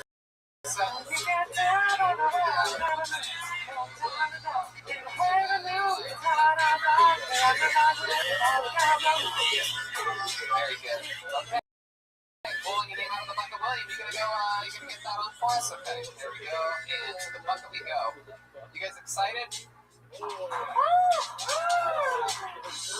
right, starting off tonight's show, ladies and gentlemen, your first comedian out of the bucket goes by the name of Camden Pace. Here you go. Camden Pace. 60 seconds uninterrupted. Pace. Serious. Hey everybody, I'd like to do a 1-minute improv. I'd like to get a word from the panel. Dog. There was once this young lady, and she was walking through New York City, and stepped over this dog shit left by this really huge dog, and it really pissed her off. And then she's like, you know what, I've got to go. Let's get out of here. I need something that looks like the country. So she starts walking across Central Park, and she's noticed everyone having picnics. They're out because, of course, by now they're not wearing masks, hopefully. And everything's going fine. It's a beautiful afternoon, and she notices this guy speaking at her from behind a tree, and he's just totally gunning her down. And she's like, "Oh my God!" She's so distraught. She takes off and runs 6 city blocks to Mom's apartment. They're on the Upper East Side, and she's crying, and she's hysterical. She says, "Mom, I was walking across Central Park, and this guy was jacking off to me." And she's crying, and her mom said, "Oh, honey, just enjoy it now, because one day that'll all come to a stop." There you go, Camden Pace. A little improvisational. Okay. There you go. Hi, Camden. Welcome. Hey, Tony. Let's go improvise a minute. You've been asking me for weeks if you can have one of these spots, and look at you. You came in, gun light on your feet. Camden, quick stand up and or improvisational activities. So you spend, what is it, 13, 14 months? Yeah. And you started doing what? You started what? Stand up? Started doing stand-up. Fell into it completely by accident. Where at? Where were you? Over at Flowers. Flowers, okay. Got talking and going to what I thought was an open mic, and I actually just wanted to see everybody. Not do it. I didn't want to do it. You didn't know you were going to be the best comedian that Flappers had last year. Your very first time ever on stage. So how did you find the time? Did Tenacious D take a break last year? Or? I'm sorry, I missed No, he says that you look like the unfamous guy from Tenacious D. Oh, yes. Yeah, okay. I get that. But yeah, I just went by Flappers, and everybody was doing this thing, and they had material prepared. Did your cousin Jimmy Kimmel give you the spot? No. No? You look like Cousin Sal. You get that a lot too? Yeah. That I heard. Right. Yeah, I've actually heard that. Okay. That makes sense. But the way it all started, someone said, "Why don't you just sign up and go up there and just do 3 minutes?" I was like, "Well, I don't have any material. I've never been in a comedy club. I was 50 years old. I'd never been in a comedy club." And I got up there, and Josh was overseeing everything. He was the booking agent, and I basically told 3 minutes off my hip on what. Do you remember anything that you talked about in that 3 minutes? Can you give us a little one-liner from it? My experience coming from Georgia, moving to LA, and how it's okay to smoke weed out here, but you can't smoke a camel. The most judgmental people I'd seen were the ones who I'd light up a real cigarette, and everybody would just shoo me away. And I thought, I thought it was the strangest thing because I'm from Georgia. It was a whole different culture completely. But anyway, I got booked on my first gig from that improv, and then it just. What did you get booked on? What exactly? What the fuck exactly did you get? Someone Give him a joke writing book. It was a little 5-minute set on a Friday night in the room. That's awesome. Tiny room of it. Very good. And you love drinking yoo-hoo, don't you? I love yoo-hoo. I grew up on yoo-hoo. It's a chocolate drink. It is. Red Band drinks it while he's riding T-body. It's gross. I used to love it, but then I found out there's no milk in it, and then it made me really hate it. Yeah. No, it's just like water. It's chocolate water. Yeah, it's a chocolate drink, it's called. Yeah, and if you let it sit out, it gets like there's a gummy recipe. Oh, geez. If you don't really shake it good, it's weird. Sarah Weinschenk, what do you think about all this? I think that my question is this: you really wanted to come on the show? Did you think about perhaps writing something before? Yeah. Did you have anything prepared? Yeah, I had some jokes. I thought, well, I want to challenge myself and just fly into Because you barely even covered the dog thing. You turned dog into dog shit, and you said everything like correctly. I hate when that. You said that the lady was in a park and she stepped over dog shit. You didn't say stepped in dog shit. Stepped over it, and then it made her mad. Why would she be so mad if she stepped over it? Because she almost stepped in it with really nice shoes that you left out. Oh, you left that left out the part about the really nice shoes. Leaving parts out. Can you retell it again, but include the nice shoes? No, don't. I think we can all imagine that. Yeah, really nice. I just feel sorry, but I feel like if you're going to talk about jacking off in this climate, we got to have some punchlines. It's true. Yeah, like maybe the greens were a little bit slicker than usual that day.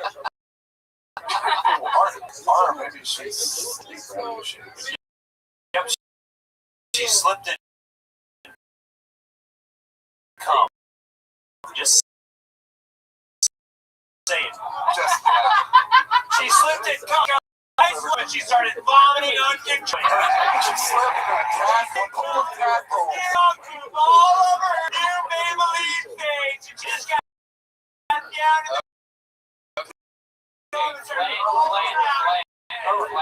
Glenn, if you keep this up, we're going to take away. There we go. I know how to threaten a golfer. Camden, what have you been doing here? Now, you started at the age of 50, so what have you been up to this entire time? I've been acting, getting some actual gigs. What have you acted in that we might recognize you from? That you would recognize me. First thing that got me into the Screen Actors Guild was Finding Steve McQueen. I was actually a stunt driver.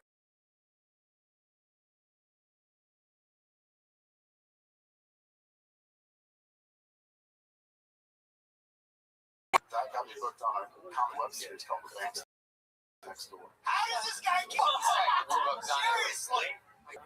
This show launched my actual comedy acting career so far, and I've had some pretty. Got one audition just came in today, so I've got turned. Oh yeah, what's that audition for? It's a untitled feature film at this point. You gotta be kidding me! Zoot, my man. Did you watch your Australian kangaroos?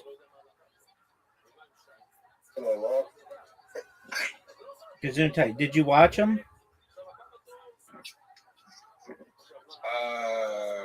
Parts of it, and then they lost. Dog, did you watch the shootout?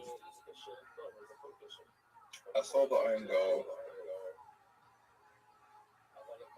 Did you watch the shootout? No. Dude, I wanted to talk to you about the shootout very badly. You should know they had two players who kicked the ball outside of the goal, which when you do that in a shootout, you could just give up. To kick the ball inside the goal, to have anything well, and they did not do that, and it was unfortunate. Do you know Cape Verde did very well against Argentina and they lost? Yeah, I watched it. How was it? Dude, they came so close to winning. Really? Oh, for sure, dude. They made it to extra time, and they scored in extra time, and they played as good as that island's ever going to play. They really made their home country proud. Are you ready to play? No, good run. I'll be back later. Hold on, Zoot. Hold on. What the absolute dog? I'm going to have a shower. I'm going to have a shower instead of I'm going to take a shower. Because it's an Australian film. Yeah, nobody says that, though. It's English. Okay? Nobody says I'm going to have a shower. You have a baby. You take a shower. Everybody knows that. But that's okay. Dude, Australia played really well, too. But in the shootout, they just played like dog shit. They were really bad. And Egypt knew what to do. You have to keep the ball within the confines of the goal. And they did that. And that's why Egypt went on the next round Almost. But they're a good squad. That Messi's going to be something. We'll be back. Peace.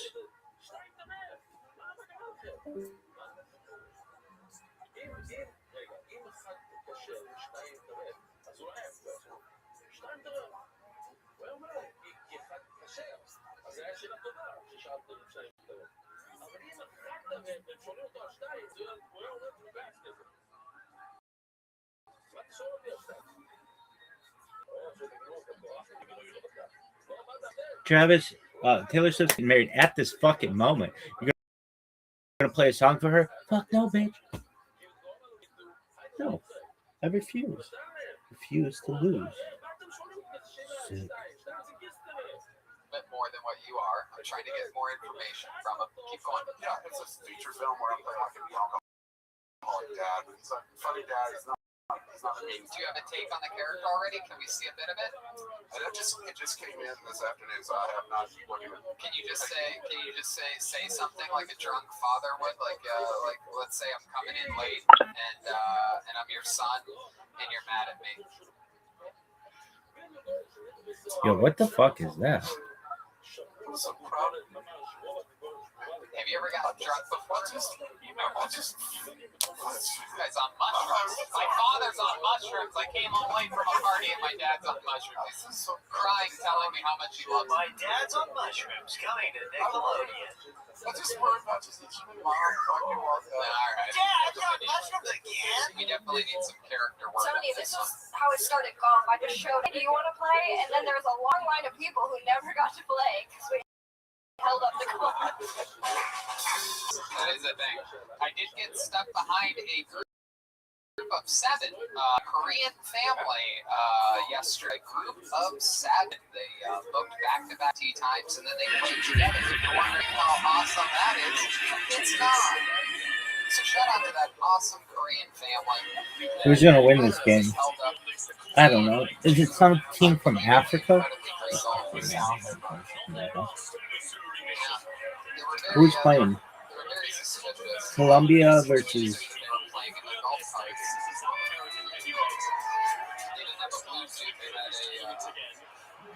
Ghana? Yeah. It looks like Senegal.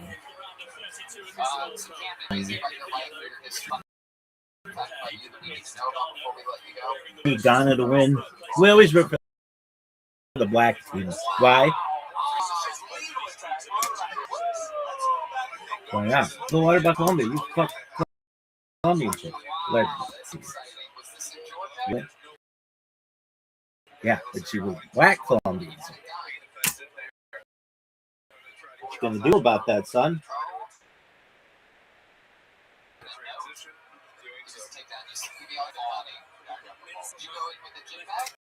And it chose her over a white chick. Everybody should know that. That's how lack of racist I am.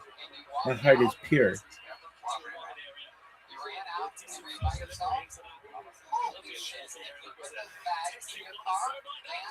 Oh, that would have been sick.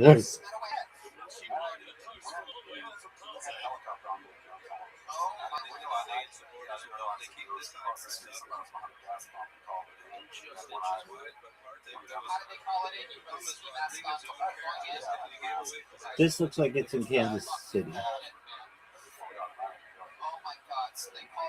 Is it?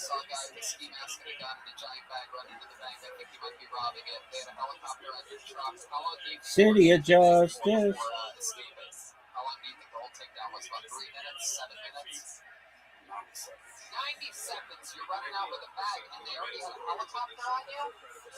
City of Love. City of Peace. Oh, it is. Dude, that's amazing, but I knew that. Why? Because their scoreboard is too small.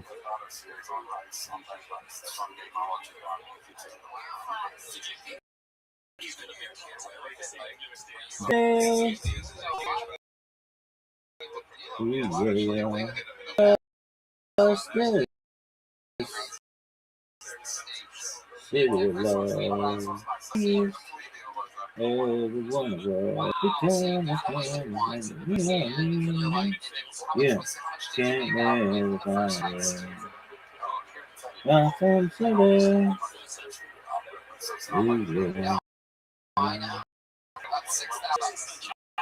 City of justice. City of love. City of peace.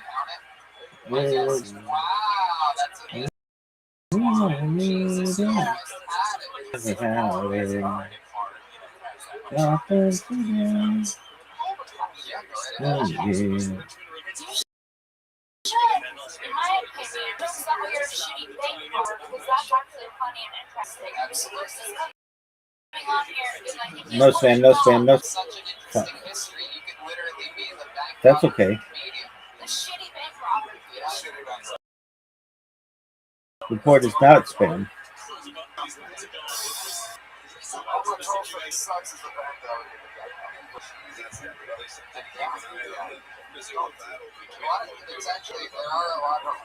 There's a spot in the marketplace for The city of justice. City of love. Oh, type. City of peace. For every one of us. Come on. Whoa! Can't live without it. Run by what's wrong? Ooh, yeah.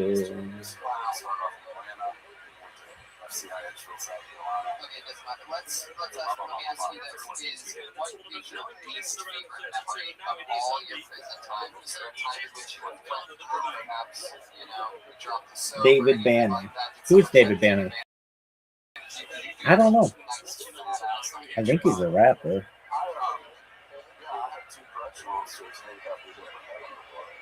I've said his name like 1,000 times. Lock up him. Yeah, he is a rapper. Jackson, Mississippi. The sip. That sip grip. You have to write about all this, dude. You have to write a little tiny book and then go through it and figure out what's jokes and what's not.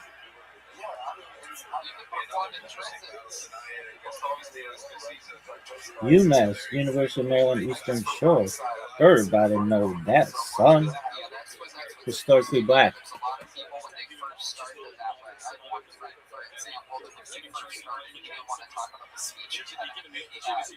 He's been dealing with it his entire life, and I'm like, you don't get it. You have to do it months and months and months and months, and then a couple of years went by, and then he really started talking about it. He's had a career ever since. He works continuously in a fucking baseball stadium last week. Like the great Josh Martin, legend, first producer. And you'll feel like a real cop. Yes, you have something of value. It's very therapeutic for you. It's going to help you get over that time, and you can turn all that prison time and all that negativity into positive by having your own voice to break. There you go, ladies and gentlemen. Please, on to the next one we go. Very interesting. Come back again sometime, Camden. There goes Camden. Here's music from the band that plays when someone's done performing. Hey, fucking awesome. It's only a 4-tongue statement there. Totally makes sense that the band wouldn't be present. Gotham City. Ooh, yeah. City of justice. City of love. Jerusalem.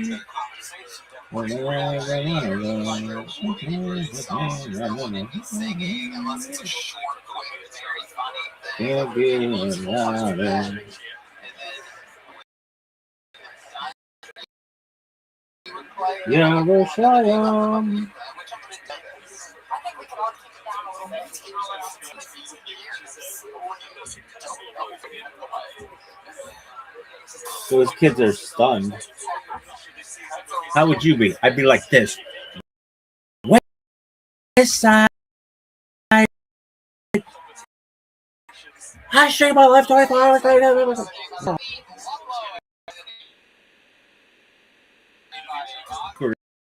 Great. Yeah, we got this fucking podcast pimp. I'm the Shabbat robot, bitch. That's a fucking product. People say I sound like Mitch Hedberg. I'm not as funny as Mitch Hedberg was, but I'm funnier than he is now. Hilarious. $10, you get 1 gram of weed or 4 quarters worth, depending on how you look at it. I'm writing a sitcom about a narcissistic agent. His each impediment is called Everything is Wrong. Whistles do not work underwater. I almost drowned. No, not so much for Kobe. I think they are gonna try to only play it out. I'm sorry. There's one they can still do that. It's just not bad. So they could block out this matter memories of the child. I like to being pulled over the doctor the first time, but the second time I've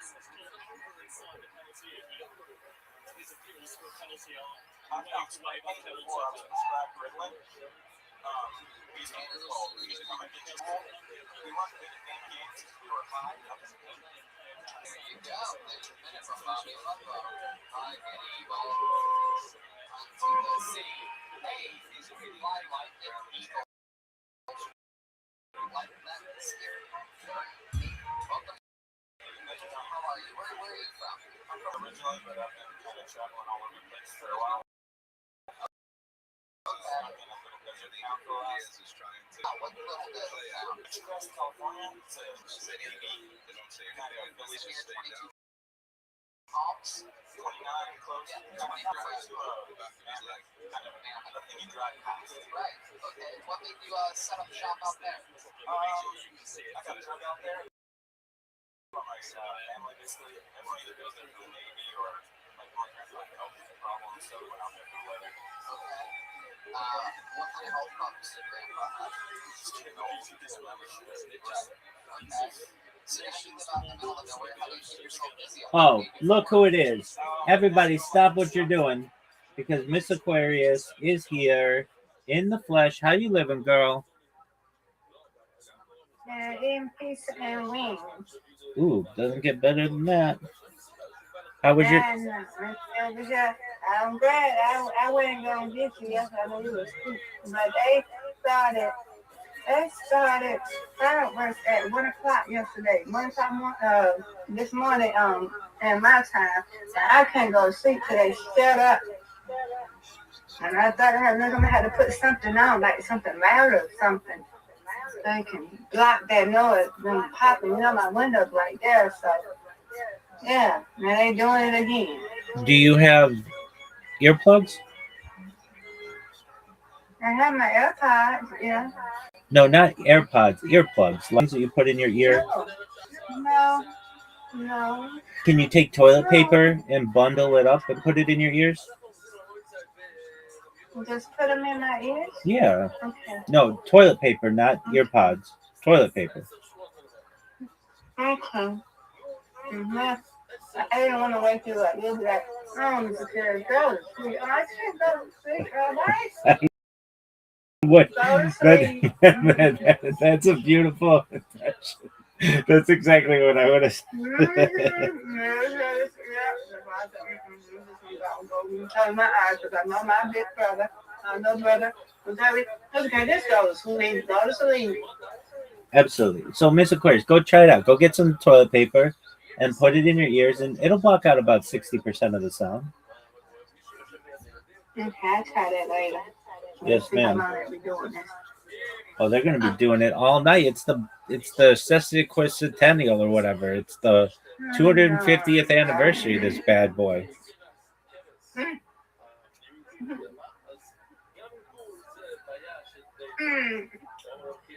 Stop that!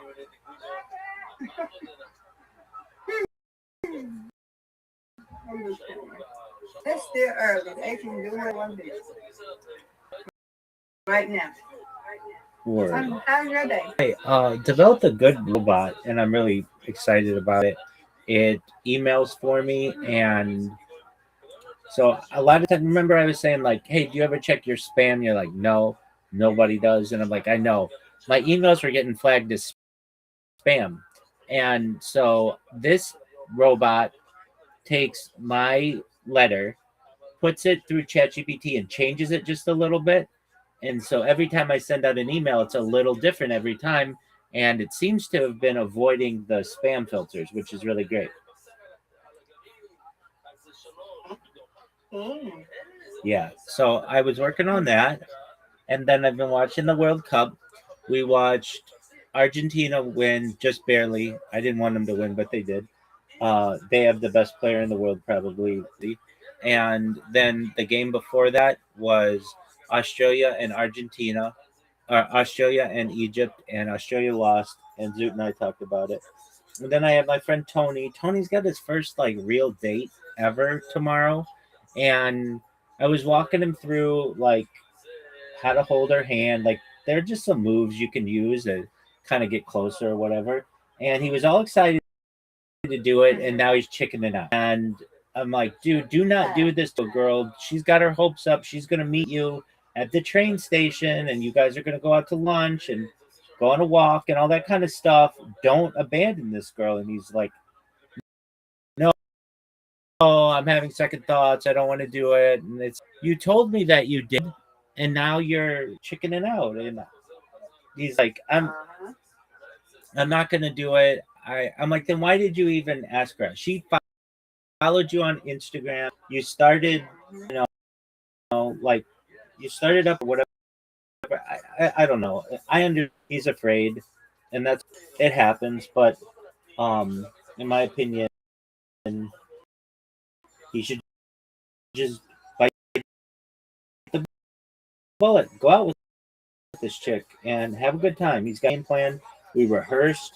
I don't know if he will. He won, or he just turned 22, so he's still young, and all that. So, and then what else did we do?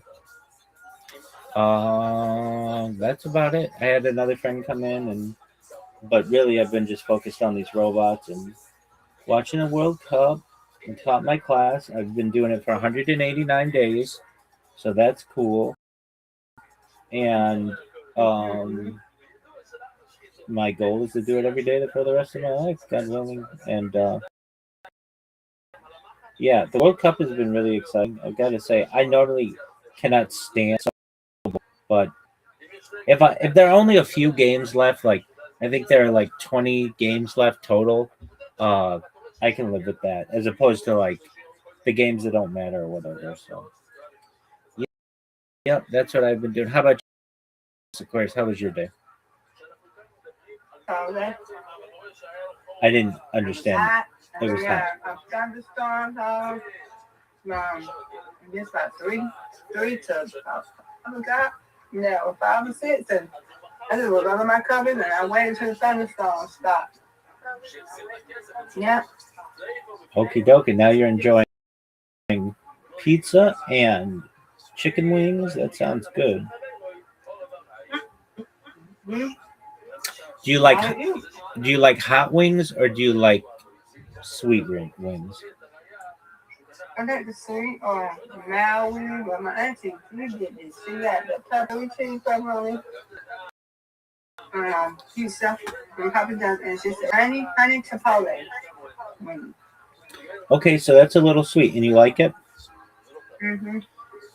Do you? I'm about to try it. Do you like blue cheese, or do you like ranch or anything with it? Blue cheese. There you go. Mm-hmm. It's like ranch.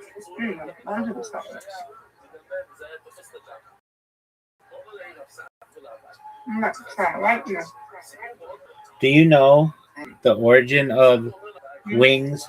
They used to throw out that part of the chicken, or they would like not. It wasn't like eaten, but then this place in Buffalo, New York, started putting it out, and now it's like a phenomenon. But that part of the animal was not usually utilized the way that it is now until the 20th century. Not like the breast or the thigh. They do have a Buffalo, Buffalo, New York, right? Yes, ma'am. That's why they're called buffalo wings. My auntie's on the kitchen floor. She's not there. I was almost dry and I forgot, and I was looking at something at the videos from last night, and I walked on the floor and cut my not mad because she was not there. So okay, I'm sorry. It wasn't 20 minutes yet. She's not mad at me, Rabbi. She's not mad at me. That's good. She's a nice lady. Yeah, she's not mad. That's what I'm sorry for getting. You should pretty soon be, if the plans that you guys are going to be doing some painting.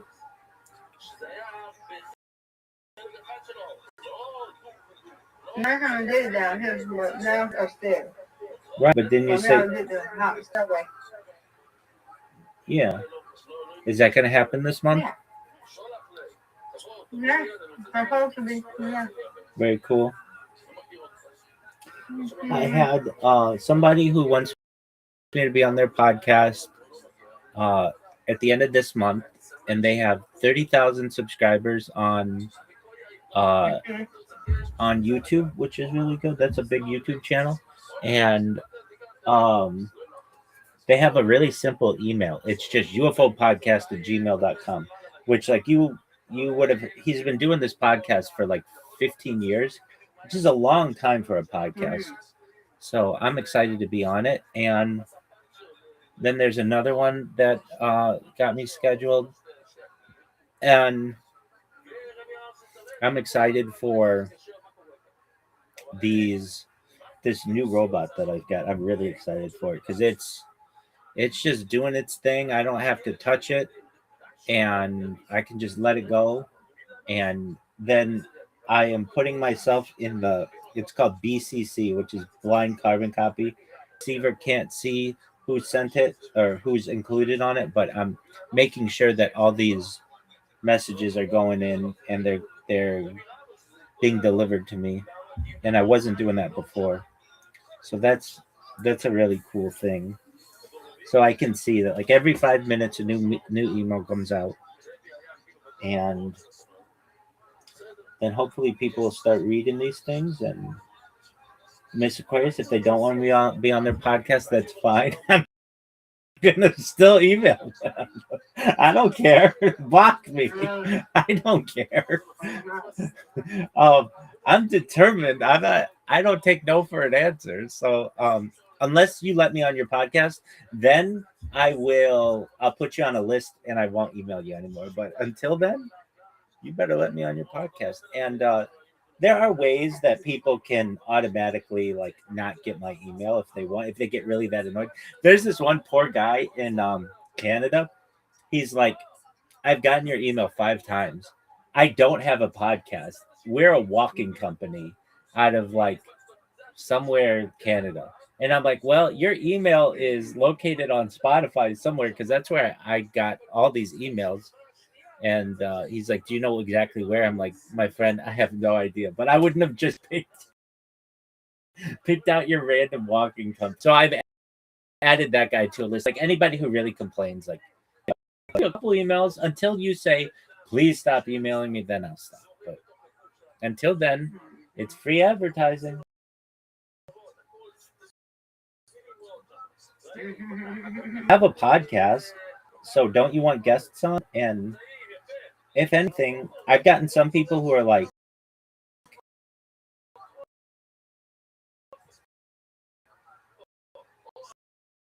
we're not interested. Like, awesome. So I don't care what you want to talk about philosophy, you want to talk about logic, you want to talk about sports, you want to talk about UFOs, you want to talk about cryptocurrency, whatever. I will just get me on your podcast. I'll talk about whatever you want. So I've had some people who have shown some interest, and I'm just watching these emails come in, and they're coming in beautifully. Like, Miss Aquarius, when I program something and it works, it's like there's happiness that gets released. Like, wow, I did that, and now I don't have to sit here and say, Miss Aquarius, I can't talk right now, I'm doing something, blah blah blah blah blah. It's like all working by itself. And it's a beautiful thing. It's like a dance, or it's like science. It's beautiful. That was good. Them wings are good. Excellent. They taste the honey and stuff. The Chipotle. Yeah. Man, that's good. The wings are good. That was good. That was very delicious. I had to drink some water. Water time. I already had water time now. That was good. Very good. What did you eat today, Rabbi? What did I eat today? I had late last night. I had chicken pot pie.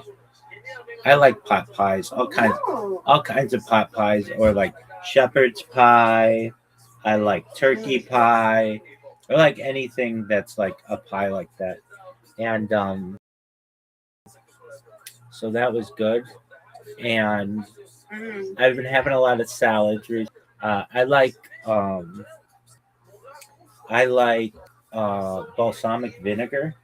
I like balsamic vinegar a lot. And I've been having that with like tomatoes and basil and green pepper and cucumber and that kind of stuff. So that's been good. What else? I like cottage cheese. I'm like a major cottage cheese fan. And I love cottage cheese and tomatoes. It's like one of my favorite things in the world with salt and pepper. I love that. What else? I had chicken recently. I don't know what I'm gonna have tonight. I might have like a cheese pizza or something. Mom, that is away. You'll play your napkin, okay? Yeah, you don't know what you want? I might have like a cheese pizza or something. No. No, you put the rest of this stuff. I just had 2 pieces. It's a religious fast day, so I didn't eat during the day. Yeah. It was good. Go ahead, Rabbi. I'm sorry. It's a religious fast day for me, so I didn't eat anything today. Oh, well, you better eat, Rabbi. You got fasting. But now you can eat now, right? Is your fasting over? Yeah, after sundown.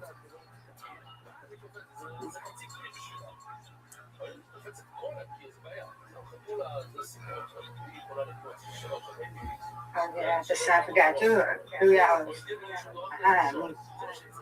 Word, girl. Do you know it's? Please, Lord, let them be over. But I doubt it's going to be over. Hopefully it's over with. Do you know that it is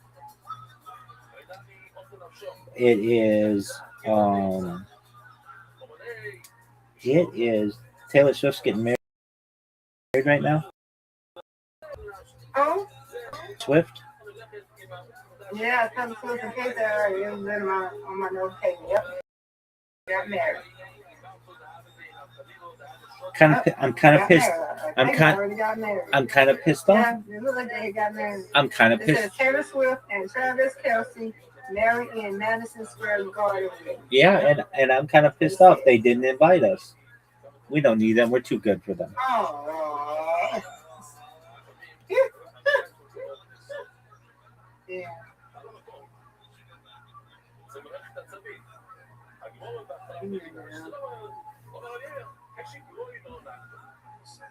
The stage of Jamala, 2 months in.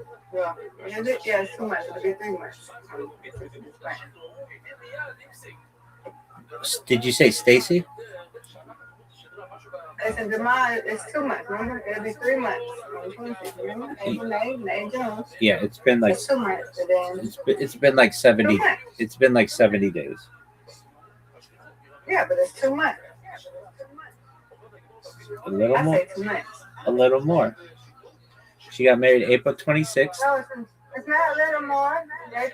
It'll be 3 months. 3 months in July 26th. It's still 2 months. It's going on 3. It's a not little. 3 yet. It's a little more than 2 months. It's 2 months and like. So I don't do all that. Y'all do all that. I just say 2 months. I don't do all that. Okay, Y'all do I all say that. it's 70. Oh, well, I- I'm 32 and a half. I say it's. I'm 32 and a half. I say it's 70 I'm 33 days. and a half. I say it's 70 days.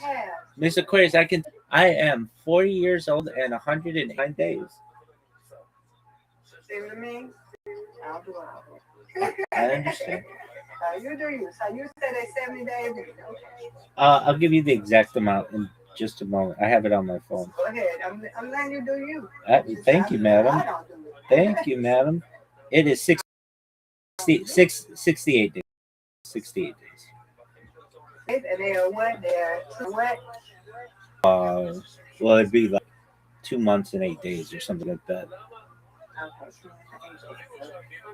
I'm still letting you do you, Rabbi. I just don't be doing now. You do you, okay? I'm gonna continue to let you do you. I don't know. I'm about accuracy, Miss How Aquarius. old your baby?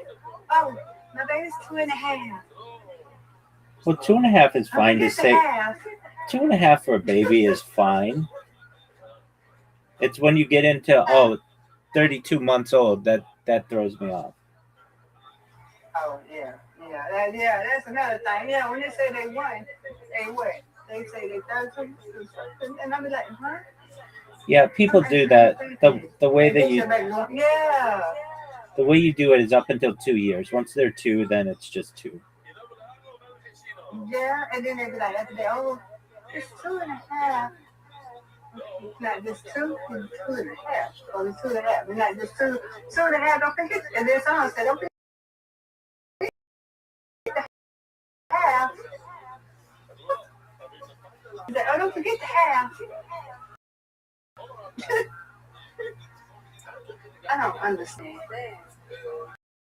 But it's okay. I'm letting you do. I let you do you. That's all you can do. Yes. That's You all I'm. said That's 2 days. I said 2 days. You said. no. I said 8. 2 months. 2 months and 8 days, right? Or 2.5 months. It's 68 days. If we want to get down to it. Oh, 6 to 8 days. Okay, 6 to 8 days. Okay, because I told you I'm not into that. It confuses me. Okay, so it's 6 to 8 days. Yeah, I'm learning. Rabbi, he does that. So he'll tell me how many days. So I'll just tell you to tell me how many days they got. Okay? I'll tell you how many days they are in. There you go. You'll tell me. Exactly.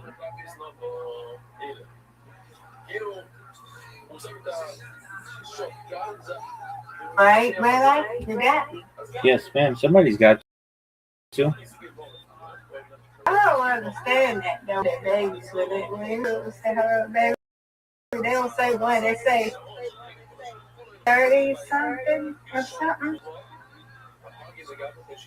They don't even say one, right? What do you mean?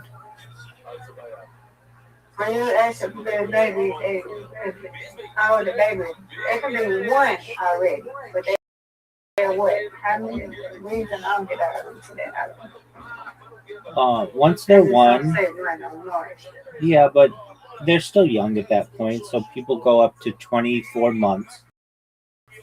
And then after 24 months, that's 2 years. And then they say that they're 2 years old. And then they might say that they're 2.5. Oh, okay. And then once the child can speak, the child usually up until about age 10, they might say I'm 9.5 or 8.5 or 7.5. But then really probably up until 13. And you could say, I guess I'm 11.5. Nobody's going to bat an eye. But once you get to 13, then nobody cares. Rain is 3, and you're going to stay little. Let that baby stay little. I want to stay little. But I know it's not going to happen. She's like 3 1/4.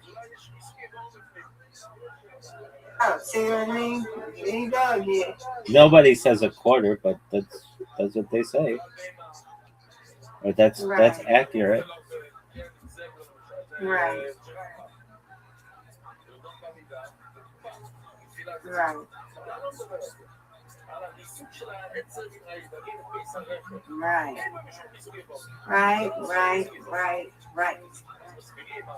I talked to Brandon today. He was telling me all the stuff that he was doing for 4th of July. And fireworks and cookouts, and he's with his family, you know, but he's streaming all the sports, you know that. And yeah, he seemed to be having a good time. He was having a real good time, which seemed cool.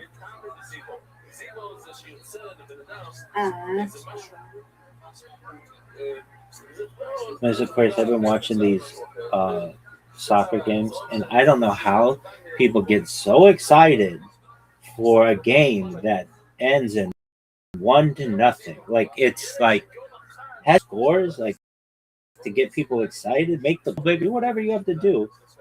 At least 10 to 15 or something like. Okay, there you go. Okay, Mama, you can relock the floor now.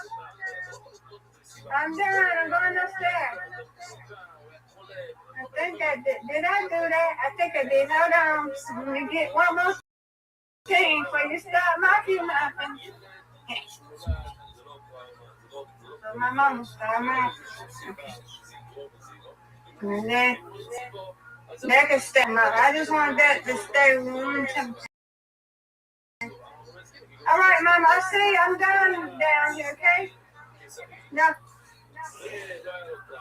Okay. All right. I know you're gonna knock it later or tomorrow in the morning.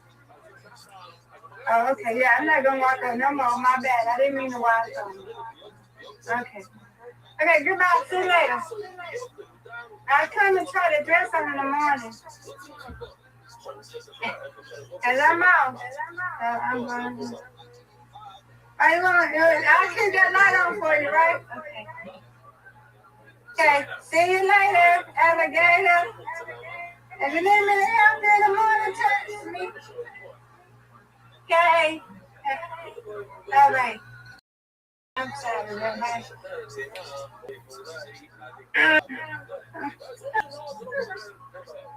Papa, I miss you, and I love you. I miss you so much. And I'm on my wrong because it's supposed to do that. I love you very deeply, so love you.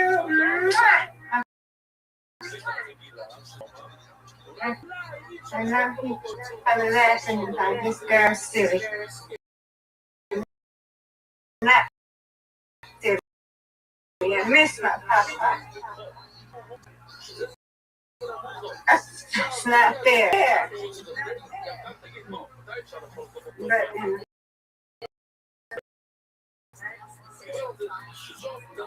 for the real, it's not scratching on myself. Hey, that's a good thing.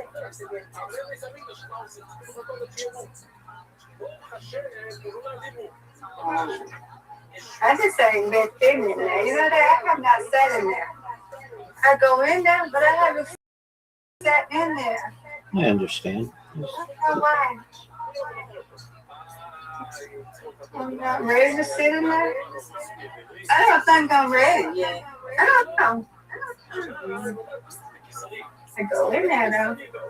I just don't touch it because I let that be his chair, and that's where he's at. He's right there in his chair looking at it. There you go. I'm just not going to be right there. It's just hard every holiday. Every holiday. But he didn't know anyway. He didn't know what day it was. He didn't know it was a holiday. So, hey. He didn't even know it was his birthday. That's right.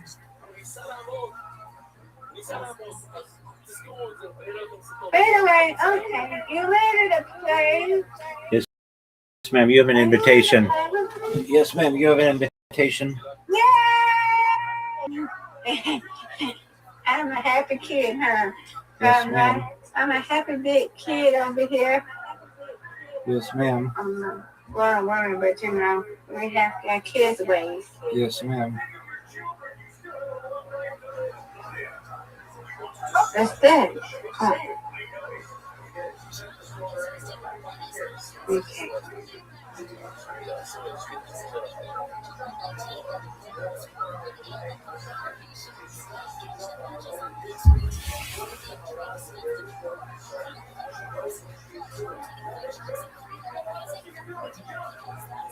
Get it. I don't know how you weren't able to get that one. That's garbage. You got it. No, I don't think they got.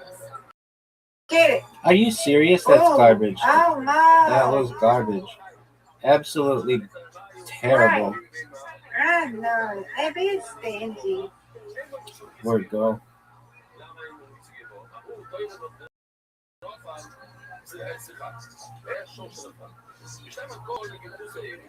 See what I mean? Maybe it's stingy.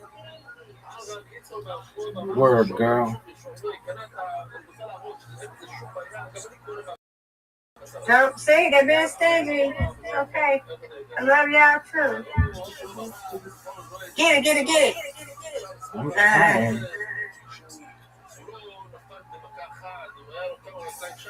They're being stingy with it.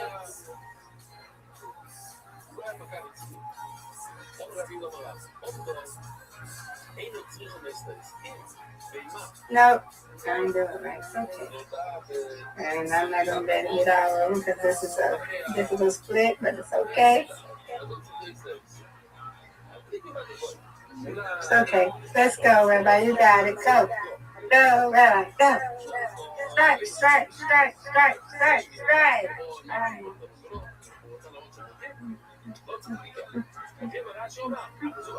Oh no. Start hitting my leg. Let me stop it. I'm gonna, this is me. You almost had it, Rabbi. Look at that curve. Oh, almost.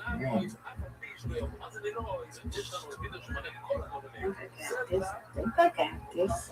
No doubt. They shouldn't even make you do it. Nope. It slid. How is it able to slide like that? I don't know. Get it. Strike it.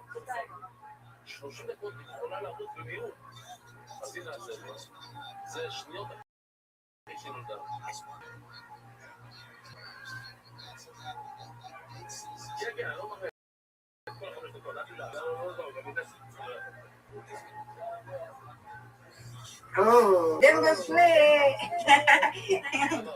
Yes, ma'am. It's a difficult split. Oh, it's okay. It's okay. I'm all right. Finish. No doubt. Garbage. They are. Get it. Good job.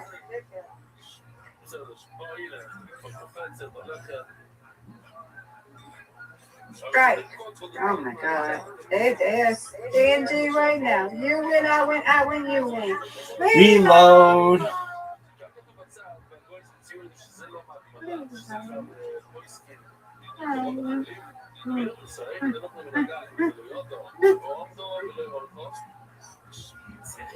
I don't never get that basketball thing. I don't understand people with the basketball.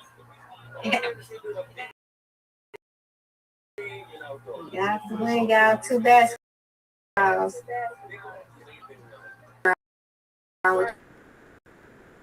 What a spare, folks. That was an. Give me this. Garbage. What's wrong with them? They're not trying to give us no strikes. I better give strikes. I ain't playing with y'all people.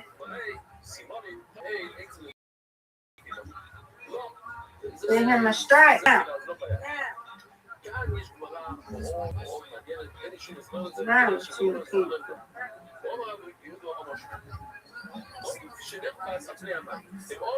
Okay, got one.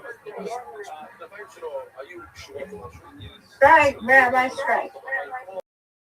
Get it, strike. How many guess one and everybody knows it? So anybody's paying attention out there? Got it. Yeah, but you should got a strike, I said.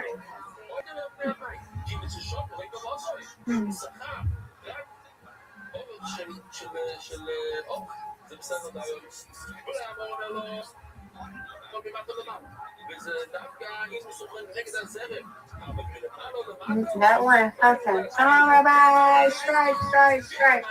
Strike it, strike it, strike. Strike.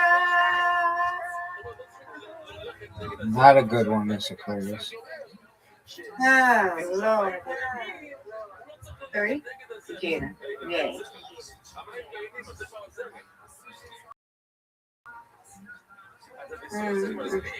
שיש כן איזושהי זרם, לפעמים יש, המים זזים כזה לאט. Okay, I'm gonna let Rabbi get straight.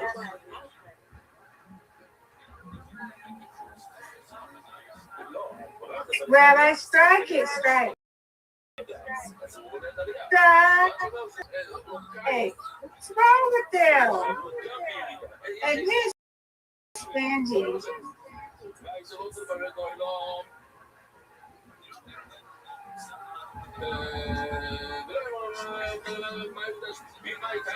והיא שוד הציבת ולקחת, כי יש לו שם תמיד יש איזה עץ שצח עליי, זה חסר שצח עליי, הוא הולך יותר מהזה צח.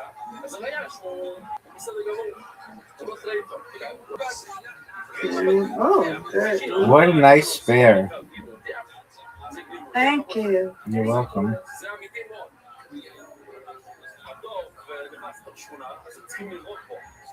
All right, let's go, Rabbi. No doubt. Let's go. Go. It's over, Miss Aquarius. You won. I cannot win. But I always win. You always win. You always win. No doubt. No doubt. You win, I win, I win, you win. Undefeated in bowling, undefeated in friendship. Good job, Miss Aquarius. Yay! Good job, Rabbi. Thank you, madam. Last strike, I did it. I yelled strike it till you got it. Yay. Great job. Great job, Rabbi. I'm just happy you had a strike. I am happy I got one as well. Yeah, we both won, so you still a winner. You never lose. Me either. I never lose. You never lose. We always win. Yeah. Win, win. Yes, ma'am. Okay? Yes, ma'am. I'm Okay, switching my iPad. They're not doing that the right at this moment. But for a little while. I never know, because this citizen said it might come back and do it again, so I'm just not going to say that. Ah, there they go. See, I said something. there you There go. they go. It's done it again. Go put toilet paper in your ear. They're doing that. I think they're shooting.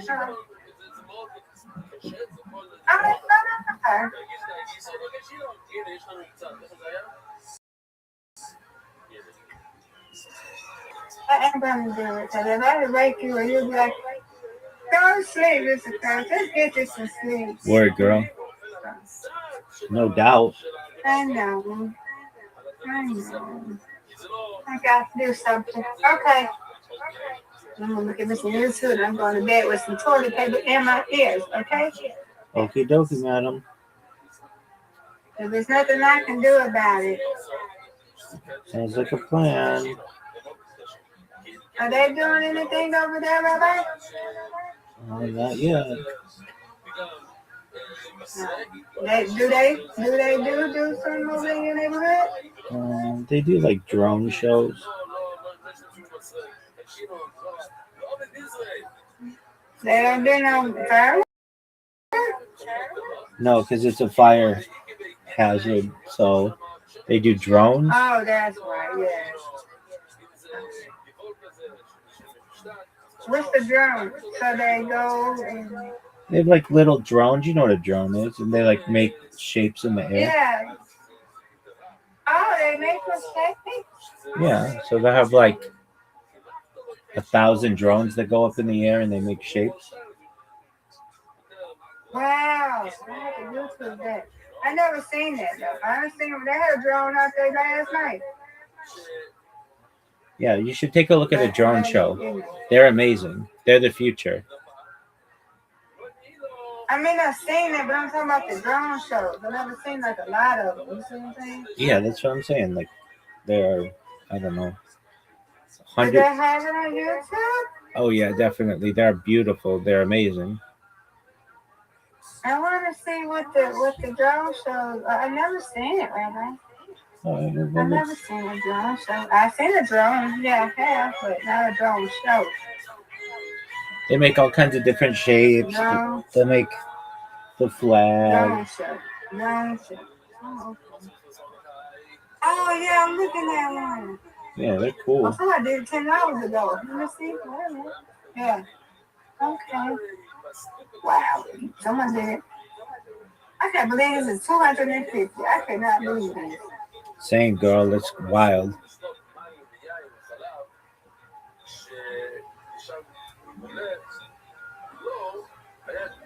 I gotta do 2,500 drone show. Whoa. Look at all that. Whoa. Look at this. This is neat, right? I know. All right, this is neat. They're doing a 4th of July, like 250 of them. Oh, America, 250. That's neat. That's real neat. I agree. Wow. I wish they had that here. That'd be cool to do that here.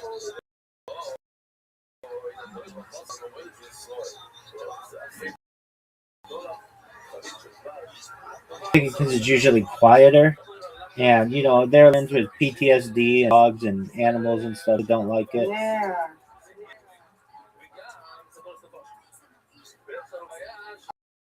Oh, this is neat. And they put fireworks in it and like it. Oh, nice.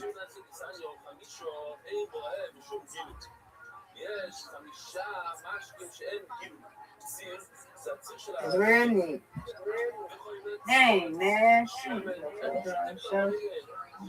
Bye-bye. Let me take a look over there. I can look at it. Well, maybe someday, madam.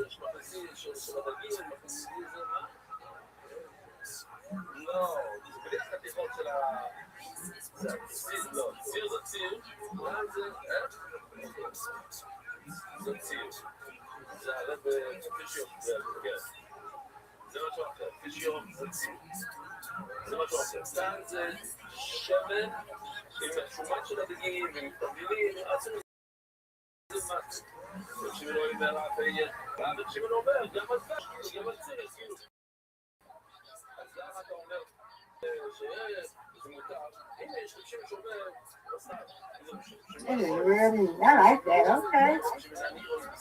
That was cool.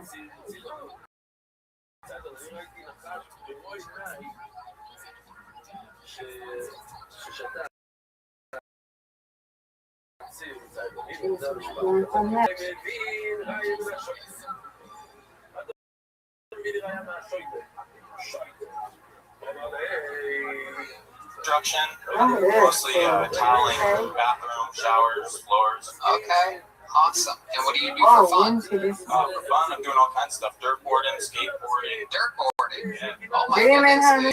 You go down like dirt hills. Right. I just got into it, so it's just like skateboarding, but with bigger, like aired up wheels. Wow, this is exciting. That's like fucking white trash golf right there. Dirt boarding is like a class fucking sport up there in Ridgecrest. Friends that you dirt board with? No one. It's a solo. It's a very lonely sport out there, dirt boarding. Do you have fun with it? Yeah, I think recently I was the first person probably, to skateboard down the California Aqueduct.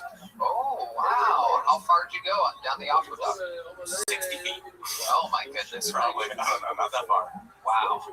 What's your love life like? Do you have yourself a little country girl out there in the middle of nowhere? Someone, some little white trash girl? Oh, I actually moved into a trailer recently so I can get laid more. Goddamn right. How's that working out for you?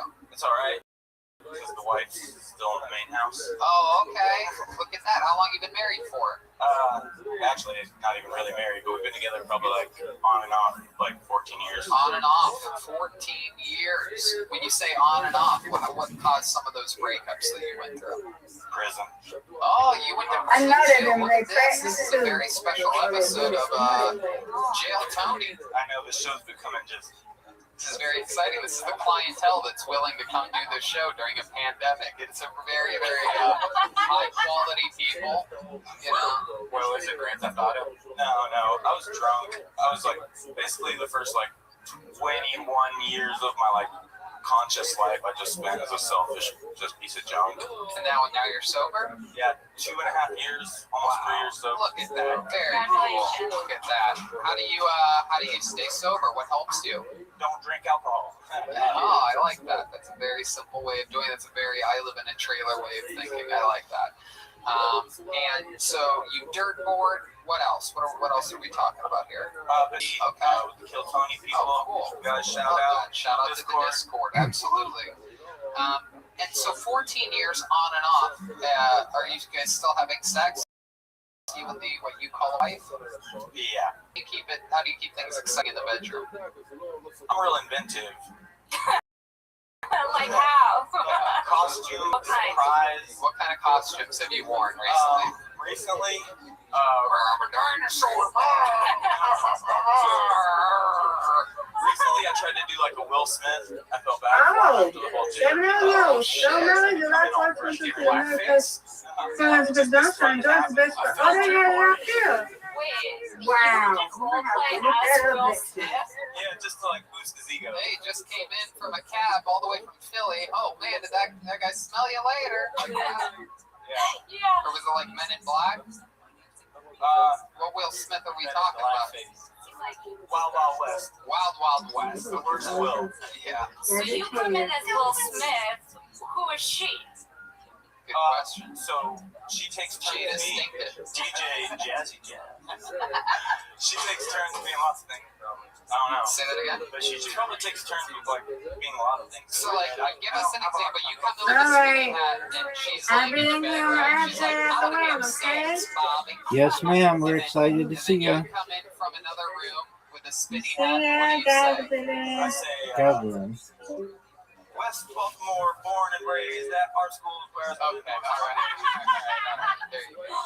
I mean, I like what he's doing. Yeah, Will Smith. What else? Give us some more examples.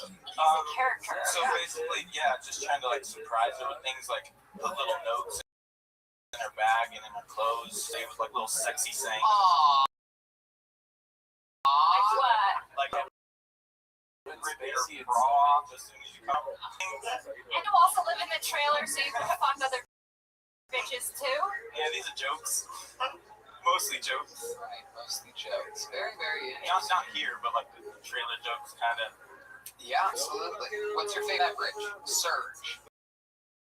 Mountain Dew. I wish I had any beverage right now. My favorite beverage would be like this too.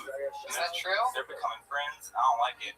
Wow, Ridgecrest Problems. That's what we call that right there. Bobby. Oh, that Yeah. dirt boarding. Yeah. Oh, the PG Gay Tour hooked me up. Look at I'm just kidding. shit. Water and you call it the PG Gay Tour? You woke Steven Dragon over here. He's not gonna let that slide like a dirt board. So Bobby, how long have you been on stand-up comedy? First time. Wow, first time ever. Look at you. How old are you, Bobby? I'm 33. 33 years old. And is this something you've always wanted to do? It is. I did a little bit of improv and I did like some theater stuff a long time ago, but then days like Shakespeare and. Can you be a drunk dad? I'm not drunk. I'm not drunk. Go to your room. What do you mean it's morning? I don't care. Where's mom?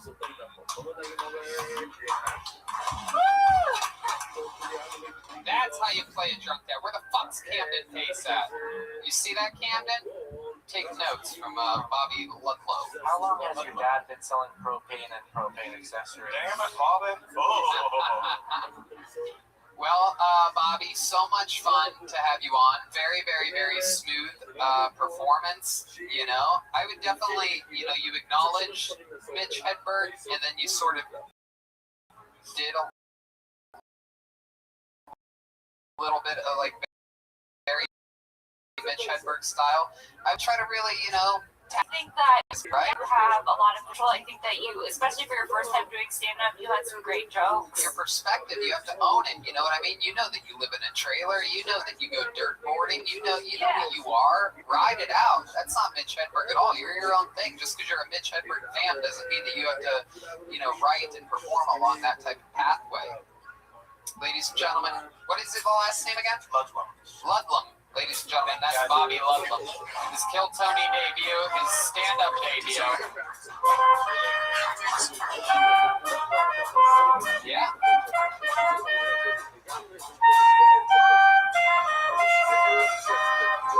You know, before we get to our next comedian, why don't we check in on the sensual and sexual styles of the great William Montgomery. Let's see what his new outfit looks like.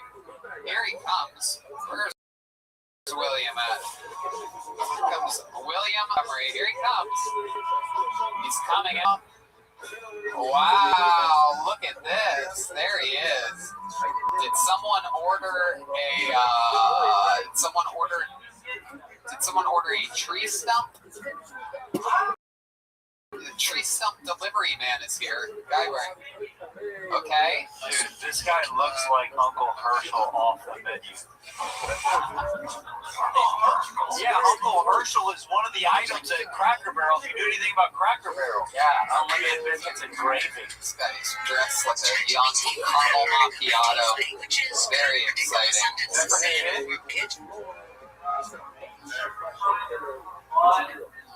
Oh, cool. There was a little weed in there? My goodness, people just shipping weed. Very exciting. Oh, blood. Blood in the bag. There you go. That's not as exciting as a blunt. Look at how he's standing. This is a That's a power stand. This is a new segment. He's very, very sensual. He's very sensual. Oh my goodness. Really? Just smelling. He's double D joints. William, you look like a Bigfoot had small feet. Oh. Ryan G. I don't think I've ever seen him laugh so hard at a joke than the Bigfoot small feet joke that Joel just did. It's incredible. Loves a good Bigfoot joke. A lot. How's the Birkenstock market this season? What size shoe do you wear, William? You sort of do have tinier feet than I would expect for a larger man like yourself. That's not a 12 and a half. You're lying. That's not a 12 and a half. Jeremiah wears a 13. Okay, I'll allow it. His toenails are the longest part of his foot. He'd wear an 11 if he trimmed his toenails, but all right, there he goes, William Montgomery, everybody. And now it's time for me to bring up his cohort in crime on the hit podcast Brothers in Cursive, the other regular on this show. Unbelievable joke writer, very, very, very strategic surgical roast star. Ladies and gentlemen, this is David Lucas. Here he is. Here's David. If you drink White Claw, I'm convinced you'll suck a dick. White Claw is white people's Hennessy. They love that shit. Cleavage on women is sometimes better than seeing their actual titty. Like cleavage be looking so good, and then a girl take her bra off, and that shit look like it was put in a blender. What the fuck happened to your titties, bitch?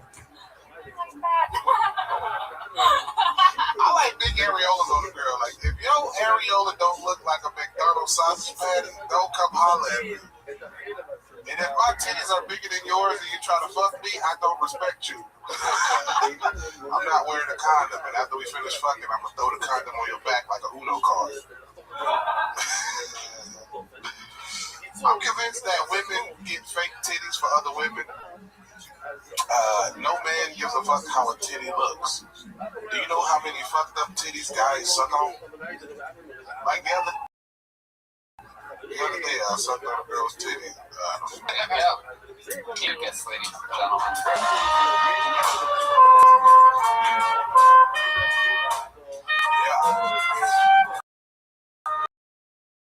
Jesus, really on the higher end. Get that fucking police funeral music. Over dropping water, so I read the fuck.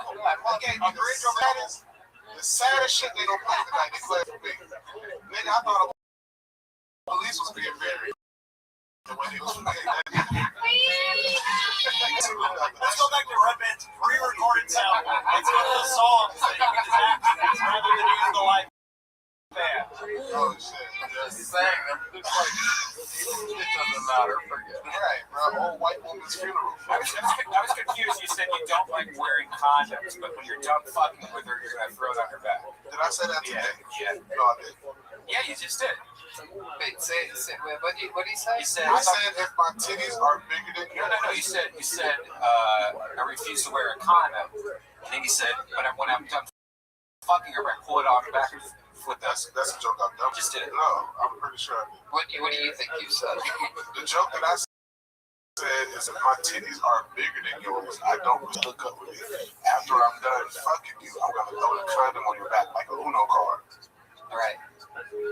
Where you said you didn't like condoms also before that. I don't like condoms, but that is... Nobody likes condoms. No one's like, I can't wait to put on this condom. I said not wearing condoms tonight. And then you said that you're going to throw it on her back. I was like, I probably did. I don't know. I'm not wearing a condom, but after we finish fucking, I'm going to throw the condom on your back like a Uno card. This is the inception of podcasts right now. I can't remember what the inception of podcasts right now. I've had a couple of drinks. There you go. Claiming the joke was a banger. It really was, and it's very true. Sometimes you see the middle of that chest, and it's like, wow, look at the fun that's going to be had here. And then all of a sudden, it takes a turn for the worse. Sometimes the areola, they look like a bad like a tie-dye T-shirt or something like that. Or she wore those titties out and they hanging like a black man in 1960. I can say that tonight. I love that. That's good. Versatile. As a woman, I will say I didn't realize that there's so many different kinds of boobs out there. Oh, it's truly unbelievable. It's unbelievable. There's many things that can go wrong with boobs. Sometimes they point different directions. Sometimes the ones, and by the way, sometimes it's off. Sometimes an offset of a boob is adorable on a boob. Sometimes it's frightening. Sometimes it's perfect. Sometimes it's not so perfect. Also, real shit, bro. I like smaller titties. Yeah. Because when a girl on top, they don't be beating you up and shit. You know what I'm saying? What do you mean? You're sick of getting hit in the face by massive boobs? That's the kind of life you have? How old are the women that you're dating where they're just hitting you in the face every time they're on top of you? You trying to have one kid that got some big knockers that for. You're absolutely right. Sometimes it's not about the banger, it's about the hanger. That's what I always say. Thank God cock and ball is always perfect. Sometimes things never look weird. There's some weird pocket balls. There are, right? Yeah. To be out there. What's something that you've seen that scared you? Well, personally, I prefer not to deal with a foreskin. Right. There we go. Perfect. Right. Foreskin's a thing. There's some people that have to deal with that. Different people are born with it. It's not an extra part or anything. Oh, Joel's got the foreskin, huh? You got the old the 5 skin where I'm from. You got the old wet burrito back there, huh? Girls that get Dude, he's got the 5 skin, the bowl skin. girls say that shit feel much better though. Thank you. They say that it feels better with foreskin. Yeah. To each their own. Like, Guys some say that people are too. pro How foreskin. can it possibly feel better? Because you got like those So you need to come faster than you already do? Like, why would you want that? I want to cut more off my dicks, I said women. What?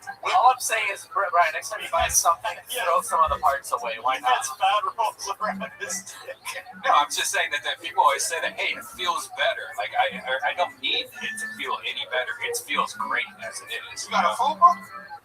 What? Brian's got everything. And he's got every extra accessory. It's like his e-bike down there. He's got everything, extra cushions and fucking. He's got a headlight down there. Bro, like I keep saying, can't nobody fuck better than a fat dude that's in decent shape. Well, there you go. You guys are both halfway there, it seems. I'm in better shape than Red Man. I don't know. I don't know. Oh, can you suck your own dick? Because Red Band can't. Well, Red can't. I know for a fact Red Band can't get me a push-up. I don't probably not. Absolutely. I just gave up. Is there any, Red Band, let me ask you this. Is there any physical competition at all of any kind that you think you can beat David Lucas? Definitely e-bike. Oh, look at that. You don't want to race. You don't want to. I will out you. You're not gonna get me in. That's fun.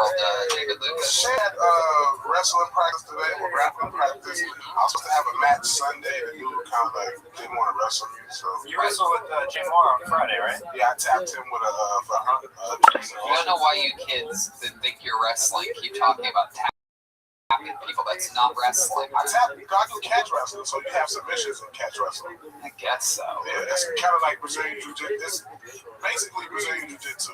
So you have submissions in catch wrestling, so you can submit somebody. Are there like rounds? Like what are you be talking about? So when you in hear a catch wrestling match, you'll probably wrestle like 3 people, 10-minute rounds each. 1 round per person? 1 round per person. 10 minutes straight, no breaks? No breaks, but you submit them or tap them or pin them. It's a long time. Yeah, it's very long. Well, you try That's what Josh Barnett does. you try to tap them or pin them before the 10 minutes is up. You just get 10 minutes. Sure, yeah. I've never went to 10 minutes is a very long time. It's a long ass time. Yeah. Okay. Well, David, fun times. I'm excited that you're getting exercise. Oh, yeah. And I'm also headlining in Miami November the 13th through the 16th. Oh, that's awesome. Yeah, very exciting. And also, everybody who follows Brothers in Cursive and also follows Kill Tony, make sure you sign up for our Patreon, patreon.com/brotherspodcast. Red Band and Janice have cooked up so much stupid shit for us to do, bro. That's very exciting. I'm very excited. It's like guys eating hot foods on it. But that's like bottom level. Shit that they're submitting us to now is like, I wore makeup on the whole episode. Your mom never seen it. Very exciting. Dean, you're amazing. We love you. The great David Lucas. Everybody, there he goes. David and Lucas.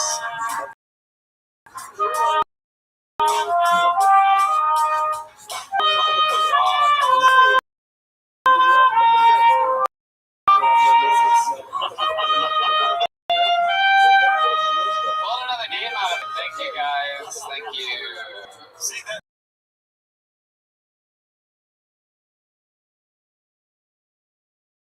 Nope. You got it. It's very, very simple, and it's been this way for years. Pull another name out of the bucket. Make some history. Next comedian, Eric G. So now you would play.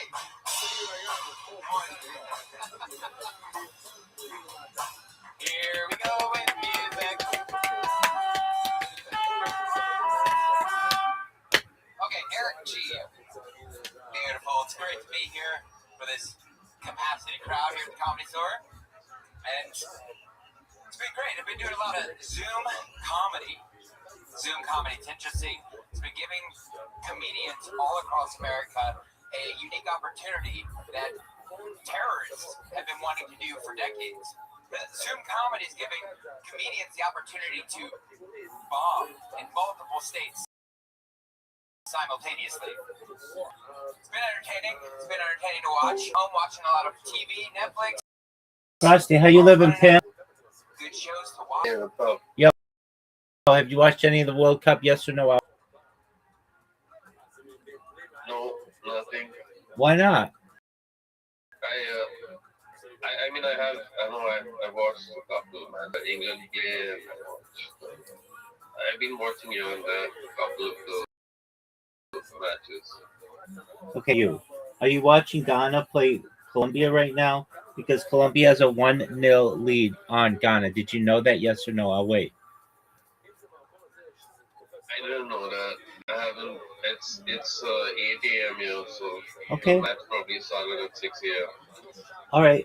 Do you want to know where you can watch it for free? No, I watch it on my own cable TV or whatever. Okay.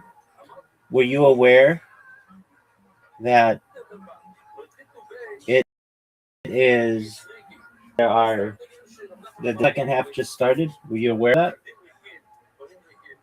No, I wasn't. Okay, well now you're aware of it, big dog. Were you aware that Argentina almost got beaten by Ivory or by Cape Verde? Yeah, I didn't see that match either. It was at 3:30 a.m. Yeah. Dog, why didn't you awake in the middle of the night to watch this? I did when the Women's World Cup was on.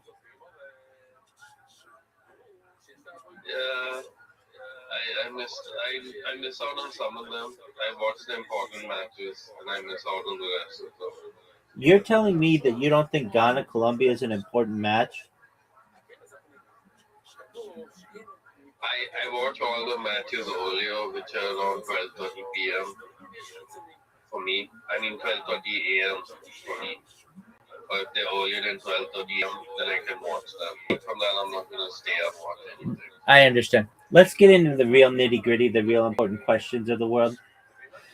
How is your old school RuneScape? How is your old? Okay, it's all right. Do you think that you're the best old school RuneScape player of all time? No, I don't think so. Do you think it's possible for you to be the best old school RuneScape player of all time? Maybe if I started streaming my old school RuneScape, yeah. Okay, when are you going to start doing that? I'll subscribe. People have been telling me to stream, but like I have lots of like duties at home and shit. But maybe in a couple of years when I'm alone, I'll probably start streaming it. How's your new laptop? Oh, it's kind of awesome. It's very cool. That's amazing. 16 GB of RAM, 4 GB graphic card. It works. Everything works on it. That's great, my man. So how have you been, Rabbi? I've been well. I was on 2 podcasts this week, which were good, and I'm on one next week, and I'm lining up others. So that's sick as fuck. Some of them are big. Maybe one has 250,000 followers on YouTube. Maybe I might get that one.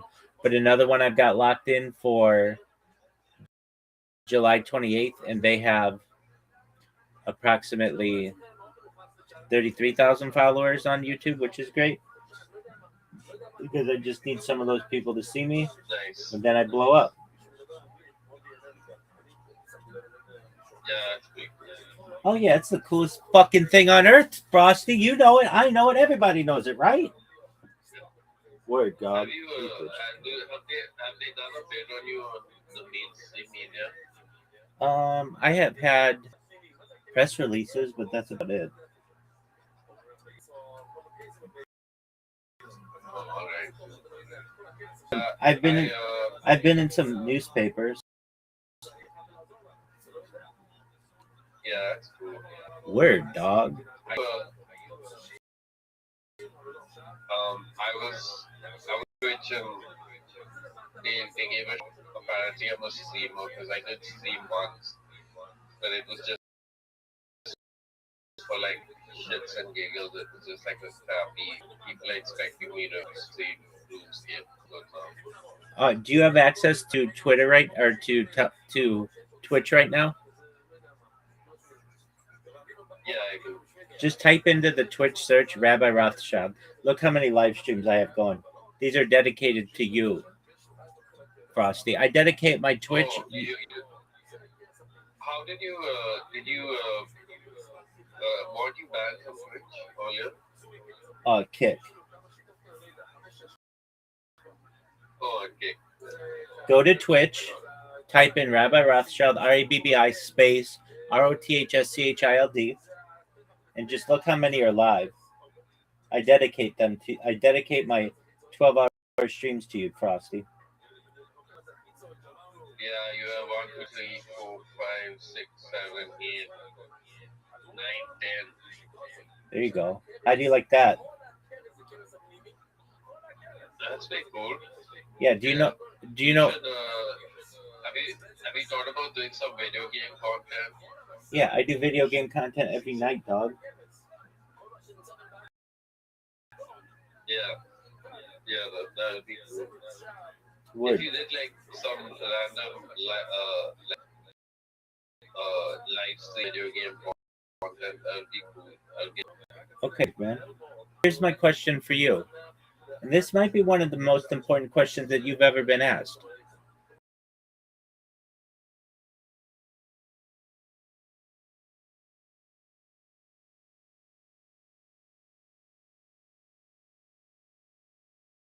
Because I'm planning on quitting 6, but it's been at me for a while now because I have very little to do if I'm not smoking cigarettes. Okay, when's the day that you're gonna stop smoking? I'm gonna start today. If you can be my witness to it. Not only am I your witness to it, but you're recorded on a bunch of different streams. You just witnessed for yourself at least 10 Twitches. Yeah, it gets really DJ and cigarettes. They like end up smoking way too much. All right, big dog. Do you think you're going to be able to stop? I did it a couple of times before for very long periods. I think I should be able to. It's just a problem of when the withdrawal starts kicking in like 6 months later, and that's when we screw up. I understand. We've had this conversation before. You could vape and just start with whatever, 5 milligrams, and then the next week 4 milligrams, and then the next week 3 milligrams. I'm not gonna vape. I'm not gonna start vaping because that stuff is a whole. I don't know. I just don't like it that much. All right, pimp. Yeah. So on RuneScape, actually, I got someone online to do my quest for me, but hopefully they've not finished all the quests, but they're doing it. So it's on standby while someone else. It's actually illegal to do that, but I'm sure they'll understand. I'm just getting someone else to do my quest for me on my account and paying them.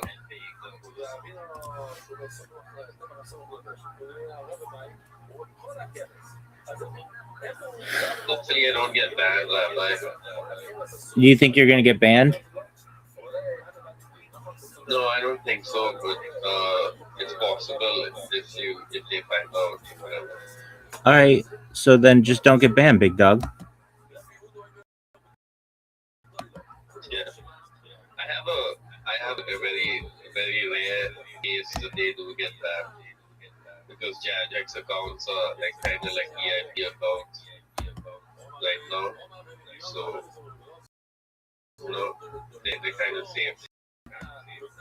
Do you consider you to be one of the biggest pimps of all time? I try to be as cool as possible. Yeah, you're tight. Some of those Indian chicks are hot as fuck, dog.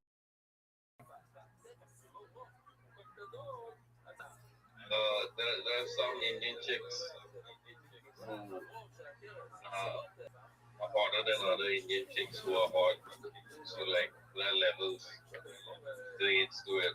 On the other hand, like They shit in the white chick streets. is the same hot white chick to another hot white chick, right? But it's not the same in India.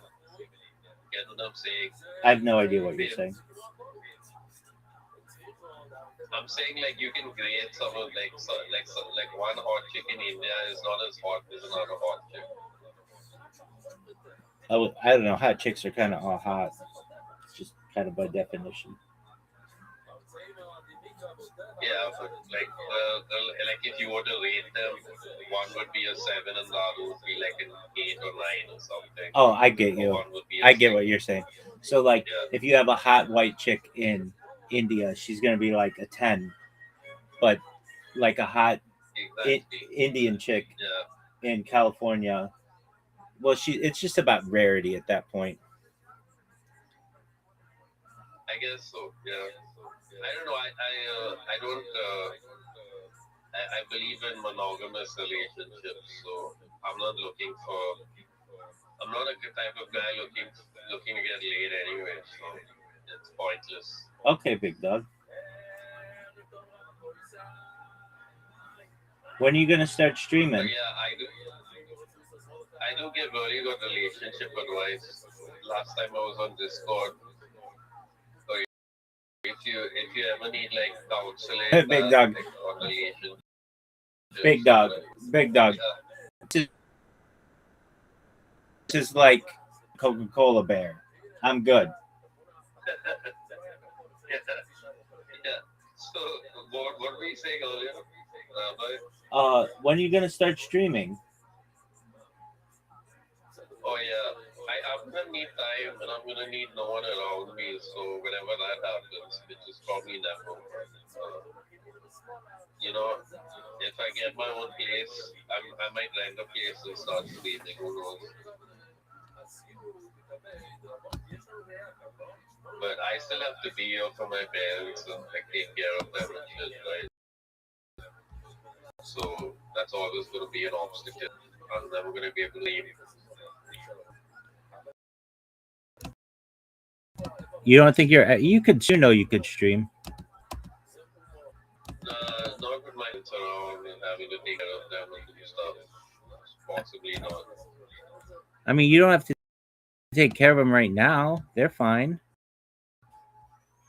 But like, I still gotta like do stuff at home, get the door and do shit. Like I can't have like the stream unless it's late night or something and it's stream through the night, but that would be pointless as well. I disagree with you, but I'm allowed that. Yeah, I would need like a setup. I'd probably get a PC and a mic setup and then start streaming like for real. But whenever that time comes. All right, big dog. Are you ready?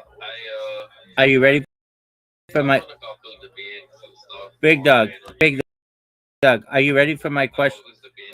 For my question for you? Yeah, go ahead. On what subject did you write recently?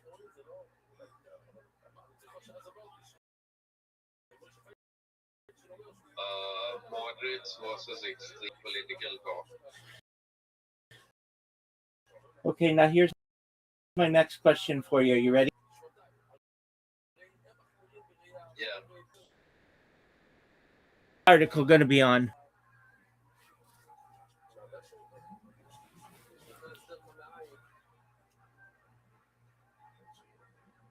Because I start Monday, so I finish my work this week. Okay, so I start Monday. And Monday's article, I haven't researched the topic yet. okay. Are you excited? I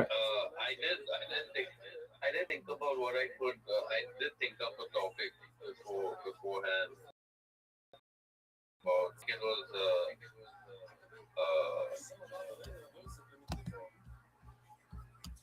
no, I didn't have. I was gonna write about Ice Poseidon's Big Brother show, but I didn't have a chance to write about it because it was too. Did you see Ice Poseidon's Big Brother? Yes, sir. Yeah, it was crazy. I don't know. I think he's almost like a megalomaniac of some sort. I don't know. Like people aren't safe around him. Why do you say that? Yeah.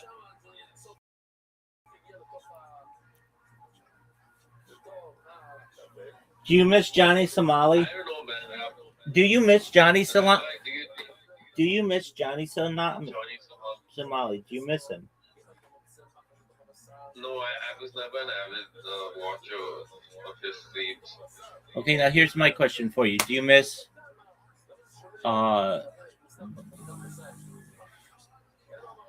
Vitali? No, I never watched any of his streams either. Do you ever watch But he's XQC? pretty alright. Do you ever watch XQC? Never watched. Yeah, I watch X. He's pretty cool. Do you watch Clavicular? Yes or no? I'll wait. I did watch Clavicular and I interacted with him as well on stream. He's it's Clavicular. Did he give you a shout out? No, but I'm not a streamer, but he did reply to me or whatever. What did he say? I don't remember. I was just interacting with him on like whole trolling kind of level. Like if stuff is happening, if it's an in real life stream, I have like a bunch of people also following up with the memes, you know. Yes, I do. I have a question for you. What do you think the score is of the Ghana-Colombia match? I'll wait. Is it 2-0 or 1-0? Is it 1-0? Is it 1-0? Yeah, who do you think's winning? Ghana. Ghana is losing. Oh, that.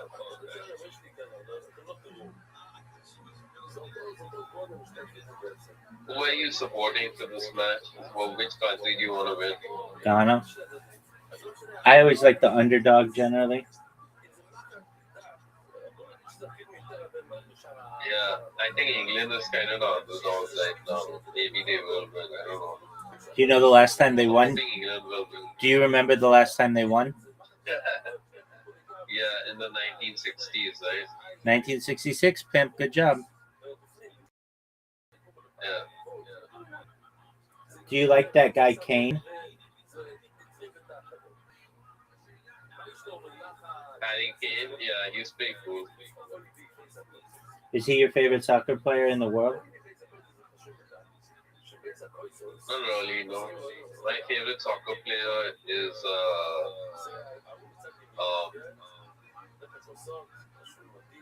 Palyuchenko, the Russian player. He doesn't play anymore. Okay.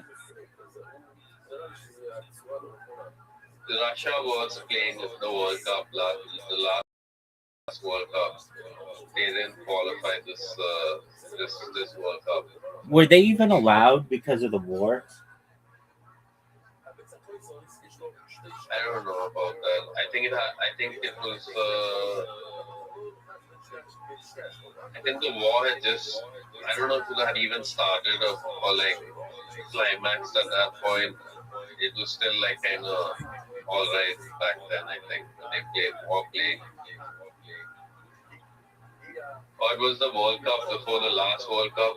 I'm not sure which one Russia was in, but I think it was 2 World Cups ago or 1 World Cup ago. I think it was 2. But I could be wrong. Yeah, it might have been 2.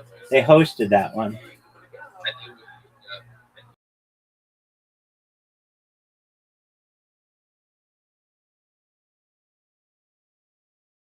Black players are really good football, like really good. Yeah, dog. And they have farm system. Yeah, And the Indians were not very they remind me a lot of athletic. We don't myself. have, like, Sorry? They remind me a lot of myself. Yeah. Because Indians aren't very athletic. They don't have athletic builds. So, because they're not completely maxed out, like all the other players. They have great hair. Except for Gandhi. Indians have. Except for Gandhi, yeah. And they're good at cricket. Yeah, I'm good at I could have if I started playing when I was younger, I'd be like a pool champion by now. But Do you think you could have played professional cricket? professionally, yeah, pool of earth or stuff like that, whatever. Oh, you think you're good at pool? I had practice and I would have like been in tournaments and stuff, but I never got too into it. Do you think you're one of the best pool players of all time? In a hypothetical, I could have been, yeah. That's what I like to hear. I could have, That's what I like to hear, Frosty. yeah, in a hypothetical. That's what I like to hear. Yep. Do you know something, Rabbi? I bet you didn't know this, but I bet I know it. if you check the world record for the fastest cigarette smoke, I can beat that record. Okay, are you going to do it? No, because you stopped smoking. Yeah, exactly. But I can still beat that record if I ever get the chance to beat it. Don't. That's a record you don't want. Have you? I know it's something I do want because I can beat it by like a milestone, you know. Okay, cool story, dude. If you check Google, you can check how long the fastest cigarette smoke is. You can check that. I'll tell you how fast I smoke it. Okay. Do you feel like you're one of the best smokers of all time? Yeah. Why not? Okay. Is betting on games legal in India?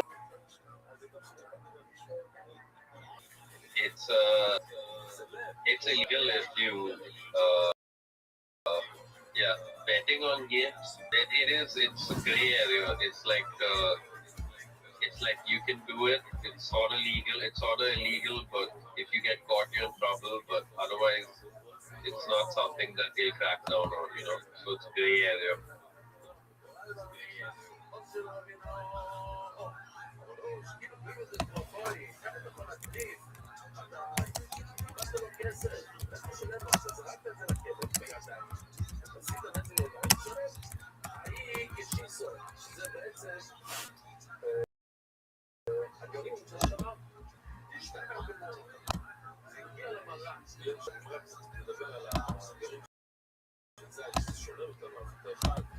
I'm gonna head out and good luck to you and have fun. Thanks, pimp. Have a I don't know if it's Saturday or so. Shalom Shabbat. Shabbat Shalom. It's our 250th anniversary of the United States tomorrow. Yeah, it is. It's already 4th of July here. So Word, dog. in a couple hours it'll be 4th of July. Biggest deal ever. Yeah. And remember your witness to me not smoking. So You're I'm gonna keep up to that. you're locked in the annals of history. The next question I'm going to ask you next time I see you is, for how many days have you been not smoking, big man? Alright, cool, buddy. See ya. Peace, pimp. Shout out to Frosty, everybody.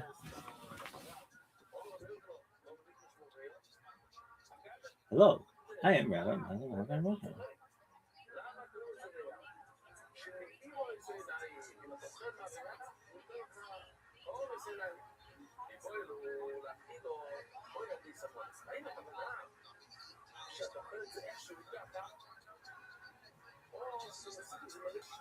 Michael E. Rothschild.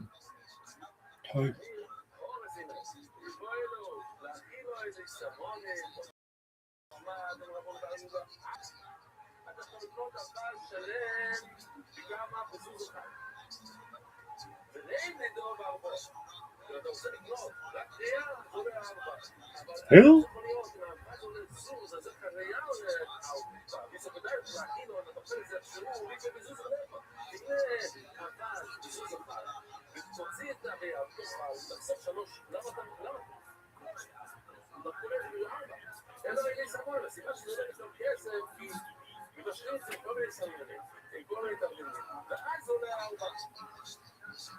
Over עם המושגה חדשה, עם נקספו רדיו, אם היה נקב בתוך הראייה. איכו, זה ממש כשמו, זה ממש אידיאולוגית כזה. איפה שהדבר, השואפת מוציא את הרעיון. אז איפה שהידיים שלו נמצאים, בדיוק בערבות שאתה מסתכל ואתה רואה, אולי זה האצבע שלו עשה שם את זה נקב או משהו. למה יש כאן את הדבר הזה כאן? אתם רואים למה זה כאן? כי אני מרגשתי שם. Kind of want it to be spam at this point. Sick.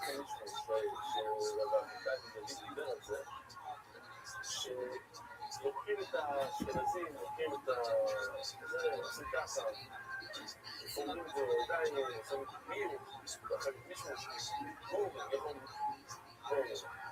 לקריא את זה בידיים כזה, ואז אם זה הולך, אני רואה שזה לא צריך. והייתם ואז תראו את זה ככה, ותראו לא תמיד את זה.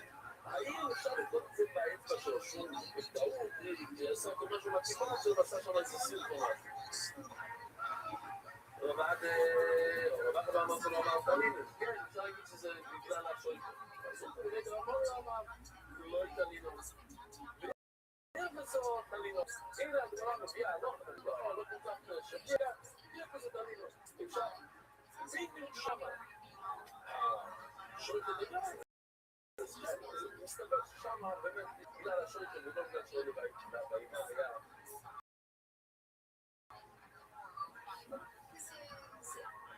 הוא ברגל הדבר, זה מעניין. הוא משמעות ברגל הדבר, הוא בדבר של הרסון לסוגרות. הראשון, הוא מיד אחרי המורות.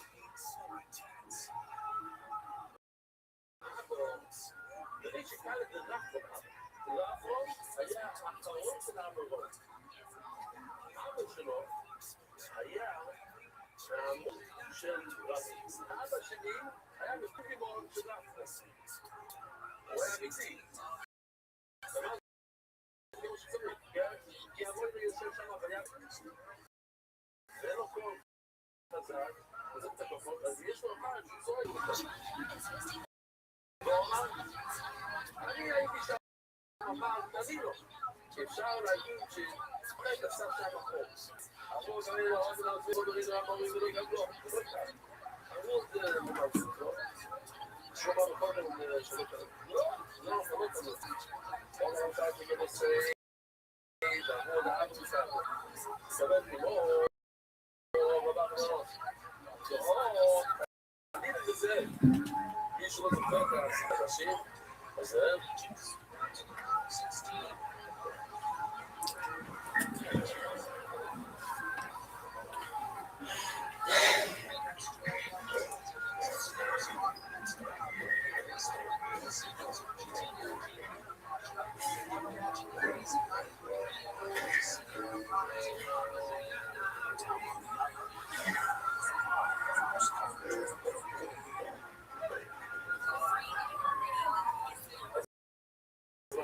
זה ודאי שאנחנו רואים בשיניים שלו. אנחנו רואים שאם היה שם את כל החורים שאנחנו רוצים, זה לא סרט, זה לא בעיה, זה לא מקווים, זה חורים של הזה. וגם אצלנו, בוא נגיד שבדיוק היה, יש חור, לא, זה בדיוק האצבע של השולטת שנמצא שם. הוא אומר לדעת עם עוד סוגיה, הוא לא, יש תודעת שנמצא בתוך הברימה. ואיך?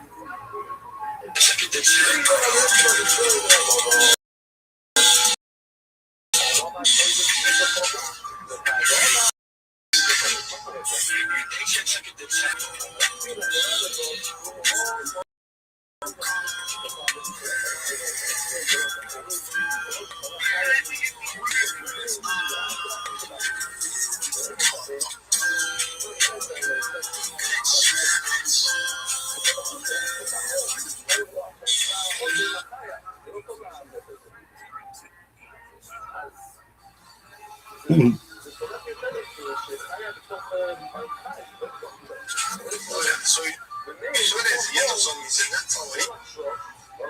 בוא נגיד שהסרט Bitches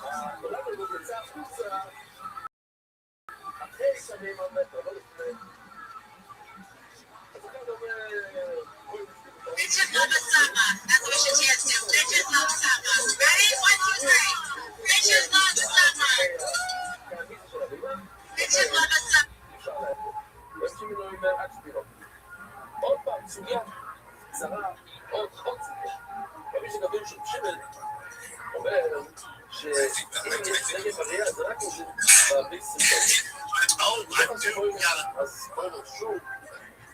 He's right, really. I think a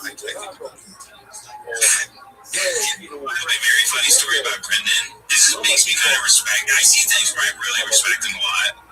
There was this one story I heard where apparently like Schultz, I guess Schultz made some on his show or in his bag or something, and Brendan called him and he goes, "Keep my name out of your fucking mouth. You make a joke about me again, I'm gonna come down there. I'm gonna break all your fucking cameras. I'm gonna fuck you up."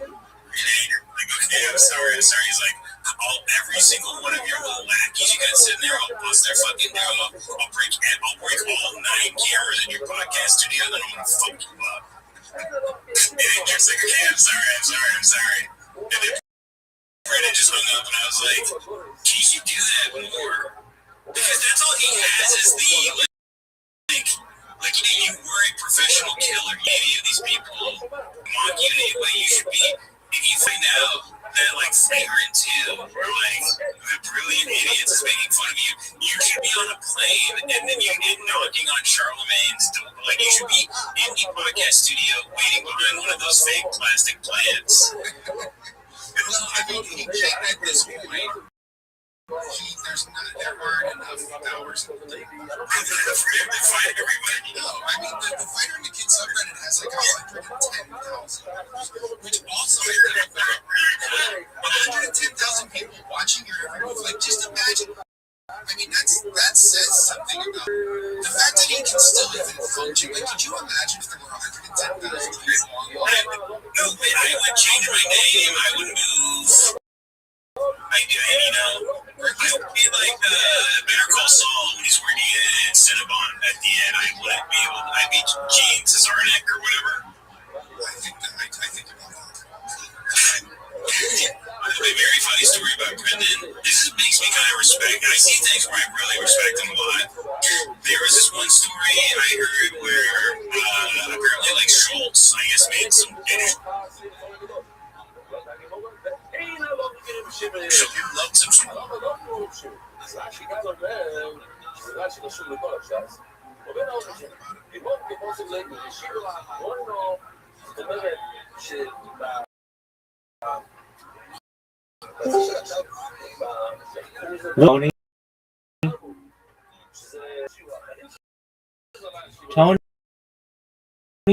Tony, I was just thinking about you.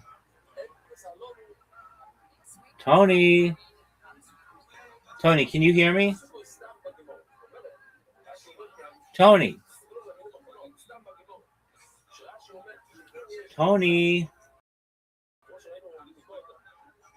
you're on mute. Tony, your mic is muted. Tony,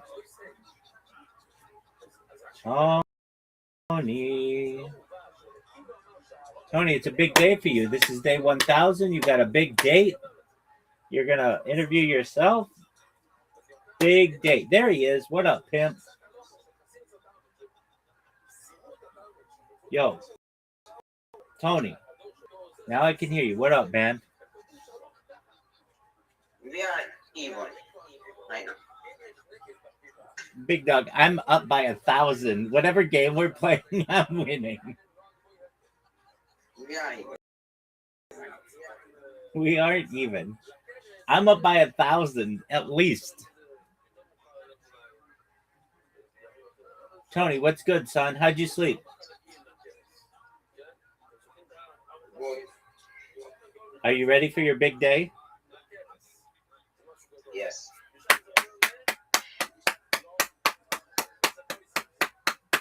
I'm proud of you. You're a man. You have confidence. You have skill. How long to go to the train station? I don't know. Well, I mean, you are. I'm not going to be there 9 a.m. because it's too complicated. I'm going to be like 10:30. Take it or leave it. What time does the train take off? The new train take off by 8.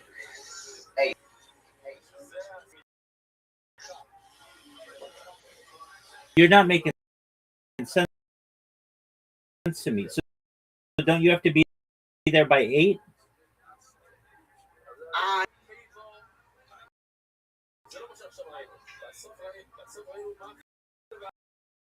Okay, what are the plans? I'm not going to be by 9. I'm going to be by 10:30. Okay, that's all right. The chest today? All right, did you interview yourself?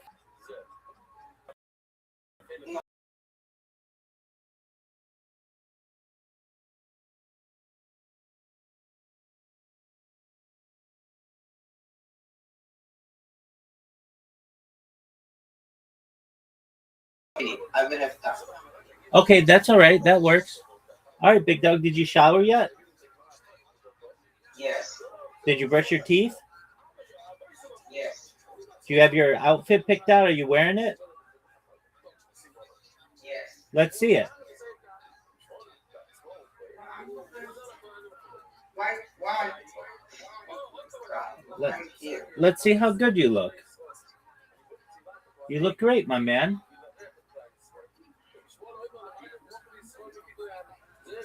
Excellent.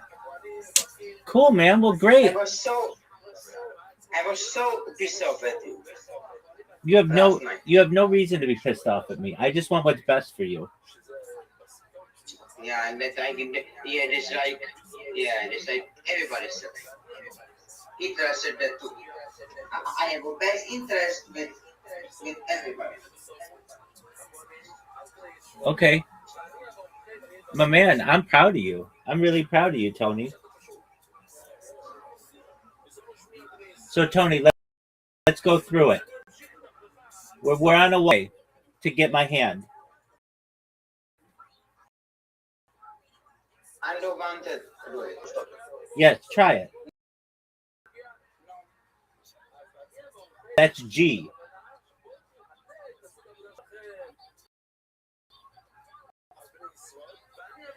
Let's just try it. Let's practice it one time.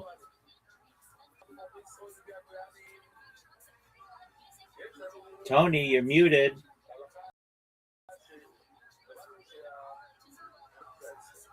All right, Big Dog. No big deal. You're going on the date. That's all that matters.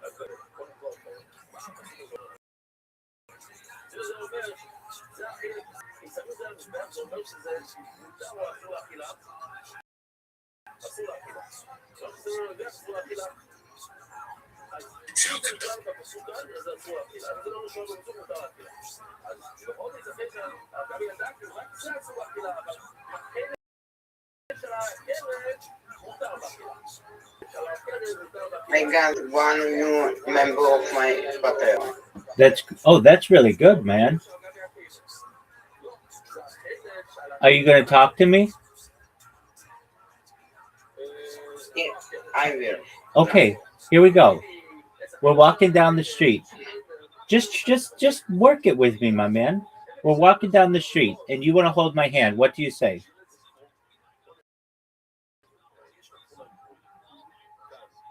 I'm gonna say, bro, I'm gonna be, bro. Tony, you can do this. It's very simple. I'll help you. You say, may I please see your hand? So whatever side she's on. May I please see your left hand for a moment? And it's going to show you, and you have a very beautiful hand, but something's missing. And she's going to laugh, and you're going to be holding her hand. You get it?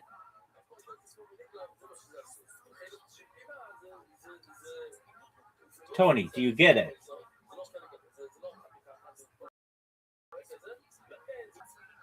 Tony, very simple. Are you listening to me? What part? I don't want to do it. You don't understand. Tony, just talk to me. Just pretend. Do you know what pretend is? No. I know. I want to do it. I know. So you don't want to talk? You don't want to hold her hand?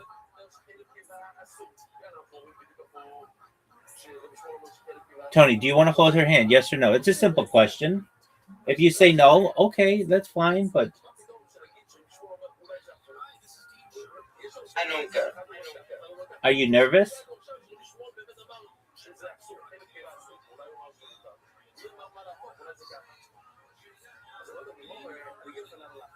Tony, I just asked you a question. I expect an answer. Are you nervous?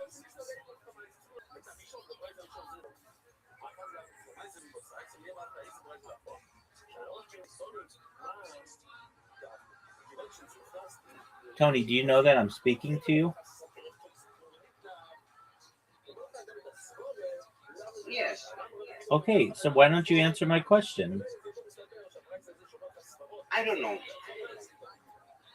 Okay. So do you want to hold her hand, yes or no? I don't care. That's my answer. That's not... Take it or leave it. Tony, why are you so mad at me, my man? I just want what's good for you.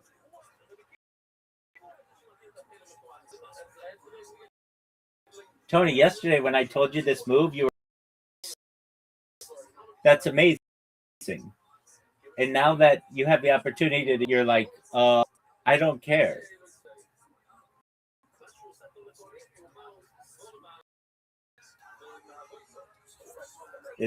It's all right, Tony. You're going on the date. That's all that matters.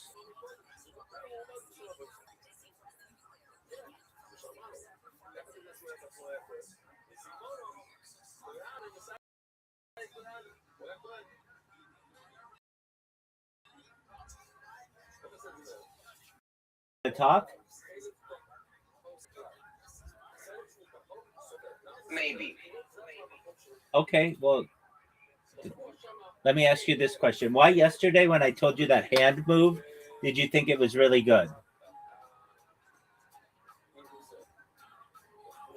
Because I was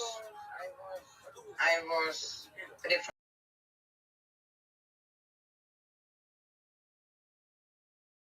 But just you were about to do it. Just do it. Pretend I'm on your right side. Just do it. Just do it. You're gonna want to hold her hand. So just rehearse it so you don't look dumb.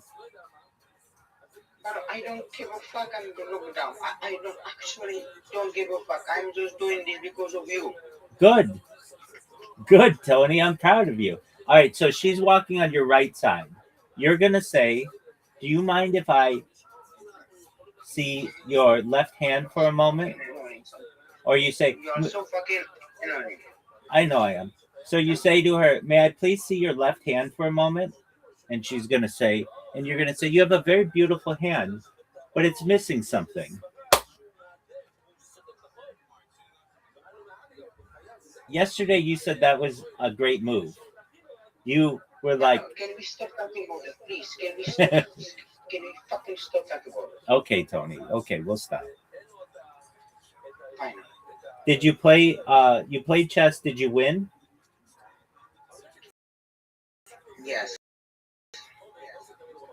Good job, man.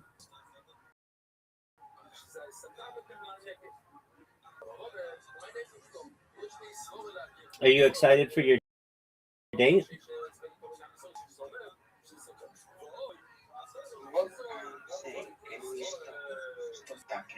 Oh, you don't want to talk at all about it. Okay, that's fine. I thought you meant just about the hand holding thing. Okay, very well. All right, so what are you gonna? How long till you leave? I'm leaving right now. Okay, go get him, big dog. I have confidence in you. You're gonna do. I'm so mad at you, but I'm smiling. I know you are. I know you are. Tony, before you go, just listen to me, okay? I'm gonna say it to you one more time.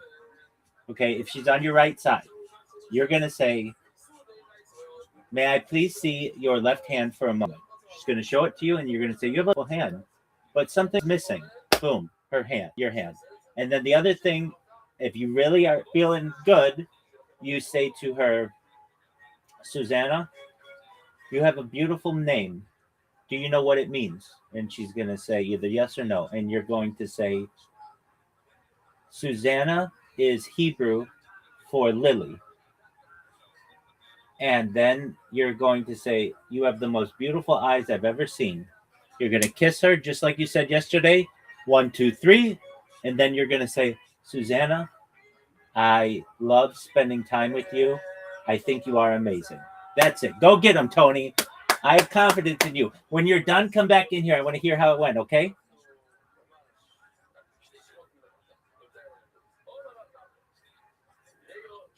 Best wishes to you, Tony. Shout out to Tony, everybody. He's recorded in the annals of history. This is like his first date. Go get him, champ. Go get him, champ. Go get him, champ. Go get him, champ. Go get him, champ. Get him, Tony. It's like Tony the Tiger. He's great. Is he? He's a mess right now. Would be as well. Really? Oh, for sure. What Robinson? You mean the wife of a married woman?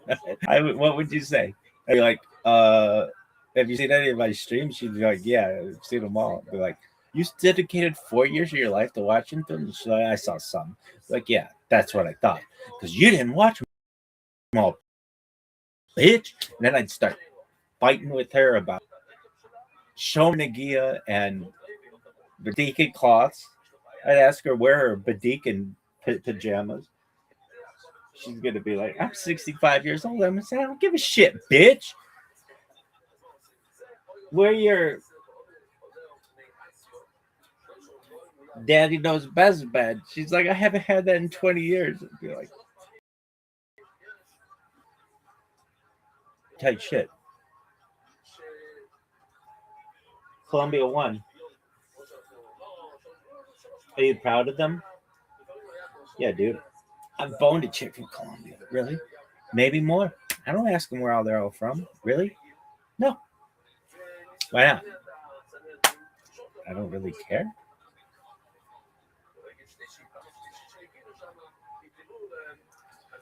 What would you say to Ghana? Good job, guys. You guys did better than I thought you would. Are you proud of this game? Doug, shut the fuck up. I gotta take a whiz. Don't worry, I heard they're coming out with a new season of The Real World. MTV just finished it. It's coming out next season. Y'all hear about this? See the preview? It's Real World Special Edition 2020. 7 strangers pick to live in a house, live together, and have their lives taped. No one has a job, and one of them has COVID. Let's see what happens. People stop being real and start being locked down. Thanks, I'm Eric G. There's Eric G. Here's a little stinger from the band.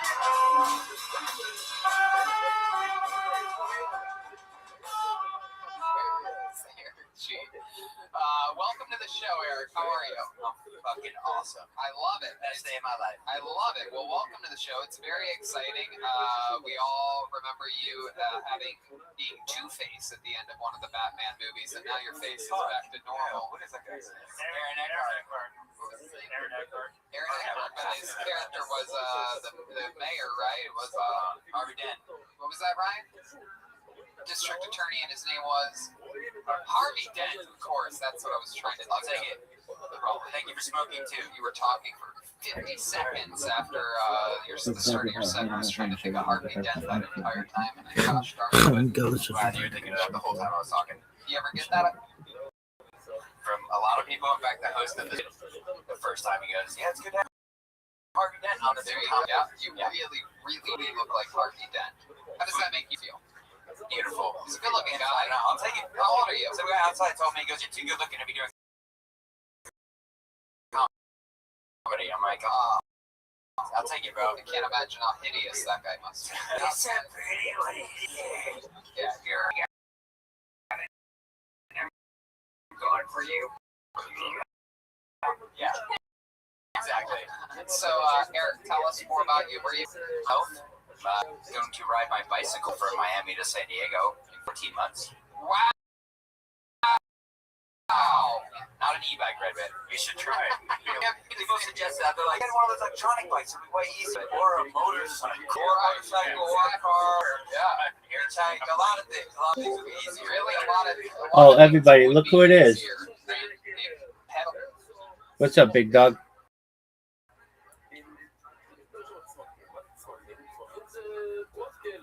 Tony.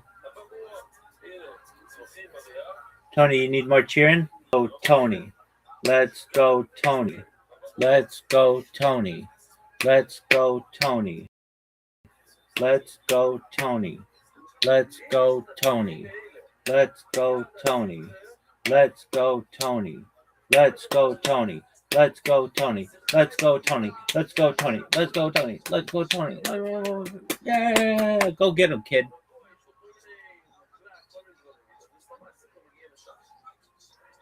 Can you stop it, please?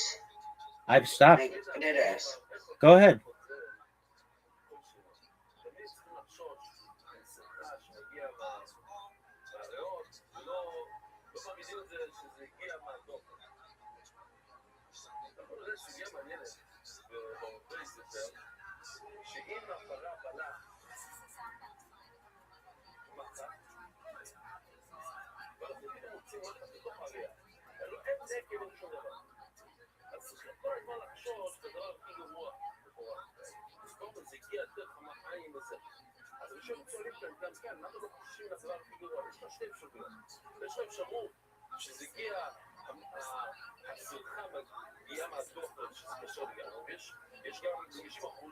I don't like bicycling. Redman, how many things do you have to charge? Every 100 miles. For how long? How long does it take for them to charge from 0 to 100? I got a fast charger, so it takes about 20 minutes. Whoa, 20 minutes, and then you get another 100 miles. Wow. Yes, tell me what you want to tell me. Wow. Tell me what you want to tell me, big dog. I want to tell you this. What? This move, what I'm doing, this move did my ex-classmate 2 years ago, and I was laughing at him, like what the, like this is stupid idea. But right now I am doing this, so this is my very downfall. This is my downgrade.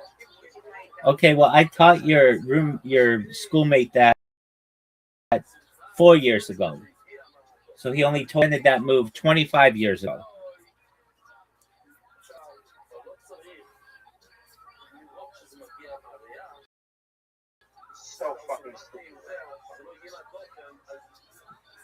I'm not happy.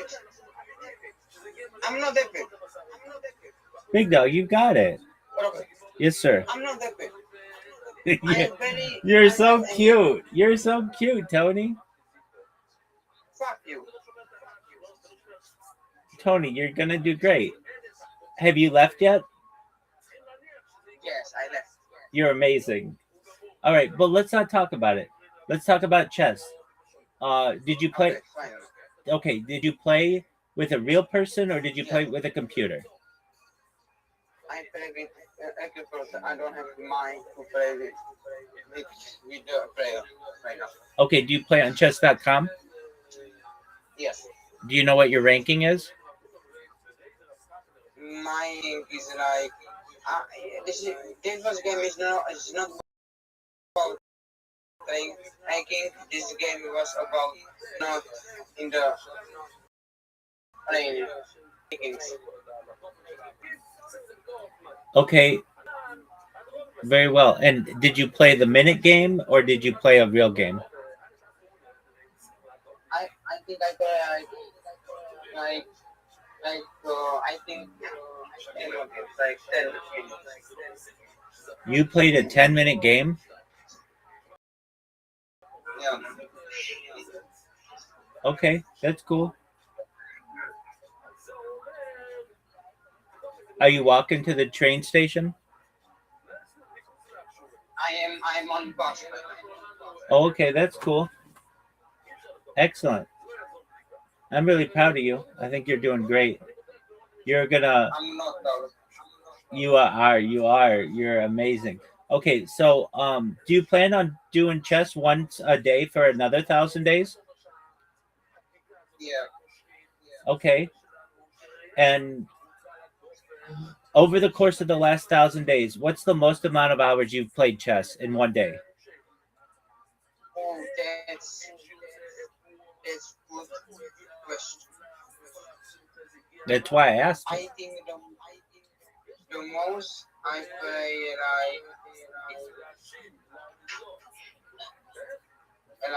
I play like 1 hour.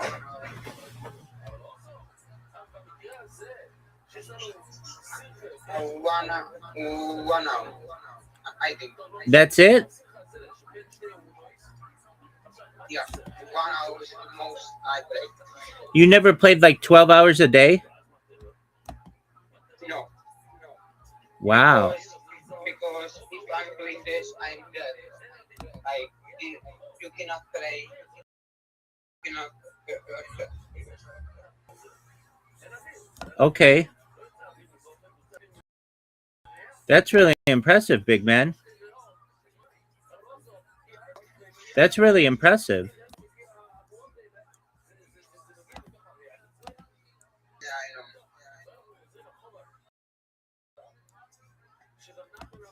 Okay. And do you ever read chess books or watch chess on YouTube? Yes. Okay. Do you have a favorite chess channel? He is good. Okay. Gotham? Yeah, something like that. Yeah. Okay. And do you feel as if chess is growing as an industry, getting smaller? Zoo, what up, Pam?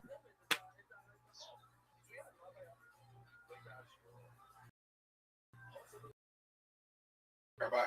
What up, big dog? What's good, son? You know, maybe Girls Gone Wild? no. Michael?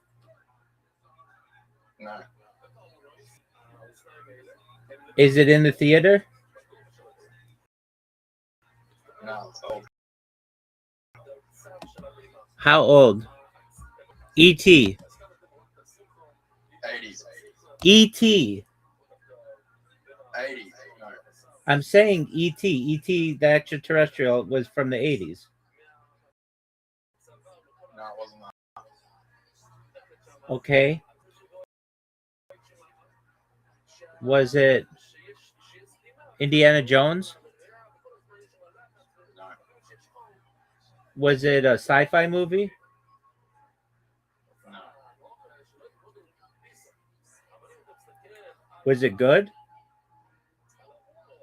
Yes. Terminator? It's the second time I've seen it. It's the second time you've seen it.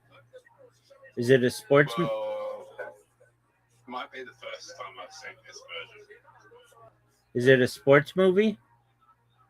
No. Name one of the actors in it.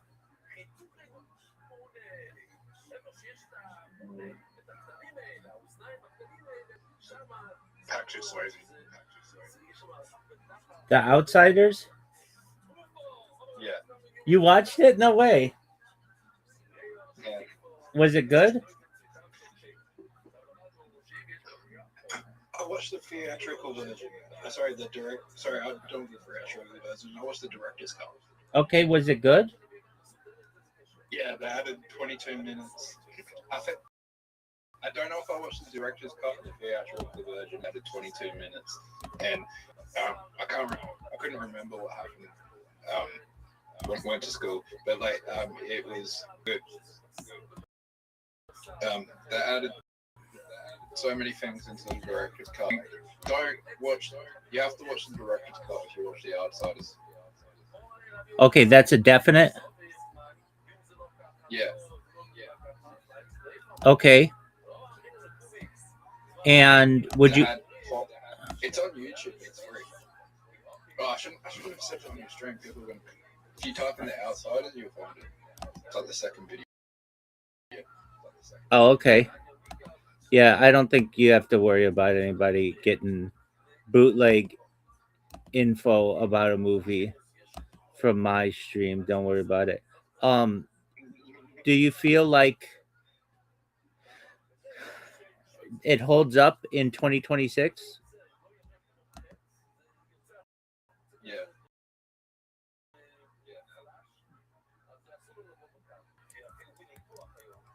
All right. I feel like the story, especially in the director's cut, tells of redemption really well. Okay.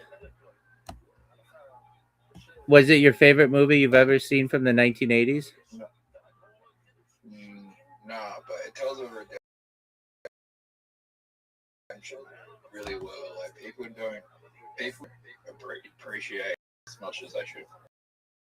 Okay. Just so you know, I was in a conversation with Tony. Tony's here. Feel free to jump in, Tony, or just we will just continue talking with Zook, but I don't want Tony to think that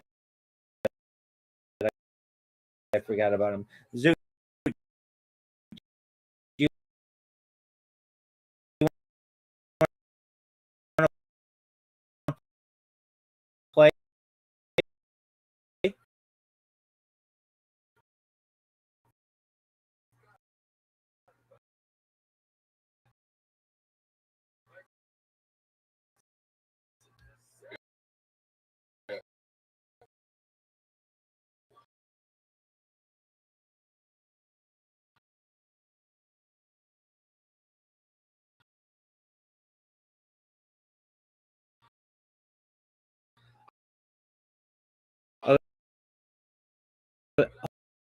Hold on. Are you gonna hold